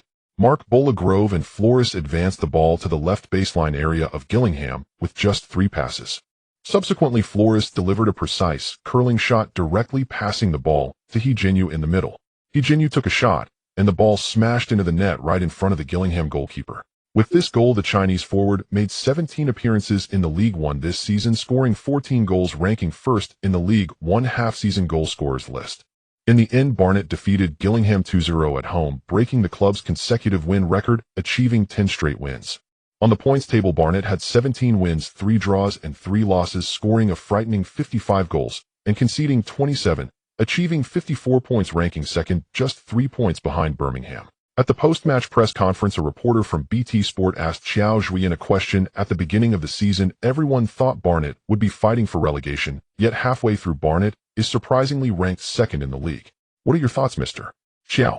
Qiao Zhuoyan smiled slightly and replied, I reviewed the league tables from the past 2 seasons and found that the relegation score was 49 points and 50 points respectively. And after today's victory, we have 54 points. I believe Barnet should have successfully avoided relegation. So what are your plans moving forward, Mr. Qiao? Are you aiming for promotion? The reporter felt there was more to say and continued questioning. Promotion? That idea sounds good. Why accept your suggestion? Qiao Zhuoyan smiled and looked at the questioning reporter, indirectly revealing Barnet's goal for the season to the media. If he had said such words at the beginning of the season, everyone would have thought he was insane. Financially troubled, a newly promoted team in League One claiming they aim for promotion would probably have made everyone laugh out loud. Yet today, Barnet sat second on the league table, leading 7th-ranked Barnsley by a full 14 points. Qiao Zhuoyan had enough capital to tell everyone that Barnet's goal this season was also not in the League One. Qiao Zhuoyan promises Barnet will be promoted to the championship this season. Chen Annie, who originally had little interest in football, surprisingly started buying sports newspapers. Upon seeing this man once again on the front page, a hint of a happy smile appeared on her face. Chen Annie carefully cut out the news about Qiao Zhuoyan from the newspaper and pasted it in a notebook. There were already quite a few reports about Qiao Zhuoyan inside. Ever since seeing his passionate side on the field, she suddenly wanted to learn more about this man. Since that night, when Chun Sheng clearly saw that the man on the screen was Qiao Zhuoyan, his communication with Chun Annie had almost multiplied. For this brother-in-law, who was only 2 years older than him, Chun Sheng admired him immensely. After all, one could hardly see any Chinese players in the top 5 leagues now. The emergence of Barnet seemed to tell everyone that in China there were equally talented football geniuses. Perhaps he wasn't on the field, but he could still be a source of pride for his fellow countrymen. Thus, Chen Sheng recently kept pestering Annie, hoping she could share Qiao Zhuoyan's contact information with him, giving him a chance to meet his idol. Annie, fearing that this crazy brother would scare Qiao Zhuoyan away, firmly refused to agree. In the end, Annie compromised, with Chen Sheng agreeing that at an appropriate opportunity, she would let Qiao Zhuoyan have a video call with him, which finally allowed her to shake off Chen Sheng's entanglement. In the blink of an eye, there was less than a month until the winter transfer window opened and Qiao Zhuoyan began to get busy. The team's contract renewals were basically completed, and there was hardly any resistance in the negotiations. Sakiel even took the initiative to propose a pay cut to relieve the club's burden, which deeply moved Qiao Zhuoyan. As for new signings, Qiao Zhuoyan did not intend to make significant adjustments to the current lineup, aiming to appropriately enhance the bench depth to prevent injuries to key players due to fatigue, which would essentially complete the task. However, at that moment, the appearance of an old acquaintance in the latest player information provided by the scout made Qiao Zhuoyan's thoughts return to a year ago. When the name of Simons appeared on the recommendation list, Qiao Zhuoyan's thoughts also returned to the summer of a year. In a small hotel next to Platfield Park in Manchester, Qiao Zhuoyan met Simons for the first time and eventually brought him under his wing. Just half a season later, the emerging Simons could not resist the temptation of higher-level league teams, submitting a transfer request to Qiao Zhuoyan with great determination. Ultimately, Barnet had no choice but to sell Simons to Blackburn for a meager 3,000. Unaware of the truth, fans protested at the club until Qiao Zhuoyan issued a statement, and with the support of the young German player Sambu, they turned the page on this chapter. The concerns Qiao Zhuoyan had for Simons then have now all become reality. In his first season at Blackburn, Simons only had a pitiful 3 appearances, all as a substitute. In this season, he has only had 1 league appearance and 1 in the League Cup with 0 goals. Simons had originally hoped to create a remarkable story with his brother, but the harsh reality shattered all of that. After recruiting his brother Kindra Simons with the help of Okra Simons, Okra received no contract extension and left as a free agent in the summer to join Exeter City in League Two. In their first confrontation of the season, Exeter City suffered a 52 defeat to Barnet away, during which Okra Simons witnessed the team's crushing loss from the bench. After enduring a series of setbacks, Simons suddenly realized, unfortunately with a 2-year contract signed, he did not hold the reins. Although he had Qiao Zhuoyan's contact information, Simons found it impossible to speak up. Helpless, he could only reach out to Scout Evans through his agent. Qiao Zhuoyan glanced at Simons' profile, which had changed little since a year ago. In this year, he had gained too little experience from matches, prompting a sigh as he placed the profile back on the table. After some thought, Qiao Zhuoyan dialed Scout Evans' number. "Hello, boss." Evans quickly answered, "Hello, Evans. I saw Kindra's profile." Qiao Zhuoyan was always straightforward with his staff. "Have you communicated with Blackburn? How much do they want?" 90000 boss. Qiao Zhuoyan nearly spat out his coffee. What the hell? A year ago he came for 300, and now with no goals in official matches you tell me you want 900. Do they think him a fool? Well, I want to tell you he is not a target for our team, not just because of the price. I understand, boss, so I didn't bring it up in the meeting. Evans clearly understood Qiao Zhuoyan's concerns. My team isn't a lover who can come and go as they please. However, considering he once served the team, you could pass along a few words to his agent. Evans pondered, finding the boss-lover analogy quite creative. Upon hearing the latter part, he quickly responded, "Okay, boss, you say. In China, there's a saying that a good horse doesn't eat back grass. Hope he can look forward and forget his time at Barnet. Finally, wish him good luck." After saying that, Qiao Zhuoyan hung up the phone.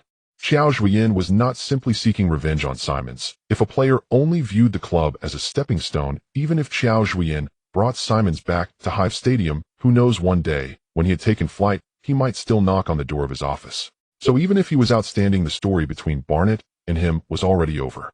Back on the field, Barnet welcomed their last opponent before Christmas, Woking, a team from England's 6th-tier amateur league. For this small team, reaching the second round of the FA Cup after defeating League Two's Morecambe was already a significant achievement, but unfortunately, they encountered Barnet.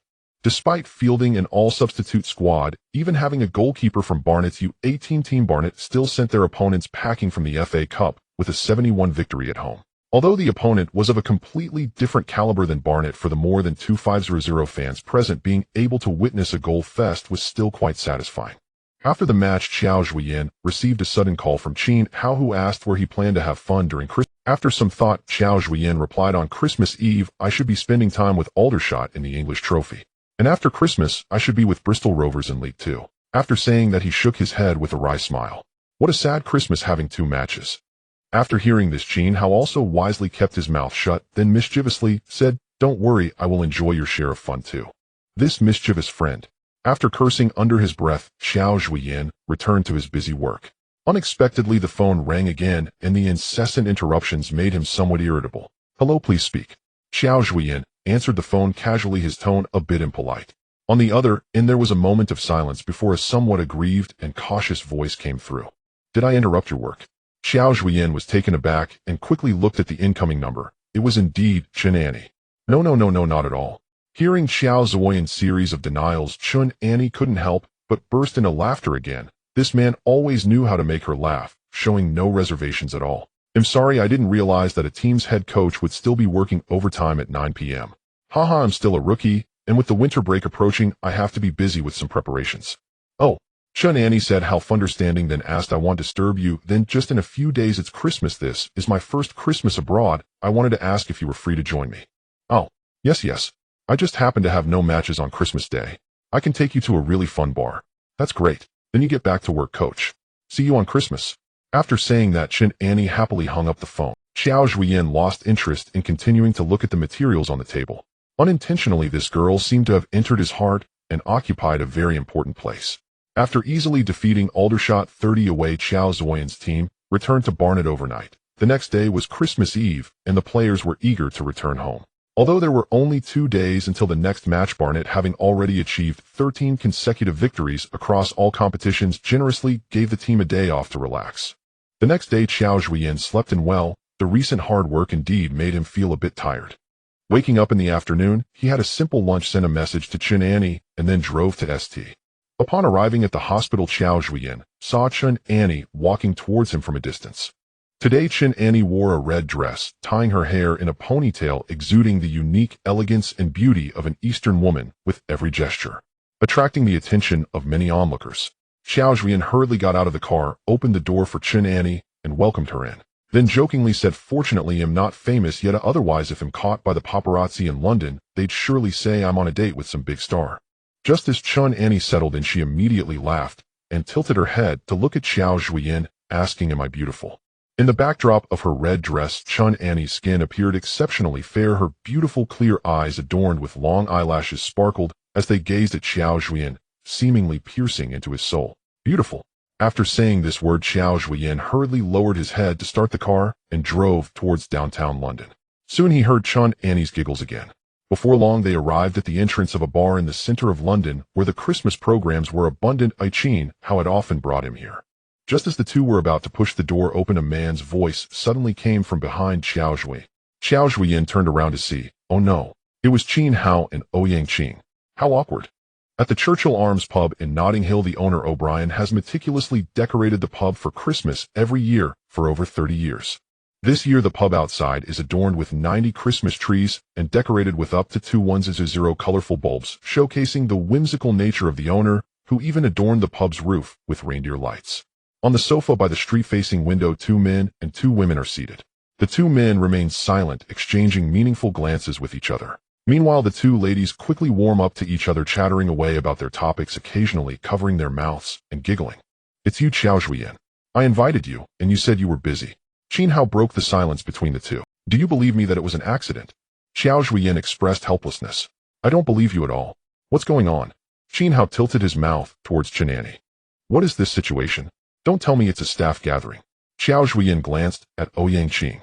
"All right, I've turned over a new leaf." Feelings developed over time. The 4 of them soon arrived at Hyde Park, not far from the pub, where the Christmas market each year has a beautifully enchanting name, Winter Wonderland. The renowned Hyde Park Christmas market is bustling with visitors. Over 200 charming little wooden huts have been set up here, offering various traditional handcrafted goods. As soon as Chen Annie and Ouyang Qing entered the market, they transformed into 2 innocent little girls, holding hands and bouncing excitedly between the different stalls. Meanwhile, Qiao Zhuoyan and Qian Hao could only follow behind, burdened with bags and feeling quite miserable. The grand and magnificent Christmas tree, colorful candies and handmade crafts, and the sweet aroma of mulled wine filled the air. Everything seemed much like previous years, but with Anna's presence, Qiao Zhuoyan felt everything had become romantic. It was not until they reached the towering 70-meter giant Ferris wheel that the 2 girls stopped their buying spree, requesting to board the Ferris wheel to enjoy the scenery and take a break. Without hesitation, Qian Hao eagerly paid for the tickets, granting them some time to rest. The Ferris wheel had thoughtfully designed private cabins, and once the door was closed, it began to turn slowly. Looking down from the nearly 100-meter-high Ferris wheel, the beauty of Hyde Park came into full view. Especially at night, accompanied by the twinkling starry sky and neon streets, it felt as if they were flying in the air. At this moment, Chen Annie, having set aside her shopping exuberance, quietly gazed out at the beautiful scenery. Inside the small cabin, the 2 could even clearly hear each other's breathing. "Thank you, Coach. I've never had such a joyful Christmas before." Chen Annie was the first to break the silence. "Really?" Annie tilted her head again, looking at Qiao Zhuoyan. "Yes, very happy." Chen Annie nodded seriously at Qiao Zhuoyan's affirmation. Smiling gently, she looked out the window again. "Coach, do you have any wishes for the new year?" Qiao Zhuoyan paused for a moment, seemingly deep in thought. "Firstly, I hope to defeat Manchester City in the new year and lead Barnet to successfully climb to the Wow, Manchester City seems quite formidable." Chen Annie had clearly heard of Guardiola's team. Indeed, they are one of the strongest teams in England. "We will face each other in the FA Cup match next week. Oh, besides football, Coach, don't you have any other wishes?" Facing Chen Annie's probing, the usually aggressive Qiao Zhuoyan fell silent once more. "I hope to find a beautiful girl to witness history with me at Barnet." "So have you found her?" "I think I have. She is right here with me on the Ferris wheel." After saying this, Qiao Zhuoyan gently held Chen Annie's hand, which was soft and smooth. It felt tender like a budding lotus and smooth like dewdrops on a lotus leaf easily blown into the pond by the wind. Chun Annie did not resist, and a warm flow of heat began to transmit through their hands to her body. Coach, let's make a bet. Oh, bet on what? Qiao Zhuoyan was puzzled by Chun Annie's sudden suggestion. If in a few days your team really defeats Manchester City, I will be your girlfriend. Qiao Zhuoyan felt a chill run down his spine. The heart of a woman is like a needle in the sea. Are you rejecting me? It seems rather difficult to become your boyfriend. I feel like you are rejecting me. Qiao Zhuoyan spoke frankly. Upon seeing Qiao Zhuoyan's somewhat pitiful expression, Chun Annie burst into laughter once again, nearly doubling over. After a long while, Chun Annie finally stopped laughing and looked at Qiao Zhuoyan cutely. Coach, I believe in. After saying this, she leaned forward and gently kissed Qiao Zhuoyan's cheek. This is a deposit. At that moment, the Ferris wheel slowly opened the cabin door, and Chun Annie nimbly bounced out, linking arms with Ouyang Qing and running off into the distance. Qiao Zhuoyan remained in the cabin, gently touching his cheek, reminiscing about everything that had just happened. Seeing that Qiao Zhuoyan was still dazed inside, Qin Hao pulled him out. Crazy Qiao, what's wrong with you? Qiao Zhuoyan gazed at the distant figures of Chun Annie and Ouyang Qing, pondering as he said, I was thinking about facing Manchester City soon. On December 26th, after 2 days of rest, Barnet set off for the Memorial Stadium in Bristol to challenge the third-placed Bristol Rovers. Just after stepping onto the English Football League pitch, Barnet, under Qiao Zhuoyan's management, despite having absolute advantage at home, conceded 2 goals to the opponent and only took 1 point. In this away match, the two teams ranked second and third in the league, separated by just 3 points. The importance of the game is self-evident. Barnet, fielding its main players, did not allow a repeat of the first-round encounter, decisively defeating the opponent 41, thanks to a hat-trick from Chinese forward He Jinyu and a late goal from Ashley Hill, showcasing Barnet's prowess to the 1-0 fans at the Memorial Stadium. Just 2 days later, Barnet would face the 9th-placed Oxford United at Hive Stadium. The extremely tight schedule was leaving Qiao Zhuoyan's team gasping for breath. Although they maintained absolute dominance during the match, they still struggled to break through the opponent's defense. Ultimately, they narrowly secured victory at home, thanks to an own goal by Oxford United's defender Rob Dickie. After the match, news from Birmingham indicated that they were similarly troubled by the congested schedule, resulting in another draw for Birmingham, allowing Barnet to successfully climb to the top of the table. At this point, the league had progressed to 27 rounds and Barnet had accumulated 60 points, having played 1 less match than Birmingham. 4 days later, Barnet was set to host the Premier League giants Manchester City. In preparation for this match, Qiao Zhuoyan unusually opted for closed training. This was his first instance of closed training since taking charge of Barnet. On the first day of the new year, Qiao Zhuoyan received a message from Chun Annie. Happy New Year, coach. Keep it up. Upon seeing the message, Qiao Zhuoyan smiled wryly, thinking it was all because of her. But his reply was simply 4 words: Happy New Year. At today's press conference at Hive Stadium, there were still only 2 or 3 journalists present. After answering a few routine questions, old friend Stuart asked Qiao Zhuoyan, Qiao, the team has broken the club record with 15 consecutive victories, and this time you implemented closed training. Are you hoping to defeat Manchester City and continue your winning streak? Manchester City is a great team, and I cherish the opportunity to compete against a renowned coach like Guardiola. Nobody dislikes victory, Mr. Stuart. Upon hearing this, the other 2 journalists laughed and shook their heads, clearly sensing that Qiao Zhuoyan might be getting a bit carried away. At the Etihad training base, the press conference scene was in stark contrast to that of Barnet. Dozens of journalists filled the room, with flashes of cameras going off through every media outlet, hoped to capture the perfect photo to accompany the news. Guardiola, ever the gentleman, patiently answered questions from the journalists. The press officer had to remind everyone that there were just 2 minutes left for questions. Simon from Sky Sports raised his hand high, signaling he had a question for Guardiola. Mr. Pep, I've heard that Barnet, led by Qiao, has achieved an astonishing record of 15 consecutive wins. Do you think this might pose some trouble for Manchester City? Journalist, if we put Manchester City's U23 team in the Football League, perhaps our record would last. Guardiola's response was filled with disdain for lower-tier competitions, as the teams he coached were at the pinnacle of the football pyramid. Qiao mentioned that he has great respect for you and the Manchester City club, and he feels thrilled to compete against such a big team. Are you also looking forward to this match? Guardiola was visibly displeased with this journalist's question, frowning slightly, but still answered, every year Manchester City encounters many matches. I indeed look forward to entertaining matches like the FA Cup. We will undoubtedly secure victory in the match. Guardiola was equally arrogant, but every journalist present interpreted this arrogance as the inherent dominance of a champion rather than Qiao Zhuoyan's overconfidence.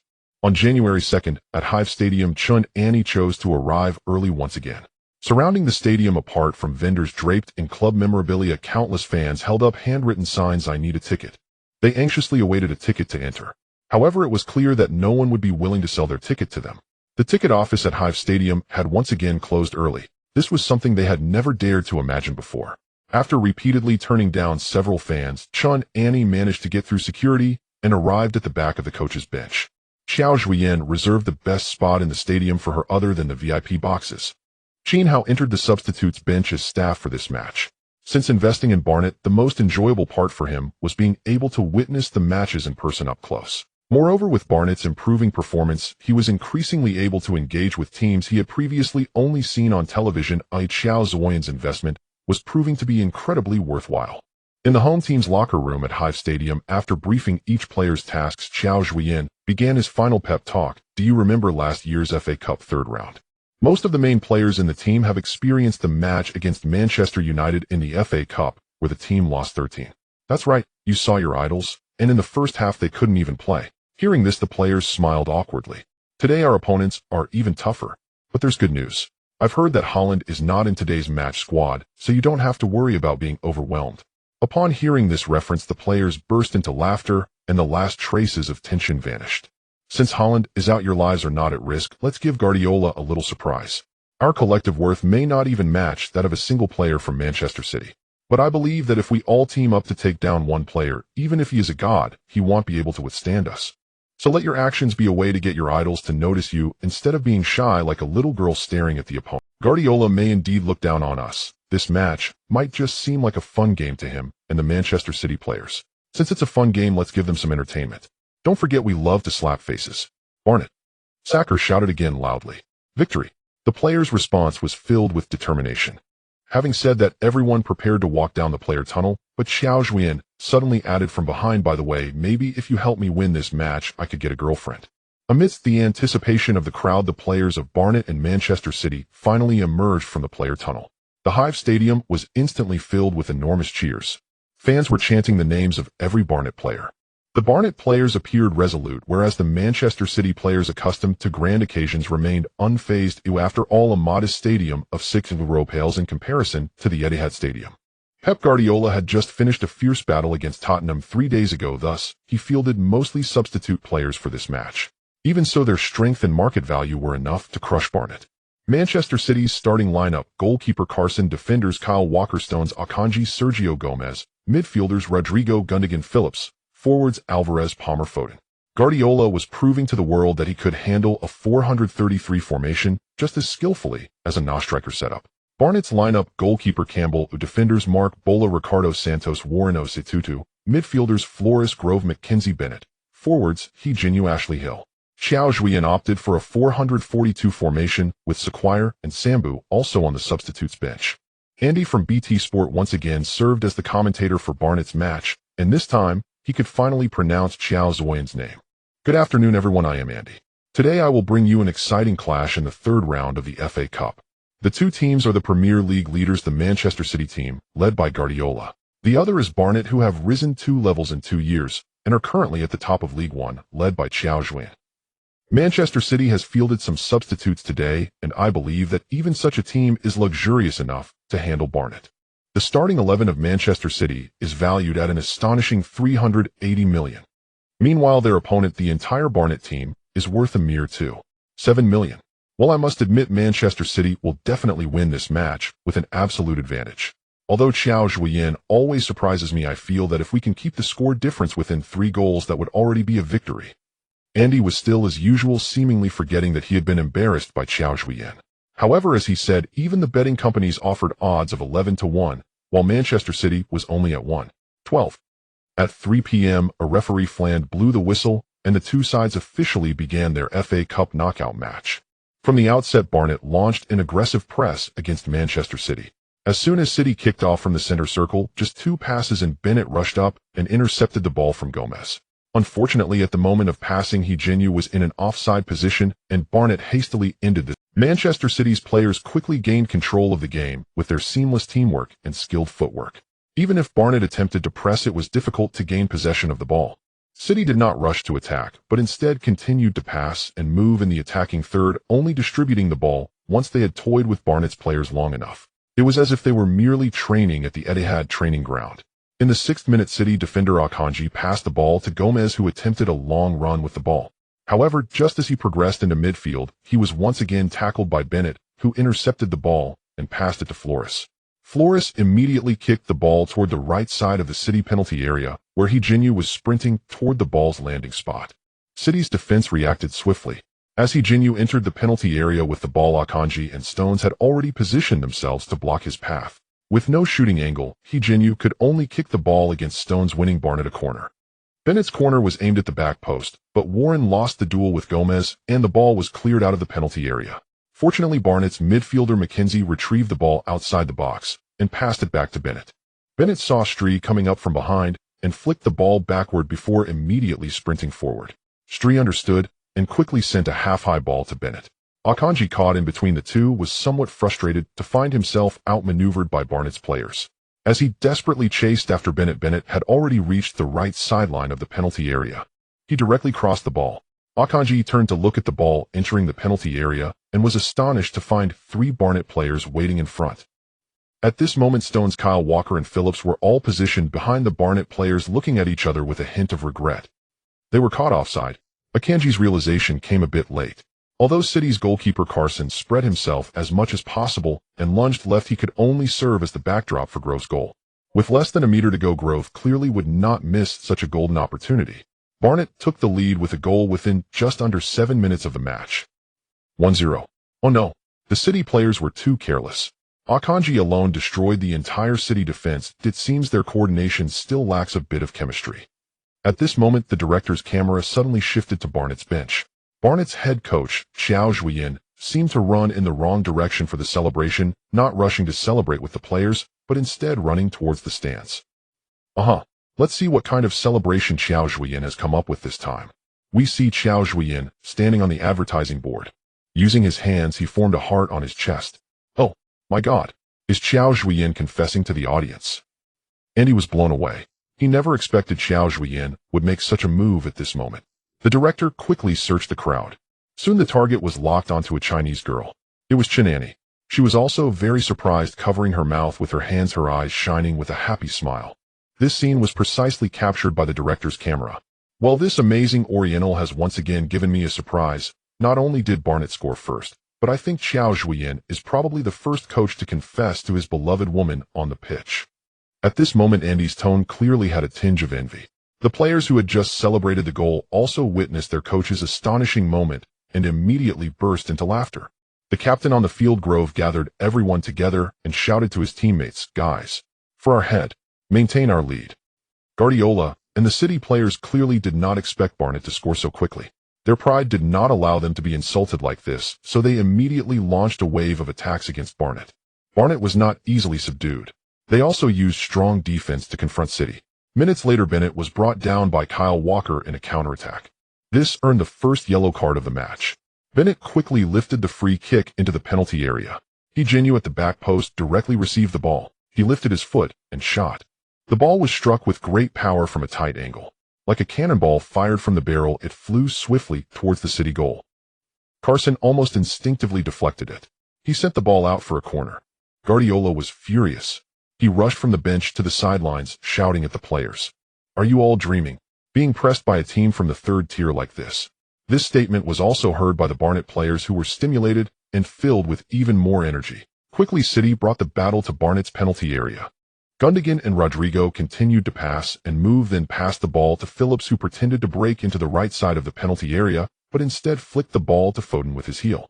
Foden was right near the penalty spot. After receiving the ball, he didn't even take any adjustments and shot directly.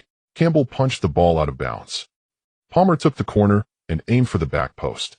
Akanji held Santos down and made a direct header. Campbell once again palmed the ball away, and Street immediately kicked the ball out of bounds. Minutes later, City earned a free kick in the attacking zone. Palmer lifted the ball into the penalty area, and Alvarez headed it towards goal. Campbell safely caught the ball again. In the 18th minute, Palmer received a pass from Foden and curled a shot from the edge of the penalty area. The ball grazed the right post and flew out of bounds. In the 20th minute, Palmer took a free kick and after receiving the pass, Foden made a direct through ball to Rodrigo on the edge of the penalty area, who turned and shot from the spot. The ball was blocked out of bounds by Campbell's fists. In the 27th minute, Kyle Phillips took a direct shot from a free kick near the left side of the penalty area. The ball was quickly caught in the arms of the quick-reacting Campbell. Thus, the first half of the match almost turned into a defensive drill for Manchester City, with Barnett's rare 2 chances failing to threaten City's goal. However, Barnet managed to maintain the 1-0 score with their united defense until the halftime break. When Flan blew the whistle for halftime, the Barnet players sat directly on the grass, gasping for breath. Clearly, the high-intensity defense took a significant toll on the players' stamina. When Qiao Zhuoyan entered the locker room, a chorus of whistles immediately rang out. Feeling quite embarrassed, he high-fived each player to boost morale and praised their outstanding performance in the first half. Remember, you must control the scale of fouls. For Manchester City, once their attacks are frequently interrupted, the rhythm of the game will definitely be disrupted. As time goes on, our 1-goal lead will make them even more anxious. As long as we hold on until the end, victory will surely be ours. If anyone receives a yellow card, nearby teammates should provide support to lessen their pressure. Today we must give Manchester City a good lesson. For our head's girlfriend, victory is a must. Who changed the lyrics? The players burst into laughter, not taking Qiao Zhuoyan's roar seriously, and rushed towards the field. After a brief 15-minute break, the second half of the match began on time. Guardiola simply said one thing at halftime: attack, keep attacking. In the 53rd minute, Higuain once again found an opportunity in front of Manchester City's penalty area, but unfortunately his shot went over the crossbar. In the 55th minute, Rodrigo attempted a long-range shot from outside the box, and the miraculous Campbell once again securely caught the ball. In the 60th minute, Rodrigo's header was still blocked by Campbell. In the 69th minute, the goalkeeper Carson, who had hardly touched the ball in the second half, finally found an opportunity and jumped high. He directly caught Bennett's cross in midair. In the 76th minute, City earned a free kick and Palmer's shot hit the side netting again. As time progressed, the City players, who had been attacking for a long time without success, gradually became agitated. The tackles became fiercer. The atmosphere on the field grew increasingly tense. Flan had lost count of how many times he had blown his whistle in this match: fouls, free kicks, fouls, yellow cards. If he could, Flan would never want to officiate a Barnet match again. It was too exhausting. Scenes of players tumbling on the field could be seen every few minutes. Despite Flan's constant reminders for both teams to remain calm, he still could not prevent fouls from occurring. Guardiola shook his head solemnly, completely disapproving of Barnet's playing style. In the 77th minute, Foden was directly tackled from the side by May during an attack. The referee showed no response. From the slow-motion replay, it was clear that May had first touched the ball, making it a very good defensive play. However, the gentleman Guardiola was furious, rushing up to Flan and unleashing a tirade. He was shown a yellow card directly. After receiving the yellow card, Guardiola actually waved his hands at the Barnet fans behind him, as if he found their jeers not loud enough. This provocative behavior greatly upset the Barnet fans, and under Mitchell's lead, the entire Hive Stadium erupted with boos, buzzing non-stop. In the 89th minute, Foden made a quick pass from midfield, tearing apart the entire Barnet defense. Substitute Grealish received the ball on the right side of the penalty area, creating an unknown opportunity. Charging toward the penalty area, Grealish swung his right foot and blasted the ball toward the goal. At that moment, Campbell seemed like a deity. Once again, he deflected the ball out of bounds. As Palmer directly kicked the corner out of bounds, Manchester City players realized that they had messed up this match. When Flan finally blew the whistle to signal the end of the match, Barnet's players could no longer support their bodies and collapsed on the grass. Meanwhile, in the stands, Chun Annie stood up with all the fans singing and dancing, celebrating this epic victory. Andy used the word incredible 5 times to summarize this match. Manchester City had 19 shots in total, with 14 on target. Additionally, they earned 15 corner kick opportunities and had a staggering 63 possession. Yet despite all this, they still could not secure victory in this match. Perhaps it can only be said that football is indeed round out. Anything can happen on the pitch.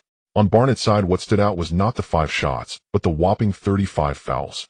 Truly deserving of the title of Foul Kings. Qiao Zhuoyan celebrated with the players, and then glanced towards the stands where he saw Chun Annie embracing other fans, and he smiled happily. Then Qiao Zhuoyan helped the players who were lying on the ground get up and walked around the field to thank their supporters. Every time they reached a spot, they received thunderous applause from the fans. When they reached the stand where Chun Annie was sitting, the players suddenly switched from applause to forming hearts with their hands above their heads. Embarrassed, Qiao Zhuoyan directly held his forehead with his hand. These mischievous kids. The room Barnett used for the press conference was not large, but at this moment it was crowded with journalists from various media outlets, the small room bustling with activity. The host had to stand up multiple times to maintain order. When Guardiola and Qiao Zhuoyan walked into the press conference, the flashing lights went off at an astonishing frequency. Then the reporters eagerly began to ask their questions. When asked why Manchester City lost this match, whether it was due to a lack of respect for Barnett, Guardiola's face darkened as he coldly replied, "What else can I say? This was an ugly match with countless fouls breaking it into pieces. This is not real football. And the referee keeps saying, keep playing, this is not a foul. Perhaps it's just because this is not the Etihad Stadium." Upon hearing this, Qiao Zhuoyan's face revealed a thoughtful smile. This response was so Guardiola. "Qiao, I am delighted that we won this entertaining match. Guardiola, this shameless victory might be worthy of being recorded in the history of small teams." The verbal spat between Qiao Zhuoyan and Guardiola lasted for 2 to 3 days before other news overshadowed it. In the country, Barnett's elimination of Manchester City stirred quite a storm among fans. Manchester City fans expressed deep disdain for Barnett's seemingly endless foul tactics. Meanwhile, Barnett fans believed that Manchester City was being petty and could not handle defeat. Regardless, Barnett has already gained fame in China. The official account's followers have increased from hundreds of thousands to millions.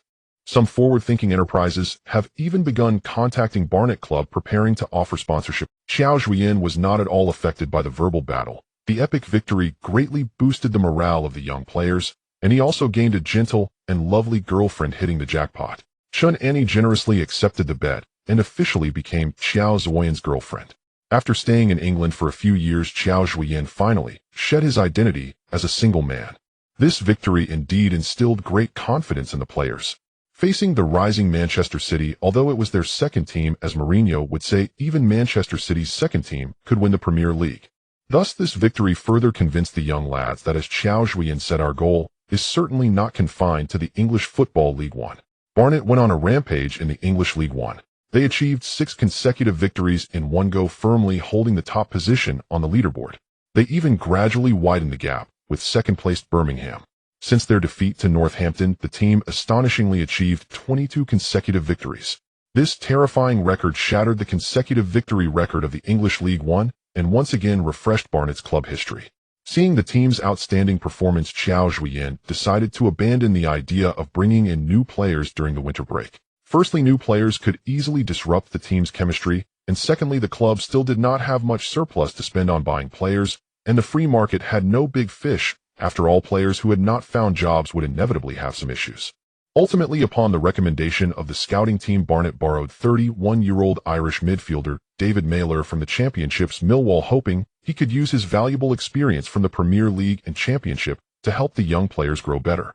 On January 27th, in the quarterfinals of the southern section of the English League Trophy, Barnett faced their old rival Arsenal U23, whose head coach was still Henry. This time, Henry did not underestimate them and called up a full 5 players from the first team. From the goalkeeper to the forwards, Arsenal arranged for a first-team player in almost every position. Even so, in front of over 6,000 fans at the Hive, Barnett still fought hard to draw with their opponents, dragging the match into a penalty shootout. Lady Luck stood once again by Barnett's side as Arsenal's young players Saka and Lee missed their penalties, allowing Barnett to advance to the southern section semi-finals once more. Henry, who lost to Qiao Zhuoyan for 2 consecutive years, said nothing, and soon young players Saka and Lee were loaned to Rotherham and Bolton, effectively bidding farewell to the Emirates Stadium. On January 30th, in the 30th round of the English League One, Barnett faced their old foe Wimbledon at home. This was also Barnett's 9th match in January, averaging 1 match every 3 days. For Barnett, whose bench depth was already somewhat thin, this schedule was more devilish than the devil. The greatest contributor to keeping the players healthy and helping them recover quickly was none other than Qiao Zhuoyan's girlfriend, Chun Annie. Annie taught Barnett's physiotherapy team the basics of acupuncture in the shortest time and dedicated nearly all her spare time to Barnett's treatment room. The acupuncture that once terrified Santos has become the favorite of Barnett's players, especially with a beauty like Chun Annie guiding them on site. Almost every day after training, there would be a long line outside Barnett's treatment room. Although there were some grudges with Wimbledon, Qiao Zhuoyan did not mind, as it was not a deep-seated hatred. Therefore, for this match, Barnett also made extensive rotations. At that time, Wimbledon was ranked 21st, still in the relegation zone. Meanwhile, Barnett was already 6 points ahead of Birmingham, sitting atop the League One table. Barrett also lost his job after coaching Wimbledon for 164 days. Just 10 minutes into the match, Sambu, who was given a starting opportunity, received a cross from Wehrmacht in the penalty area and headed the ball into the net. He scored the first goal for Barnet. 17 minutes later, the German young player made a comeback. Sambu entered the penalty area, received a through ball from Flores, and struck powerfully to score. Barnet scored again. The more than 300 Wimbledon fans who traveled from afar ultimately left the Hive disappointed. Even against a Barnet side, with only half of their first team playing, they were unable to score, and the 0-2 scoreline meant their relegation battle continued. A week later, facing mid-table Charlton Athletic, the fatigued Barnet nearly lost the match. Charlton maintained a 3-2 lead until the 80th minute. It was only in the last minute of injury time in the second half that Barnet luckily earned a penalty. Newcomer Mailer, who joined Barnet during the winter transfer window, scored effortlessly, allowing Barnet to escape with a point from the Valley. This also ended the team's consecutive victory record in League One. In the fourth round of the FA Cup, they were fortunate to draw Rotherham United, a League One team. Qiao Zhuoyan naturally would not let go of the 9-0 prize. With captain Sakil's brace and midfielder Adam May's long-range shot, Barnet triumphed 3-0 away. They avenged their 0-3 defeat in the second round of the League Cup. They advanced to the fifth round of the FA Cup. Soon the draw results for the fifth round of the FA Cup were announced. Barnet's opponent is Leicester City, known as the Foxes.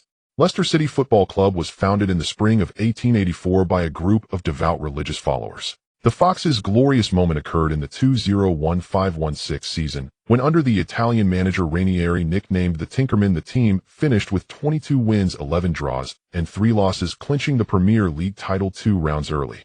Following the unexpected death of their owner and changes in management, the club eventually won its first FA Cup title under the leadership of Rodgers. However, this season, with Vardy aging, Leicester City has rapidly declined.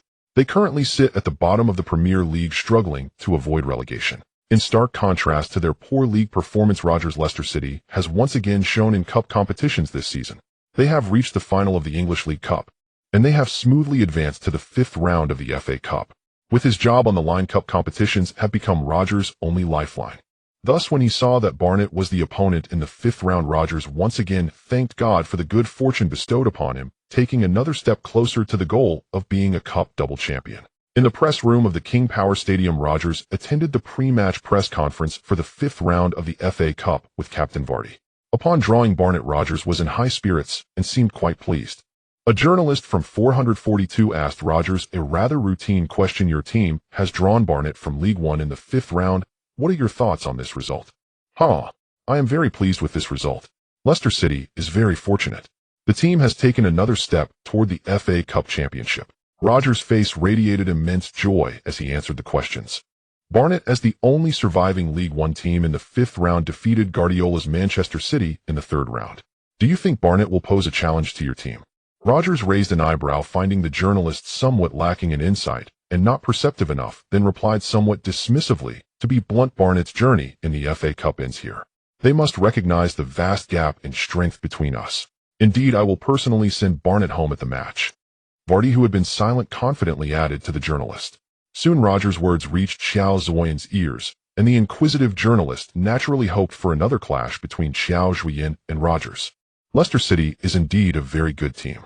Qiao Zhuoyan's praise dimmed the journalist's expectant gaze, as it seemed there was no newsworthy value. "I hope that at the end of the match Rodgers won't become the second Guardiola." Hearing this, the journalist's eyes lit up once again.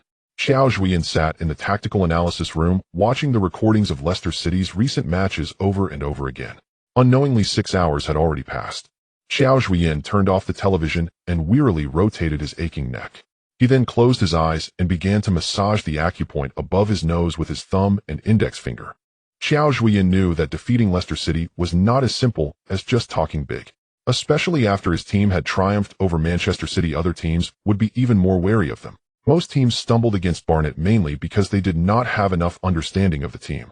After all, no one wanted to spend too much energy on such a small team. Executing the established strategy sufficed. It was this very mindset that allowed Barnet to take advantage. It wasn't until his phone alarm rang that Qiao Zhuoyan finally opened his eyes. He had made plans to have dinner with Annie in the evening and was worried that he might lose track of time, so he had set the alarm in advance. Driving from Barnet's base, it took just over 10 minutes to reach St. Mark's Hospital. As expected, Chin Annie was already waiting by the roadside, peeking her cute little head for his arrival. The two quickly arrived at a Chinese restaurant in Harrow. Chen Annie, as always, chattered away, sharing amusing stories from work, occasionally bursting into laughter. Only when he was with Annie could Qiao Zhuoyan completely relax. As dinner was nearing its end, he stretched his back dramatically to relieve his fatigue. This scene, of course, did not escape Chen Annie's keen eyes. She quickly inquired about the reason for Qiao Zhuoyan's fatigue, as she could easily notice the change in his expression, being from a family of traditional Chinese medicine. In the next match, we will be challenging a Premier League team, which will be tough. Is it Leicester City? They're even stronger than Manchester City. They aren't as formidable as Manchester City, but they are quite troublesome. Chen Annie, who had already transformed into a Barnet fan, could clearly remember Barnet's opponent. The players were solely motivated to help me find a girlfriend during the match against Manchester City. This time, there's no such reason. Upon hearing Qiao Zhuoyan's explanation, Chen Annie laughed again. Coach, I believe in you. No team is without weaknesses. I refuse to believe they can win every match. Then wouldn't they be the world's #1? Not #1, but the last place is indeed true. Qiao Zhuoyan joked, but after saying this, he suddenly froze. Last place, relegation League Cup Finals, FA Cup 5th round. Gradually, Qiao Zhuoyan's thoughts began to clarify. Leicester City's Achilles heel was precisely here. With this thought, Qiao Zhuoyan stood up and kissed Chen Annie on the forehead. You truly are my little lucky star. I'm heading back. I need to have a meeting with the coaching team. You can take a taxi home. After saying this, Qiao Zhuoyan quickly settled the bill and rushed toward the parking lot. Chen Annie was left stunned. After a while, she pouted and said happily, men are all big pigs trotters. They take advantage and run. Leicester City was also engaged in 3 competitions in January, having played 9 matches. More importantly, 4 days after the FA Cup 5th round, they would participate in the English League Cup final at Wembley Stadium. Their opponent was the even stronger Manchester United. Compared to staying in the Premier League and being just 1 step away from the League Cup title, the FA Cup was only ranked 3rd for Leicester City. This meant they would definitely hold back. On February 16th, at Harrow's Hive Stadium, tickets were once again hard to come by. Looking at the packed stadium, Chen Hao seriously said to Qiao Zhuoyan, perhaps we should consider expanding the stadium. Have your dad send over £3 million first to clear the club's debts. Then send another £20 million, and he'll rename Hive Stadium to Uncle Chen Stadium. Qiao Zhuoyan rolled his eyes at Chen Hao and suggested, excuse me, I'm leaving. Chen Hao dejectedly returned to the coaching bench. After warming up, Qiao Zhuoyan returned to the locker room with the players.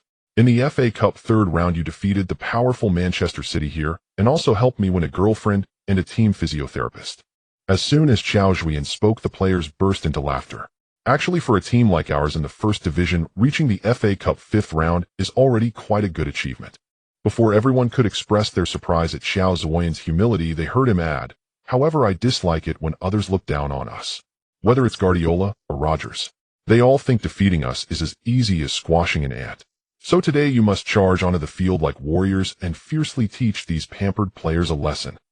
They will soon have to play in the League Cup final, so they will be very cautious to avoid injuries. This is their biggest weakness. Make sure to show them how the men of England play football. Barnet, victory is ours. With this rallying cry repeated 100 times, the passionate Barnet players marched onto the field. Leicester City indeed did not underestimate Barnet. Even after being so arrogant in the press conference, they still sent out most of their main players. Seeing this, Qiao Zhuoyan smiled slightly, waiting for your main players. Vardy, seeing the fierce gaze of the Barnet players as if they wanted to eat him, couldn't help but be taken aback. Having played hundreds of matches for Leicester City, it was the first time he had seen such a look on the field. It was as if the players in front of him were not Leicester's players, but the enemies who had killed his father. Upon hearing the referee Taylor whistle to start the match, Vardy had no time to ponder further and passed the ball to Barnes. He ran towards Barnet's penalty area. Soon Barnes passed the ball back to him, and just as he received the ball, he saw Adam May rushing towards him, followed by a sharp pain in his ankle. Beep. Taylor immediately blew the whistle to stop the match. May had committed a foul. But that was all. After lying on the ground for a while, Vardy stood up, jumping in place repeatedly to check that his ankle was fine. A faint pain reminded him to be cautious of this group of butchers today. As he aged, Vardy could no longer play as fearlessly as he did when he was younger. At this age, a single injury could mean saying goodbye to the pitch. Not just Vardy, other Leicester City players quickly noticed the ferocity of the Barnet players. Moreover, their fouls were extremely subtle, causing great distress to the Leicester players. In the 12th minute, Barnet won the first corner after the match started with young player Bennett taking the corner. Barnet's players had evidently undergone precise deployment and design before the match. After quickly taking their positions, Bennett's corner was immediately sent in.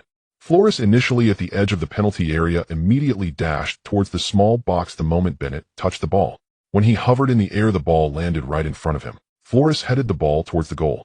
The ball flew straight to the upper left corner of the goal.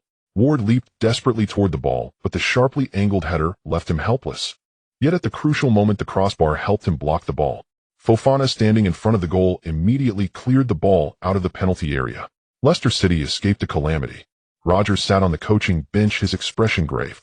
The head coach's keen intuition told him that Barnett was much tougher than he had imagined. Just 2 minutes later, Tielemans had just brought the ball to Barnett's half, when he was taken down by McKenzie with a sliding tackle. The problem was Taylor did not call a foul. Before Tielemans could complain, Barnett had already passed the ball to Sequeil in front of Leicester City's penalty area. Sequeil shot. The ball was securely caught in Ward's arms. Rodgers could no longer sit still and rushed to the sidelines to protest loudly to the referee, only to be warned by the fourth official. With an angry expression, he finally understood why Guardiola was so furious. Although Barnett's players made extremely fierce tackles, they would try to keep it measured on the combative English pitch. It was hardly worth calling. The overcast sky began to drizzle, making it even more challenging for Leicester City. Vardy finally managed to shake off defender Santos, winning an unknown opportunity, but his shot was way off target, easily saved by Campbell. In the 33rd minute, Barnes received a throw-in from the right side. A long pass found Tielemans at the top of the penalty area. Without waiting for the ball to land, Tielemans executed a side volley. The ball flew toward the goal like a cannonball. Campbell made a spectacular save again, sending the ball out for a corner. A wave of "oh" erupted from the stands. The fans then lavished the loudest applause on Campbell. Subsequently, Maddison took the corner and Fofana's header went over the crossbar, leaving Leicester City empty-handed. In the 44th minute, Ndidi initiated an attack from Barnett's right flank. Seeing Flores' sliding tackle, he cleverly pulled the ball to the left, causing Flores to swipe at air. Just when he was about to feel pleased with himself, a sudden gust of wind swept past his feet, and he fell to the ground. Meanwhile, the ball was intercepted by the recovering McKenzie and passed to Sequeil. Fortunately, Leicester City quickly regained possession. Ignoring the pain in his legs, Ndidi made a light pass. Vardy once again found himself in an unknown situation. Santos and Warren did their utmost, but could not keep up with Vardy's pace. The veteran in his 30s still outpaced the two younger players. Before Vardy stood only Campbell. He chose to chip the ball into the upper left corner of the goal. The ball went over the bar. Rodgers smashed the water bottle in his hand, muttering something. Perhaps Vardy really is aging. Maybe it's time to let Daka come on in the second half. Regardless, the midfield needs a good adjustment. At that moment, Campbell kicked the goal kick to midfielder Higuinho. After receiving the ball, Higuinho immediately passed it to the sideline to Bennett, who turned to protect the ball, while Mark Bola quickly surged up from the left. Bennett promptly passed the ball to Bola, who curled it with his foot, sending it directly to McKenzie at the edge of the penalty area. McKenzie turned and squeezed into the penalty area facing Ward and shot towards the far corner of the goal. The ball slipped through Ward's fingers and settled firmly in the net. 1-0. Barnett has taken the lead. The Hive Stadium erupted in excitement amidst the rain. Rodgers felt a chill all over. He didn't know if it was because of Barnett's goal or the damn rain. It felt like his dream of a double title was about to wake up. You all play like complete rubbish. The opposing team is merely a Class A team. A Class A team. Are you planning to make Leicester City the laughingstock of the Premier League? In the away changing room of Hive Stadium, all the players silently lowered their heads, only able to hear the roar of Rodgers. Now you are 1 goal behind. Attack. Go all out to attack. Jamie, get the ball into Barnett's net. Suddenly hearing his name, Vardy looked up sharply. In Rodgers' deep and piercing gaze there was not only expectation, but also a hint of threat. The atmosphere on Barnett's side was entirely different. The goal scored before halftime put the players in high spirits, and once they entered the changing room they encouraged each other with high fives. The intense scrimmage in the first half had clearly drained the players' energy, so Qiao Zhuoyan did not go on a lengthy speech. Listen up, guys. You did perfectly well. In the second half, Leicester City will definitely attack with all their might, but heaven will help us. As long as this heavy rain continues, they won't be able to launch their attacks. These high and mighty teams certainly didn't expect to encounter a pitch of such poor quality. After saying this, Qiao Zhuoyan winked at the players, and they naturally understood, laughing silently. Campbell, you'll face a lot of pressure in the second half. Make sure to stay focused. Honestly, I love the way you say it, but boss, I really only like women. Campbell pretended to be serious, provoking laughter from everyone. Alright, you guys are getting more and more mischievous.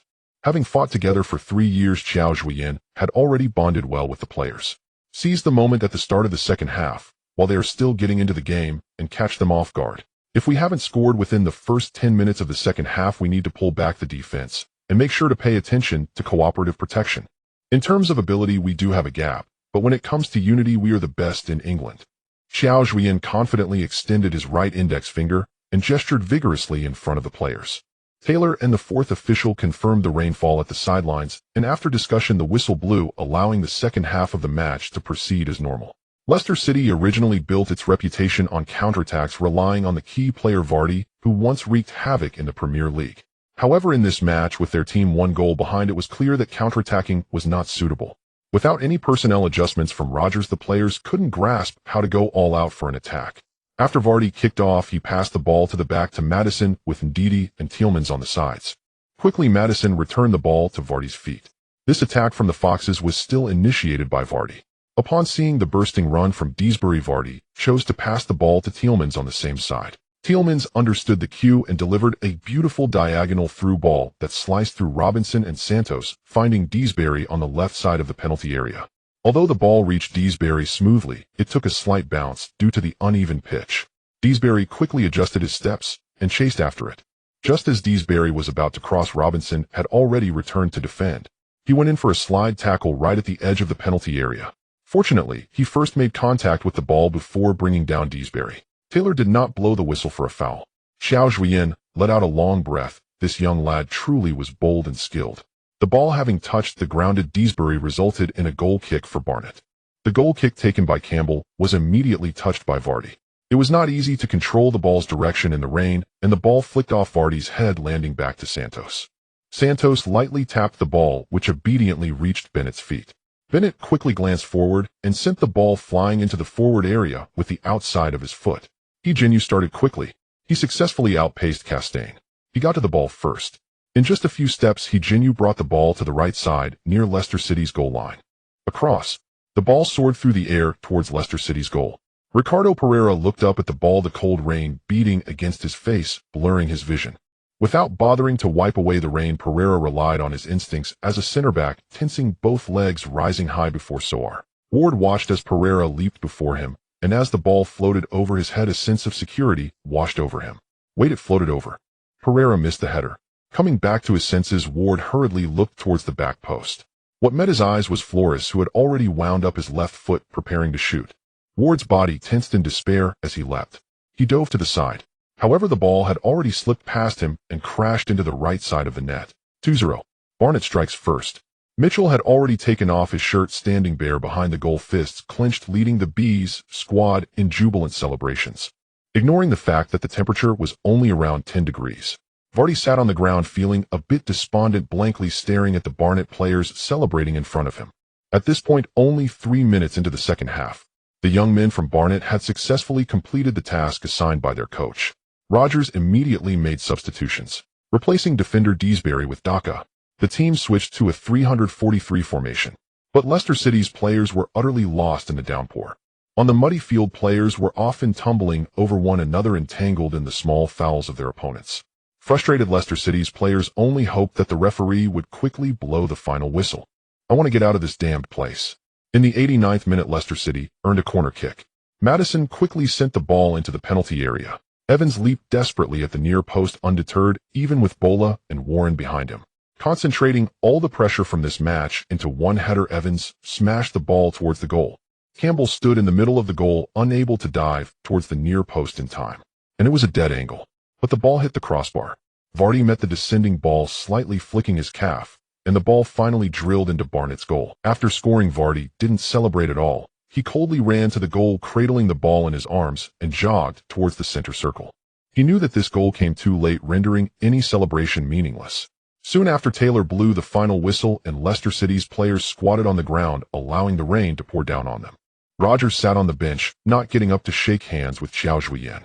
Qiao Zhuoyan had no intention of comforting the downcast Rodgers. Instead, he turned to look at Chun Annie in the stands, confirming she wasn't drenched by the rain, then grinned, revealing a row of neat teeth, as if to take credit in front of her. Chun Annie also did not hurry to leave the stadium, looking at Qiao Zhuoyan with a face full of happiness. Soon after taking a hot shower, Qiao Zhuoyan appeared at the press conference. Rodgers, sitting beside him, still showed no reaction, coldly sitting there. Mr. Rodgers, after this match, has your evaluation of Barnet and Qiao changed? Rogers coldly stared at Stewart, making the young man feel a bit nervous, but he still stubbornly stood there waiting for Rogers' response. Barnett won a victory that does not belong to them. In such a match, we could win 9 out of 10 times, and no one would bat an eye, because it's nothing new for big clubs to win. Such luck will not happen every day. Cough cough, the weather is bad, everyone should go home early, so let's keep it short. Qiao Zhuoyan's sudden speech startled Rogers, and he fell silent. I find it strange that whenever Barnett wins a match, there will always be people saying things about luck and rubbish like that. My team has remained unbeaten for 28 consecutive matches as of today. If you still think this is luck, I truly doubt if there's anything but rubbish in your head. I look forward to facing Leicester again next season in the championship. This last sentence from Qiao Zhuoyan twisted Rogers' already drawn face into even more of a grimace. That damn Qiao Zhuoyan sure knows how to insult without using bad words. Thus the name of Rogers from Leicester City was added to Qiao Zhuoyan's enemy list. The opponent in the Barnet FA Cup 6th round soon came to light. Aston Villa, currently ranked 14th in the English Championship, safe from relegation, but without hope of promotion. Such an opponent might prove to be quite troublesome. The match is scheduled for about a month later, and by the 6th round only 8 teams remain. These include Liverpool, Arsenal, Chelsea, Tottenham Hotspur, Bournemouth from the Premier League, Leeds United and Aston Villa from the Championship, and Barnet from League 2. Returning to the league, Barnet has clinched consecutive victories against Doncaster and Walsall. Their unbeaten streak has now extended to a staggering 30 matches. On March 6th, in the 36th round of League 2, Barnet will visit St. Andrews Stadium to face Birmingham, who are currently in second place with a 12-point gap between the two teams. Coincidentally, in the final of the EFL Trophy on March 28th, the matchup will again feature Barnet versus Birmingham. The two teams have undeniably become the titans of League 2. In this match, coach Qiao Zhuoyan opted to rest most of the main players. As he put it, the lead is quite significant, so everyone should play with a relaxed mindset. Even if they lose, it could add some excitement to the title race. The players nodded vigorously, getting caught up in the enthusiasm with their head coach. Birmingham, however, showed no intention of using substitute players at this moment. There was no consideration of pride.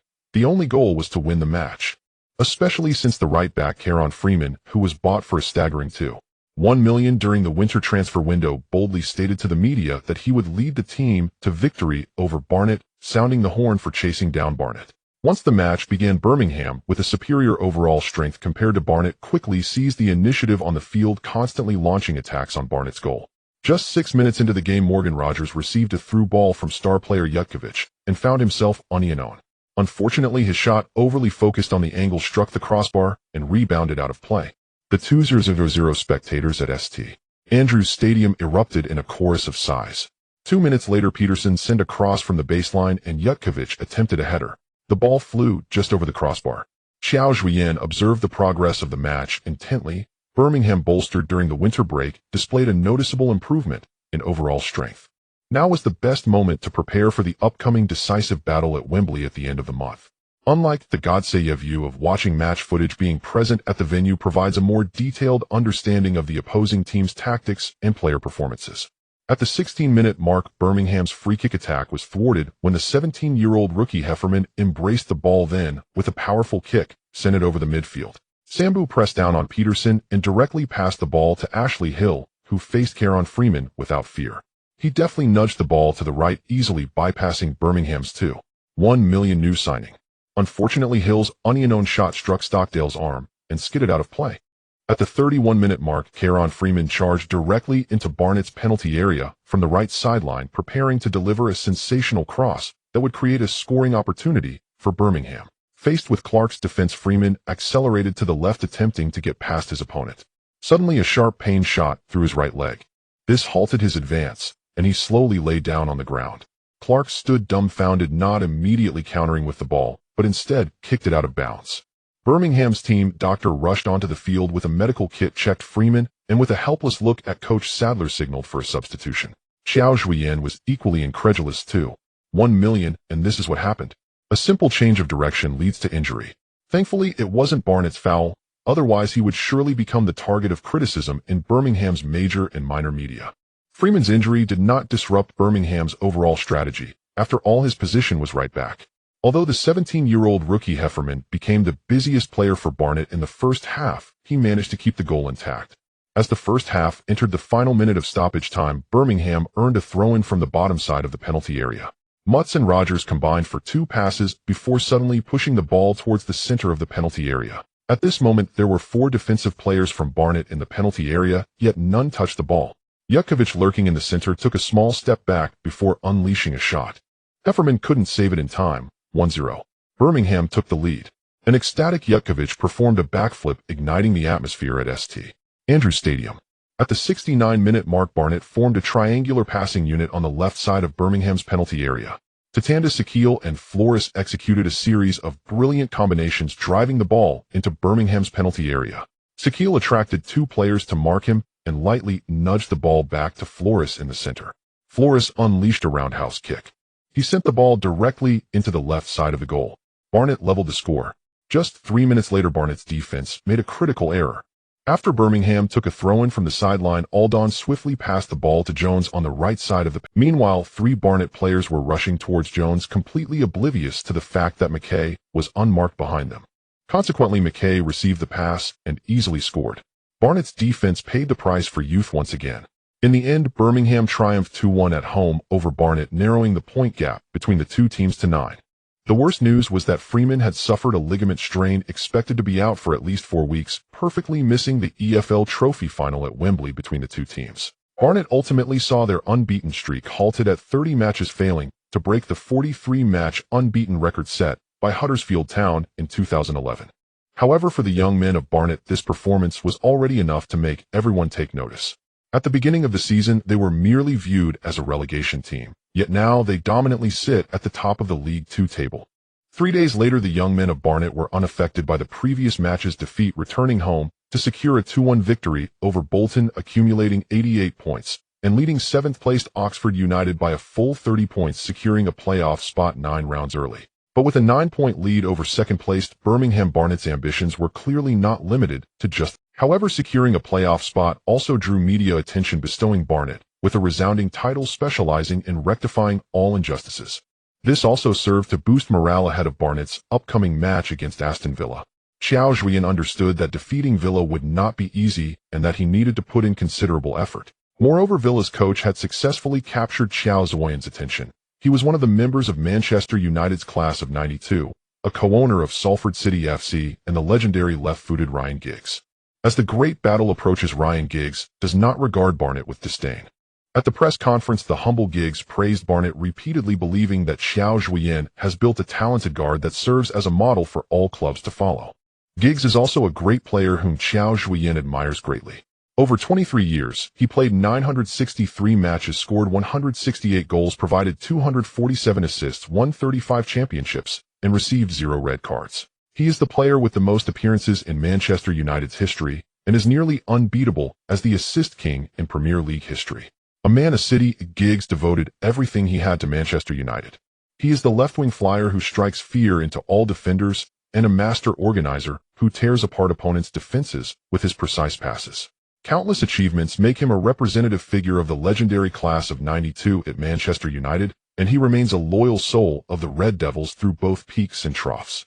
After retiring in 2014, Giggs briefly served as Manchester United's interim manager before taking over the Welsh national team, but later resigned due to legal troubles. Aston Villa is the first club he officially managed.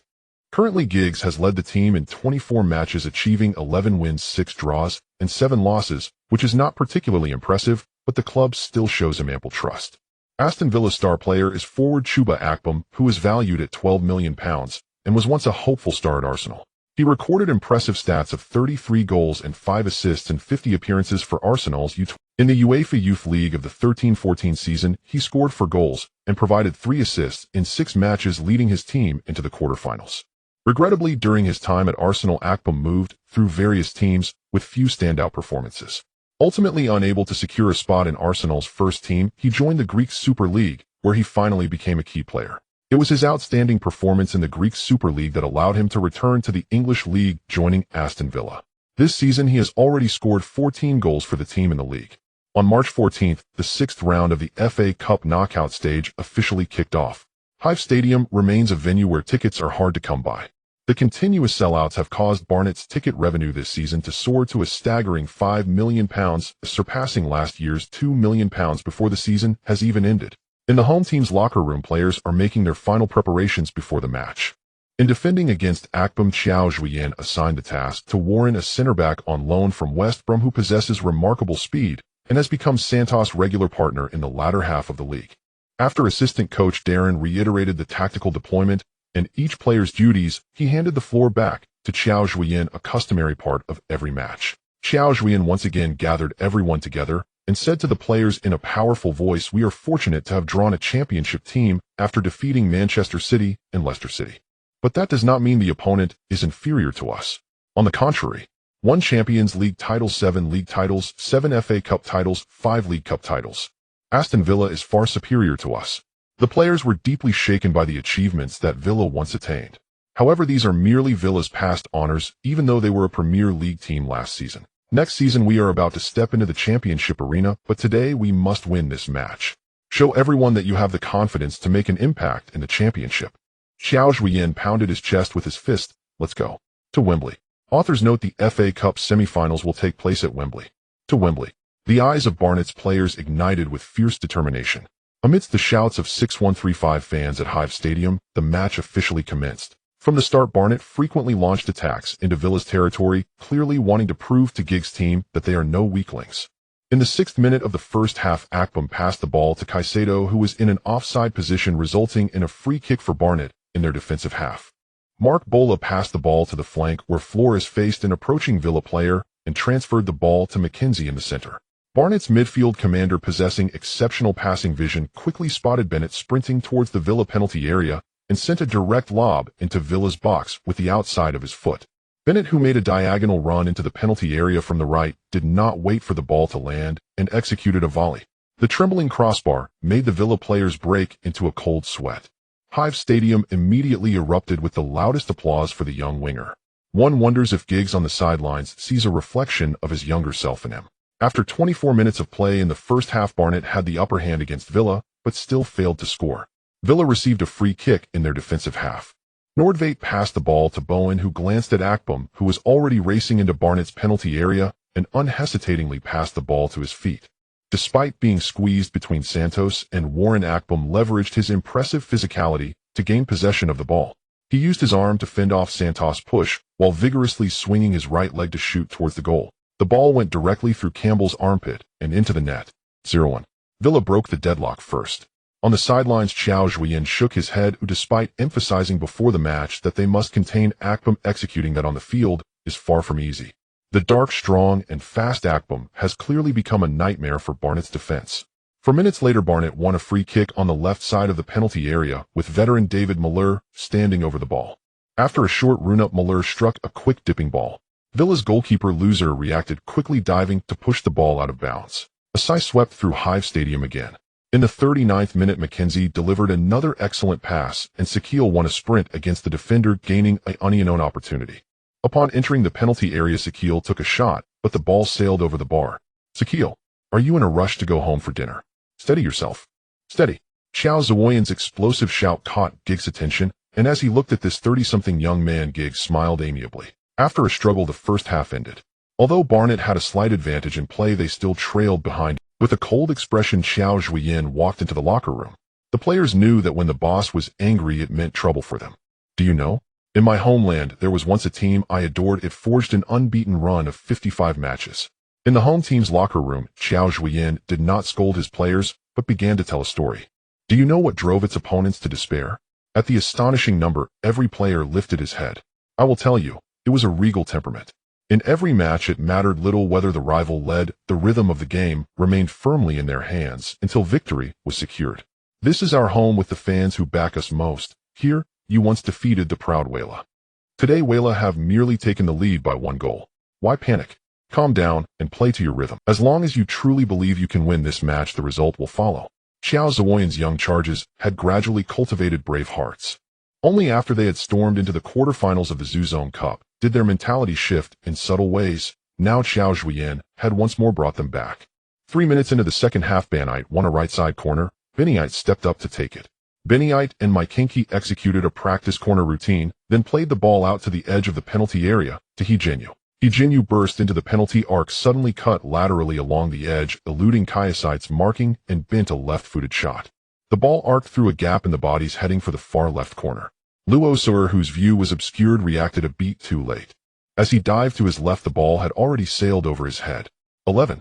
At the start of the second half, Banite had equalized. The oppressive atmosphere of Fengchao Stadium was instantly released. Fans surged behind the advertising boards and celebrated with fists raised alongside the players. Watching He Jinyu in such fiery form, Qiao Zhuoyan celebrated, yet felt a tangle of emotions. With just over 2 months remaining in the season, negotiating a sale with the Lang team next term would likely prove very difficult. After equalizing, Banite's morale soared. They pressed Weila relentlessly, making it hard to discern a gap in class between the two sides. In the 69th minute, Banite won a free kick from the left edge of the penalty area. Milei took it again. This time Milei elected to strike with power, but he still could not breach Luo Suor's 10-finger fortress. The ball rocketed toward goal, and Luos leapt to parry it over the line. The stadium erupted once more in astonished cries at the goalkeeper's superlative save. Although time was dwindling, Banite's players displayed a temperament wholly different from the first half. As if the scoreboard did not read 11, Banite continued to organize attacks with composed precision, patiently waiting for openings. In the 77th minute, Weila had a throw-in. Bulian's throw was read by Lua Bingson, who intercepted the route ahead of Mower and played the ball straight to He Jinyu. He Jinyu immediately fed the ball to Sakir, charging forward through the center, and Banite's players surged toward Weila's half like a flood. Sakir carried the ball to the edge of Weila's penalty area, feigned a shot against 3 defenders, then slipped the ball to the left to Fuyuolizi. Fuyuolizi took 2 strides to the byline and flicked the ball with his heel into the danger area. Sakir, arriving at pace, struck a low shot from close range with overwhelming force that flashed into the net. 21. Banite had finally come from behind. While Banite's players and fans celebrated wildly, Jigs displayed rare composure. The head coach acted like a tonic, quickly calming the Weila players on the pitch. In the 81st minute, Weila won a throw-in in Banite's final third. Mower quickly launched the ball to Bulian, who then played it to Magian in the center. Magian took 2 steps forward, and before Banite's press could close him down, unleashed a sudden strike. The ball flew like a cannon shot into the goal, curling into the top right corner. A world-class strike. Weila had equalized again. 22. The 4th official soon raised the board to indicate 1 minute of stoppage time. There were 4 minutes left until the final whistle. Weila sent the ball forward, and Naji still sought to feed Aikpeng, but Wolan intercepted by slipping in front, immediately playing the ball to Fuyuolizi.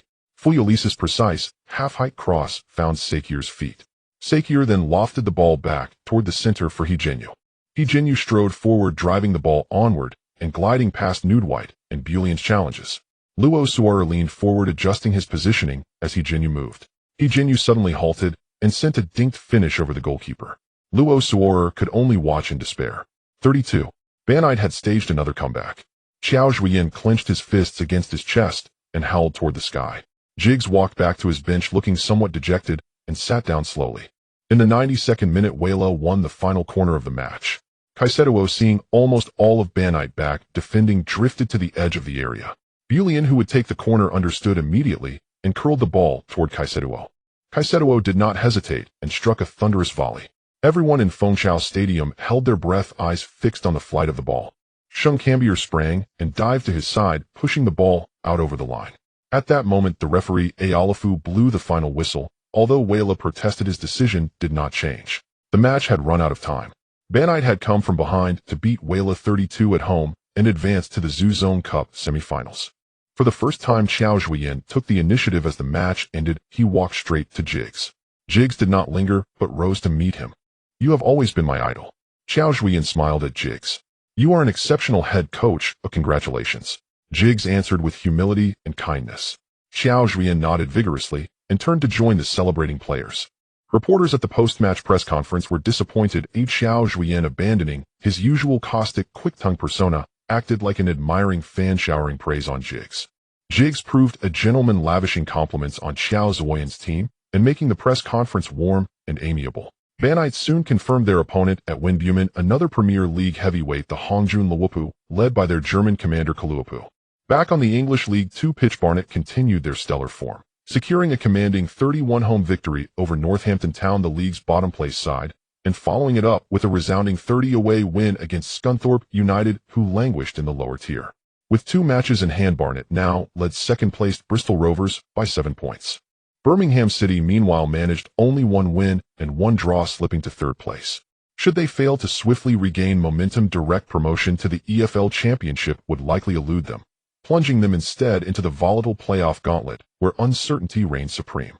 On the afternoon of March 28th at 1:30 p.m., Wembley Stadium in London once again hosted the final of the English Football League trophy. This marked Birmingham City's third encounter with Barnet this season, each team having claimed one win, leaving the head-to-head record perfectly balanced.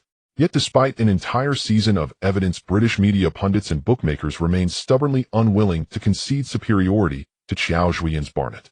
Pre-match odds reflected that skepticism. Barnet at 2.65, Birmingham slightly favored at 2.50. This time Barnet abandoned all pretense of humility. On their official domestic social media account, their young assistant posted a single defiant two-character update: home win. Her uncharacteristic boldness had been expressly authorized by Qiao Zhuoyan. Just 2 days earlier, Birmingham had concluded a grueling away fixture against AFC Wimbledon. What was expected to be a routine contest instead became a monumental struggle. Desperate to break free from Qiao Zhuoyan's so-called relegation curse, Wimbledon, teetering perilously near the relegation zone, struck first in the 24th minute and held firm at 11 until the 89th minute. Even more astonishingly, the home side missed a penalty in the 87th minute. Only in the dying seconds did Birmingham's midfield maestro George Byers rise with golden timing, meeting a cross with a decisive header, claiming all 3 points for Birmingham. That ferocious high-intensity battle exacted a heavy toll, forcing Birmingham to field a rotated squad for the EFL Trophy final. After all, promotion to the championship promised tens of millions in broadcast revenue. The EFL Trophy, even as champions, offered merely 1-0 in prize money. Weighing those stakes, Birmingham had effectively conceded the match halfway. Qiao Zhuoyan, however, cared little about the caliber of his opponent's lineup. He would have welcomed outright withdrawal. It would spare him the effort of tactical orchestration. Moreover, just 5 days later, Barnet faced Liverpool, the legendary Reds, in a formidable test. Though Liverpool fielded a hybrid squad, part first team, part reserves, Qiao Zhuoyan deployed his strongest available 11. After all, 1-0 was still real money, better safe than sorry. Before kickoff, as players brimmed with confidence, Qiao deliberately struck a contrarian note, urging absolute vigilance, reminding them that at this level, even modest disparities in ability rarely exceeded a hair's breadth. Underestimation will exact a steep price. If nothing unforeseen occurs, this may well be our last EFL Trophy appearance. For years, perhaps even a decade. Young men, you have delivered an extraordinary season. Step onto that pitch with reverence, for your opponents, for our loyal fans, and crown it all with a magnificent victory. Let this trophy join the others in our Hall of Honor. Barnet, Captain Sackville roared. Victory, echoed the squad, a cry thick with hunger. A long resonant whistle pierced the air as referee Mike Dean commenced the match. Birmingham kicked off, methodically circulating the ball before advancing into Barnet's half. Bambi won a free kick on the left flank, then passed to Andrews in central midfield. Unchallenged, Andrews advanced 2 strides before unleashing a sudden low-driven shot from 25 meters out. The ball carried minimal spin but immense power, arrowing straight toward goal. Campbell, hyper-focused, launched himself to his right and tipped it over the bar. The Barnet players instantly shed their faint arrogance, settling into sharp, disciplined focus. Birmingham's corner was met and cleared by Santos. Byers recycled the ball back into the box, but Bambi strayed offside, conceding a defensive free kick to Barnet. Robinson exchanged a crisp 1-2 with veteran Melee before launching a booming clearance toward the opposition half. Birmingham defender Bujarami intercepted Higenu and hoofed it back toward midfield. The loose ball settled perfectly at Mackenzie's feet. Sackville, sensing opportunity, exploded forward toward Birmingham's penalty area. As Sackville surged past Mouths, the ball arrived precisely at his stride. Without hesitation, he lashed a fierce low drive toward the near post from inside the 6-yard box. The ball skimmed under Stockdale's outstretched fingertips and nestled into the net. Barnet 10. The clock read just 2 minutes and 53 seconds. Stockdale retrieved the ball from the back of the net, then hurled it angrily toward midfield, bewildered that his defense had crumbled so effortlessly. His fury failed to awaken Birmingham's backline. Mackenzie and Sackville had played together for 3 full seasons. Their telepathic understanding formed the very spine of Barnet's fluid attack. In the 28th minute, Robinson launched a throw-in from deep in his own half. Melee collected it, then fed Mackenzie in midfield, this time positioned deeper, already retreating beyond the center circle. Veteran Mouths watched Mackenzie warily. Years of defensive intuition whispered, too far out. No pass possible. Just hold position. Then Sackville burst forward again, blazing past Mouths. As Mouths turned in stunned disbelief, Mackenzie had already lofted the ball skyward. The ball descended with uncanny precision, dropping exactly between Mouths and Bujarami squarely onto Sakwheel's anticipated path. Cursing Mouths' lineage under his breath, Bujarami lunged desperately toward the center, trying to cut off Sakwheel's run. From his goal line, Stockdale watched his two defenders flounder like novices. Exhaling sharply, he rushed forward to narrow Sakwheel's shooting angle. Sakwheel, as if goading Stockdale, delicately chipped the ball with the outside of his boot, sending it floating gently over the charging goalkeeper, hovering briefly before rolling serenely across the line. Like Tai Chi's effortless redirection of force, the chip inflicted little damage, but profound humiliation. Just 29 minutes in, Barnet led 20. Official attendance stood at 30,000, of whom 23,000 wore Birmingham blue faces painted with club crests, fervently hoping to witness their beloved team lift the trophy, its prestige notwithstanding, for it was undeniably a championship trophy. Yet now those same fans sat utterly silent in their seats. Just as in their first clash this season, when Birmingham had been stunned 20 within 16 minutes, so too had history repeated itself, albeit delayed by a dozen minutes, another 20 deficit. Some fans began to dread a grim replay, another 0-3 defeat. Amid growing unease, Birmingham won 2 consecutive free kicks in the attacking third. After the first attempt sailed wide, Byers opted for a new approach. Inside the box, Bujarami glanced at Byers, who instantly grasped the intent. Byers whipped the ball into the crowd with surgical accuracy, placing it directly at Bujarami's forehead. He rose powerfully, heading downward. The ball crashed violently into Barnet's net. Birmingham had pulled one back. As Bujarami raised his arms in triumph, preparing to sprint toward Byers, he caught sight of the far side linesman raising his flag. Offside. Byers muttered a sharp expletive and trudged sullenly back toward his own half. Neither side scored again before halftime, and for the remainder of the second half through the 69th minute the score remained 20. Seeing no sign of a comeback, Birmingham supporters slipped into self-deprecating banter. "Bloody hell, will we lose to this Chinese side again?" a young fan grumbled aloud. "At least this time we lost by 1 goal fewer than our first meeting." A rotund supporter stuffed the rest of his hot dog into his mouth, wiped ketchup from his lips, and mumbled. At that moment, Barnet defender Tatanda surged forward before sliding a precise pass to Flores on the left flank. Flores dribbled toward the corner flag, creating space from Birmingham defender Aldon, then curled a sublime arcing cross into the box. The ball soared over Birmingham's defenders, and also cleared Sakwheel and Higeno. Just as spectators assumed it had overshot its target, right winger Bennett charged in and guided it with his instep. The ball rocketed toward goal. Stockdale hadn't even begun his dive before it nestled into the net. 30, neither more nor less. The ketchup-wiping fan froze mid-gesture, his hand suspended for a full minute. He glanced nervously around, relieved to find no angry glares, no accusations of jinxing. Referee Mike Dean blew the final whistle precisely on time. Wembley had once again crowned Barnet champions. As Captain Sakwheel hoisted the trophy emblazoned with Papa John's pizza, over 7,000 Barnet supporters erupted in thunderous acclaim.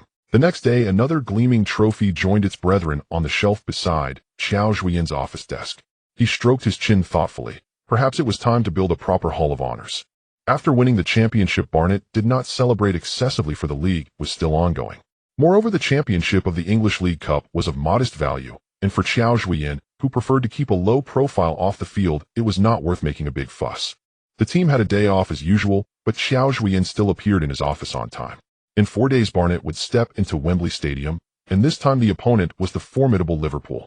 Although his team had once defeated Guardiola's Manchester City, it was only in the third round of the FA Cup, and Barnet had not drawn enough attention from Manchester City. But now they were just one step away from the FA Cup final. Barnet, having defeated both Manchester City and Leicester City in succession, had already made a name for themselves.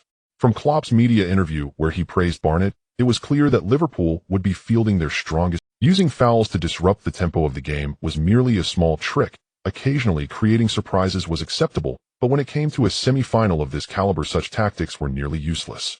Otherwise, world-class coaches would have long been dismissed or retired. Locked in his office all day, Qiao Zhuoyan still couldn't come up with a good strategy to deal with Liverpool. Feeling somewhat fatigued, he stood up and looked out the window at the U18 youth team training outside. Suddenly, a bold idea flashed through his mind.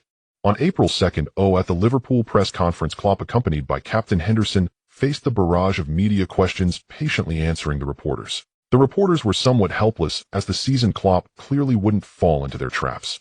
He mostly avoided controversial questions and sincerely congratulated Qiao Zhuoyan and Barnett for winning the cup. When asked by a reporter if Barnett could pose any trouble for Liverpool, Klopp concluded the press conference with a single statement: "We have every reason to prepare for the final because we have better players and a great coach." When Qiao Zhuoyan entered the press conference with Sakir, he couldn't help but be slightly taken aback. Accustomed to only a handful of reporters, he was surprised to see over 10 journalists. The FA Cup semi-final indeed had a different level of influence. Today, Qiao Zhuoyan was also exceptionally humble. He was very clear about Barnett's capabilities. If he were to confidently proclaim that they would win the match, he would likely appear as a fool in the eyes of the media and his peers. So when a reporter asked if he was confident in maintaining their dark horse status and advancing to the FA Cup final, Qiao Zhuoyan smiled slightly. "It seems, Mr. Reporter, that you are more suited to be Barnett's head coach than I am. I don't have your audacity." Qiao Zhuoyan's humorous reply drew laughter from the press conference, and the reporter Simon Murray himself. "However, I can promise that tomorrow will definitely be an exciting match." Qiao Zhuoyan's addition sparked a bit of anticipation for this seemingly unbalanced semi-final. On April 3rd, the highly anticipated FA Cup semi-final officially kicked off. The match between Barnett and Liverpool was not only broadcast on British television, but also live-streamed simultaneously on domestic Bilibili. The match was scheduled for noon in the UK, which coincided with prime time at 7 p.m. domestically. With Barnett's growing popularity in the country, the number of viewers pre-booking for the livestream reached an astonishing 10 million. In contrast, the Chelsea vs Bournemouth match only attracted 1.8 million viewers. Chun Kai entered his study and opened his computer on time. As one of Barnett's shareholders, he couldn't miss this match livestream. Looking at the screen filled with fans in Wembley Stadium, Chun Kai even fantasized about when he might have the opportunity to be in such a stadium watching a match between Barnett and a powerhouse team. At that moment, the familiar voice that every Premier League fan knew came from the computer. "Hello viewers. I'm Jean June, and I'm pleased to commentate on this FA Cup semi-final. Today's match features the super dark horse Barnett against the Blues Liverpool."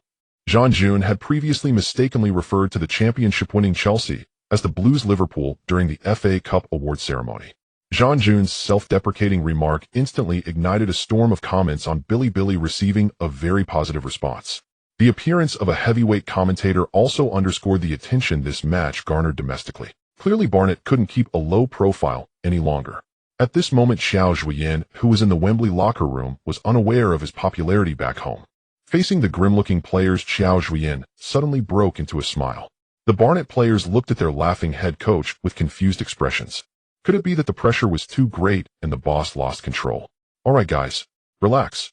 The FA Cup semi-finals 2 years ago was an unattainable dream for us. But today we are truly standing here ready to challenge Liverpool under the gaze of 9,000 fans. Perhaps one day we will appear on an even greater stage. But that won't be today." The players never expected that the usually motivational Qiao Zhuoyan would say so. "That's right, I don't believe we can defeat Liverpool in this match. But that doesn't mean we won't bring some surprises to the..." Upon hearing this, everyone confirmed that Qiao Zhuoyan was still the same Qiao Zhuoyan. This was his style. Put aside your mental burdens and enjoy this match. With 9,000 spectators, what better stage could there be? So guys, get energized. Show Liverpool your attacking prowess. After this match, we want everyone to remember Barnett. Barnett, victory. Even though the chances of winning were almost zero, the soldiers of Barnett still resolutely shouted their slogan. Darren nudged Qiao Zhuoyan, teasing, "In a shootout with Liverpool, Qiao, I must say only a madman like you could come up with this idea. Old buddy, that's why they say you are suited to be an assistant coach." Qiao Zhuoyan patted Darren on the shoulder and turned to walk into the players' tunnel. Darren stood still, pondering Qiao Zhuoyan's words for 2 minutes. "Qiao, it seems like you were insulting me." As he stepped onto the field, Qiao Zhuoyan was deeply shocked by the scene before him. No matter how many times he had seen such scenes on television, he could never imagine what it felt like to be in the center of a stadium surrounded by 9,000 fans. Looking out at Wembley, most of the stands were a sea of red. Today, Liverpool fans occupied nearly 3/4 of the stands. "You'll Never Walk Alone" had almost become the anthem of Wembley. London, with its population of over 8 million, also boasts as many as 14 football teams. Not to mention powerhouse teams like Manchester United and Liverpool have millions of supporters in London. A team does not rise from obscurity to a top powerhouse overnight. Having thousands of supporters is enough for Barnett. At this time, the barrage on Bilibili was a riot of colors, taking up almost the entire screen. "Liverpool will win without a doubt." Most comments were expressions of support for Liverpool. Be careful not to be slapped in the face. A Barnett is known as the face slapper, haha. Absolutely impossible. If Barnett wins, I will live stream eating. In short, let's do it. Although there were occasional comments supporting Barnett, they were quickly overshadowed by teasing remarks from Liverpool or neutral fans. After thinking for a moment, Shin Kai also typed on the barrage Barnett will win. However, it soon sank into the ocean of comments. Referee Bo Air quickly decided the kickoff order with the captains through a coin toss. After both sides agreed, a long whistle sounded. The first match of the FA Cup semi-final officially began. Klopp deployed a 4,231 formation today. On the surface, the double pivot of Fabinho and Henderson seemed aimed at solidifying defense, but in reality, it pushed four attacking players, Firmino, Salah, Nunez, and Carvalho, all up front, clearly showing that their attacking power was not inferior to the traditional 433. Qiao Zhuoyan also sent out his strongest lineup. Sakir and Hijinu led the front line with Flores and Bennett on the wings, and the midfield was paired with the outstanding McKenzie and veteran Miley. After the kickoff, Liverpool hardly passed the ball in their own half and directly launched an attack on Barnett. Carvalho's first touch was a beautiful through ball that sliced through Barnett's defense and found Firmino's. Santos seized the opportunity and executed a flying tackle, sending the ball out of bounds. This drew gasps from the audience. Qiao Zhuoyan on the sideline stroked his chin, thinking, well, the young man is indeed very relaxed. In just 1 minute after kickoff, Liverpool had already earned 2 corners. Luckily, Campbell performed steadily, keeping the goals safe. Barnett continued to execute its fierce pressing tactics. Soon Liverpool attacked again, and McKenzie brought down Thiago on the left side of the penalty area. Bo Air's whistle blew. Liverpool won a free-kick opportunity on the left side of the penalty area. Salah stood alone at the ball, showing no intention of creating a distraction. The ball arced directly towards the back post of the goal. Firmino leaped high while Tatanda became the backdrop in the scramble. With a very narrow angle, Firmino did not shoot directly, but instead tapped the ball back towards the front of the goal. Campbell immediately turned to move towards the near post. Santos headed the ball towards the goal from behind Konate. Although the ball grazed Campbell's fingertips, it still bounced into the net. 1-0. Just 2 minutes and 51 seconds into the match, Liverpool broke through Barnett's defenses. Qiao Zhuoyan gasped in admiration. This attacking power, this cooperation, how enviable. Not only in attack, but in defense, the coordination between Van Dijk and Konate was also seamless, successfully dismantling Barnett's reliance on crosses. Under tight marking, Sakir and Hijinu clearly had little room to play. With just over 15 minutes into the match, Liverpool had already earned 5 corners, and every player from Barnett felt a strong sense of pressure. Fortunately, Campbell and the players did not panic after conceding a goal. They performed excellently in defense, keeping all of Liverpool's shots at bay. Thinking back to when the players first faced Manchester United, they played tentatively in the first half, fearing to damage their idol. Qiao Zhuoyan felt genuinely gratified by the progress of these hopeful young men. Just as Qiao Zhuoyan felt pleased, Liverpool charged forward once again. Nunez had just entered the penalty area when he was brought down by Sakir. But Carvalho intercepted the ball again. Bo Air raised both hands to signal for the attack to continue. Carvalho quickly passed the ball to the middle and Henderson rushed in. After a series of passes between Henderson and Fabinho, the ball was again fed to Firmino on the edge of the penalty area. Firmino, with his back to the goal, held off Santos' challenge. As a red figure flashed past him, he immediately passed the ball forward. At this moment, Hawkins was marking Salah, leaving Campbell with an open goal. Carvalho struck from the penalty spot, sending the ball straight to the top corner of the net. 2-0. The atmosphere in the stands was ignited by Liverpool's consecutive goals, and fans began to light fireworks. Flags waved everywhere, accompanied by the glow of fireworks. Even neutral fans were thrilled. A song of despair is dedicated to Barnett. At this rate, it will definitely be a massacre today. I told you Liverpool will win without a doubt, otherwise I will live stream eating. MDU upstairs, shut up and don't disturb my enjoyment of the match. This time, even Shin Kai did not want to retort. Barnett appeared utterly powerless. With a 2-goal lead, Liverpool did not stop their offensive efforts and continued to press forward. Barnett's players also showed no fear, using fierce defense to halt Liverpool's attacks. In an instant, the field was chaotic, and Bo Air frequently brandished yellow cards to cool the tempers of both teams. In the 21st minute of the first half, Carvalho's long pass from the back once again tore through Barnett's defense. Santos exerted all his effort in chasing after Firmino, but ultimately let him get to the ball first. Firmino skillfully used his heel to backheel the ball between Santos' legs to Nunez. Santos immediately turned to chase Nunez, but it was all in vain. The ball was quickly passed to Salah in the middle. Facing the goal just a short distance away, Salah easily slotted the shot into the far corner. 3-0. This time Qiao Zhuoyan had already made a judgment. Barnet clearly cannot compete with the formidable Liverpool. If this continues, Barnet is likely to be utterly crushed. Liverpool showcases the demeanor of a strong team with their goals. This is football, how can you not love it? Along with Qiao Zhuoyan's commentary, the barrage surged with excitement. Who said Barnet is a face slapper? I've stretched my neck so much, ha ha ha. I thought Barnet was tough. I think Qiao Zhuoyan is overrated, he's not that great. This level would easily face beatings, even in the championship. Where are Barnet's fans? Come out and take a step. Qiao Zhuoyan was unaware that he was being ruthlessly criticized in the live stream. After sneezing several times, he thought he had caught a cold. That damned feeling of powerlessness. The last time he felt this way was against Walsall. Are you really going to surrender so easily, young lads? Mitchell felt a bit gloomy as he stood behind Liverpool's goal with the Bees team, watching the match alongside goalkeeper Alisson in a state of boredom. Now Qiao Zhuoyan had long been their belief, especially since today the team was facing Liverpool. Even if they lost terribly, it was to be expected. Mitchell still had a small hope that Barnet could break through Liverpool's defense, allowing them to cheer wildly. However, Liverpool's defensive cornerstone Van Dijk was steady to the point of despair. The few rare attacks from Barnet were all thwarted by him one by one. Salah and Arnold could hardly remember how many corner kicks they had taken.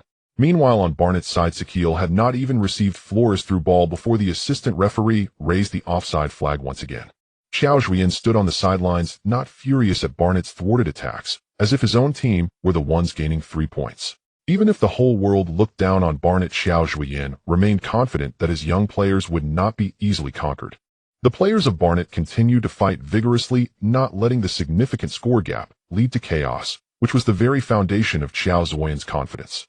In the 32nd minute of the first half, Fabinho broke through to the baseline on the left side of the penalty area and intended to pass back to Andrew Robertson, attempting a 1-2 to penetrate Barnet's defense. In a flash, Bennett suddenly emerged, intercepting the pass with a side volley, sending the ball towards the Flores calmly controlled the ball on the right side of the backfield, took 2 steps forward, and then kicked the ball straight to Higuain, who was sprinting towards Liverpool's half. At that moment, Liverpool's half only had Van Dijk and Konate.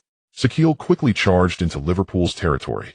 Van Dijk maintained a distance of about 1 meter from Higuain, gradually pushing him towards the corner flag. As Van Dijk lunged toward Higuain returned the ball to the incoming Bennett. Both Andrew and Fabinho appeared in front of Bennett. Bennett remained unfazed facing the goal, yet skillfully backheeling the ball behind him, seemingly aware that Higuain was right behind him. Facing the aggressive duo, Higuain gently flicked his calf, sending the ball back to Bennett's feet. A beautiful 1-2. Mitchell and all Barnet fans stood up, their eyes focused entirely on Bennett's feet.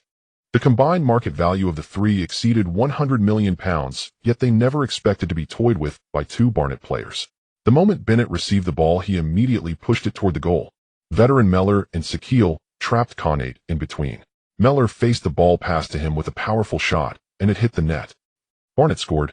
Barnet's fans erupted instantly. Their cheers rivaled those of Liverpool fans. In the 33rd minute, Barnet narrowed the score to 1-3.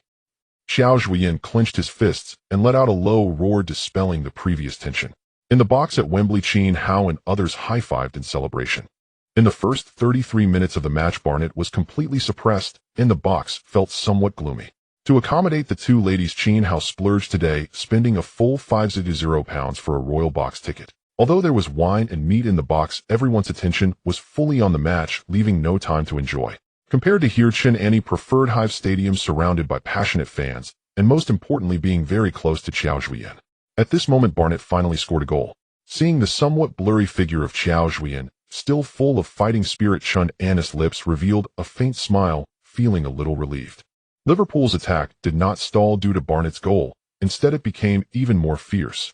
In the 35th minute, Liverpool won a free kick at the top of the penalty area, and Salah took a direct shot. Campbell desperately pushed the ball out of the baseline. In the 45th minute, Barnet's attack was intercepted by Fabinho. Fabinho made a long pass, and Firmino maneuvered past Santos to get another unknown chance. Firmino stormed into the penalty area and took a powerful shot. The ball grazed the left post and flew out of bounds. The referee blew the whistle to signal the end of the first half, granting Barnet a chance to catch their breath. Although Barnet scored a goal, Klopp and the players did not pay much attention. After all, who doesn't eat dumplings during the new year? Moreover, Liverpool had almost completely dominated Barnet in the first half, earning a staggering 13 corner kicks. With a total of 18 shots taken, Qiao Zhuoyan looked at his somewhat fatigued players, feeling a pang of The reckless running and pressing in the first half caused the players to expend a lot of energy. Fortunately, apart from Mellor, the rest were youngsters in their 20s, which was also Barnet's capital for not being worn out. They'll say two things. First, the performance in the first half was excellent. This calmness in crisis is a testament to your maturity. Second, if Liverpool continues with the 42-31 formation in the second half, their wings will have a lot of space, so seize such opportunities. Especially Henderson, his age is the key to breaking through Liverpool's defense. For the remaining time, rest well. As long as you have no regrets in this match, nothing else matters. What we lost today, sooner or later, I will help you retrieve it. A few simple words filled the players with fighting spirit. Indeed, do not underestimate the youth. Sooner or later we will reclaim what we have lost. At the start of the second half, Andrew Robertson received a pass from Nunez in the penalty area and shot directly. Campbell dove with incredible speed, pushing the ball out of bounds. Liverpool won their 14th corner of the match. Henderson's header soared over the crossbar again. Then Firmino got another unknown chance, but the shot lacked power, allowing Campbell to catch the ball firmly with both hands above his head. Both the spectators on site and the fans watching the live broadcast believed that Liverpool's continuous attacks would eventually break Barnet's defense. The next goal was just a matter of time. Campbell kicked the goal kick out. In the midfield, Flores rushed in front of Arnold and flicked the ball to Sakil. Sakil advanced with the ball, but could not shake off Connacht's defense, so he passed the ball to Bennett, who was charging. Bennett executed a 1-2 with Robinson evading Andrew's defense. As Andrew closed in on Bennett again, he had already kicked the ball toward the goal. Van Dijk stood out among the crowd, becoming the only high point, successfully heading the ball away. Fabinho reached the second ball, but the third one was seized by Barnet's Robinson. Robinson passed the ball back to Bennett ahead. This time Bennett did not choose to cross, but passed the ball to Mellor in the center. Mellor had a flash of inspiration, executing a beautiful Marseille turn outside the penalty area to evade Arnold's pressing. He passed the ball to Flores beside him. Flores quickly passed the ball to Sakil in the center before Fabinho rushed in. Sakil took it. Connacht fell to the ground to block the ball. The ball fell once more at Bennett's feet. Bennett dribbled across the top of the penalty area. Then with a flick he shot. The ball zoomed toward the top left corner of the goal. Alisson was left in the dust. 3-2. Barnet scored again. The barrage on Billy fell into a momentary silence before bursting into a flurry of 666. Mitchell and his Bees team went wild. Facing Bennett, who rushed over to celebrate, they shouted his name. In that moment, Bennett became the king in their hearts. Qiao Zhuoyan shook his head repeatedly, unable to believe what was happening, turning to Darren to confirm. Did you see that? Just now Bennett's shot was with his left foot. He is a right-footed player. Indeed. I love that shot. If 3-1 made Liverpool feel secure, then 3-2 made Klopp sense a hint of danger. He turned to look at Qiao Zhuoyan, the young Oriental man, who remained confidently standing on the sidelines, composed. Liverpool had almost no vulnerabilities on the field. He wondered where the opponent's confidence came from. Was it luck? Yes, they were indeed fortunate to score 2 goals, but luck could not always favor them. Lost in thought, Fabinho unleashed another powerful long-range shot just outside the penalty area. The ball grazed the crossbar and flew out of bounds. In the 65th minute of the second half, Arnold, feeling anxious, pushed Flores during the attack, leading the referee to blow the whistle for a free kick to Barnet in their own half. The ball advanced into Liverpool's front, only to be kicked out of bounds again by Arnold. Mark Bola threw in the ball directly to Flores, who quickly transferred it to the center, handing it over to Mellor, who was in great form, and under Mellor's organization the ball quickly moved to the left to Robinson's feet. Andrew did not closely press Robinson, giving him space to take the shot, so he decisively passed the ball into the penalty area from the baseline. As the ball flew towards the far post, Sakil quickly launched and jumped high. This time Arnold lost the header duel to Barnet's captain. Sakil arched his head backward in midair, tightening his waist and abdomen, and forcefully headed the ball. Alisson was practically kneeling in the goal, yet he could not stop the ball from entering the net. 3-3. Barnet miraculously equalized the score. The Wembley Stadium erupted in cheers after a few seconds of silence, as if the earth itself was shaking. Jean June used 5 incredible to describe Barnet's miraculous performance. Amidst the skepticism directed at Barnet, the young lad scored 3 goals in a row to equalize. This was a message from the long-silent Chin Kai on the barrage, just asking if you are afraid. In the 67th minute, Sakwil's goal brought both sides back to the same starting line. Klopp fell silent. 1 goal might be luck, 2 could also be luck, but 3? What kind of divine luck is this? Without hesitation, he immediately arranged for substitutes Diaz and Oxlade-Chamberlain to warm up, subsequently replacing Sulla and Nunez. Liverpool had to set aside their pride and approach the upcoming match with seriousness. At that moment, while the live broadcast on Bilibili still displayed the fans' unwavering determination, the comments had become much more polite. Saquiel solidified his reputation as a face-slapper with one goal after another. Meanwhile, the fan who had planned to live-stream his meal was rendered speechless watching the match in silence. With fresh blood on the field, Liverpool wasted no time and launched a fierce counterattack, attempting to widen the score again. In the 69th minute, Hawkins' clearance struck Carvalho directly. After controlling the ball, Carvalho swiftly shifted it to the right to an advancing Brewster. Brewster charged straight to the baseline and delivered a cross. Suddenly, the referee's whistle blew. A jolt of anxiety surged through Qiao Zhuoyan's heart. The referee quickly ran towards the penalty area, raised his right hand, and pointed to the penalty spot. Qiao Zhuoyan held his forehead with his hand full of regret. That damned penalty. Santos excitedly waved his hands desperately, trying to explain something to the referee, but the referee remained unmoved. Not even VAR was called to intervene. The television repeatedly replayed the moment of Santos' foul. Though it was just a slight shove, Firmino cleverly seized the opportunity and immediately fell down.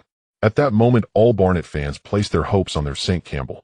Firmino took the penalty himself, calmly looking at Campbell as he slowly retreated to the penalty spot. After a slight run-up, he powerfully shot the ball to the left side of the goal. Indeed, Campbell's fingertips grazed the ball.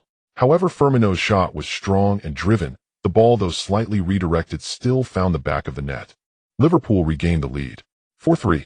Qiao Zhuoyan stood at the sidelines with his hands in his pockets, watching everything unfold, but a voice inside him told him that this match should be coming to an end. It must be said that Liverpool's penalty was perfectly timed. At this moment, only 3 minutes had passed since Barnet's equalizing goal. Just as the Barnet players had lifted their spirits, this penalty shattered their confidence. Liverpool seized the momentum and continued their relentless attack. Carvalho unleashed another powerful shot in the penalty area, and Campbell once again managed to deflect the ball out for a corner. Liverpool had earned their 19th corner of the match. In the 75th minute, Fabinho launched a long-range shot from outside the box. The ball once again flew just above the crossbar. The stands erupted in applause for Liverpool's players. In the 81st minute, Barnet earned a corner. Bennett sent the corner directly to the back post, and this time Saquiel stepped up again, leaping to slam the ball towards the goal. However, the ball hit the right post and bounced back into Alisson's arms. Barnet's fans fell silent once more, their hearts racing with excitement. In the 84th minute, Santos' clearance didn't go far and was intercepted directly by Brewster on the wing. Brewster took the ball to the baseline and then curled across into the penalty area. Campbell leaped up and punched the ball away. Fabinho stood at the top of the penalty arc, and without waiting for the ball to drop, he executed a volley. The ball drilled straight into the net over Campbell's head. 5-3. Upon witnessing the goal, Barnet's players squatted on the grass, some feeling unwilling, others feeling wronged. With a 2-goal lead once more, Liverpool halted their offensive efforts, beginning to stabilize the pace of the match, while Barnet's players, exhausted, could no longer press for the ball. After 3 minutes of stoppage time, the referee blew his whistle, signaling the end of the match. The Barnet players sat on the grass, tears of unwillingness streaming down their faces, reluctant to leave. Qiao Zhuoyan walked towards Klopp, extending his right hand to shake hands with him. "Congratulations, Mr. Klopp. I wish you success in the FA Cup. You are a very good coach. The road ahead is long, and I look forward to our next encounter." Feeling the sincerity in Klopp's words, Qiao Zhuoyan smiled and nodded at him. Klopp patted Qiao Zhuoyan on the shoulder and turned to walk towards his players. Qiao Zhuoyan then approached the field, lifting each of his players up, offering hugs and pats on the head as a form of comfort. "Everyone get up, lads. Don't cry like a bunch of girls. You were fantastic. You exceeded all my expectations. Hey, they are Liverpool. Quick, line up and greet Mitchell and the others. Santos, wipe your snot." After being scolded by Qiao Zhuoyan, the players patted their backsides, quickly gathered together, and ran towards the Barnet fans. Before the players could get close, the Barnet fans erupted in cheers, applauding their players. "Oh ho ho, oh ho ho, we fear nothing. We will return to the top league, although we don't know when, but we will return." The lovely Barnet fans sang this song, which had long echoed in Hive Stadium. Although they lost the match, they were still very happy. Qiao Zhuoyan led this group of young men, seemingly injecting new vitality into the aging Barnet. Just 2 seasons ago, they were on the brink of bankruptcy, even facing the abyss of dropping to lower amateur leagues. Yet today, they could proudly stand at Wembley Stadium competing against a powerhouse like Liverpool. They even gave people a glimpse of hope for advancing to the finals. What reason is there to criticize or blame them? At the post-match press conference, most media focused on Liverpool, leaving Qiao Zhuoyan with a rare moment of solitude. At this moment, Stuart from London 94.9 posed a question to him. "Mr. Qiao, despite Barnett's best efforts, they still lost this match. Will this have an impact on the upcoming league matches? Qiao Zhuoyan smiled at Stewart, waiting until he felt a bit uncomfortable before answering the question. I told my players that they were the best today, and they can walk away from Wembley with their heads held high. If you want to talk about impact, I think they might be a bit tired, and they should get a good night's sleep when they return. As for the impact, I can assure you that we will meet in the championship next season. Since that stirring encounter at Wembley, and Li Wu Pu Ba and I, Tay had risen to national renown overnight. The club's official account saw its followers swell, exponentially surpassing 1 million. Such a tally rivaled those of top Premier League clubs. 3 days later, Ba and I prepared for a postponed League One fixture against Luo Se, Han Mu Lian Dui. The side, freshly relegated from the Championship to League One, had endured a disappointing season and languished in 15th place. The two teams had already met twice this campaign in League and FA Cup ties, both times Ba and I emerging victorious by 31 and 41. For this match, Ba and I rotated almost the entire starting 11. The Wembley battle had exacted a heavy toll on the first team's stamina. Ba and I sat on 94 league points, 7 clear of Bu Li Si Tua Lu Langzhe, despite having 2 games in hand. With the season already in its 41st round, Qiao Zhuoyan had ample room to rotate. After 90 minutes at Luo Se, Han Mu's Neo Yu Chiochong, Ba and I salvaged a point through a strike from the young German Ba Salasing Bu. 4 days later, for the 42nd round of League One, some 5180 supporters poured into Feng Chao Tiu Chong to back Ba and I after their fine FA Cup performance. Their opponents that day were the 8th-placed Bodun. To the fans' disappointment, the result did not match their. Although Qiao Zhuoyan fielded his main players and Ba and I dominated large spells, they were beaten. Qiao Zhuoyan refrained from harsh censure. Youth, after all, is prone to fluctuation. Even if Bu Li Si Tua Lu Langzhe took all 3 points that round, they would still trail Ba and I by 5, and Ba and I retained a game in hand. Delayed by FA Cup commitments, Ba and I found April unusually busy. 2 days later, the squad regrouped and traveled to Ao Ku Wei Air Chiochong to challenge the 5th-placed Ba and Si Li. Another formidable test awaited. With only 2 championship playoff berths remaining likely to be contested among Ba and Si Li, Puoci Mao Si and Bai De Bao Yin, Ba and Si Li could not afford to slip in their last 4 matches. Ba and Si Li, quick to find their rhythm, began pressing toward Ba and I's goal.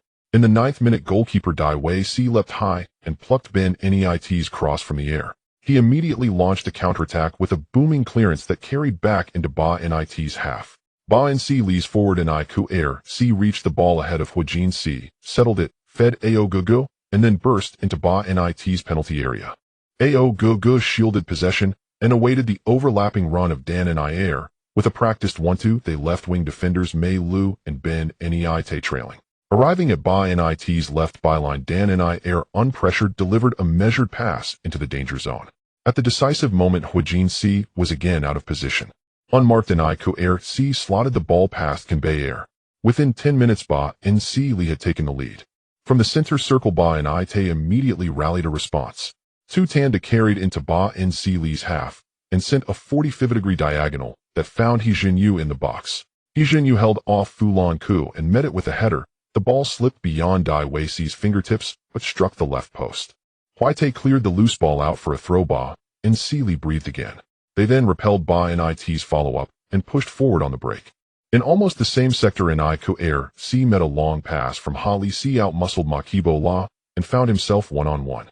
Confronted by Kanbei Air, he prodded a near-post effort that slid wide. On 24 minutes, Ba and I earned a free kick in midfield. Mei Lu lofted it into the Ba and Si Li box, provoking a chaotic scramble.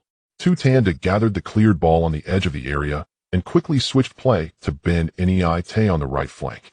Faced with a compact defensive block, Ben Nit turned to protect the ball and recycled it back out beyond the penalty area. Robinson met the ball on the run and unleashed a ferocious strike that dipped into the top left corner. A world-class effort. Ba and I equalized. The first half ended all square. At the opening of the second half, Ba and Si Li suffered a blow. In the 46th minute, Ba and I won a free kick on the right. Ben Nit delivered it toward the far post. Huijin Si, who had conceded earlier, redeemed himself by rising above the crowd to head the ball into the net. 12 Ba and I had turned the match. From the restart, after only 2 passes, Makibo La intercepted. The ball was played forward directly. At a critical moment, Ba and Si Li defender Ma Zuqi's header misdirected and fell kindly at Sa Kuei Air's feet. Sakaway Air cut into the area and lashed a left-footed shot that again thudded off the post. Fate seemed to toy with Ba and Si Lee's supporters, lifting and dropping their hearts in an instant. The rebound sat at Sakaway Air's feet once more. Opening his body, he struck with his right this time and fired toward goal. The ball canonied into the right side of the net. 13. Ba and Ite struck again, 2 blows within 3 minutes, utterly commanding. On 56 minutes, Ba and Si Lee advanced into the final third. Mai Ku-ji-han, felled by Mei Yi, managed to lay the ball to Ni Ku-air Si. In that instant, Huijin Si seemed to lose his presence of mind, helpless, as Ni Ku-air Si ghosted past him. A striker of Ni Ku-air Si's caliber would not let such an opportunity go begging. He steered the ball into the far corner past Kanbei Air. 23. Ba and Si Lee had pulled. Qiao Zhuoyan's brow tightened. Although Huijin Si had scored for Ba and Ite 2 conspicuous errors, sowed a sliver of doubt in the manager's plans for the next season. Thus Ba and Ite clung to a slender lead and battled Ba and Si Lee until the 80th minute, when Ba and Si Lee won a corner. Holly Si's corner carried a pronounced outswing. The ball skimmed across the box and dropped to the far post. Fulan Ku pressured Tu Tanda and nodded it back into the middle. Mo Lee Sun rose before the ball hit the ground, steadied with his left leg, and arced his right through the air to volley the ball into the net. 33. Ba and Si Lee had equalized. A strike worthy of contention for League One's goal of the year sent Ao Ku-wei Air Xiao Chong into rapture. 20,000 fans erupted in frenzy, chanting Mo Lee Sun's name, while Ba and Ite's players found themselves on this occasion reduced to the backdrop. Since their FA Cup semi-defeat to Lee Wu-pu, Ba and Ite had gone 3 matches without a win, 2 draws and a defeat, and their lead had shrunk to 5 points. Headlines screamed 3 matches without victory. Lee Wu-pu delivered a devastating blow, and the team seemed unsteady. The title race was suddenly thrown into doubt. One headline even proclaimed that Bulisi had seen a reversal of fortune. Qiao Zhuoyan read the morning papers and could only press a hand to his brow. The journalist showed no shortage of audacity. It seemed this season still had not been costly enough. At this moment, Qiao Zhuoyan had no intention to engage with the media. Let them indulge in their sensationalism. It was a pity for those journalists. If their headlines weren't more shocking, their newspaper sales would likely plummet. After drawing with Barnsley, Barnet had 4 more league matches left, while Bristol Rovers had only 3 remaining. The 2 teams were separated by 5 points, and Barnet had a goal difference that was 12 goals superior to their opponents. Essentially, if Barnet secured just 1 more victory, the League One championship would be practically theirs. This was why Qiao Zhuoyan found the media's exaggerated reactions somewhat incomprehensible. However, the team's recent form was indeed a cause for concern. He wondered if the young players were still affected by their match against Liverpool. In the 43rd round of the league, Barnet was still playing away. This time, they were up against Luton, who were sitting 4th in the standings. Although they ranked 1 place above Barnsley, the pressure was somewhat less as Luton lagged 8 points behind the Rovers, making it difficult to catch up. In the 22nd minute, Bennett from Barnet took a corner kick. Hijinu received the ball outside the penalty area and directly passed it to Sako in the box. At that moment, Ogbida, who was marking Sako, was a full meter away. Thus, Sako calmly chose to push the ball toward the lower left corner of the goal. However, the ball accurately struck the left post and was then pounced on by goalkeeper Cooper. 6 minutes later, Barnet earned another corner, still taken by Bennett. This time, Bennett delivered the ball right near the penalty spot. Tatanda understood the cue, stepped back from the penalty area a moment early, and immediately struck the ball. The ball struck Cooper directly. It then ricocheted off to Santos, who had not yet exited the penalty area. Santos gladly accepted the gift. He lifted his leg and deflected the ball into Luton's net. Barnet took the lead smoothly. Following the goal, Luton accelerated their offensive tempo, putting Barnet under pressure in their own half. In the 33rd minute, Luton won a free kick just outside the penalty area on the right side. Left winger Collins stood alone by the ball, refusing his teammates' cooperation. Collins eyed the goal while slowly stepping back, stopping after retreating about 3 meters. He took a run-up and shot. The ball whistled past the right crossbar, and the huge sighs and applause from Luton fans followed. As the second half began, Travis, who received the ball on the flank accompanied by Tatanda, carried the ball to the right sideline, then curved across into the back post. Luton star player Hilton, despite being double-teamed by Santos and Robinson, still fought for the ball and attempted a shot.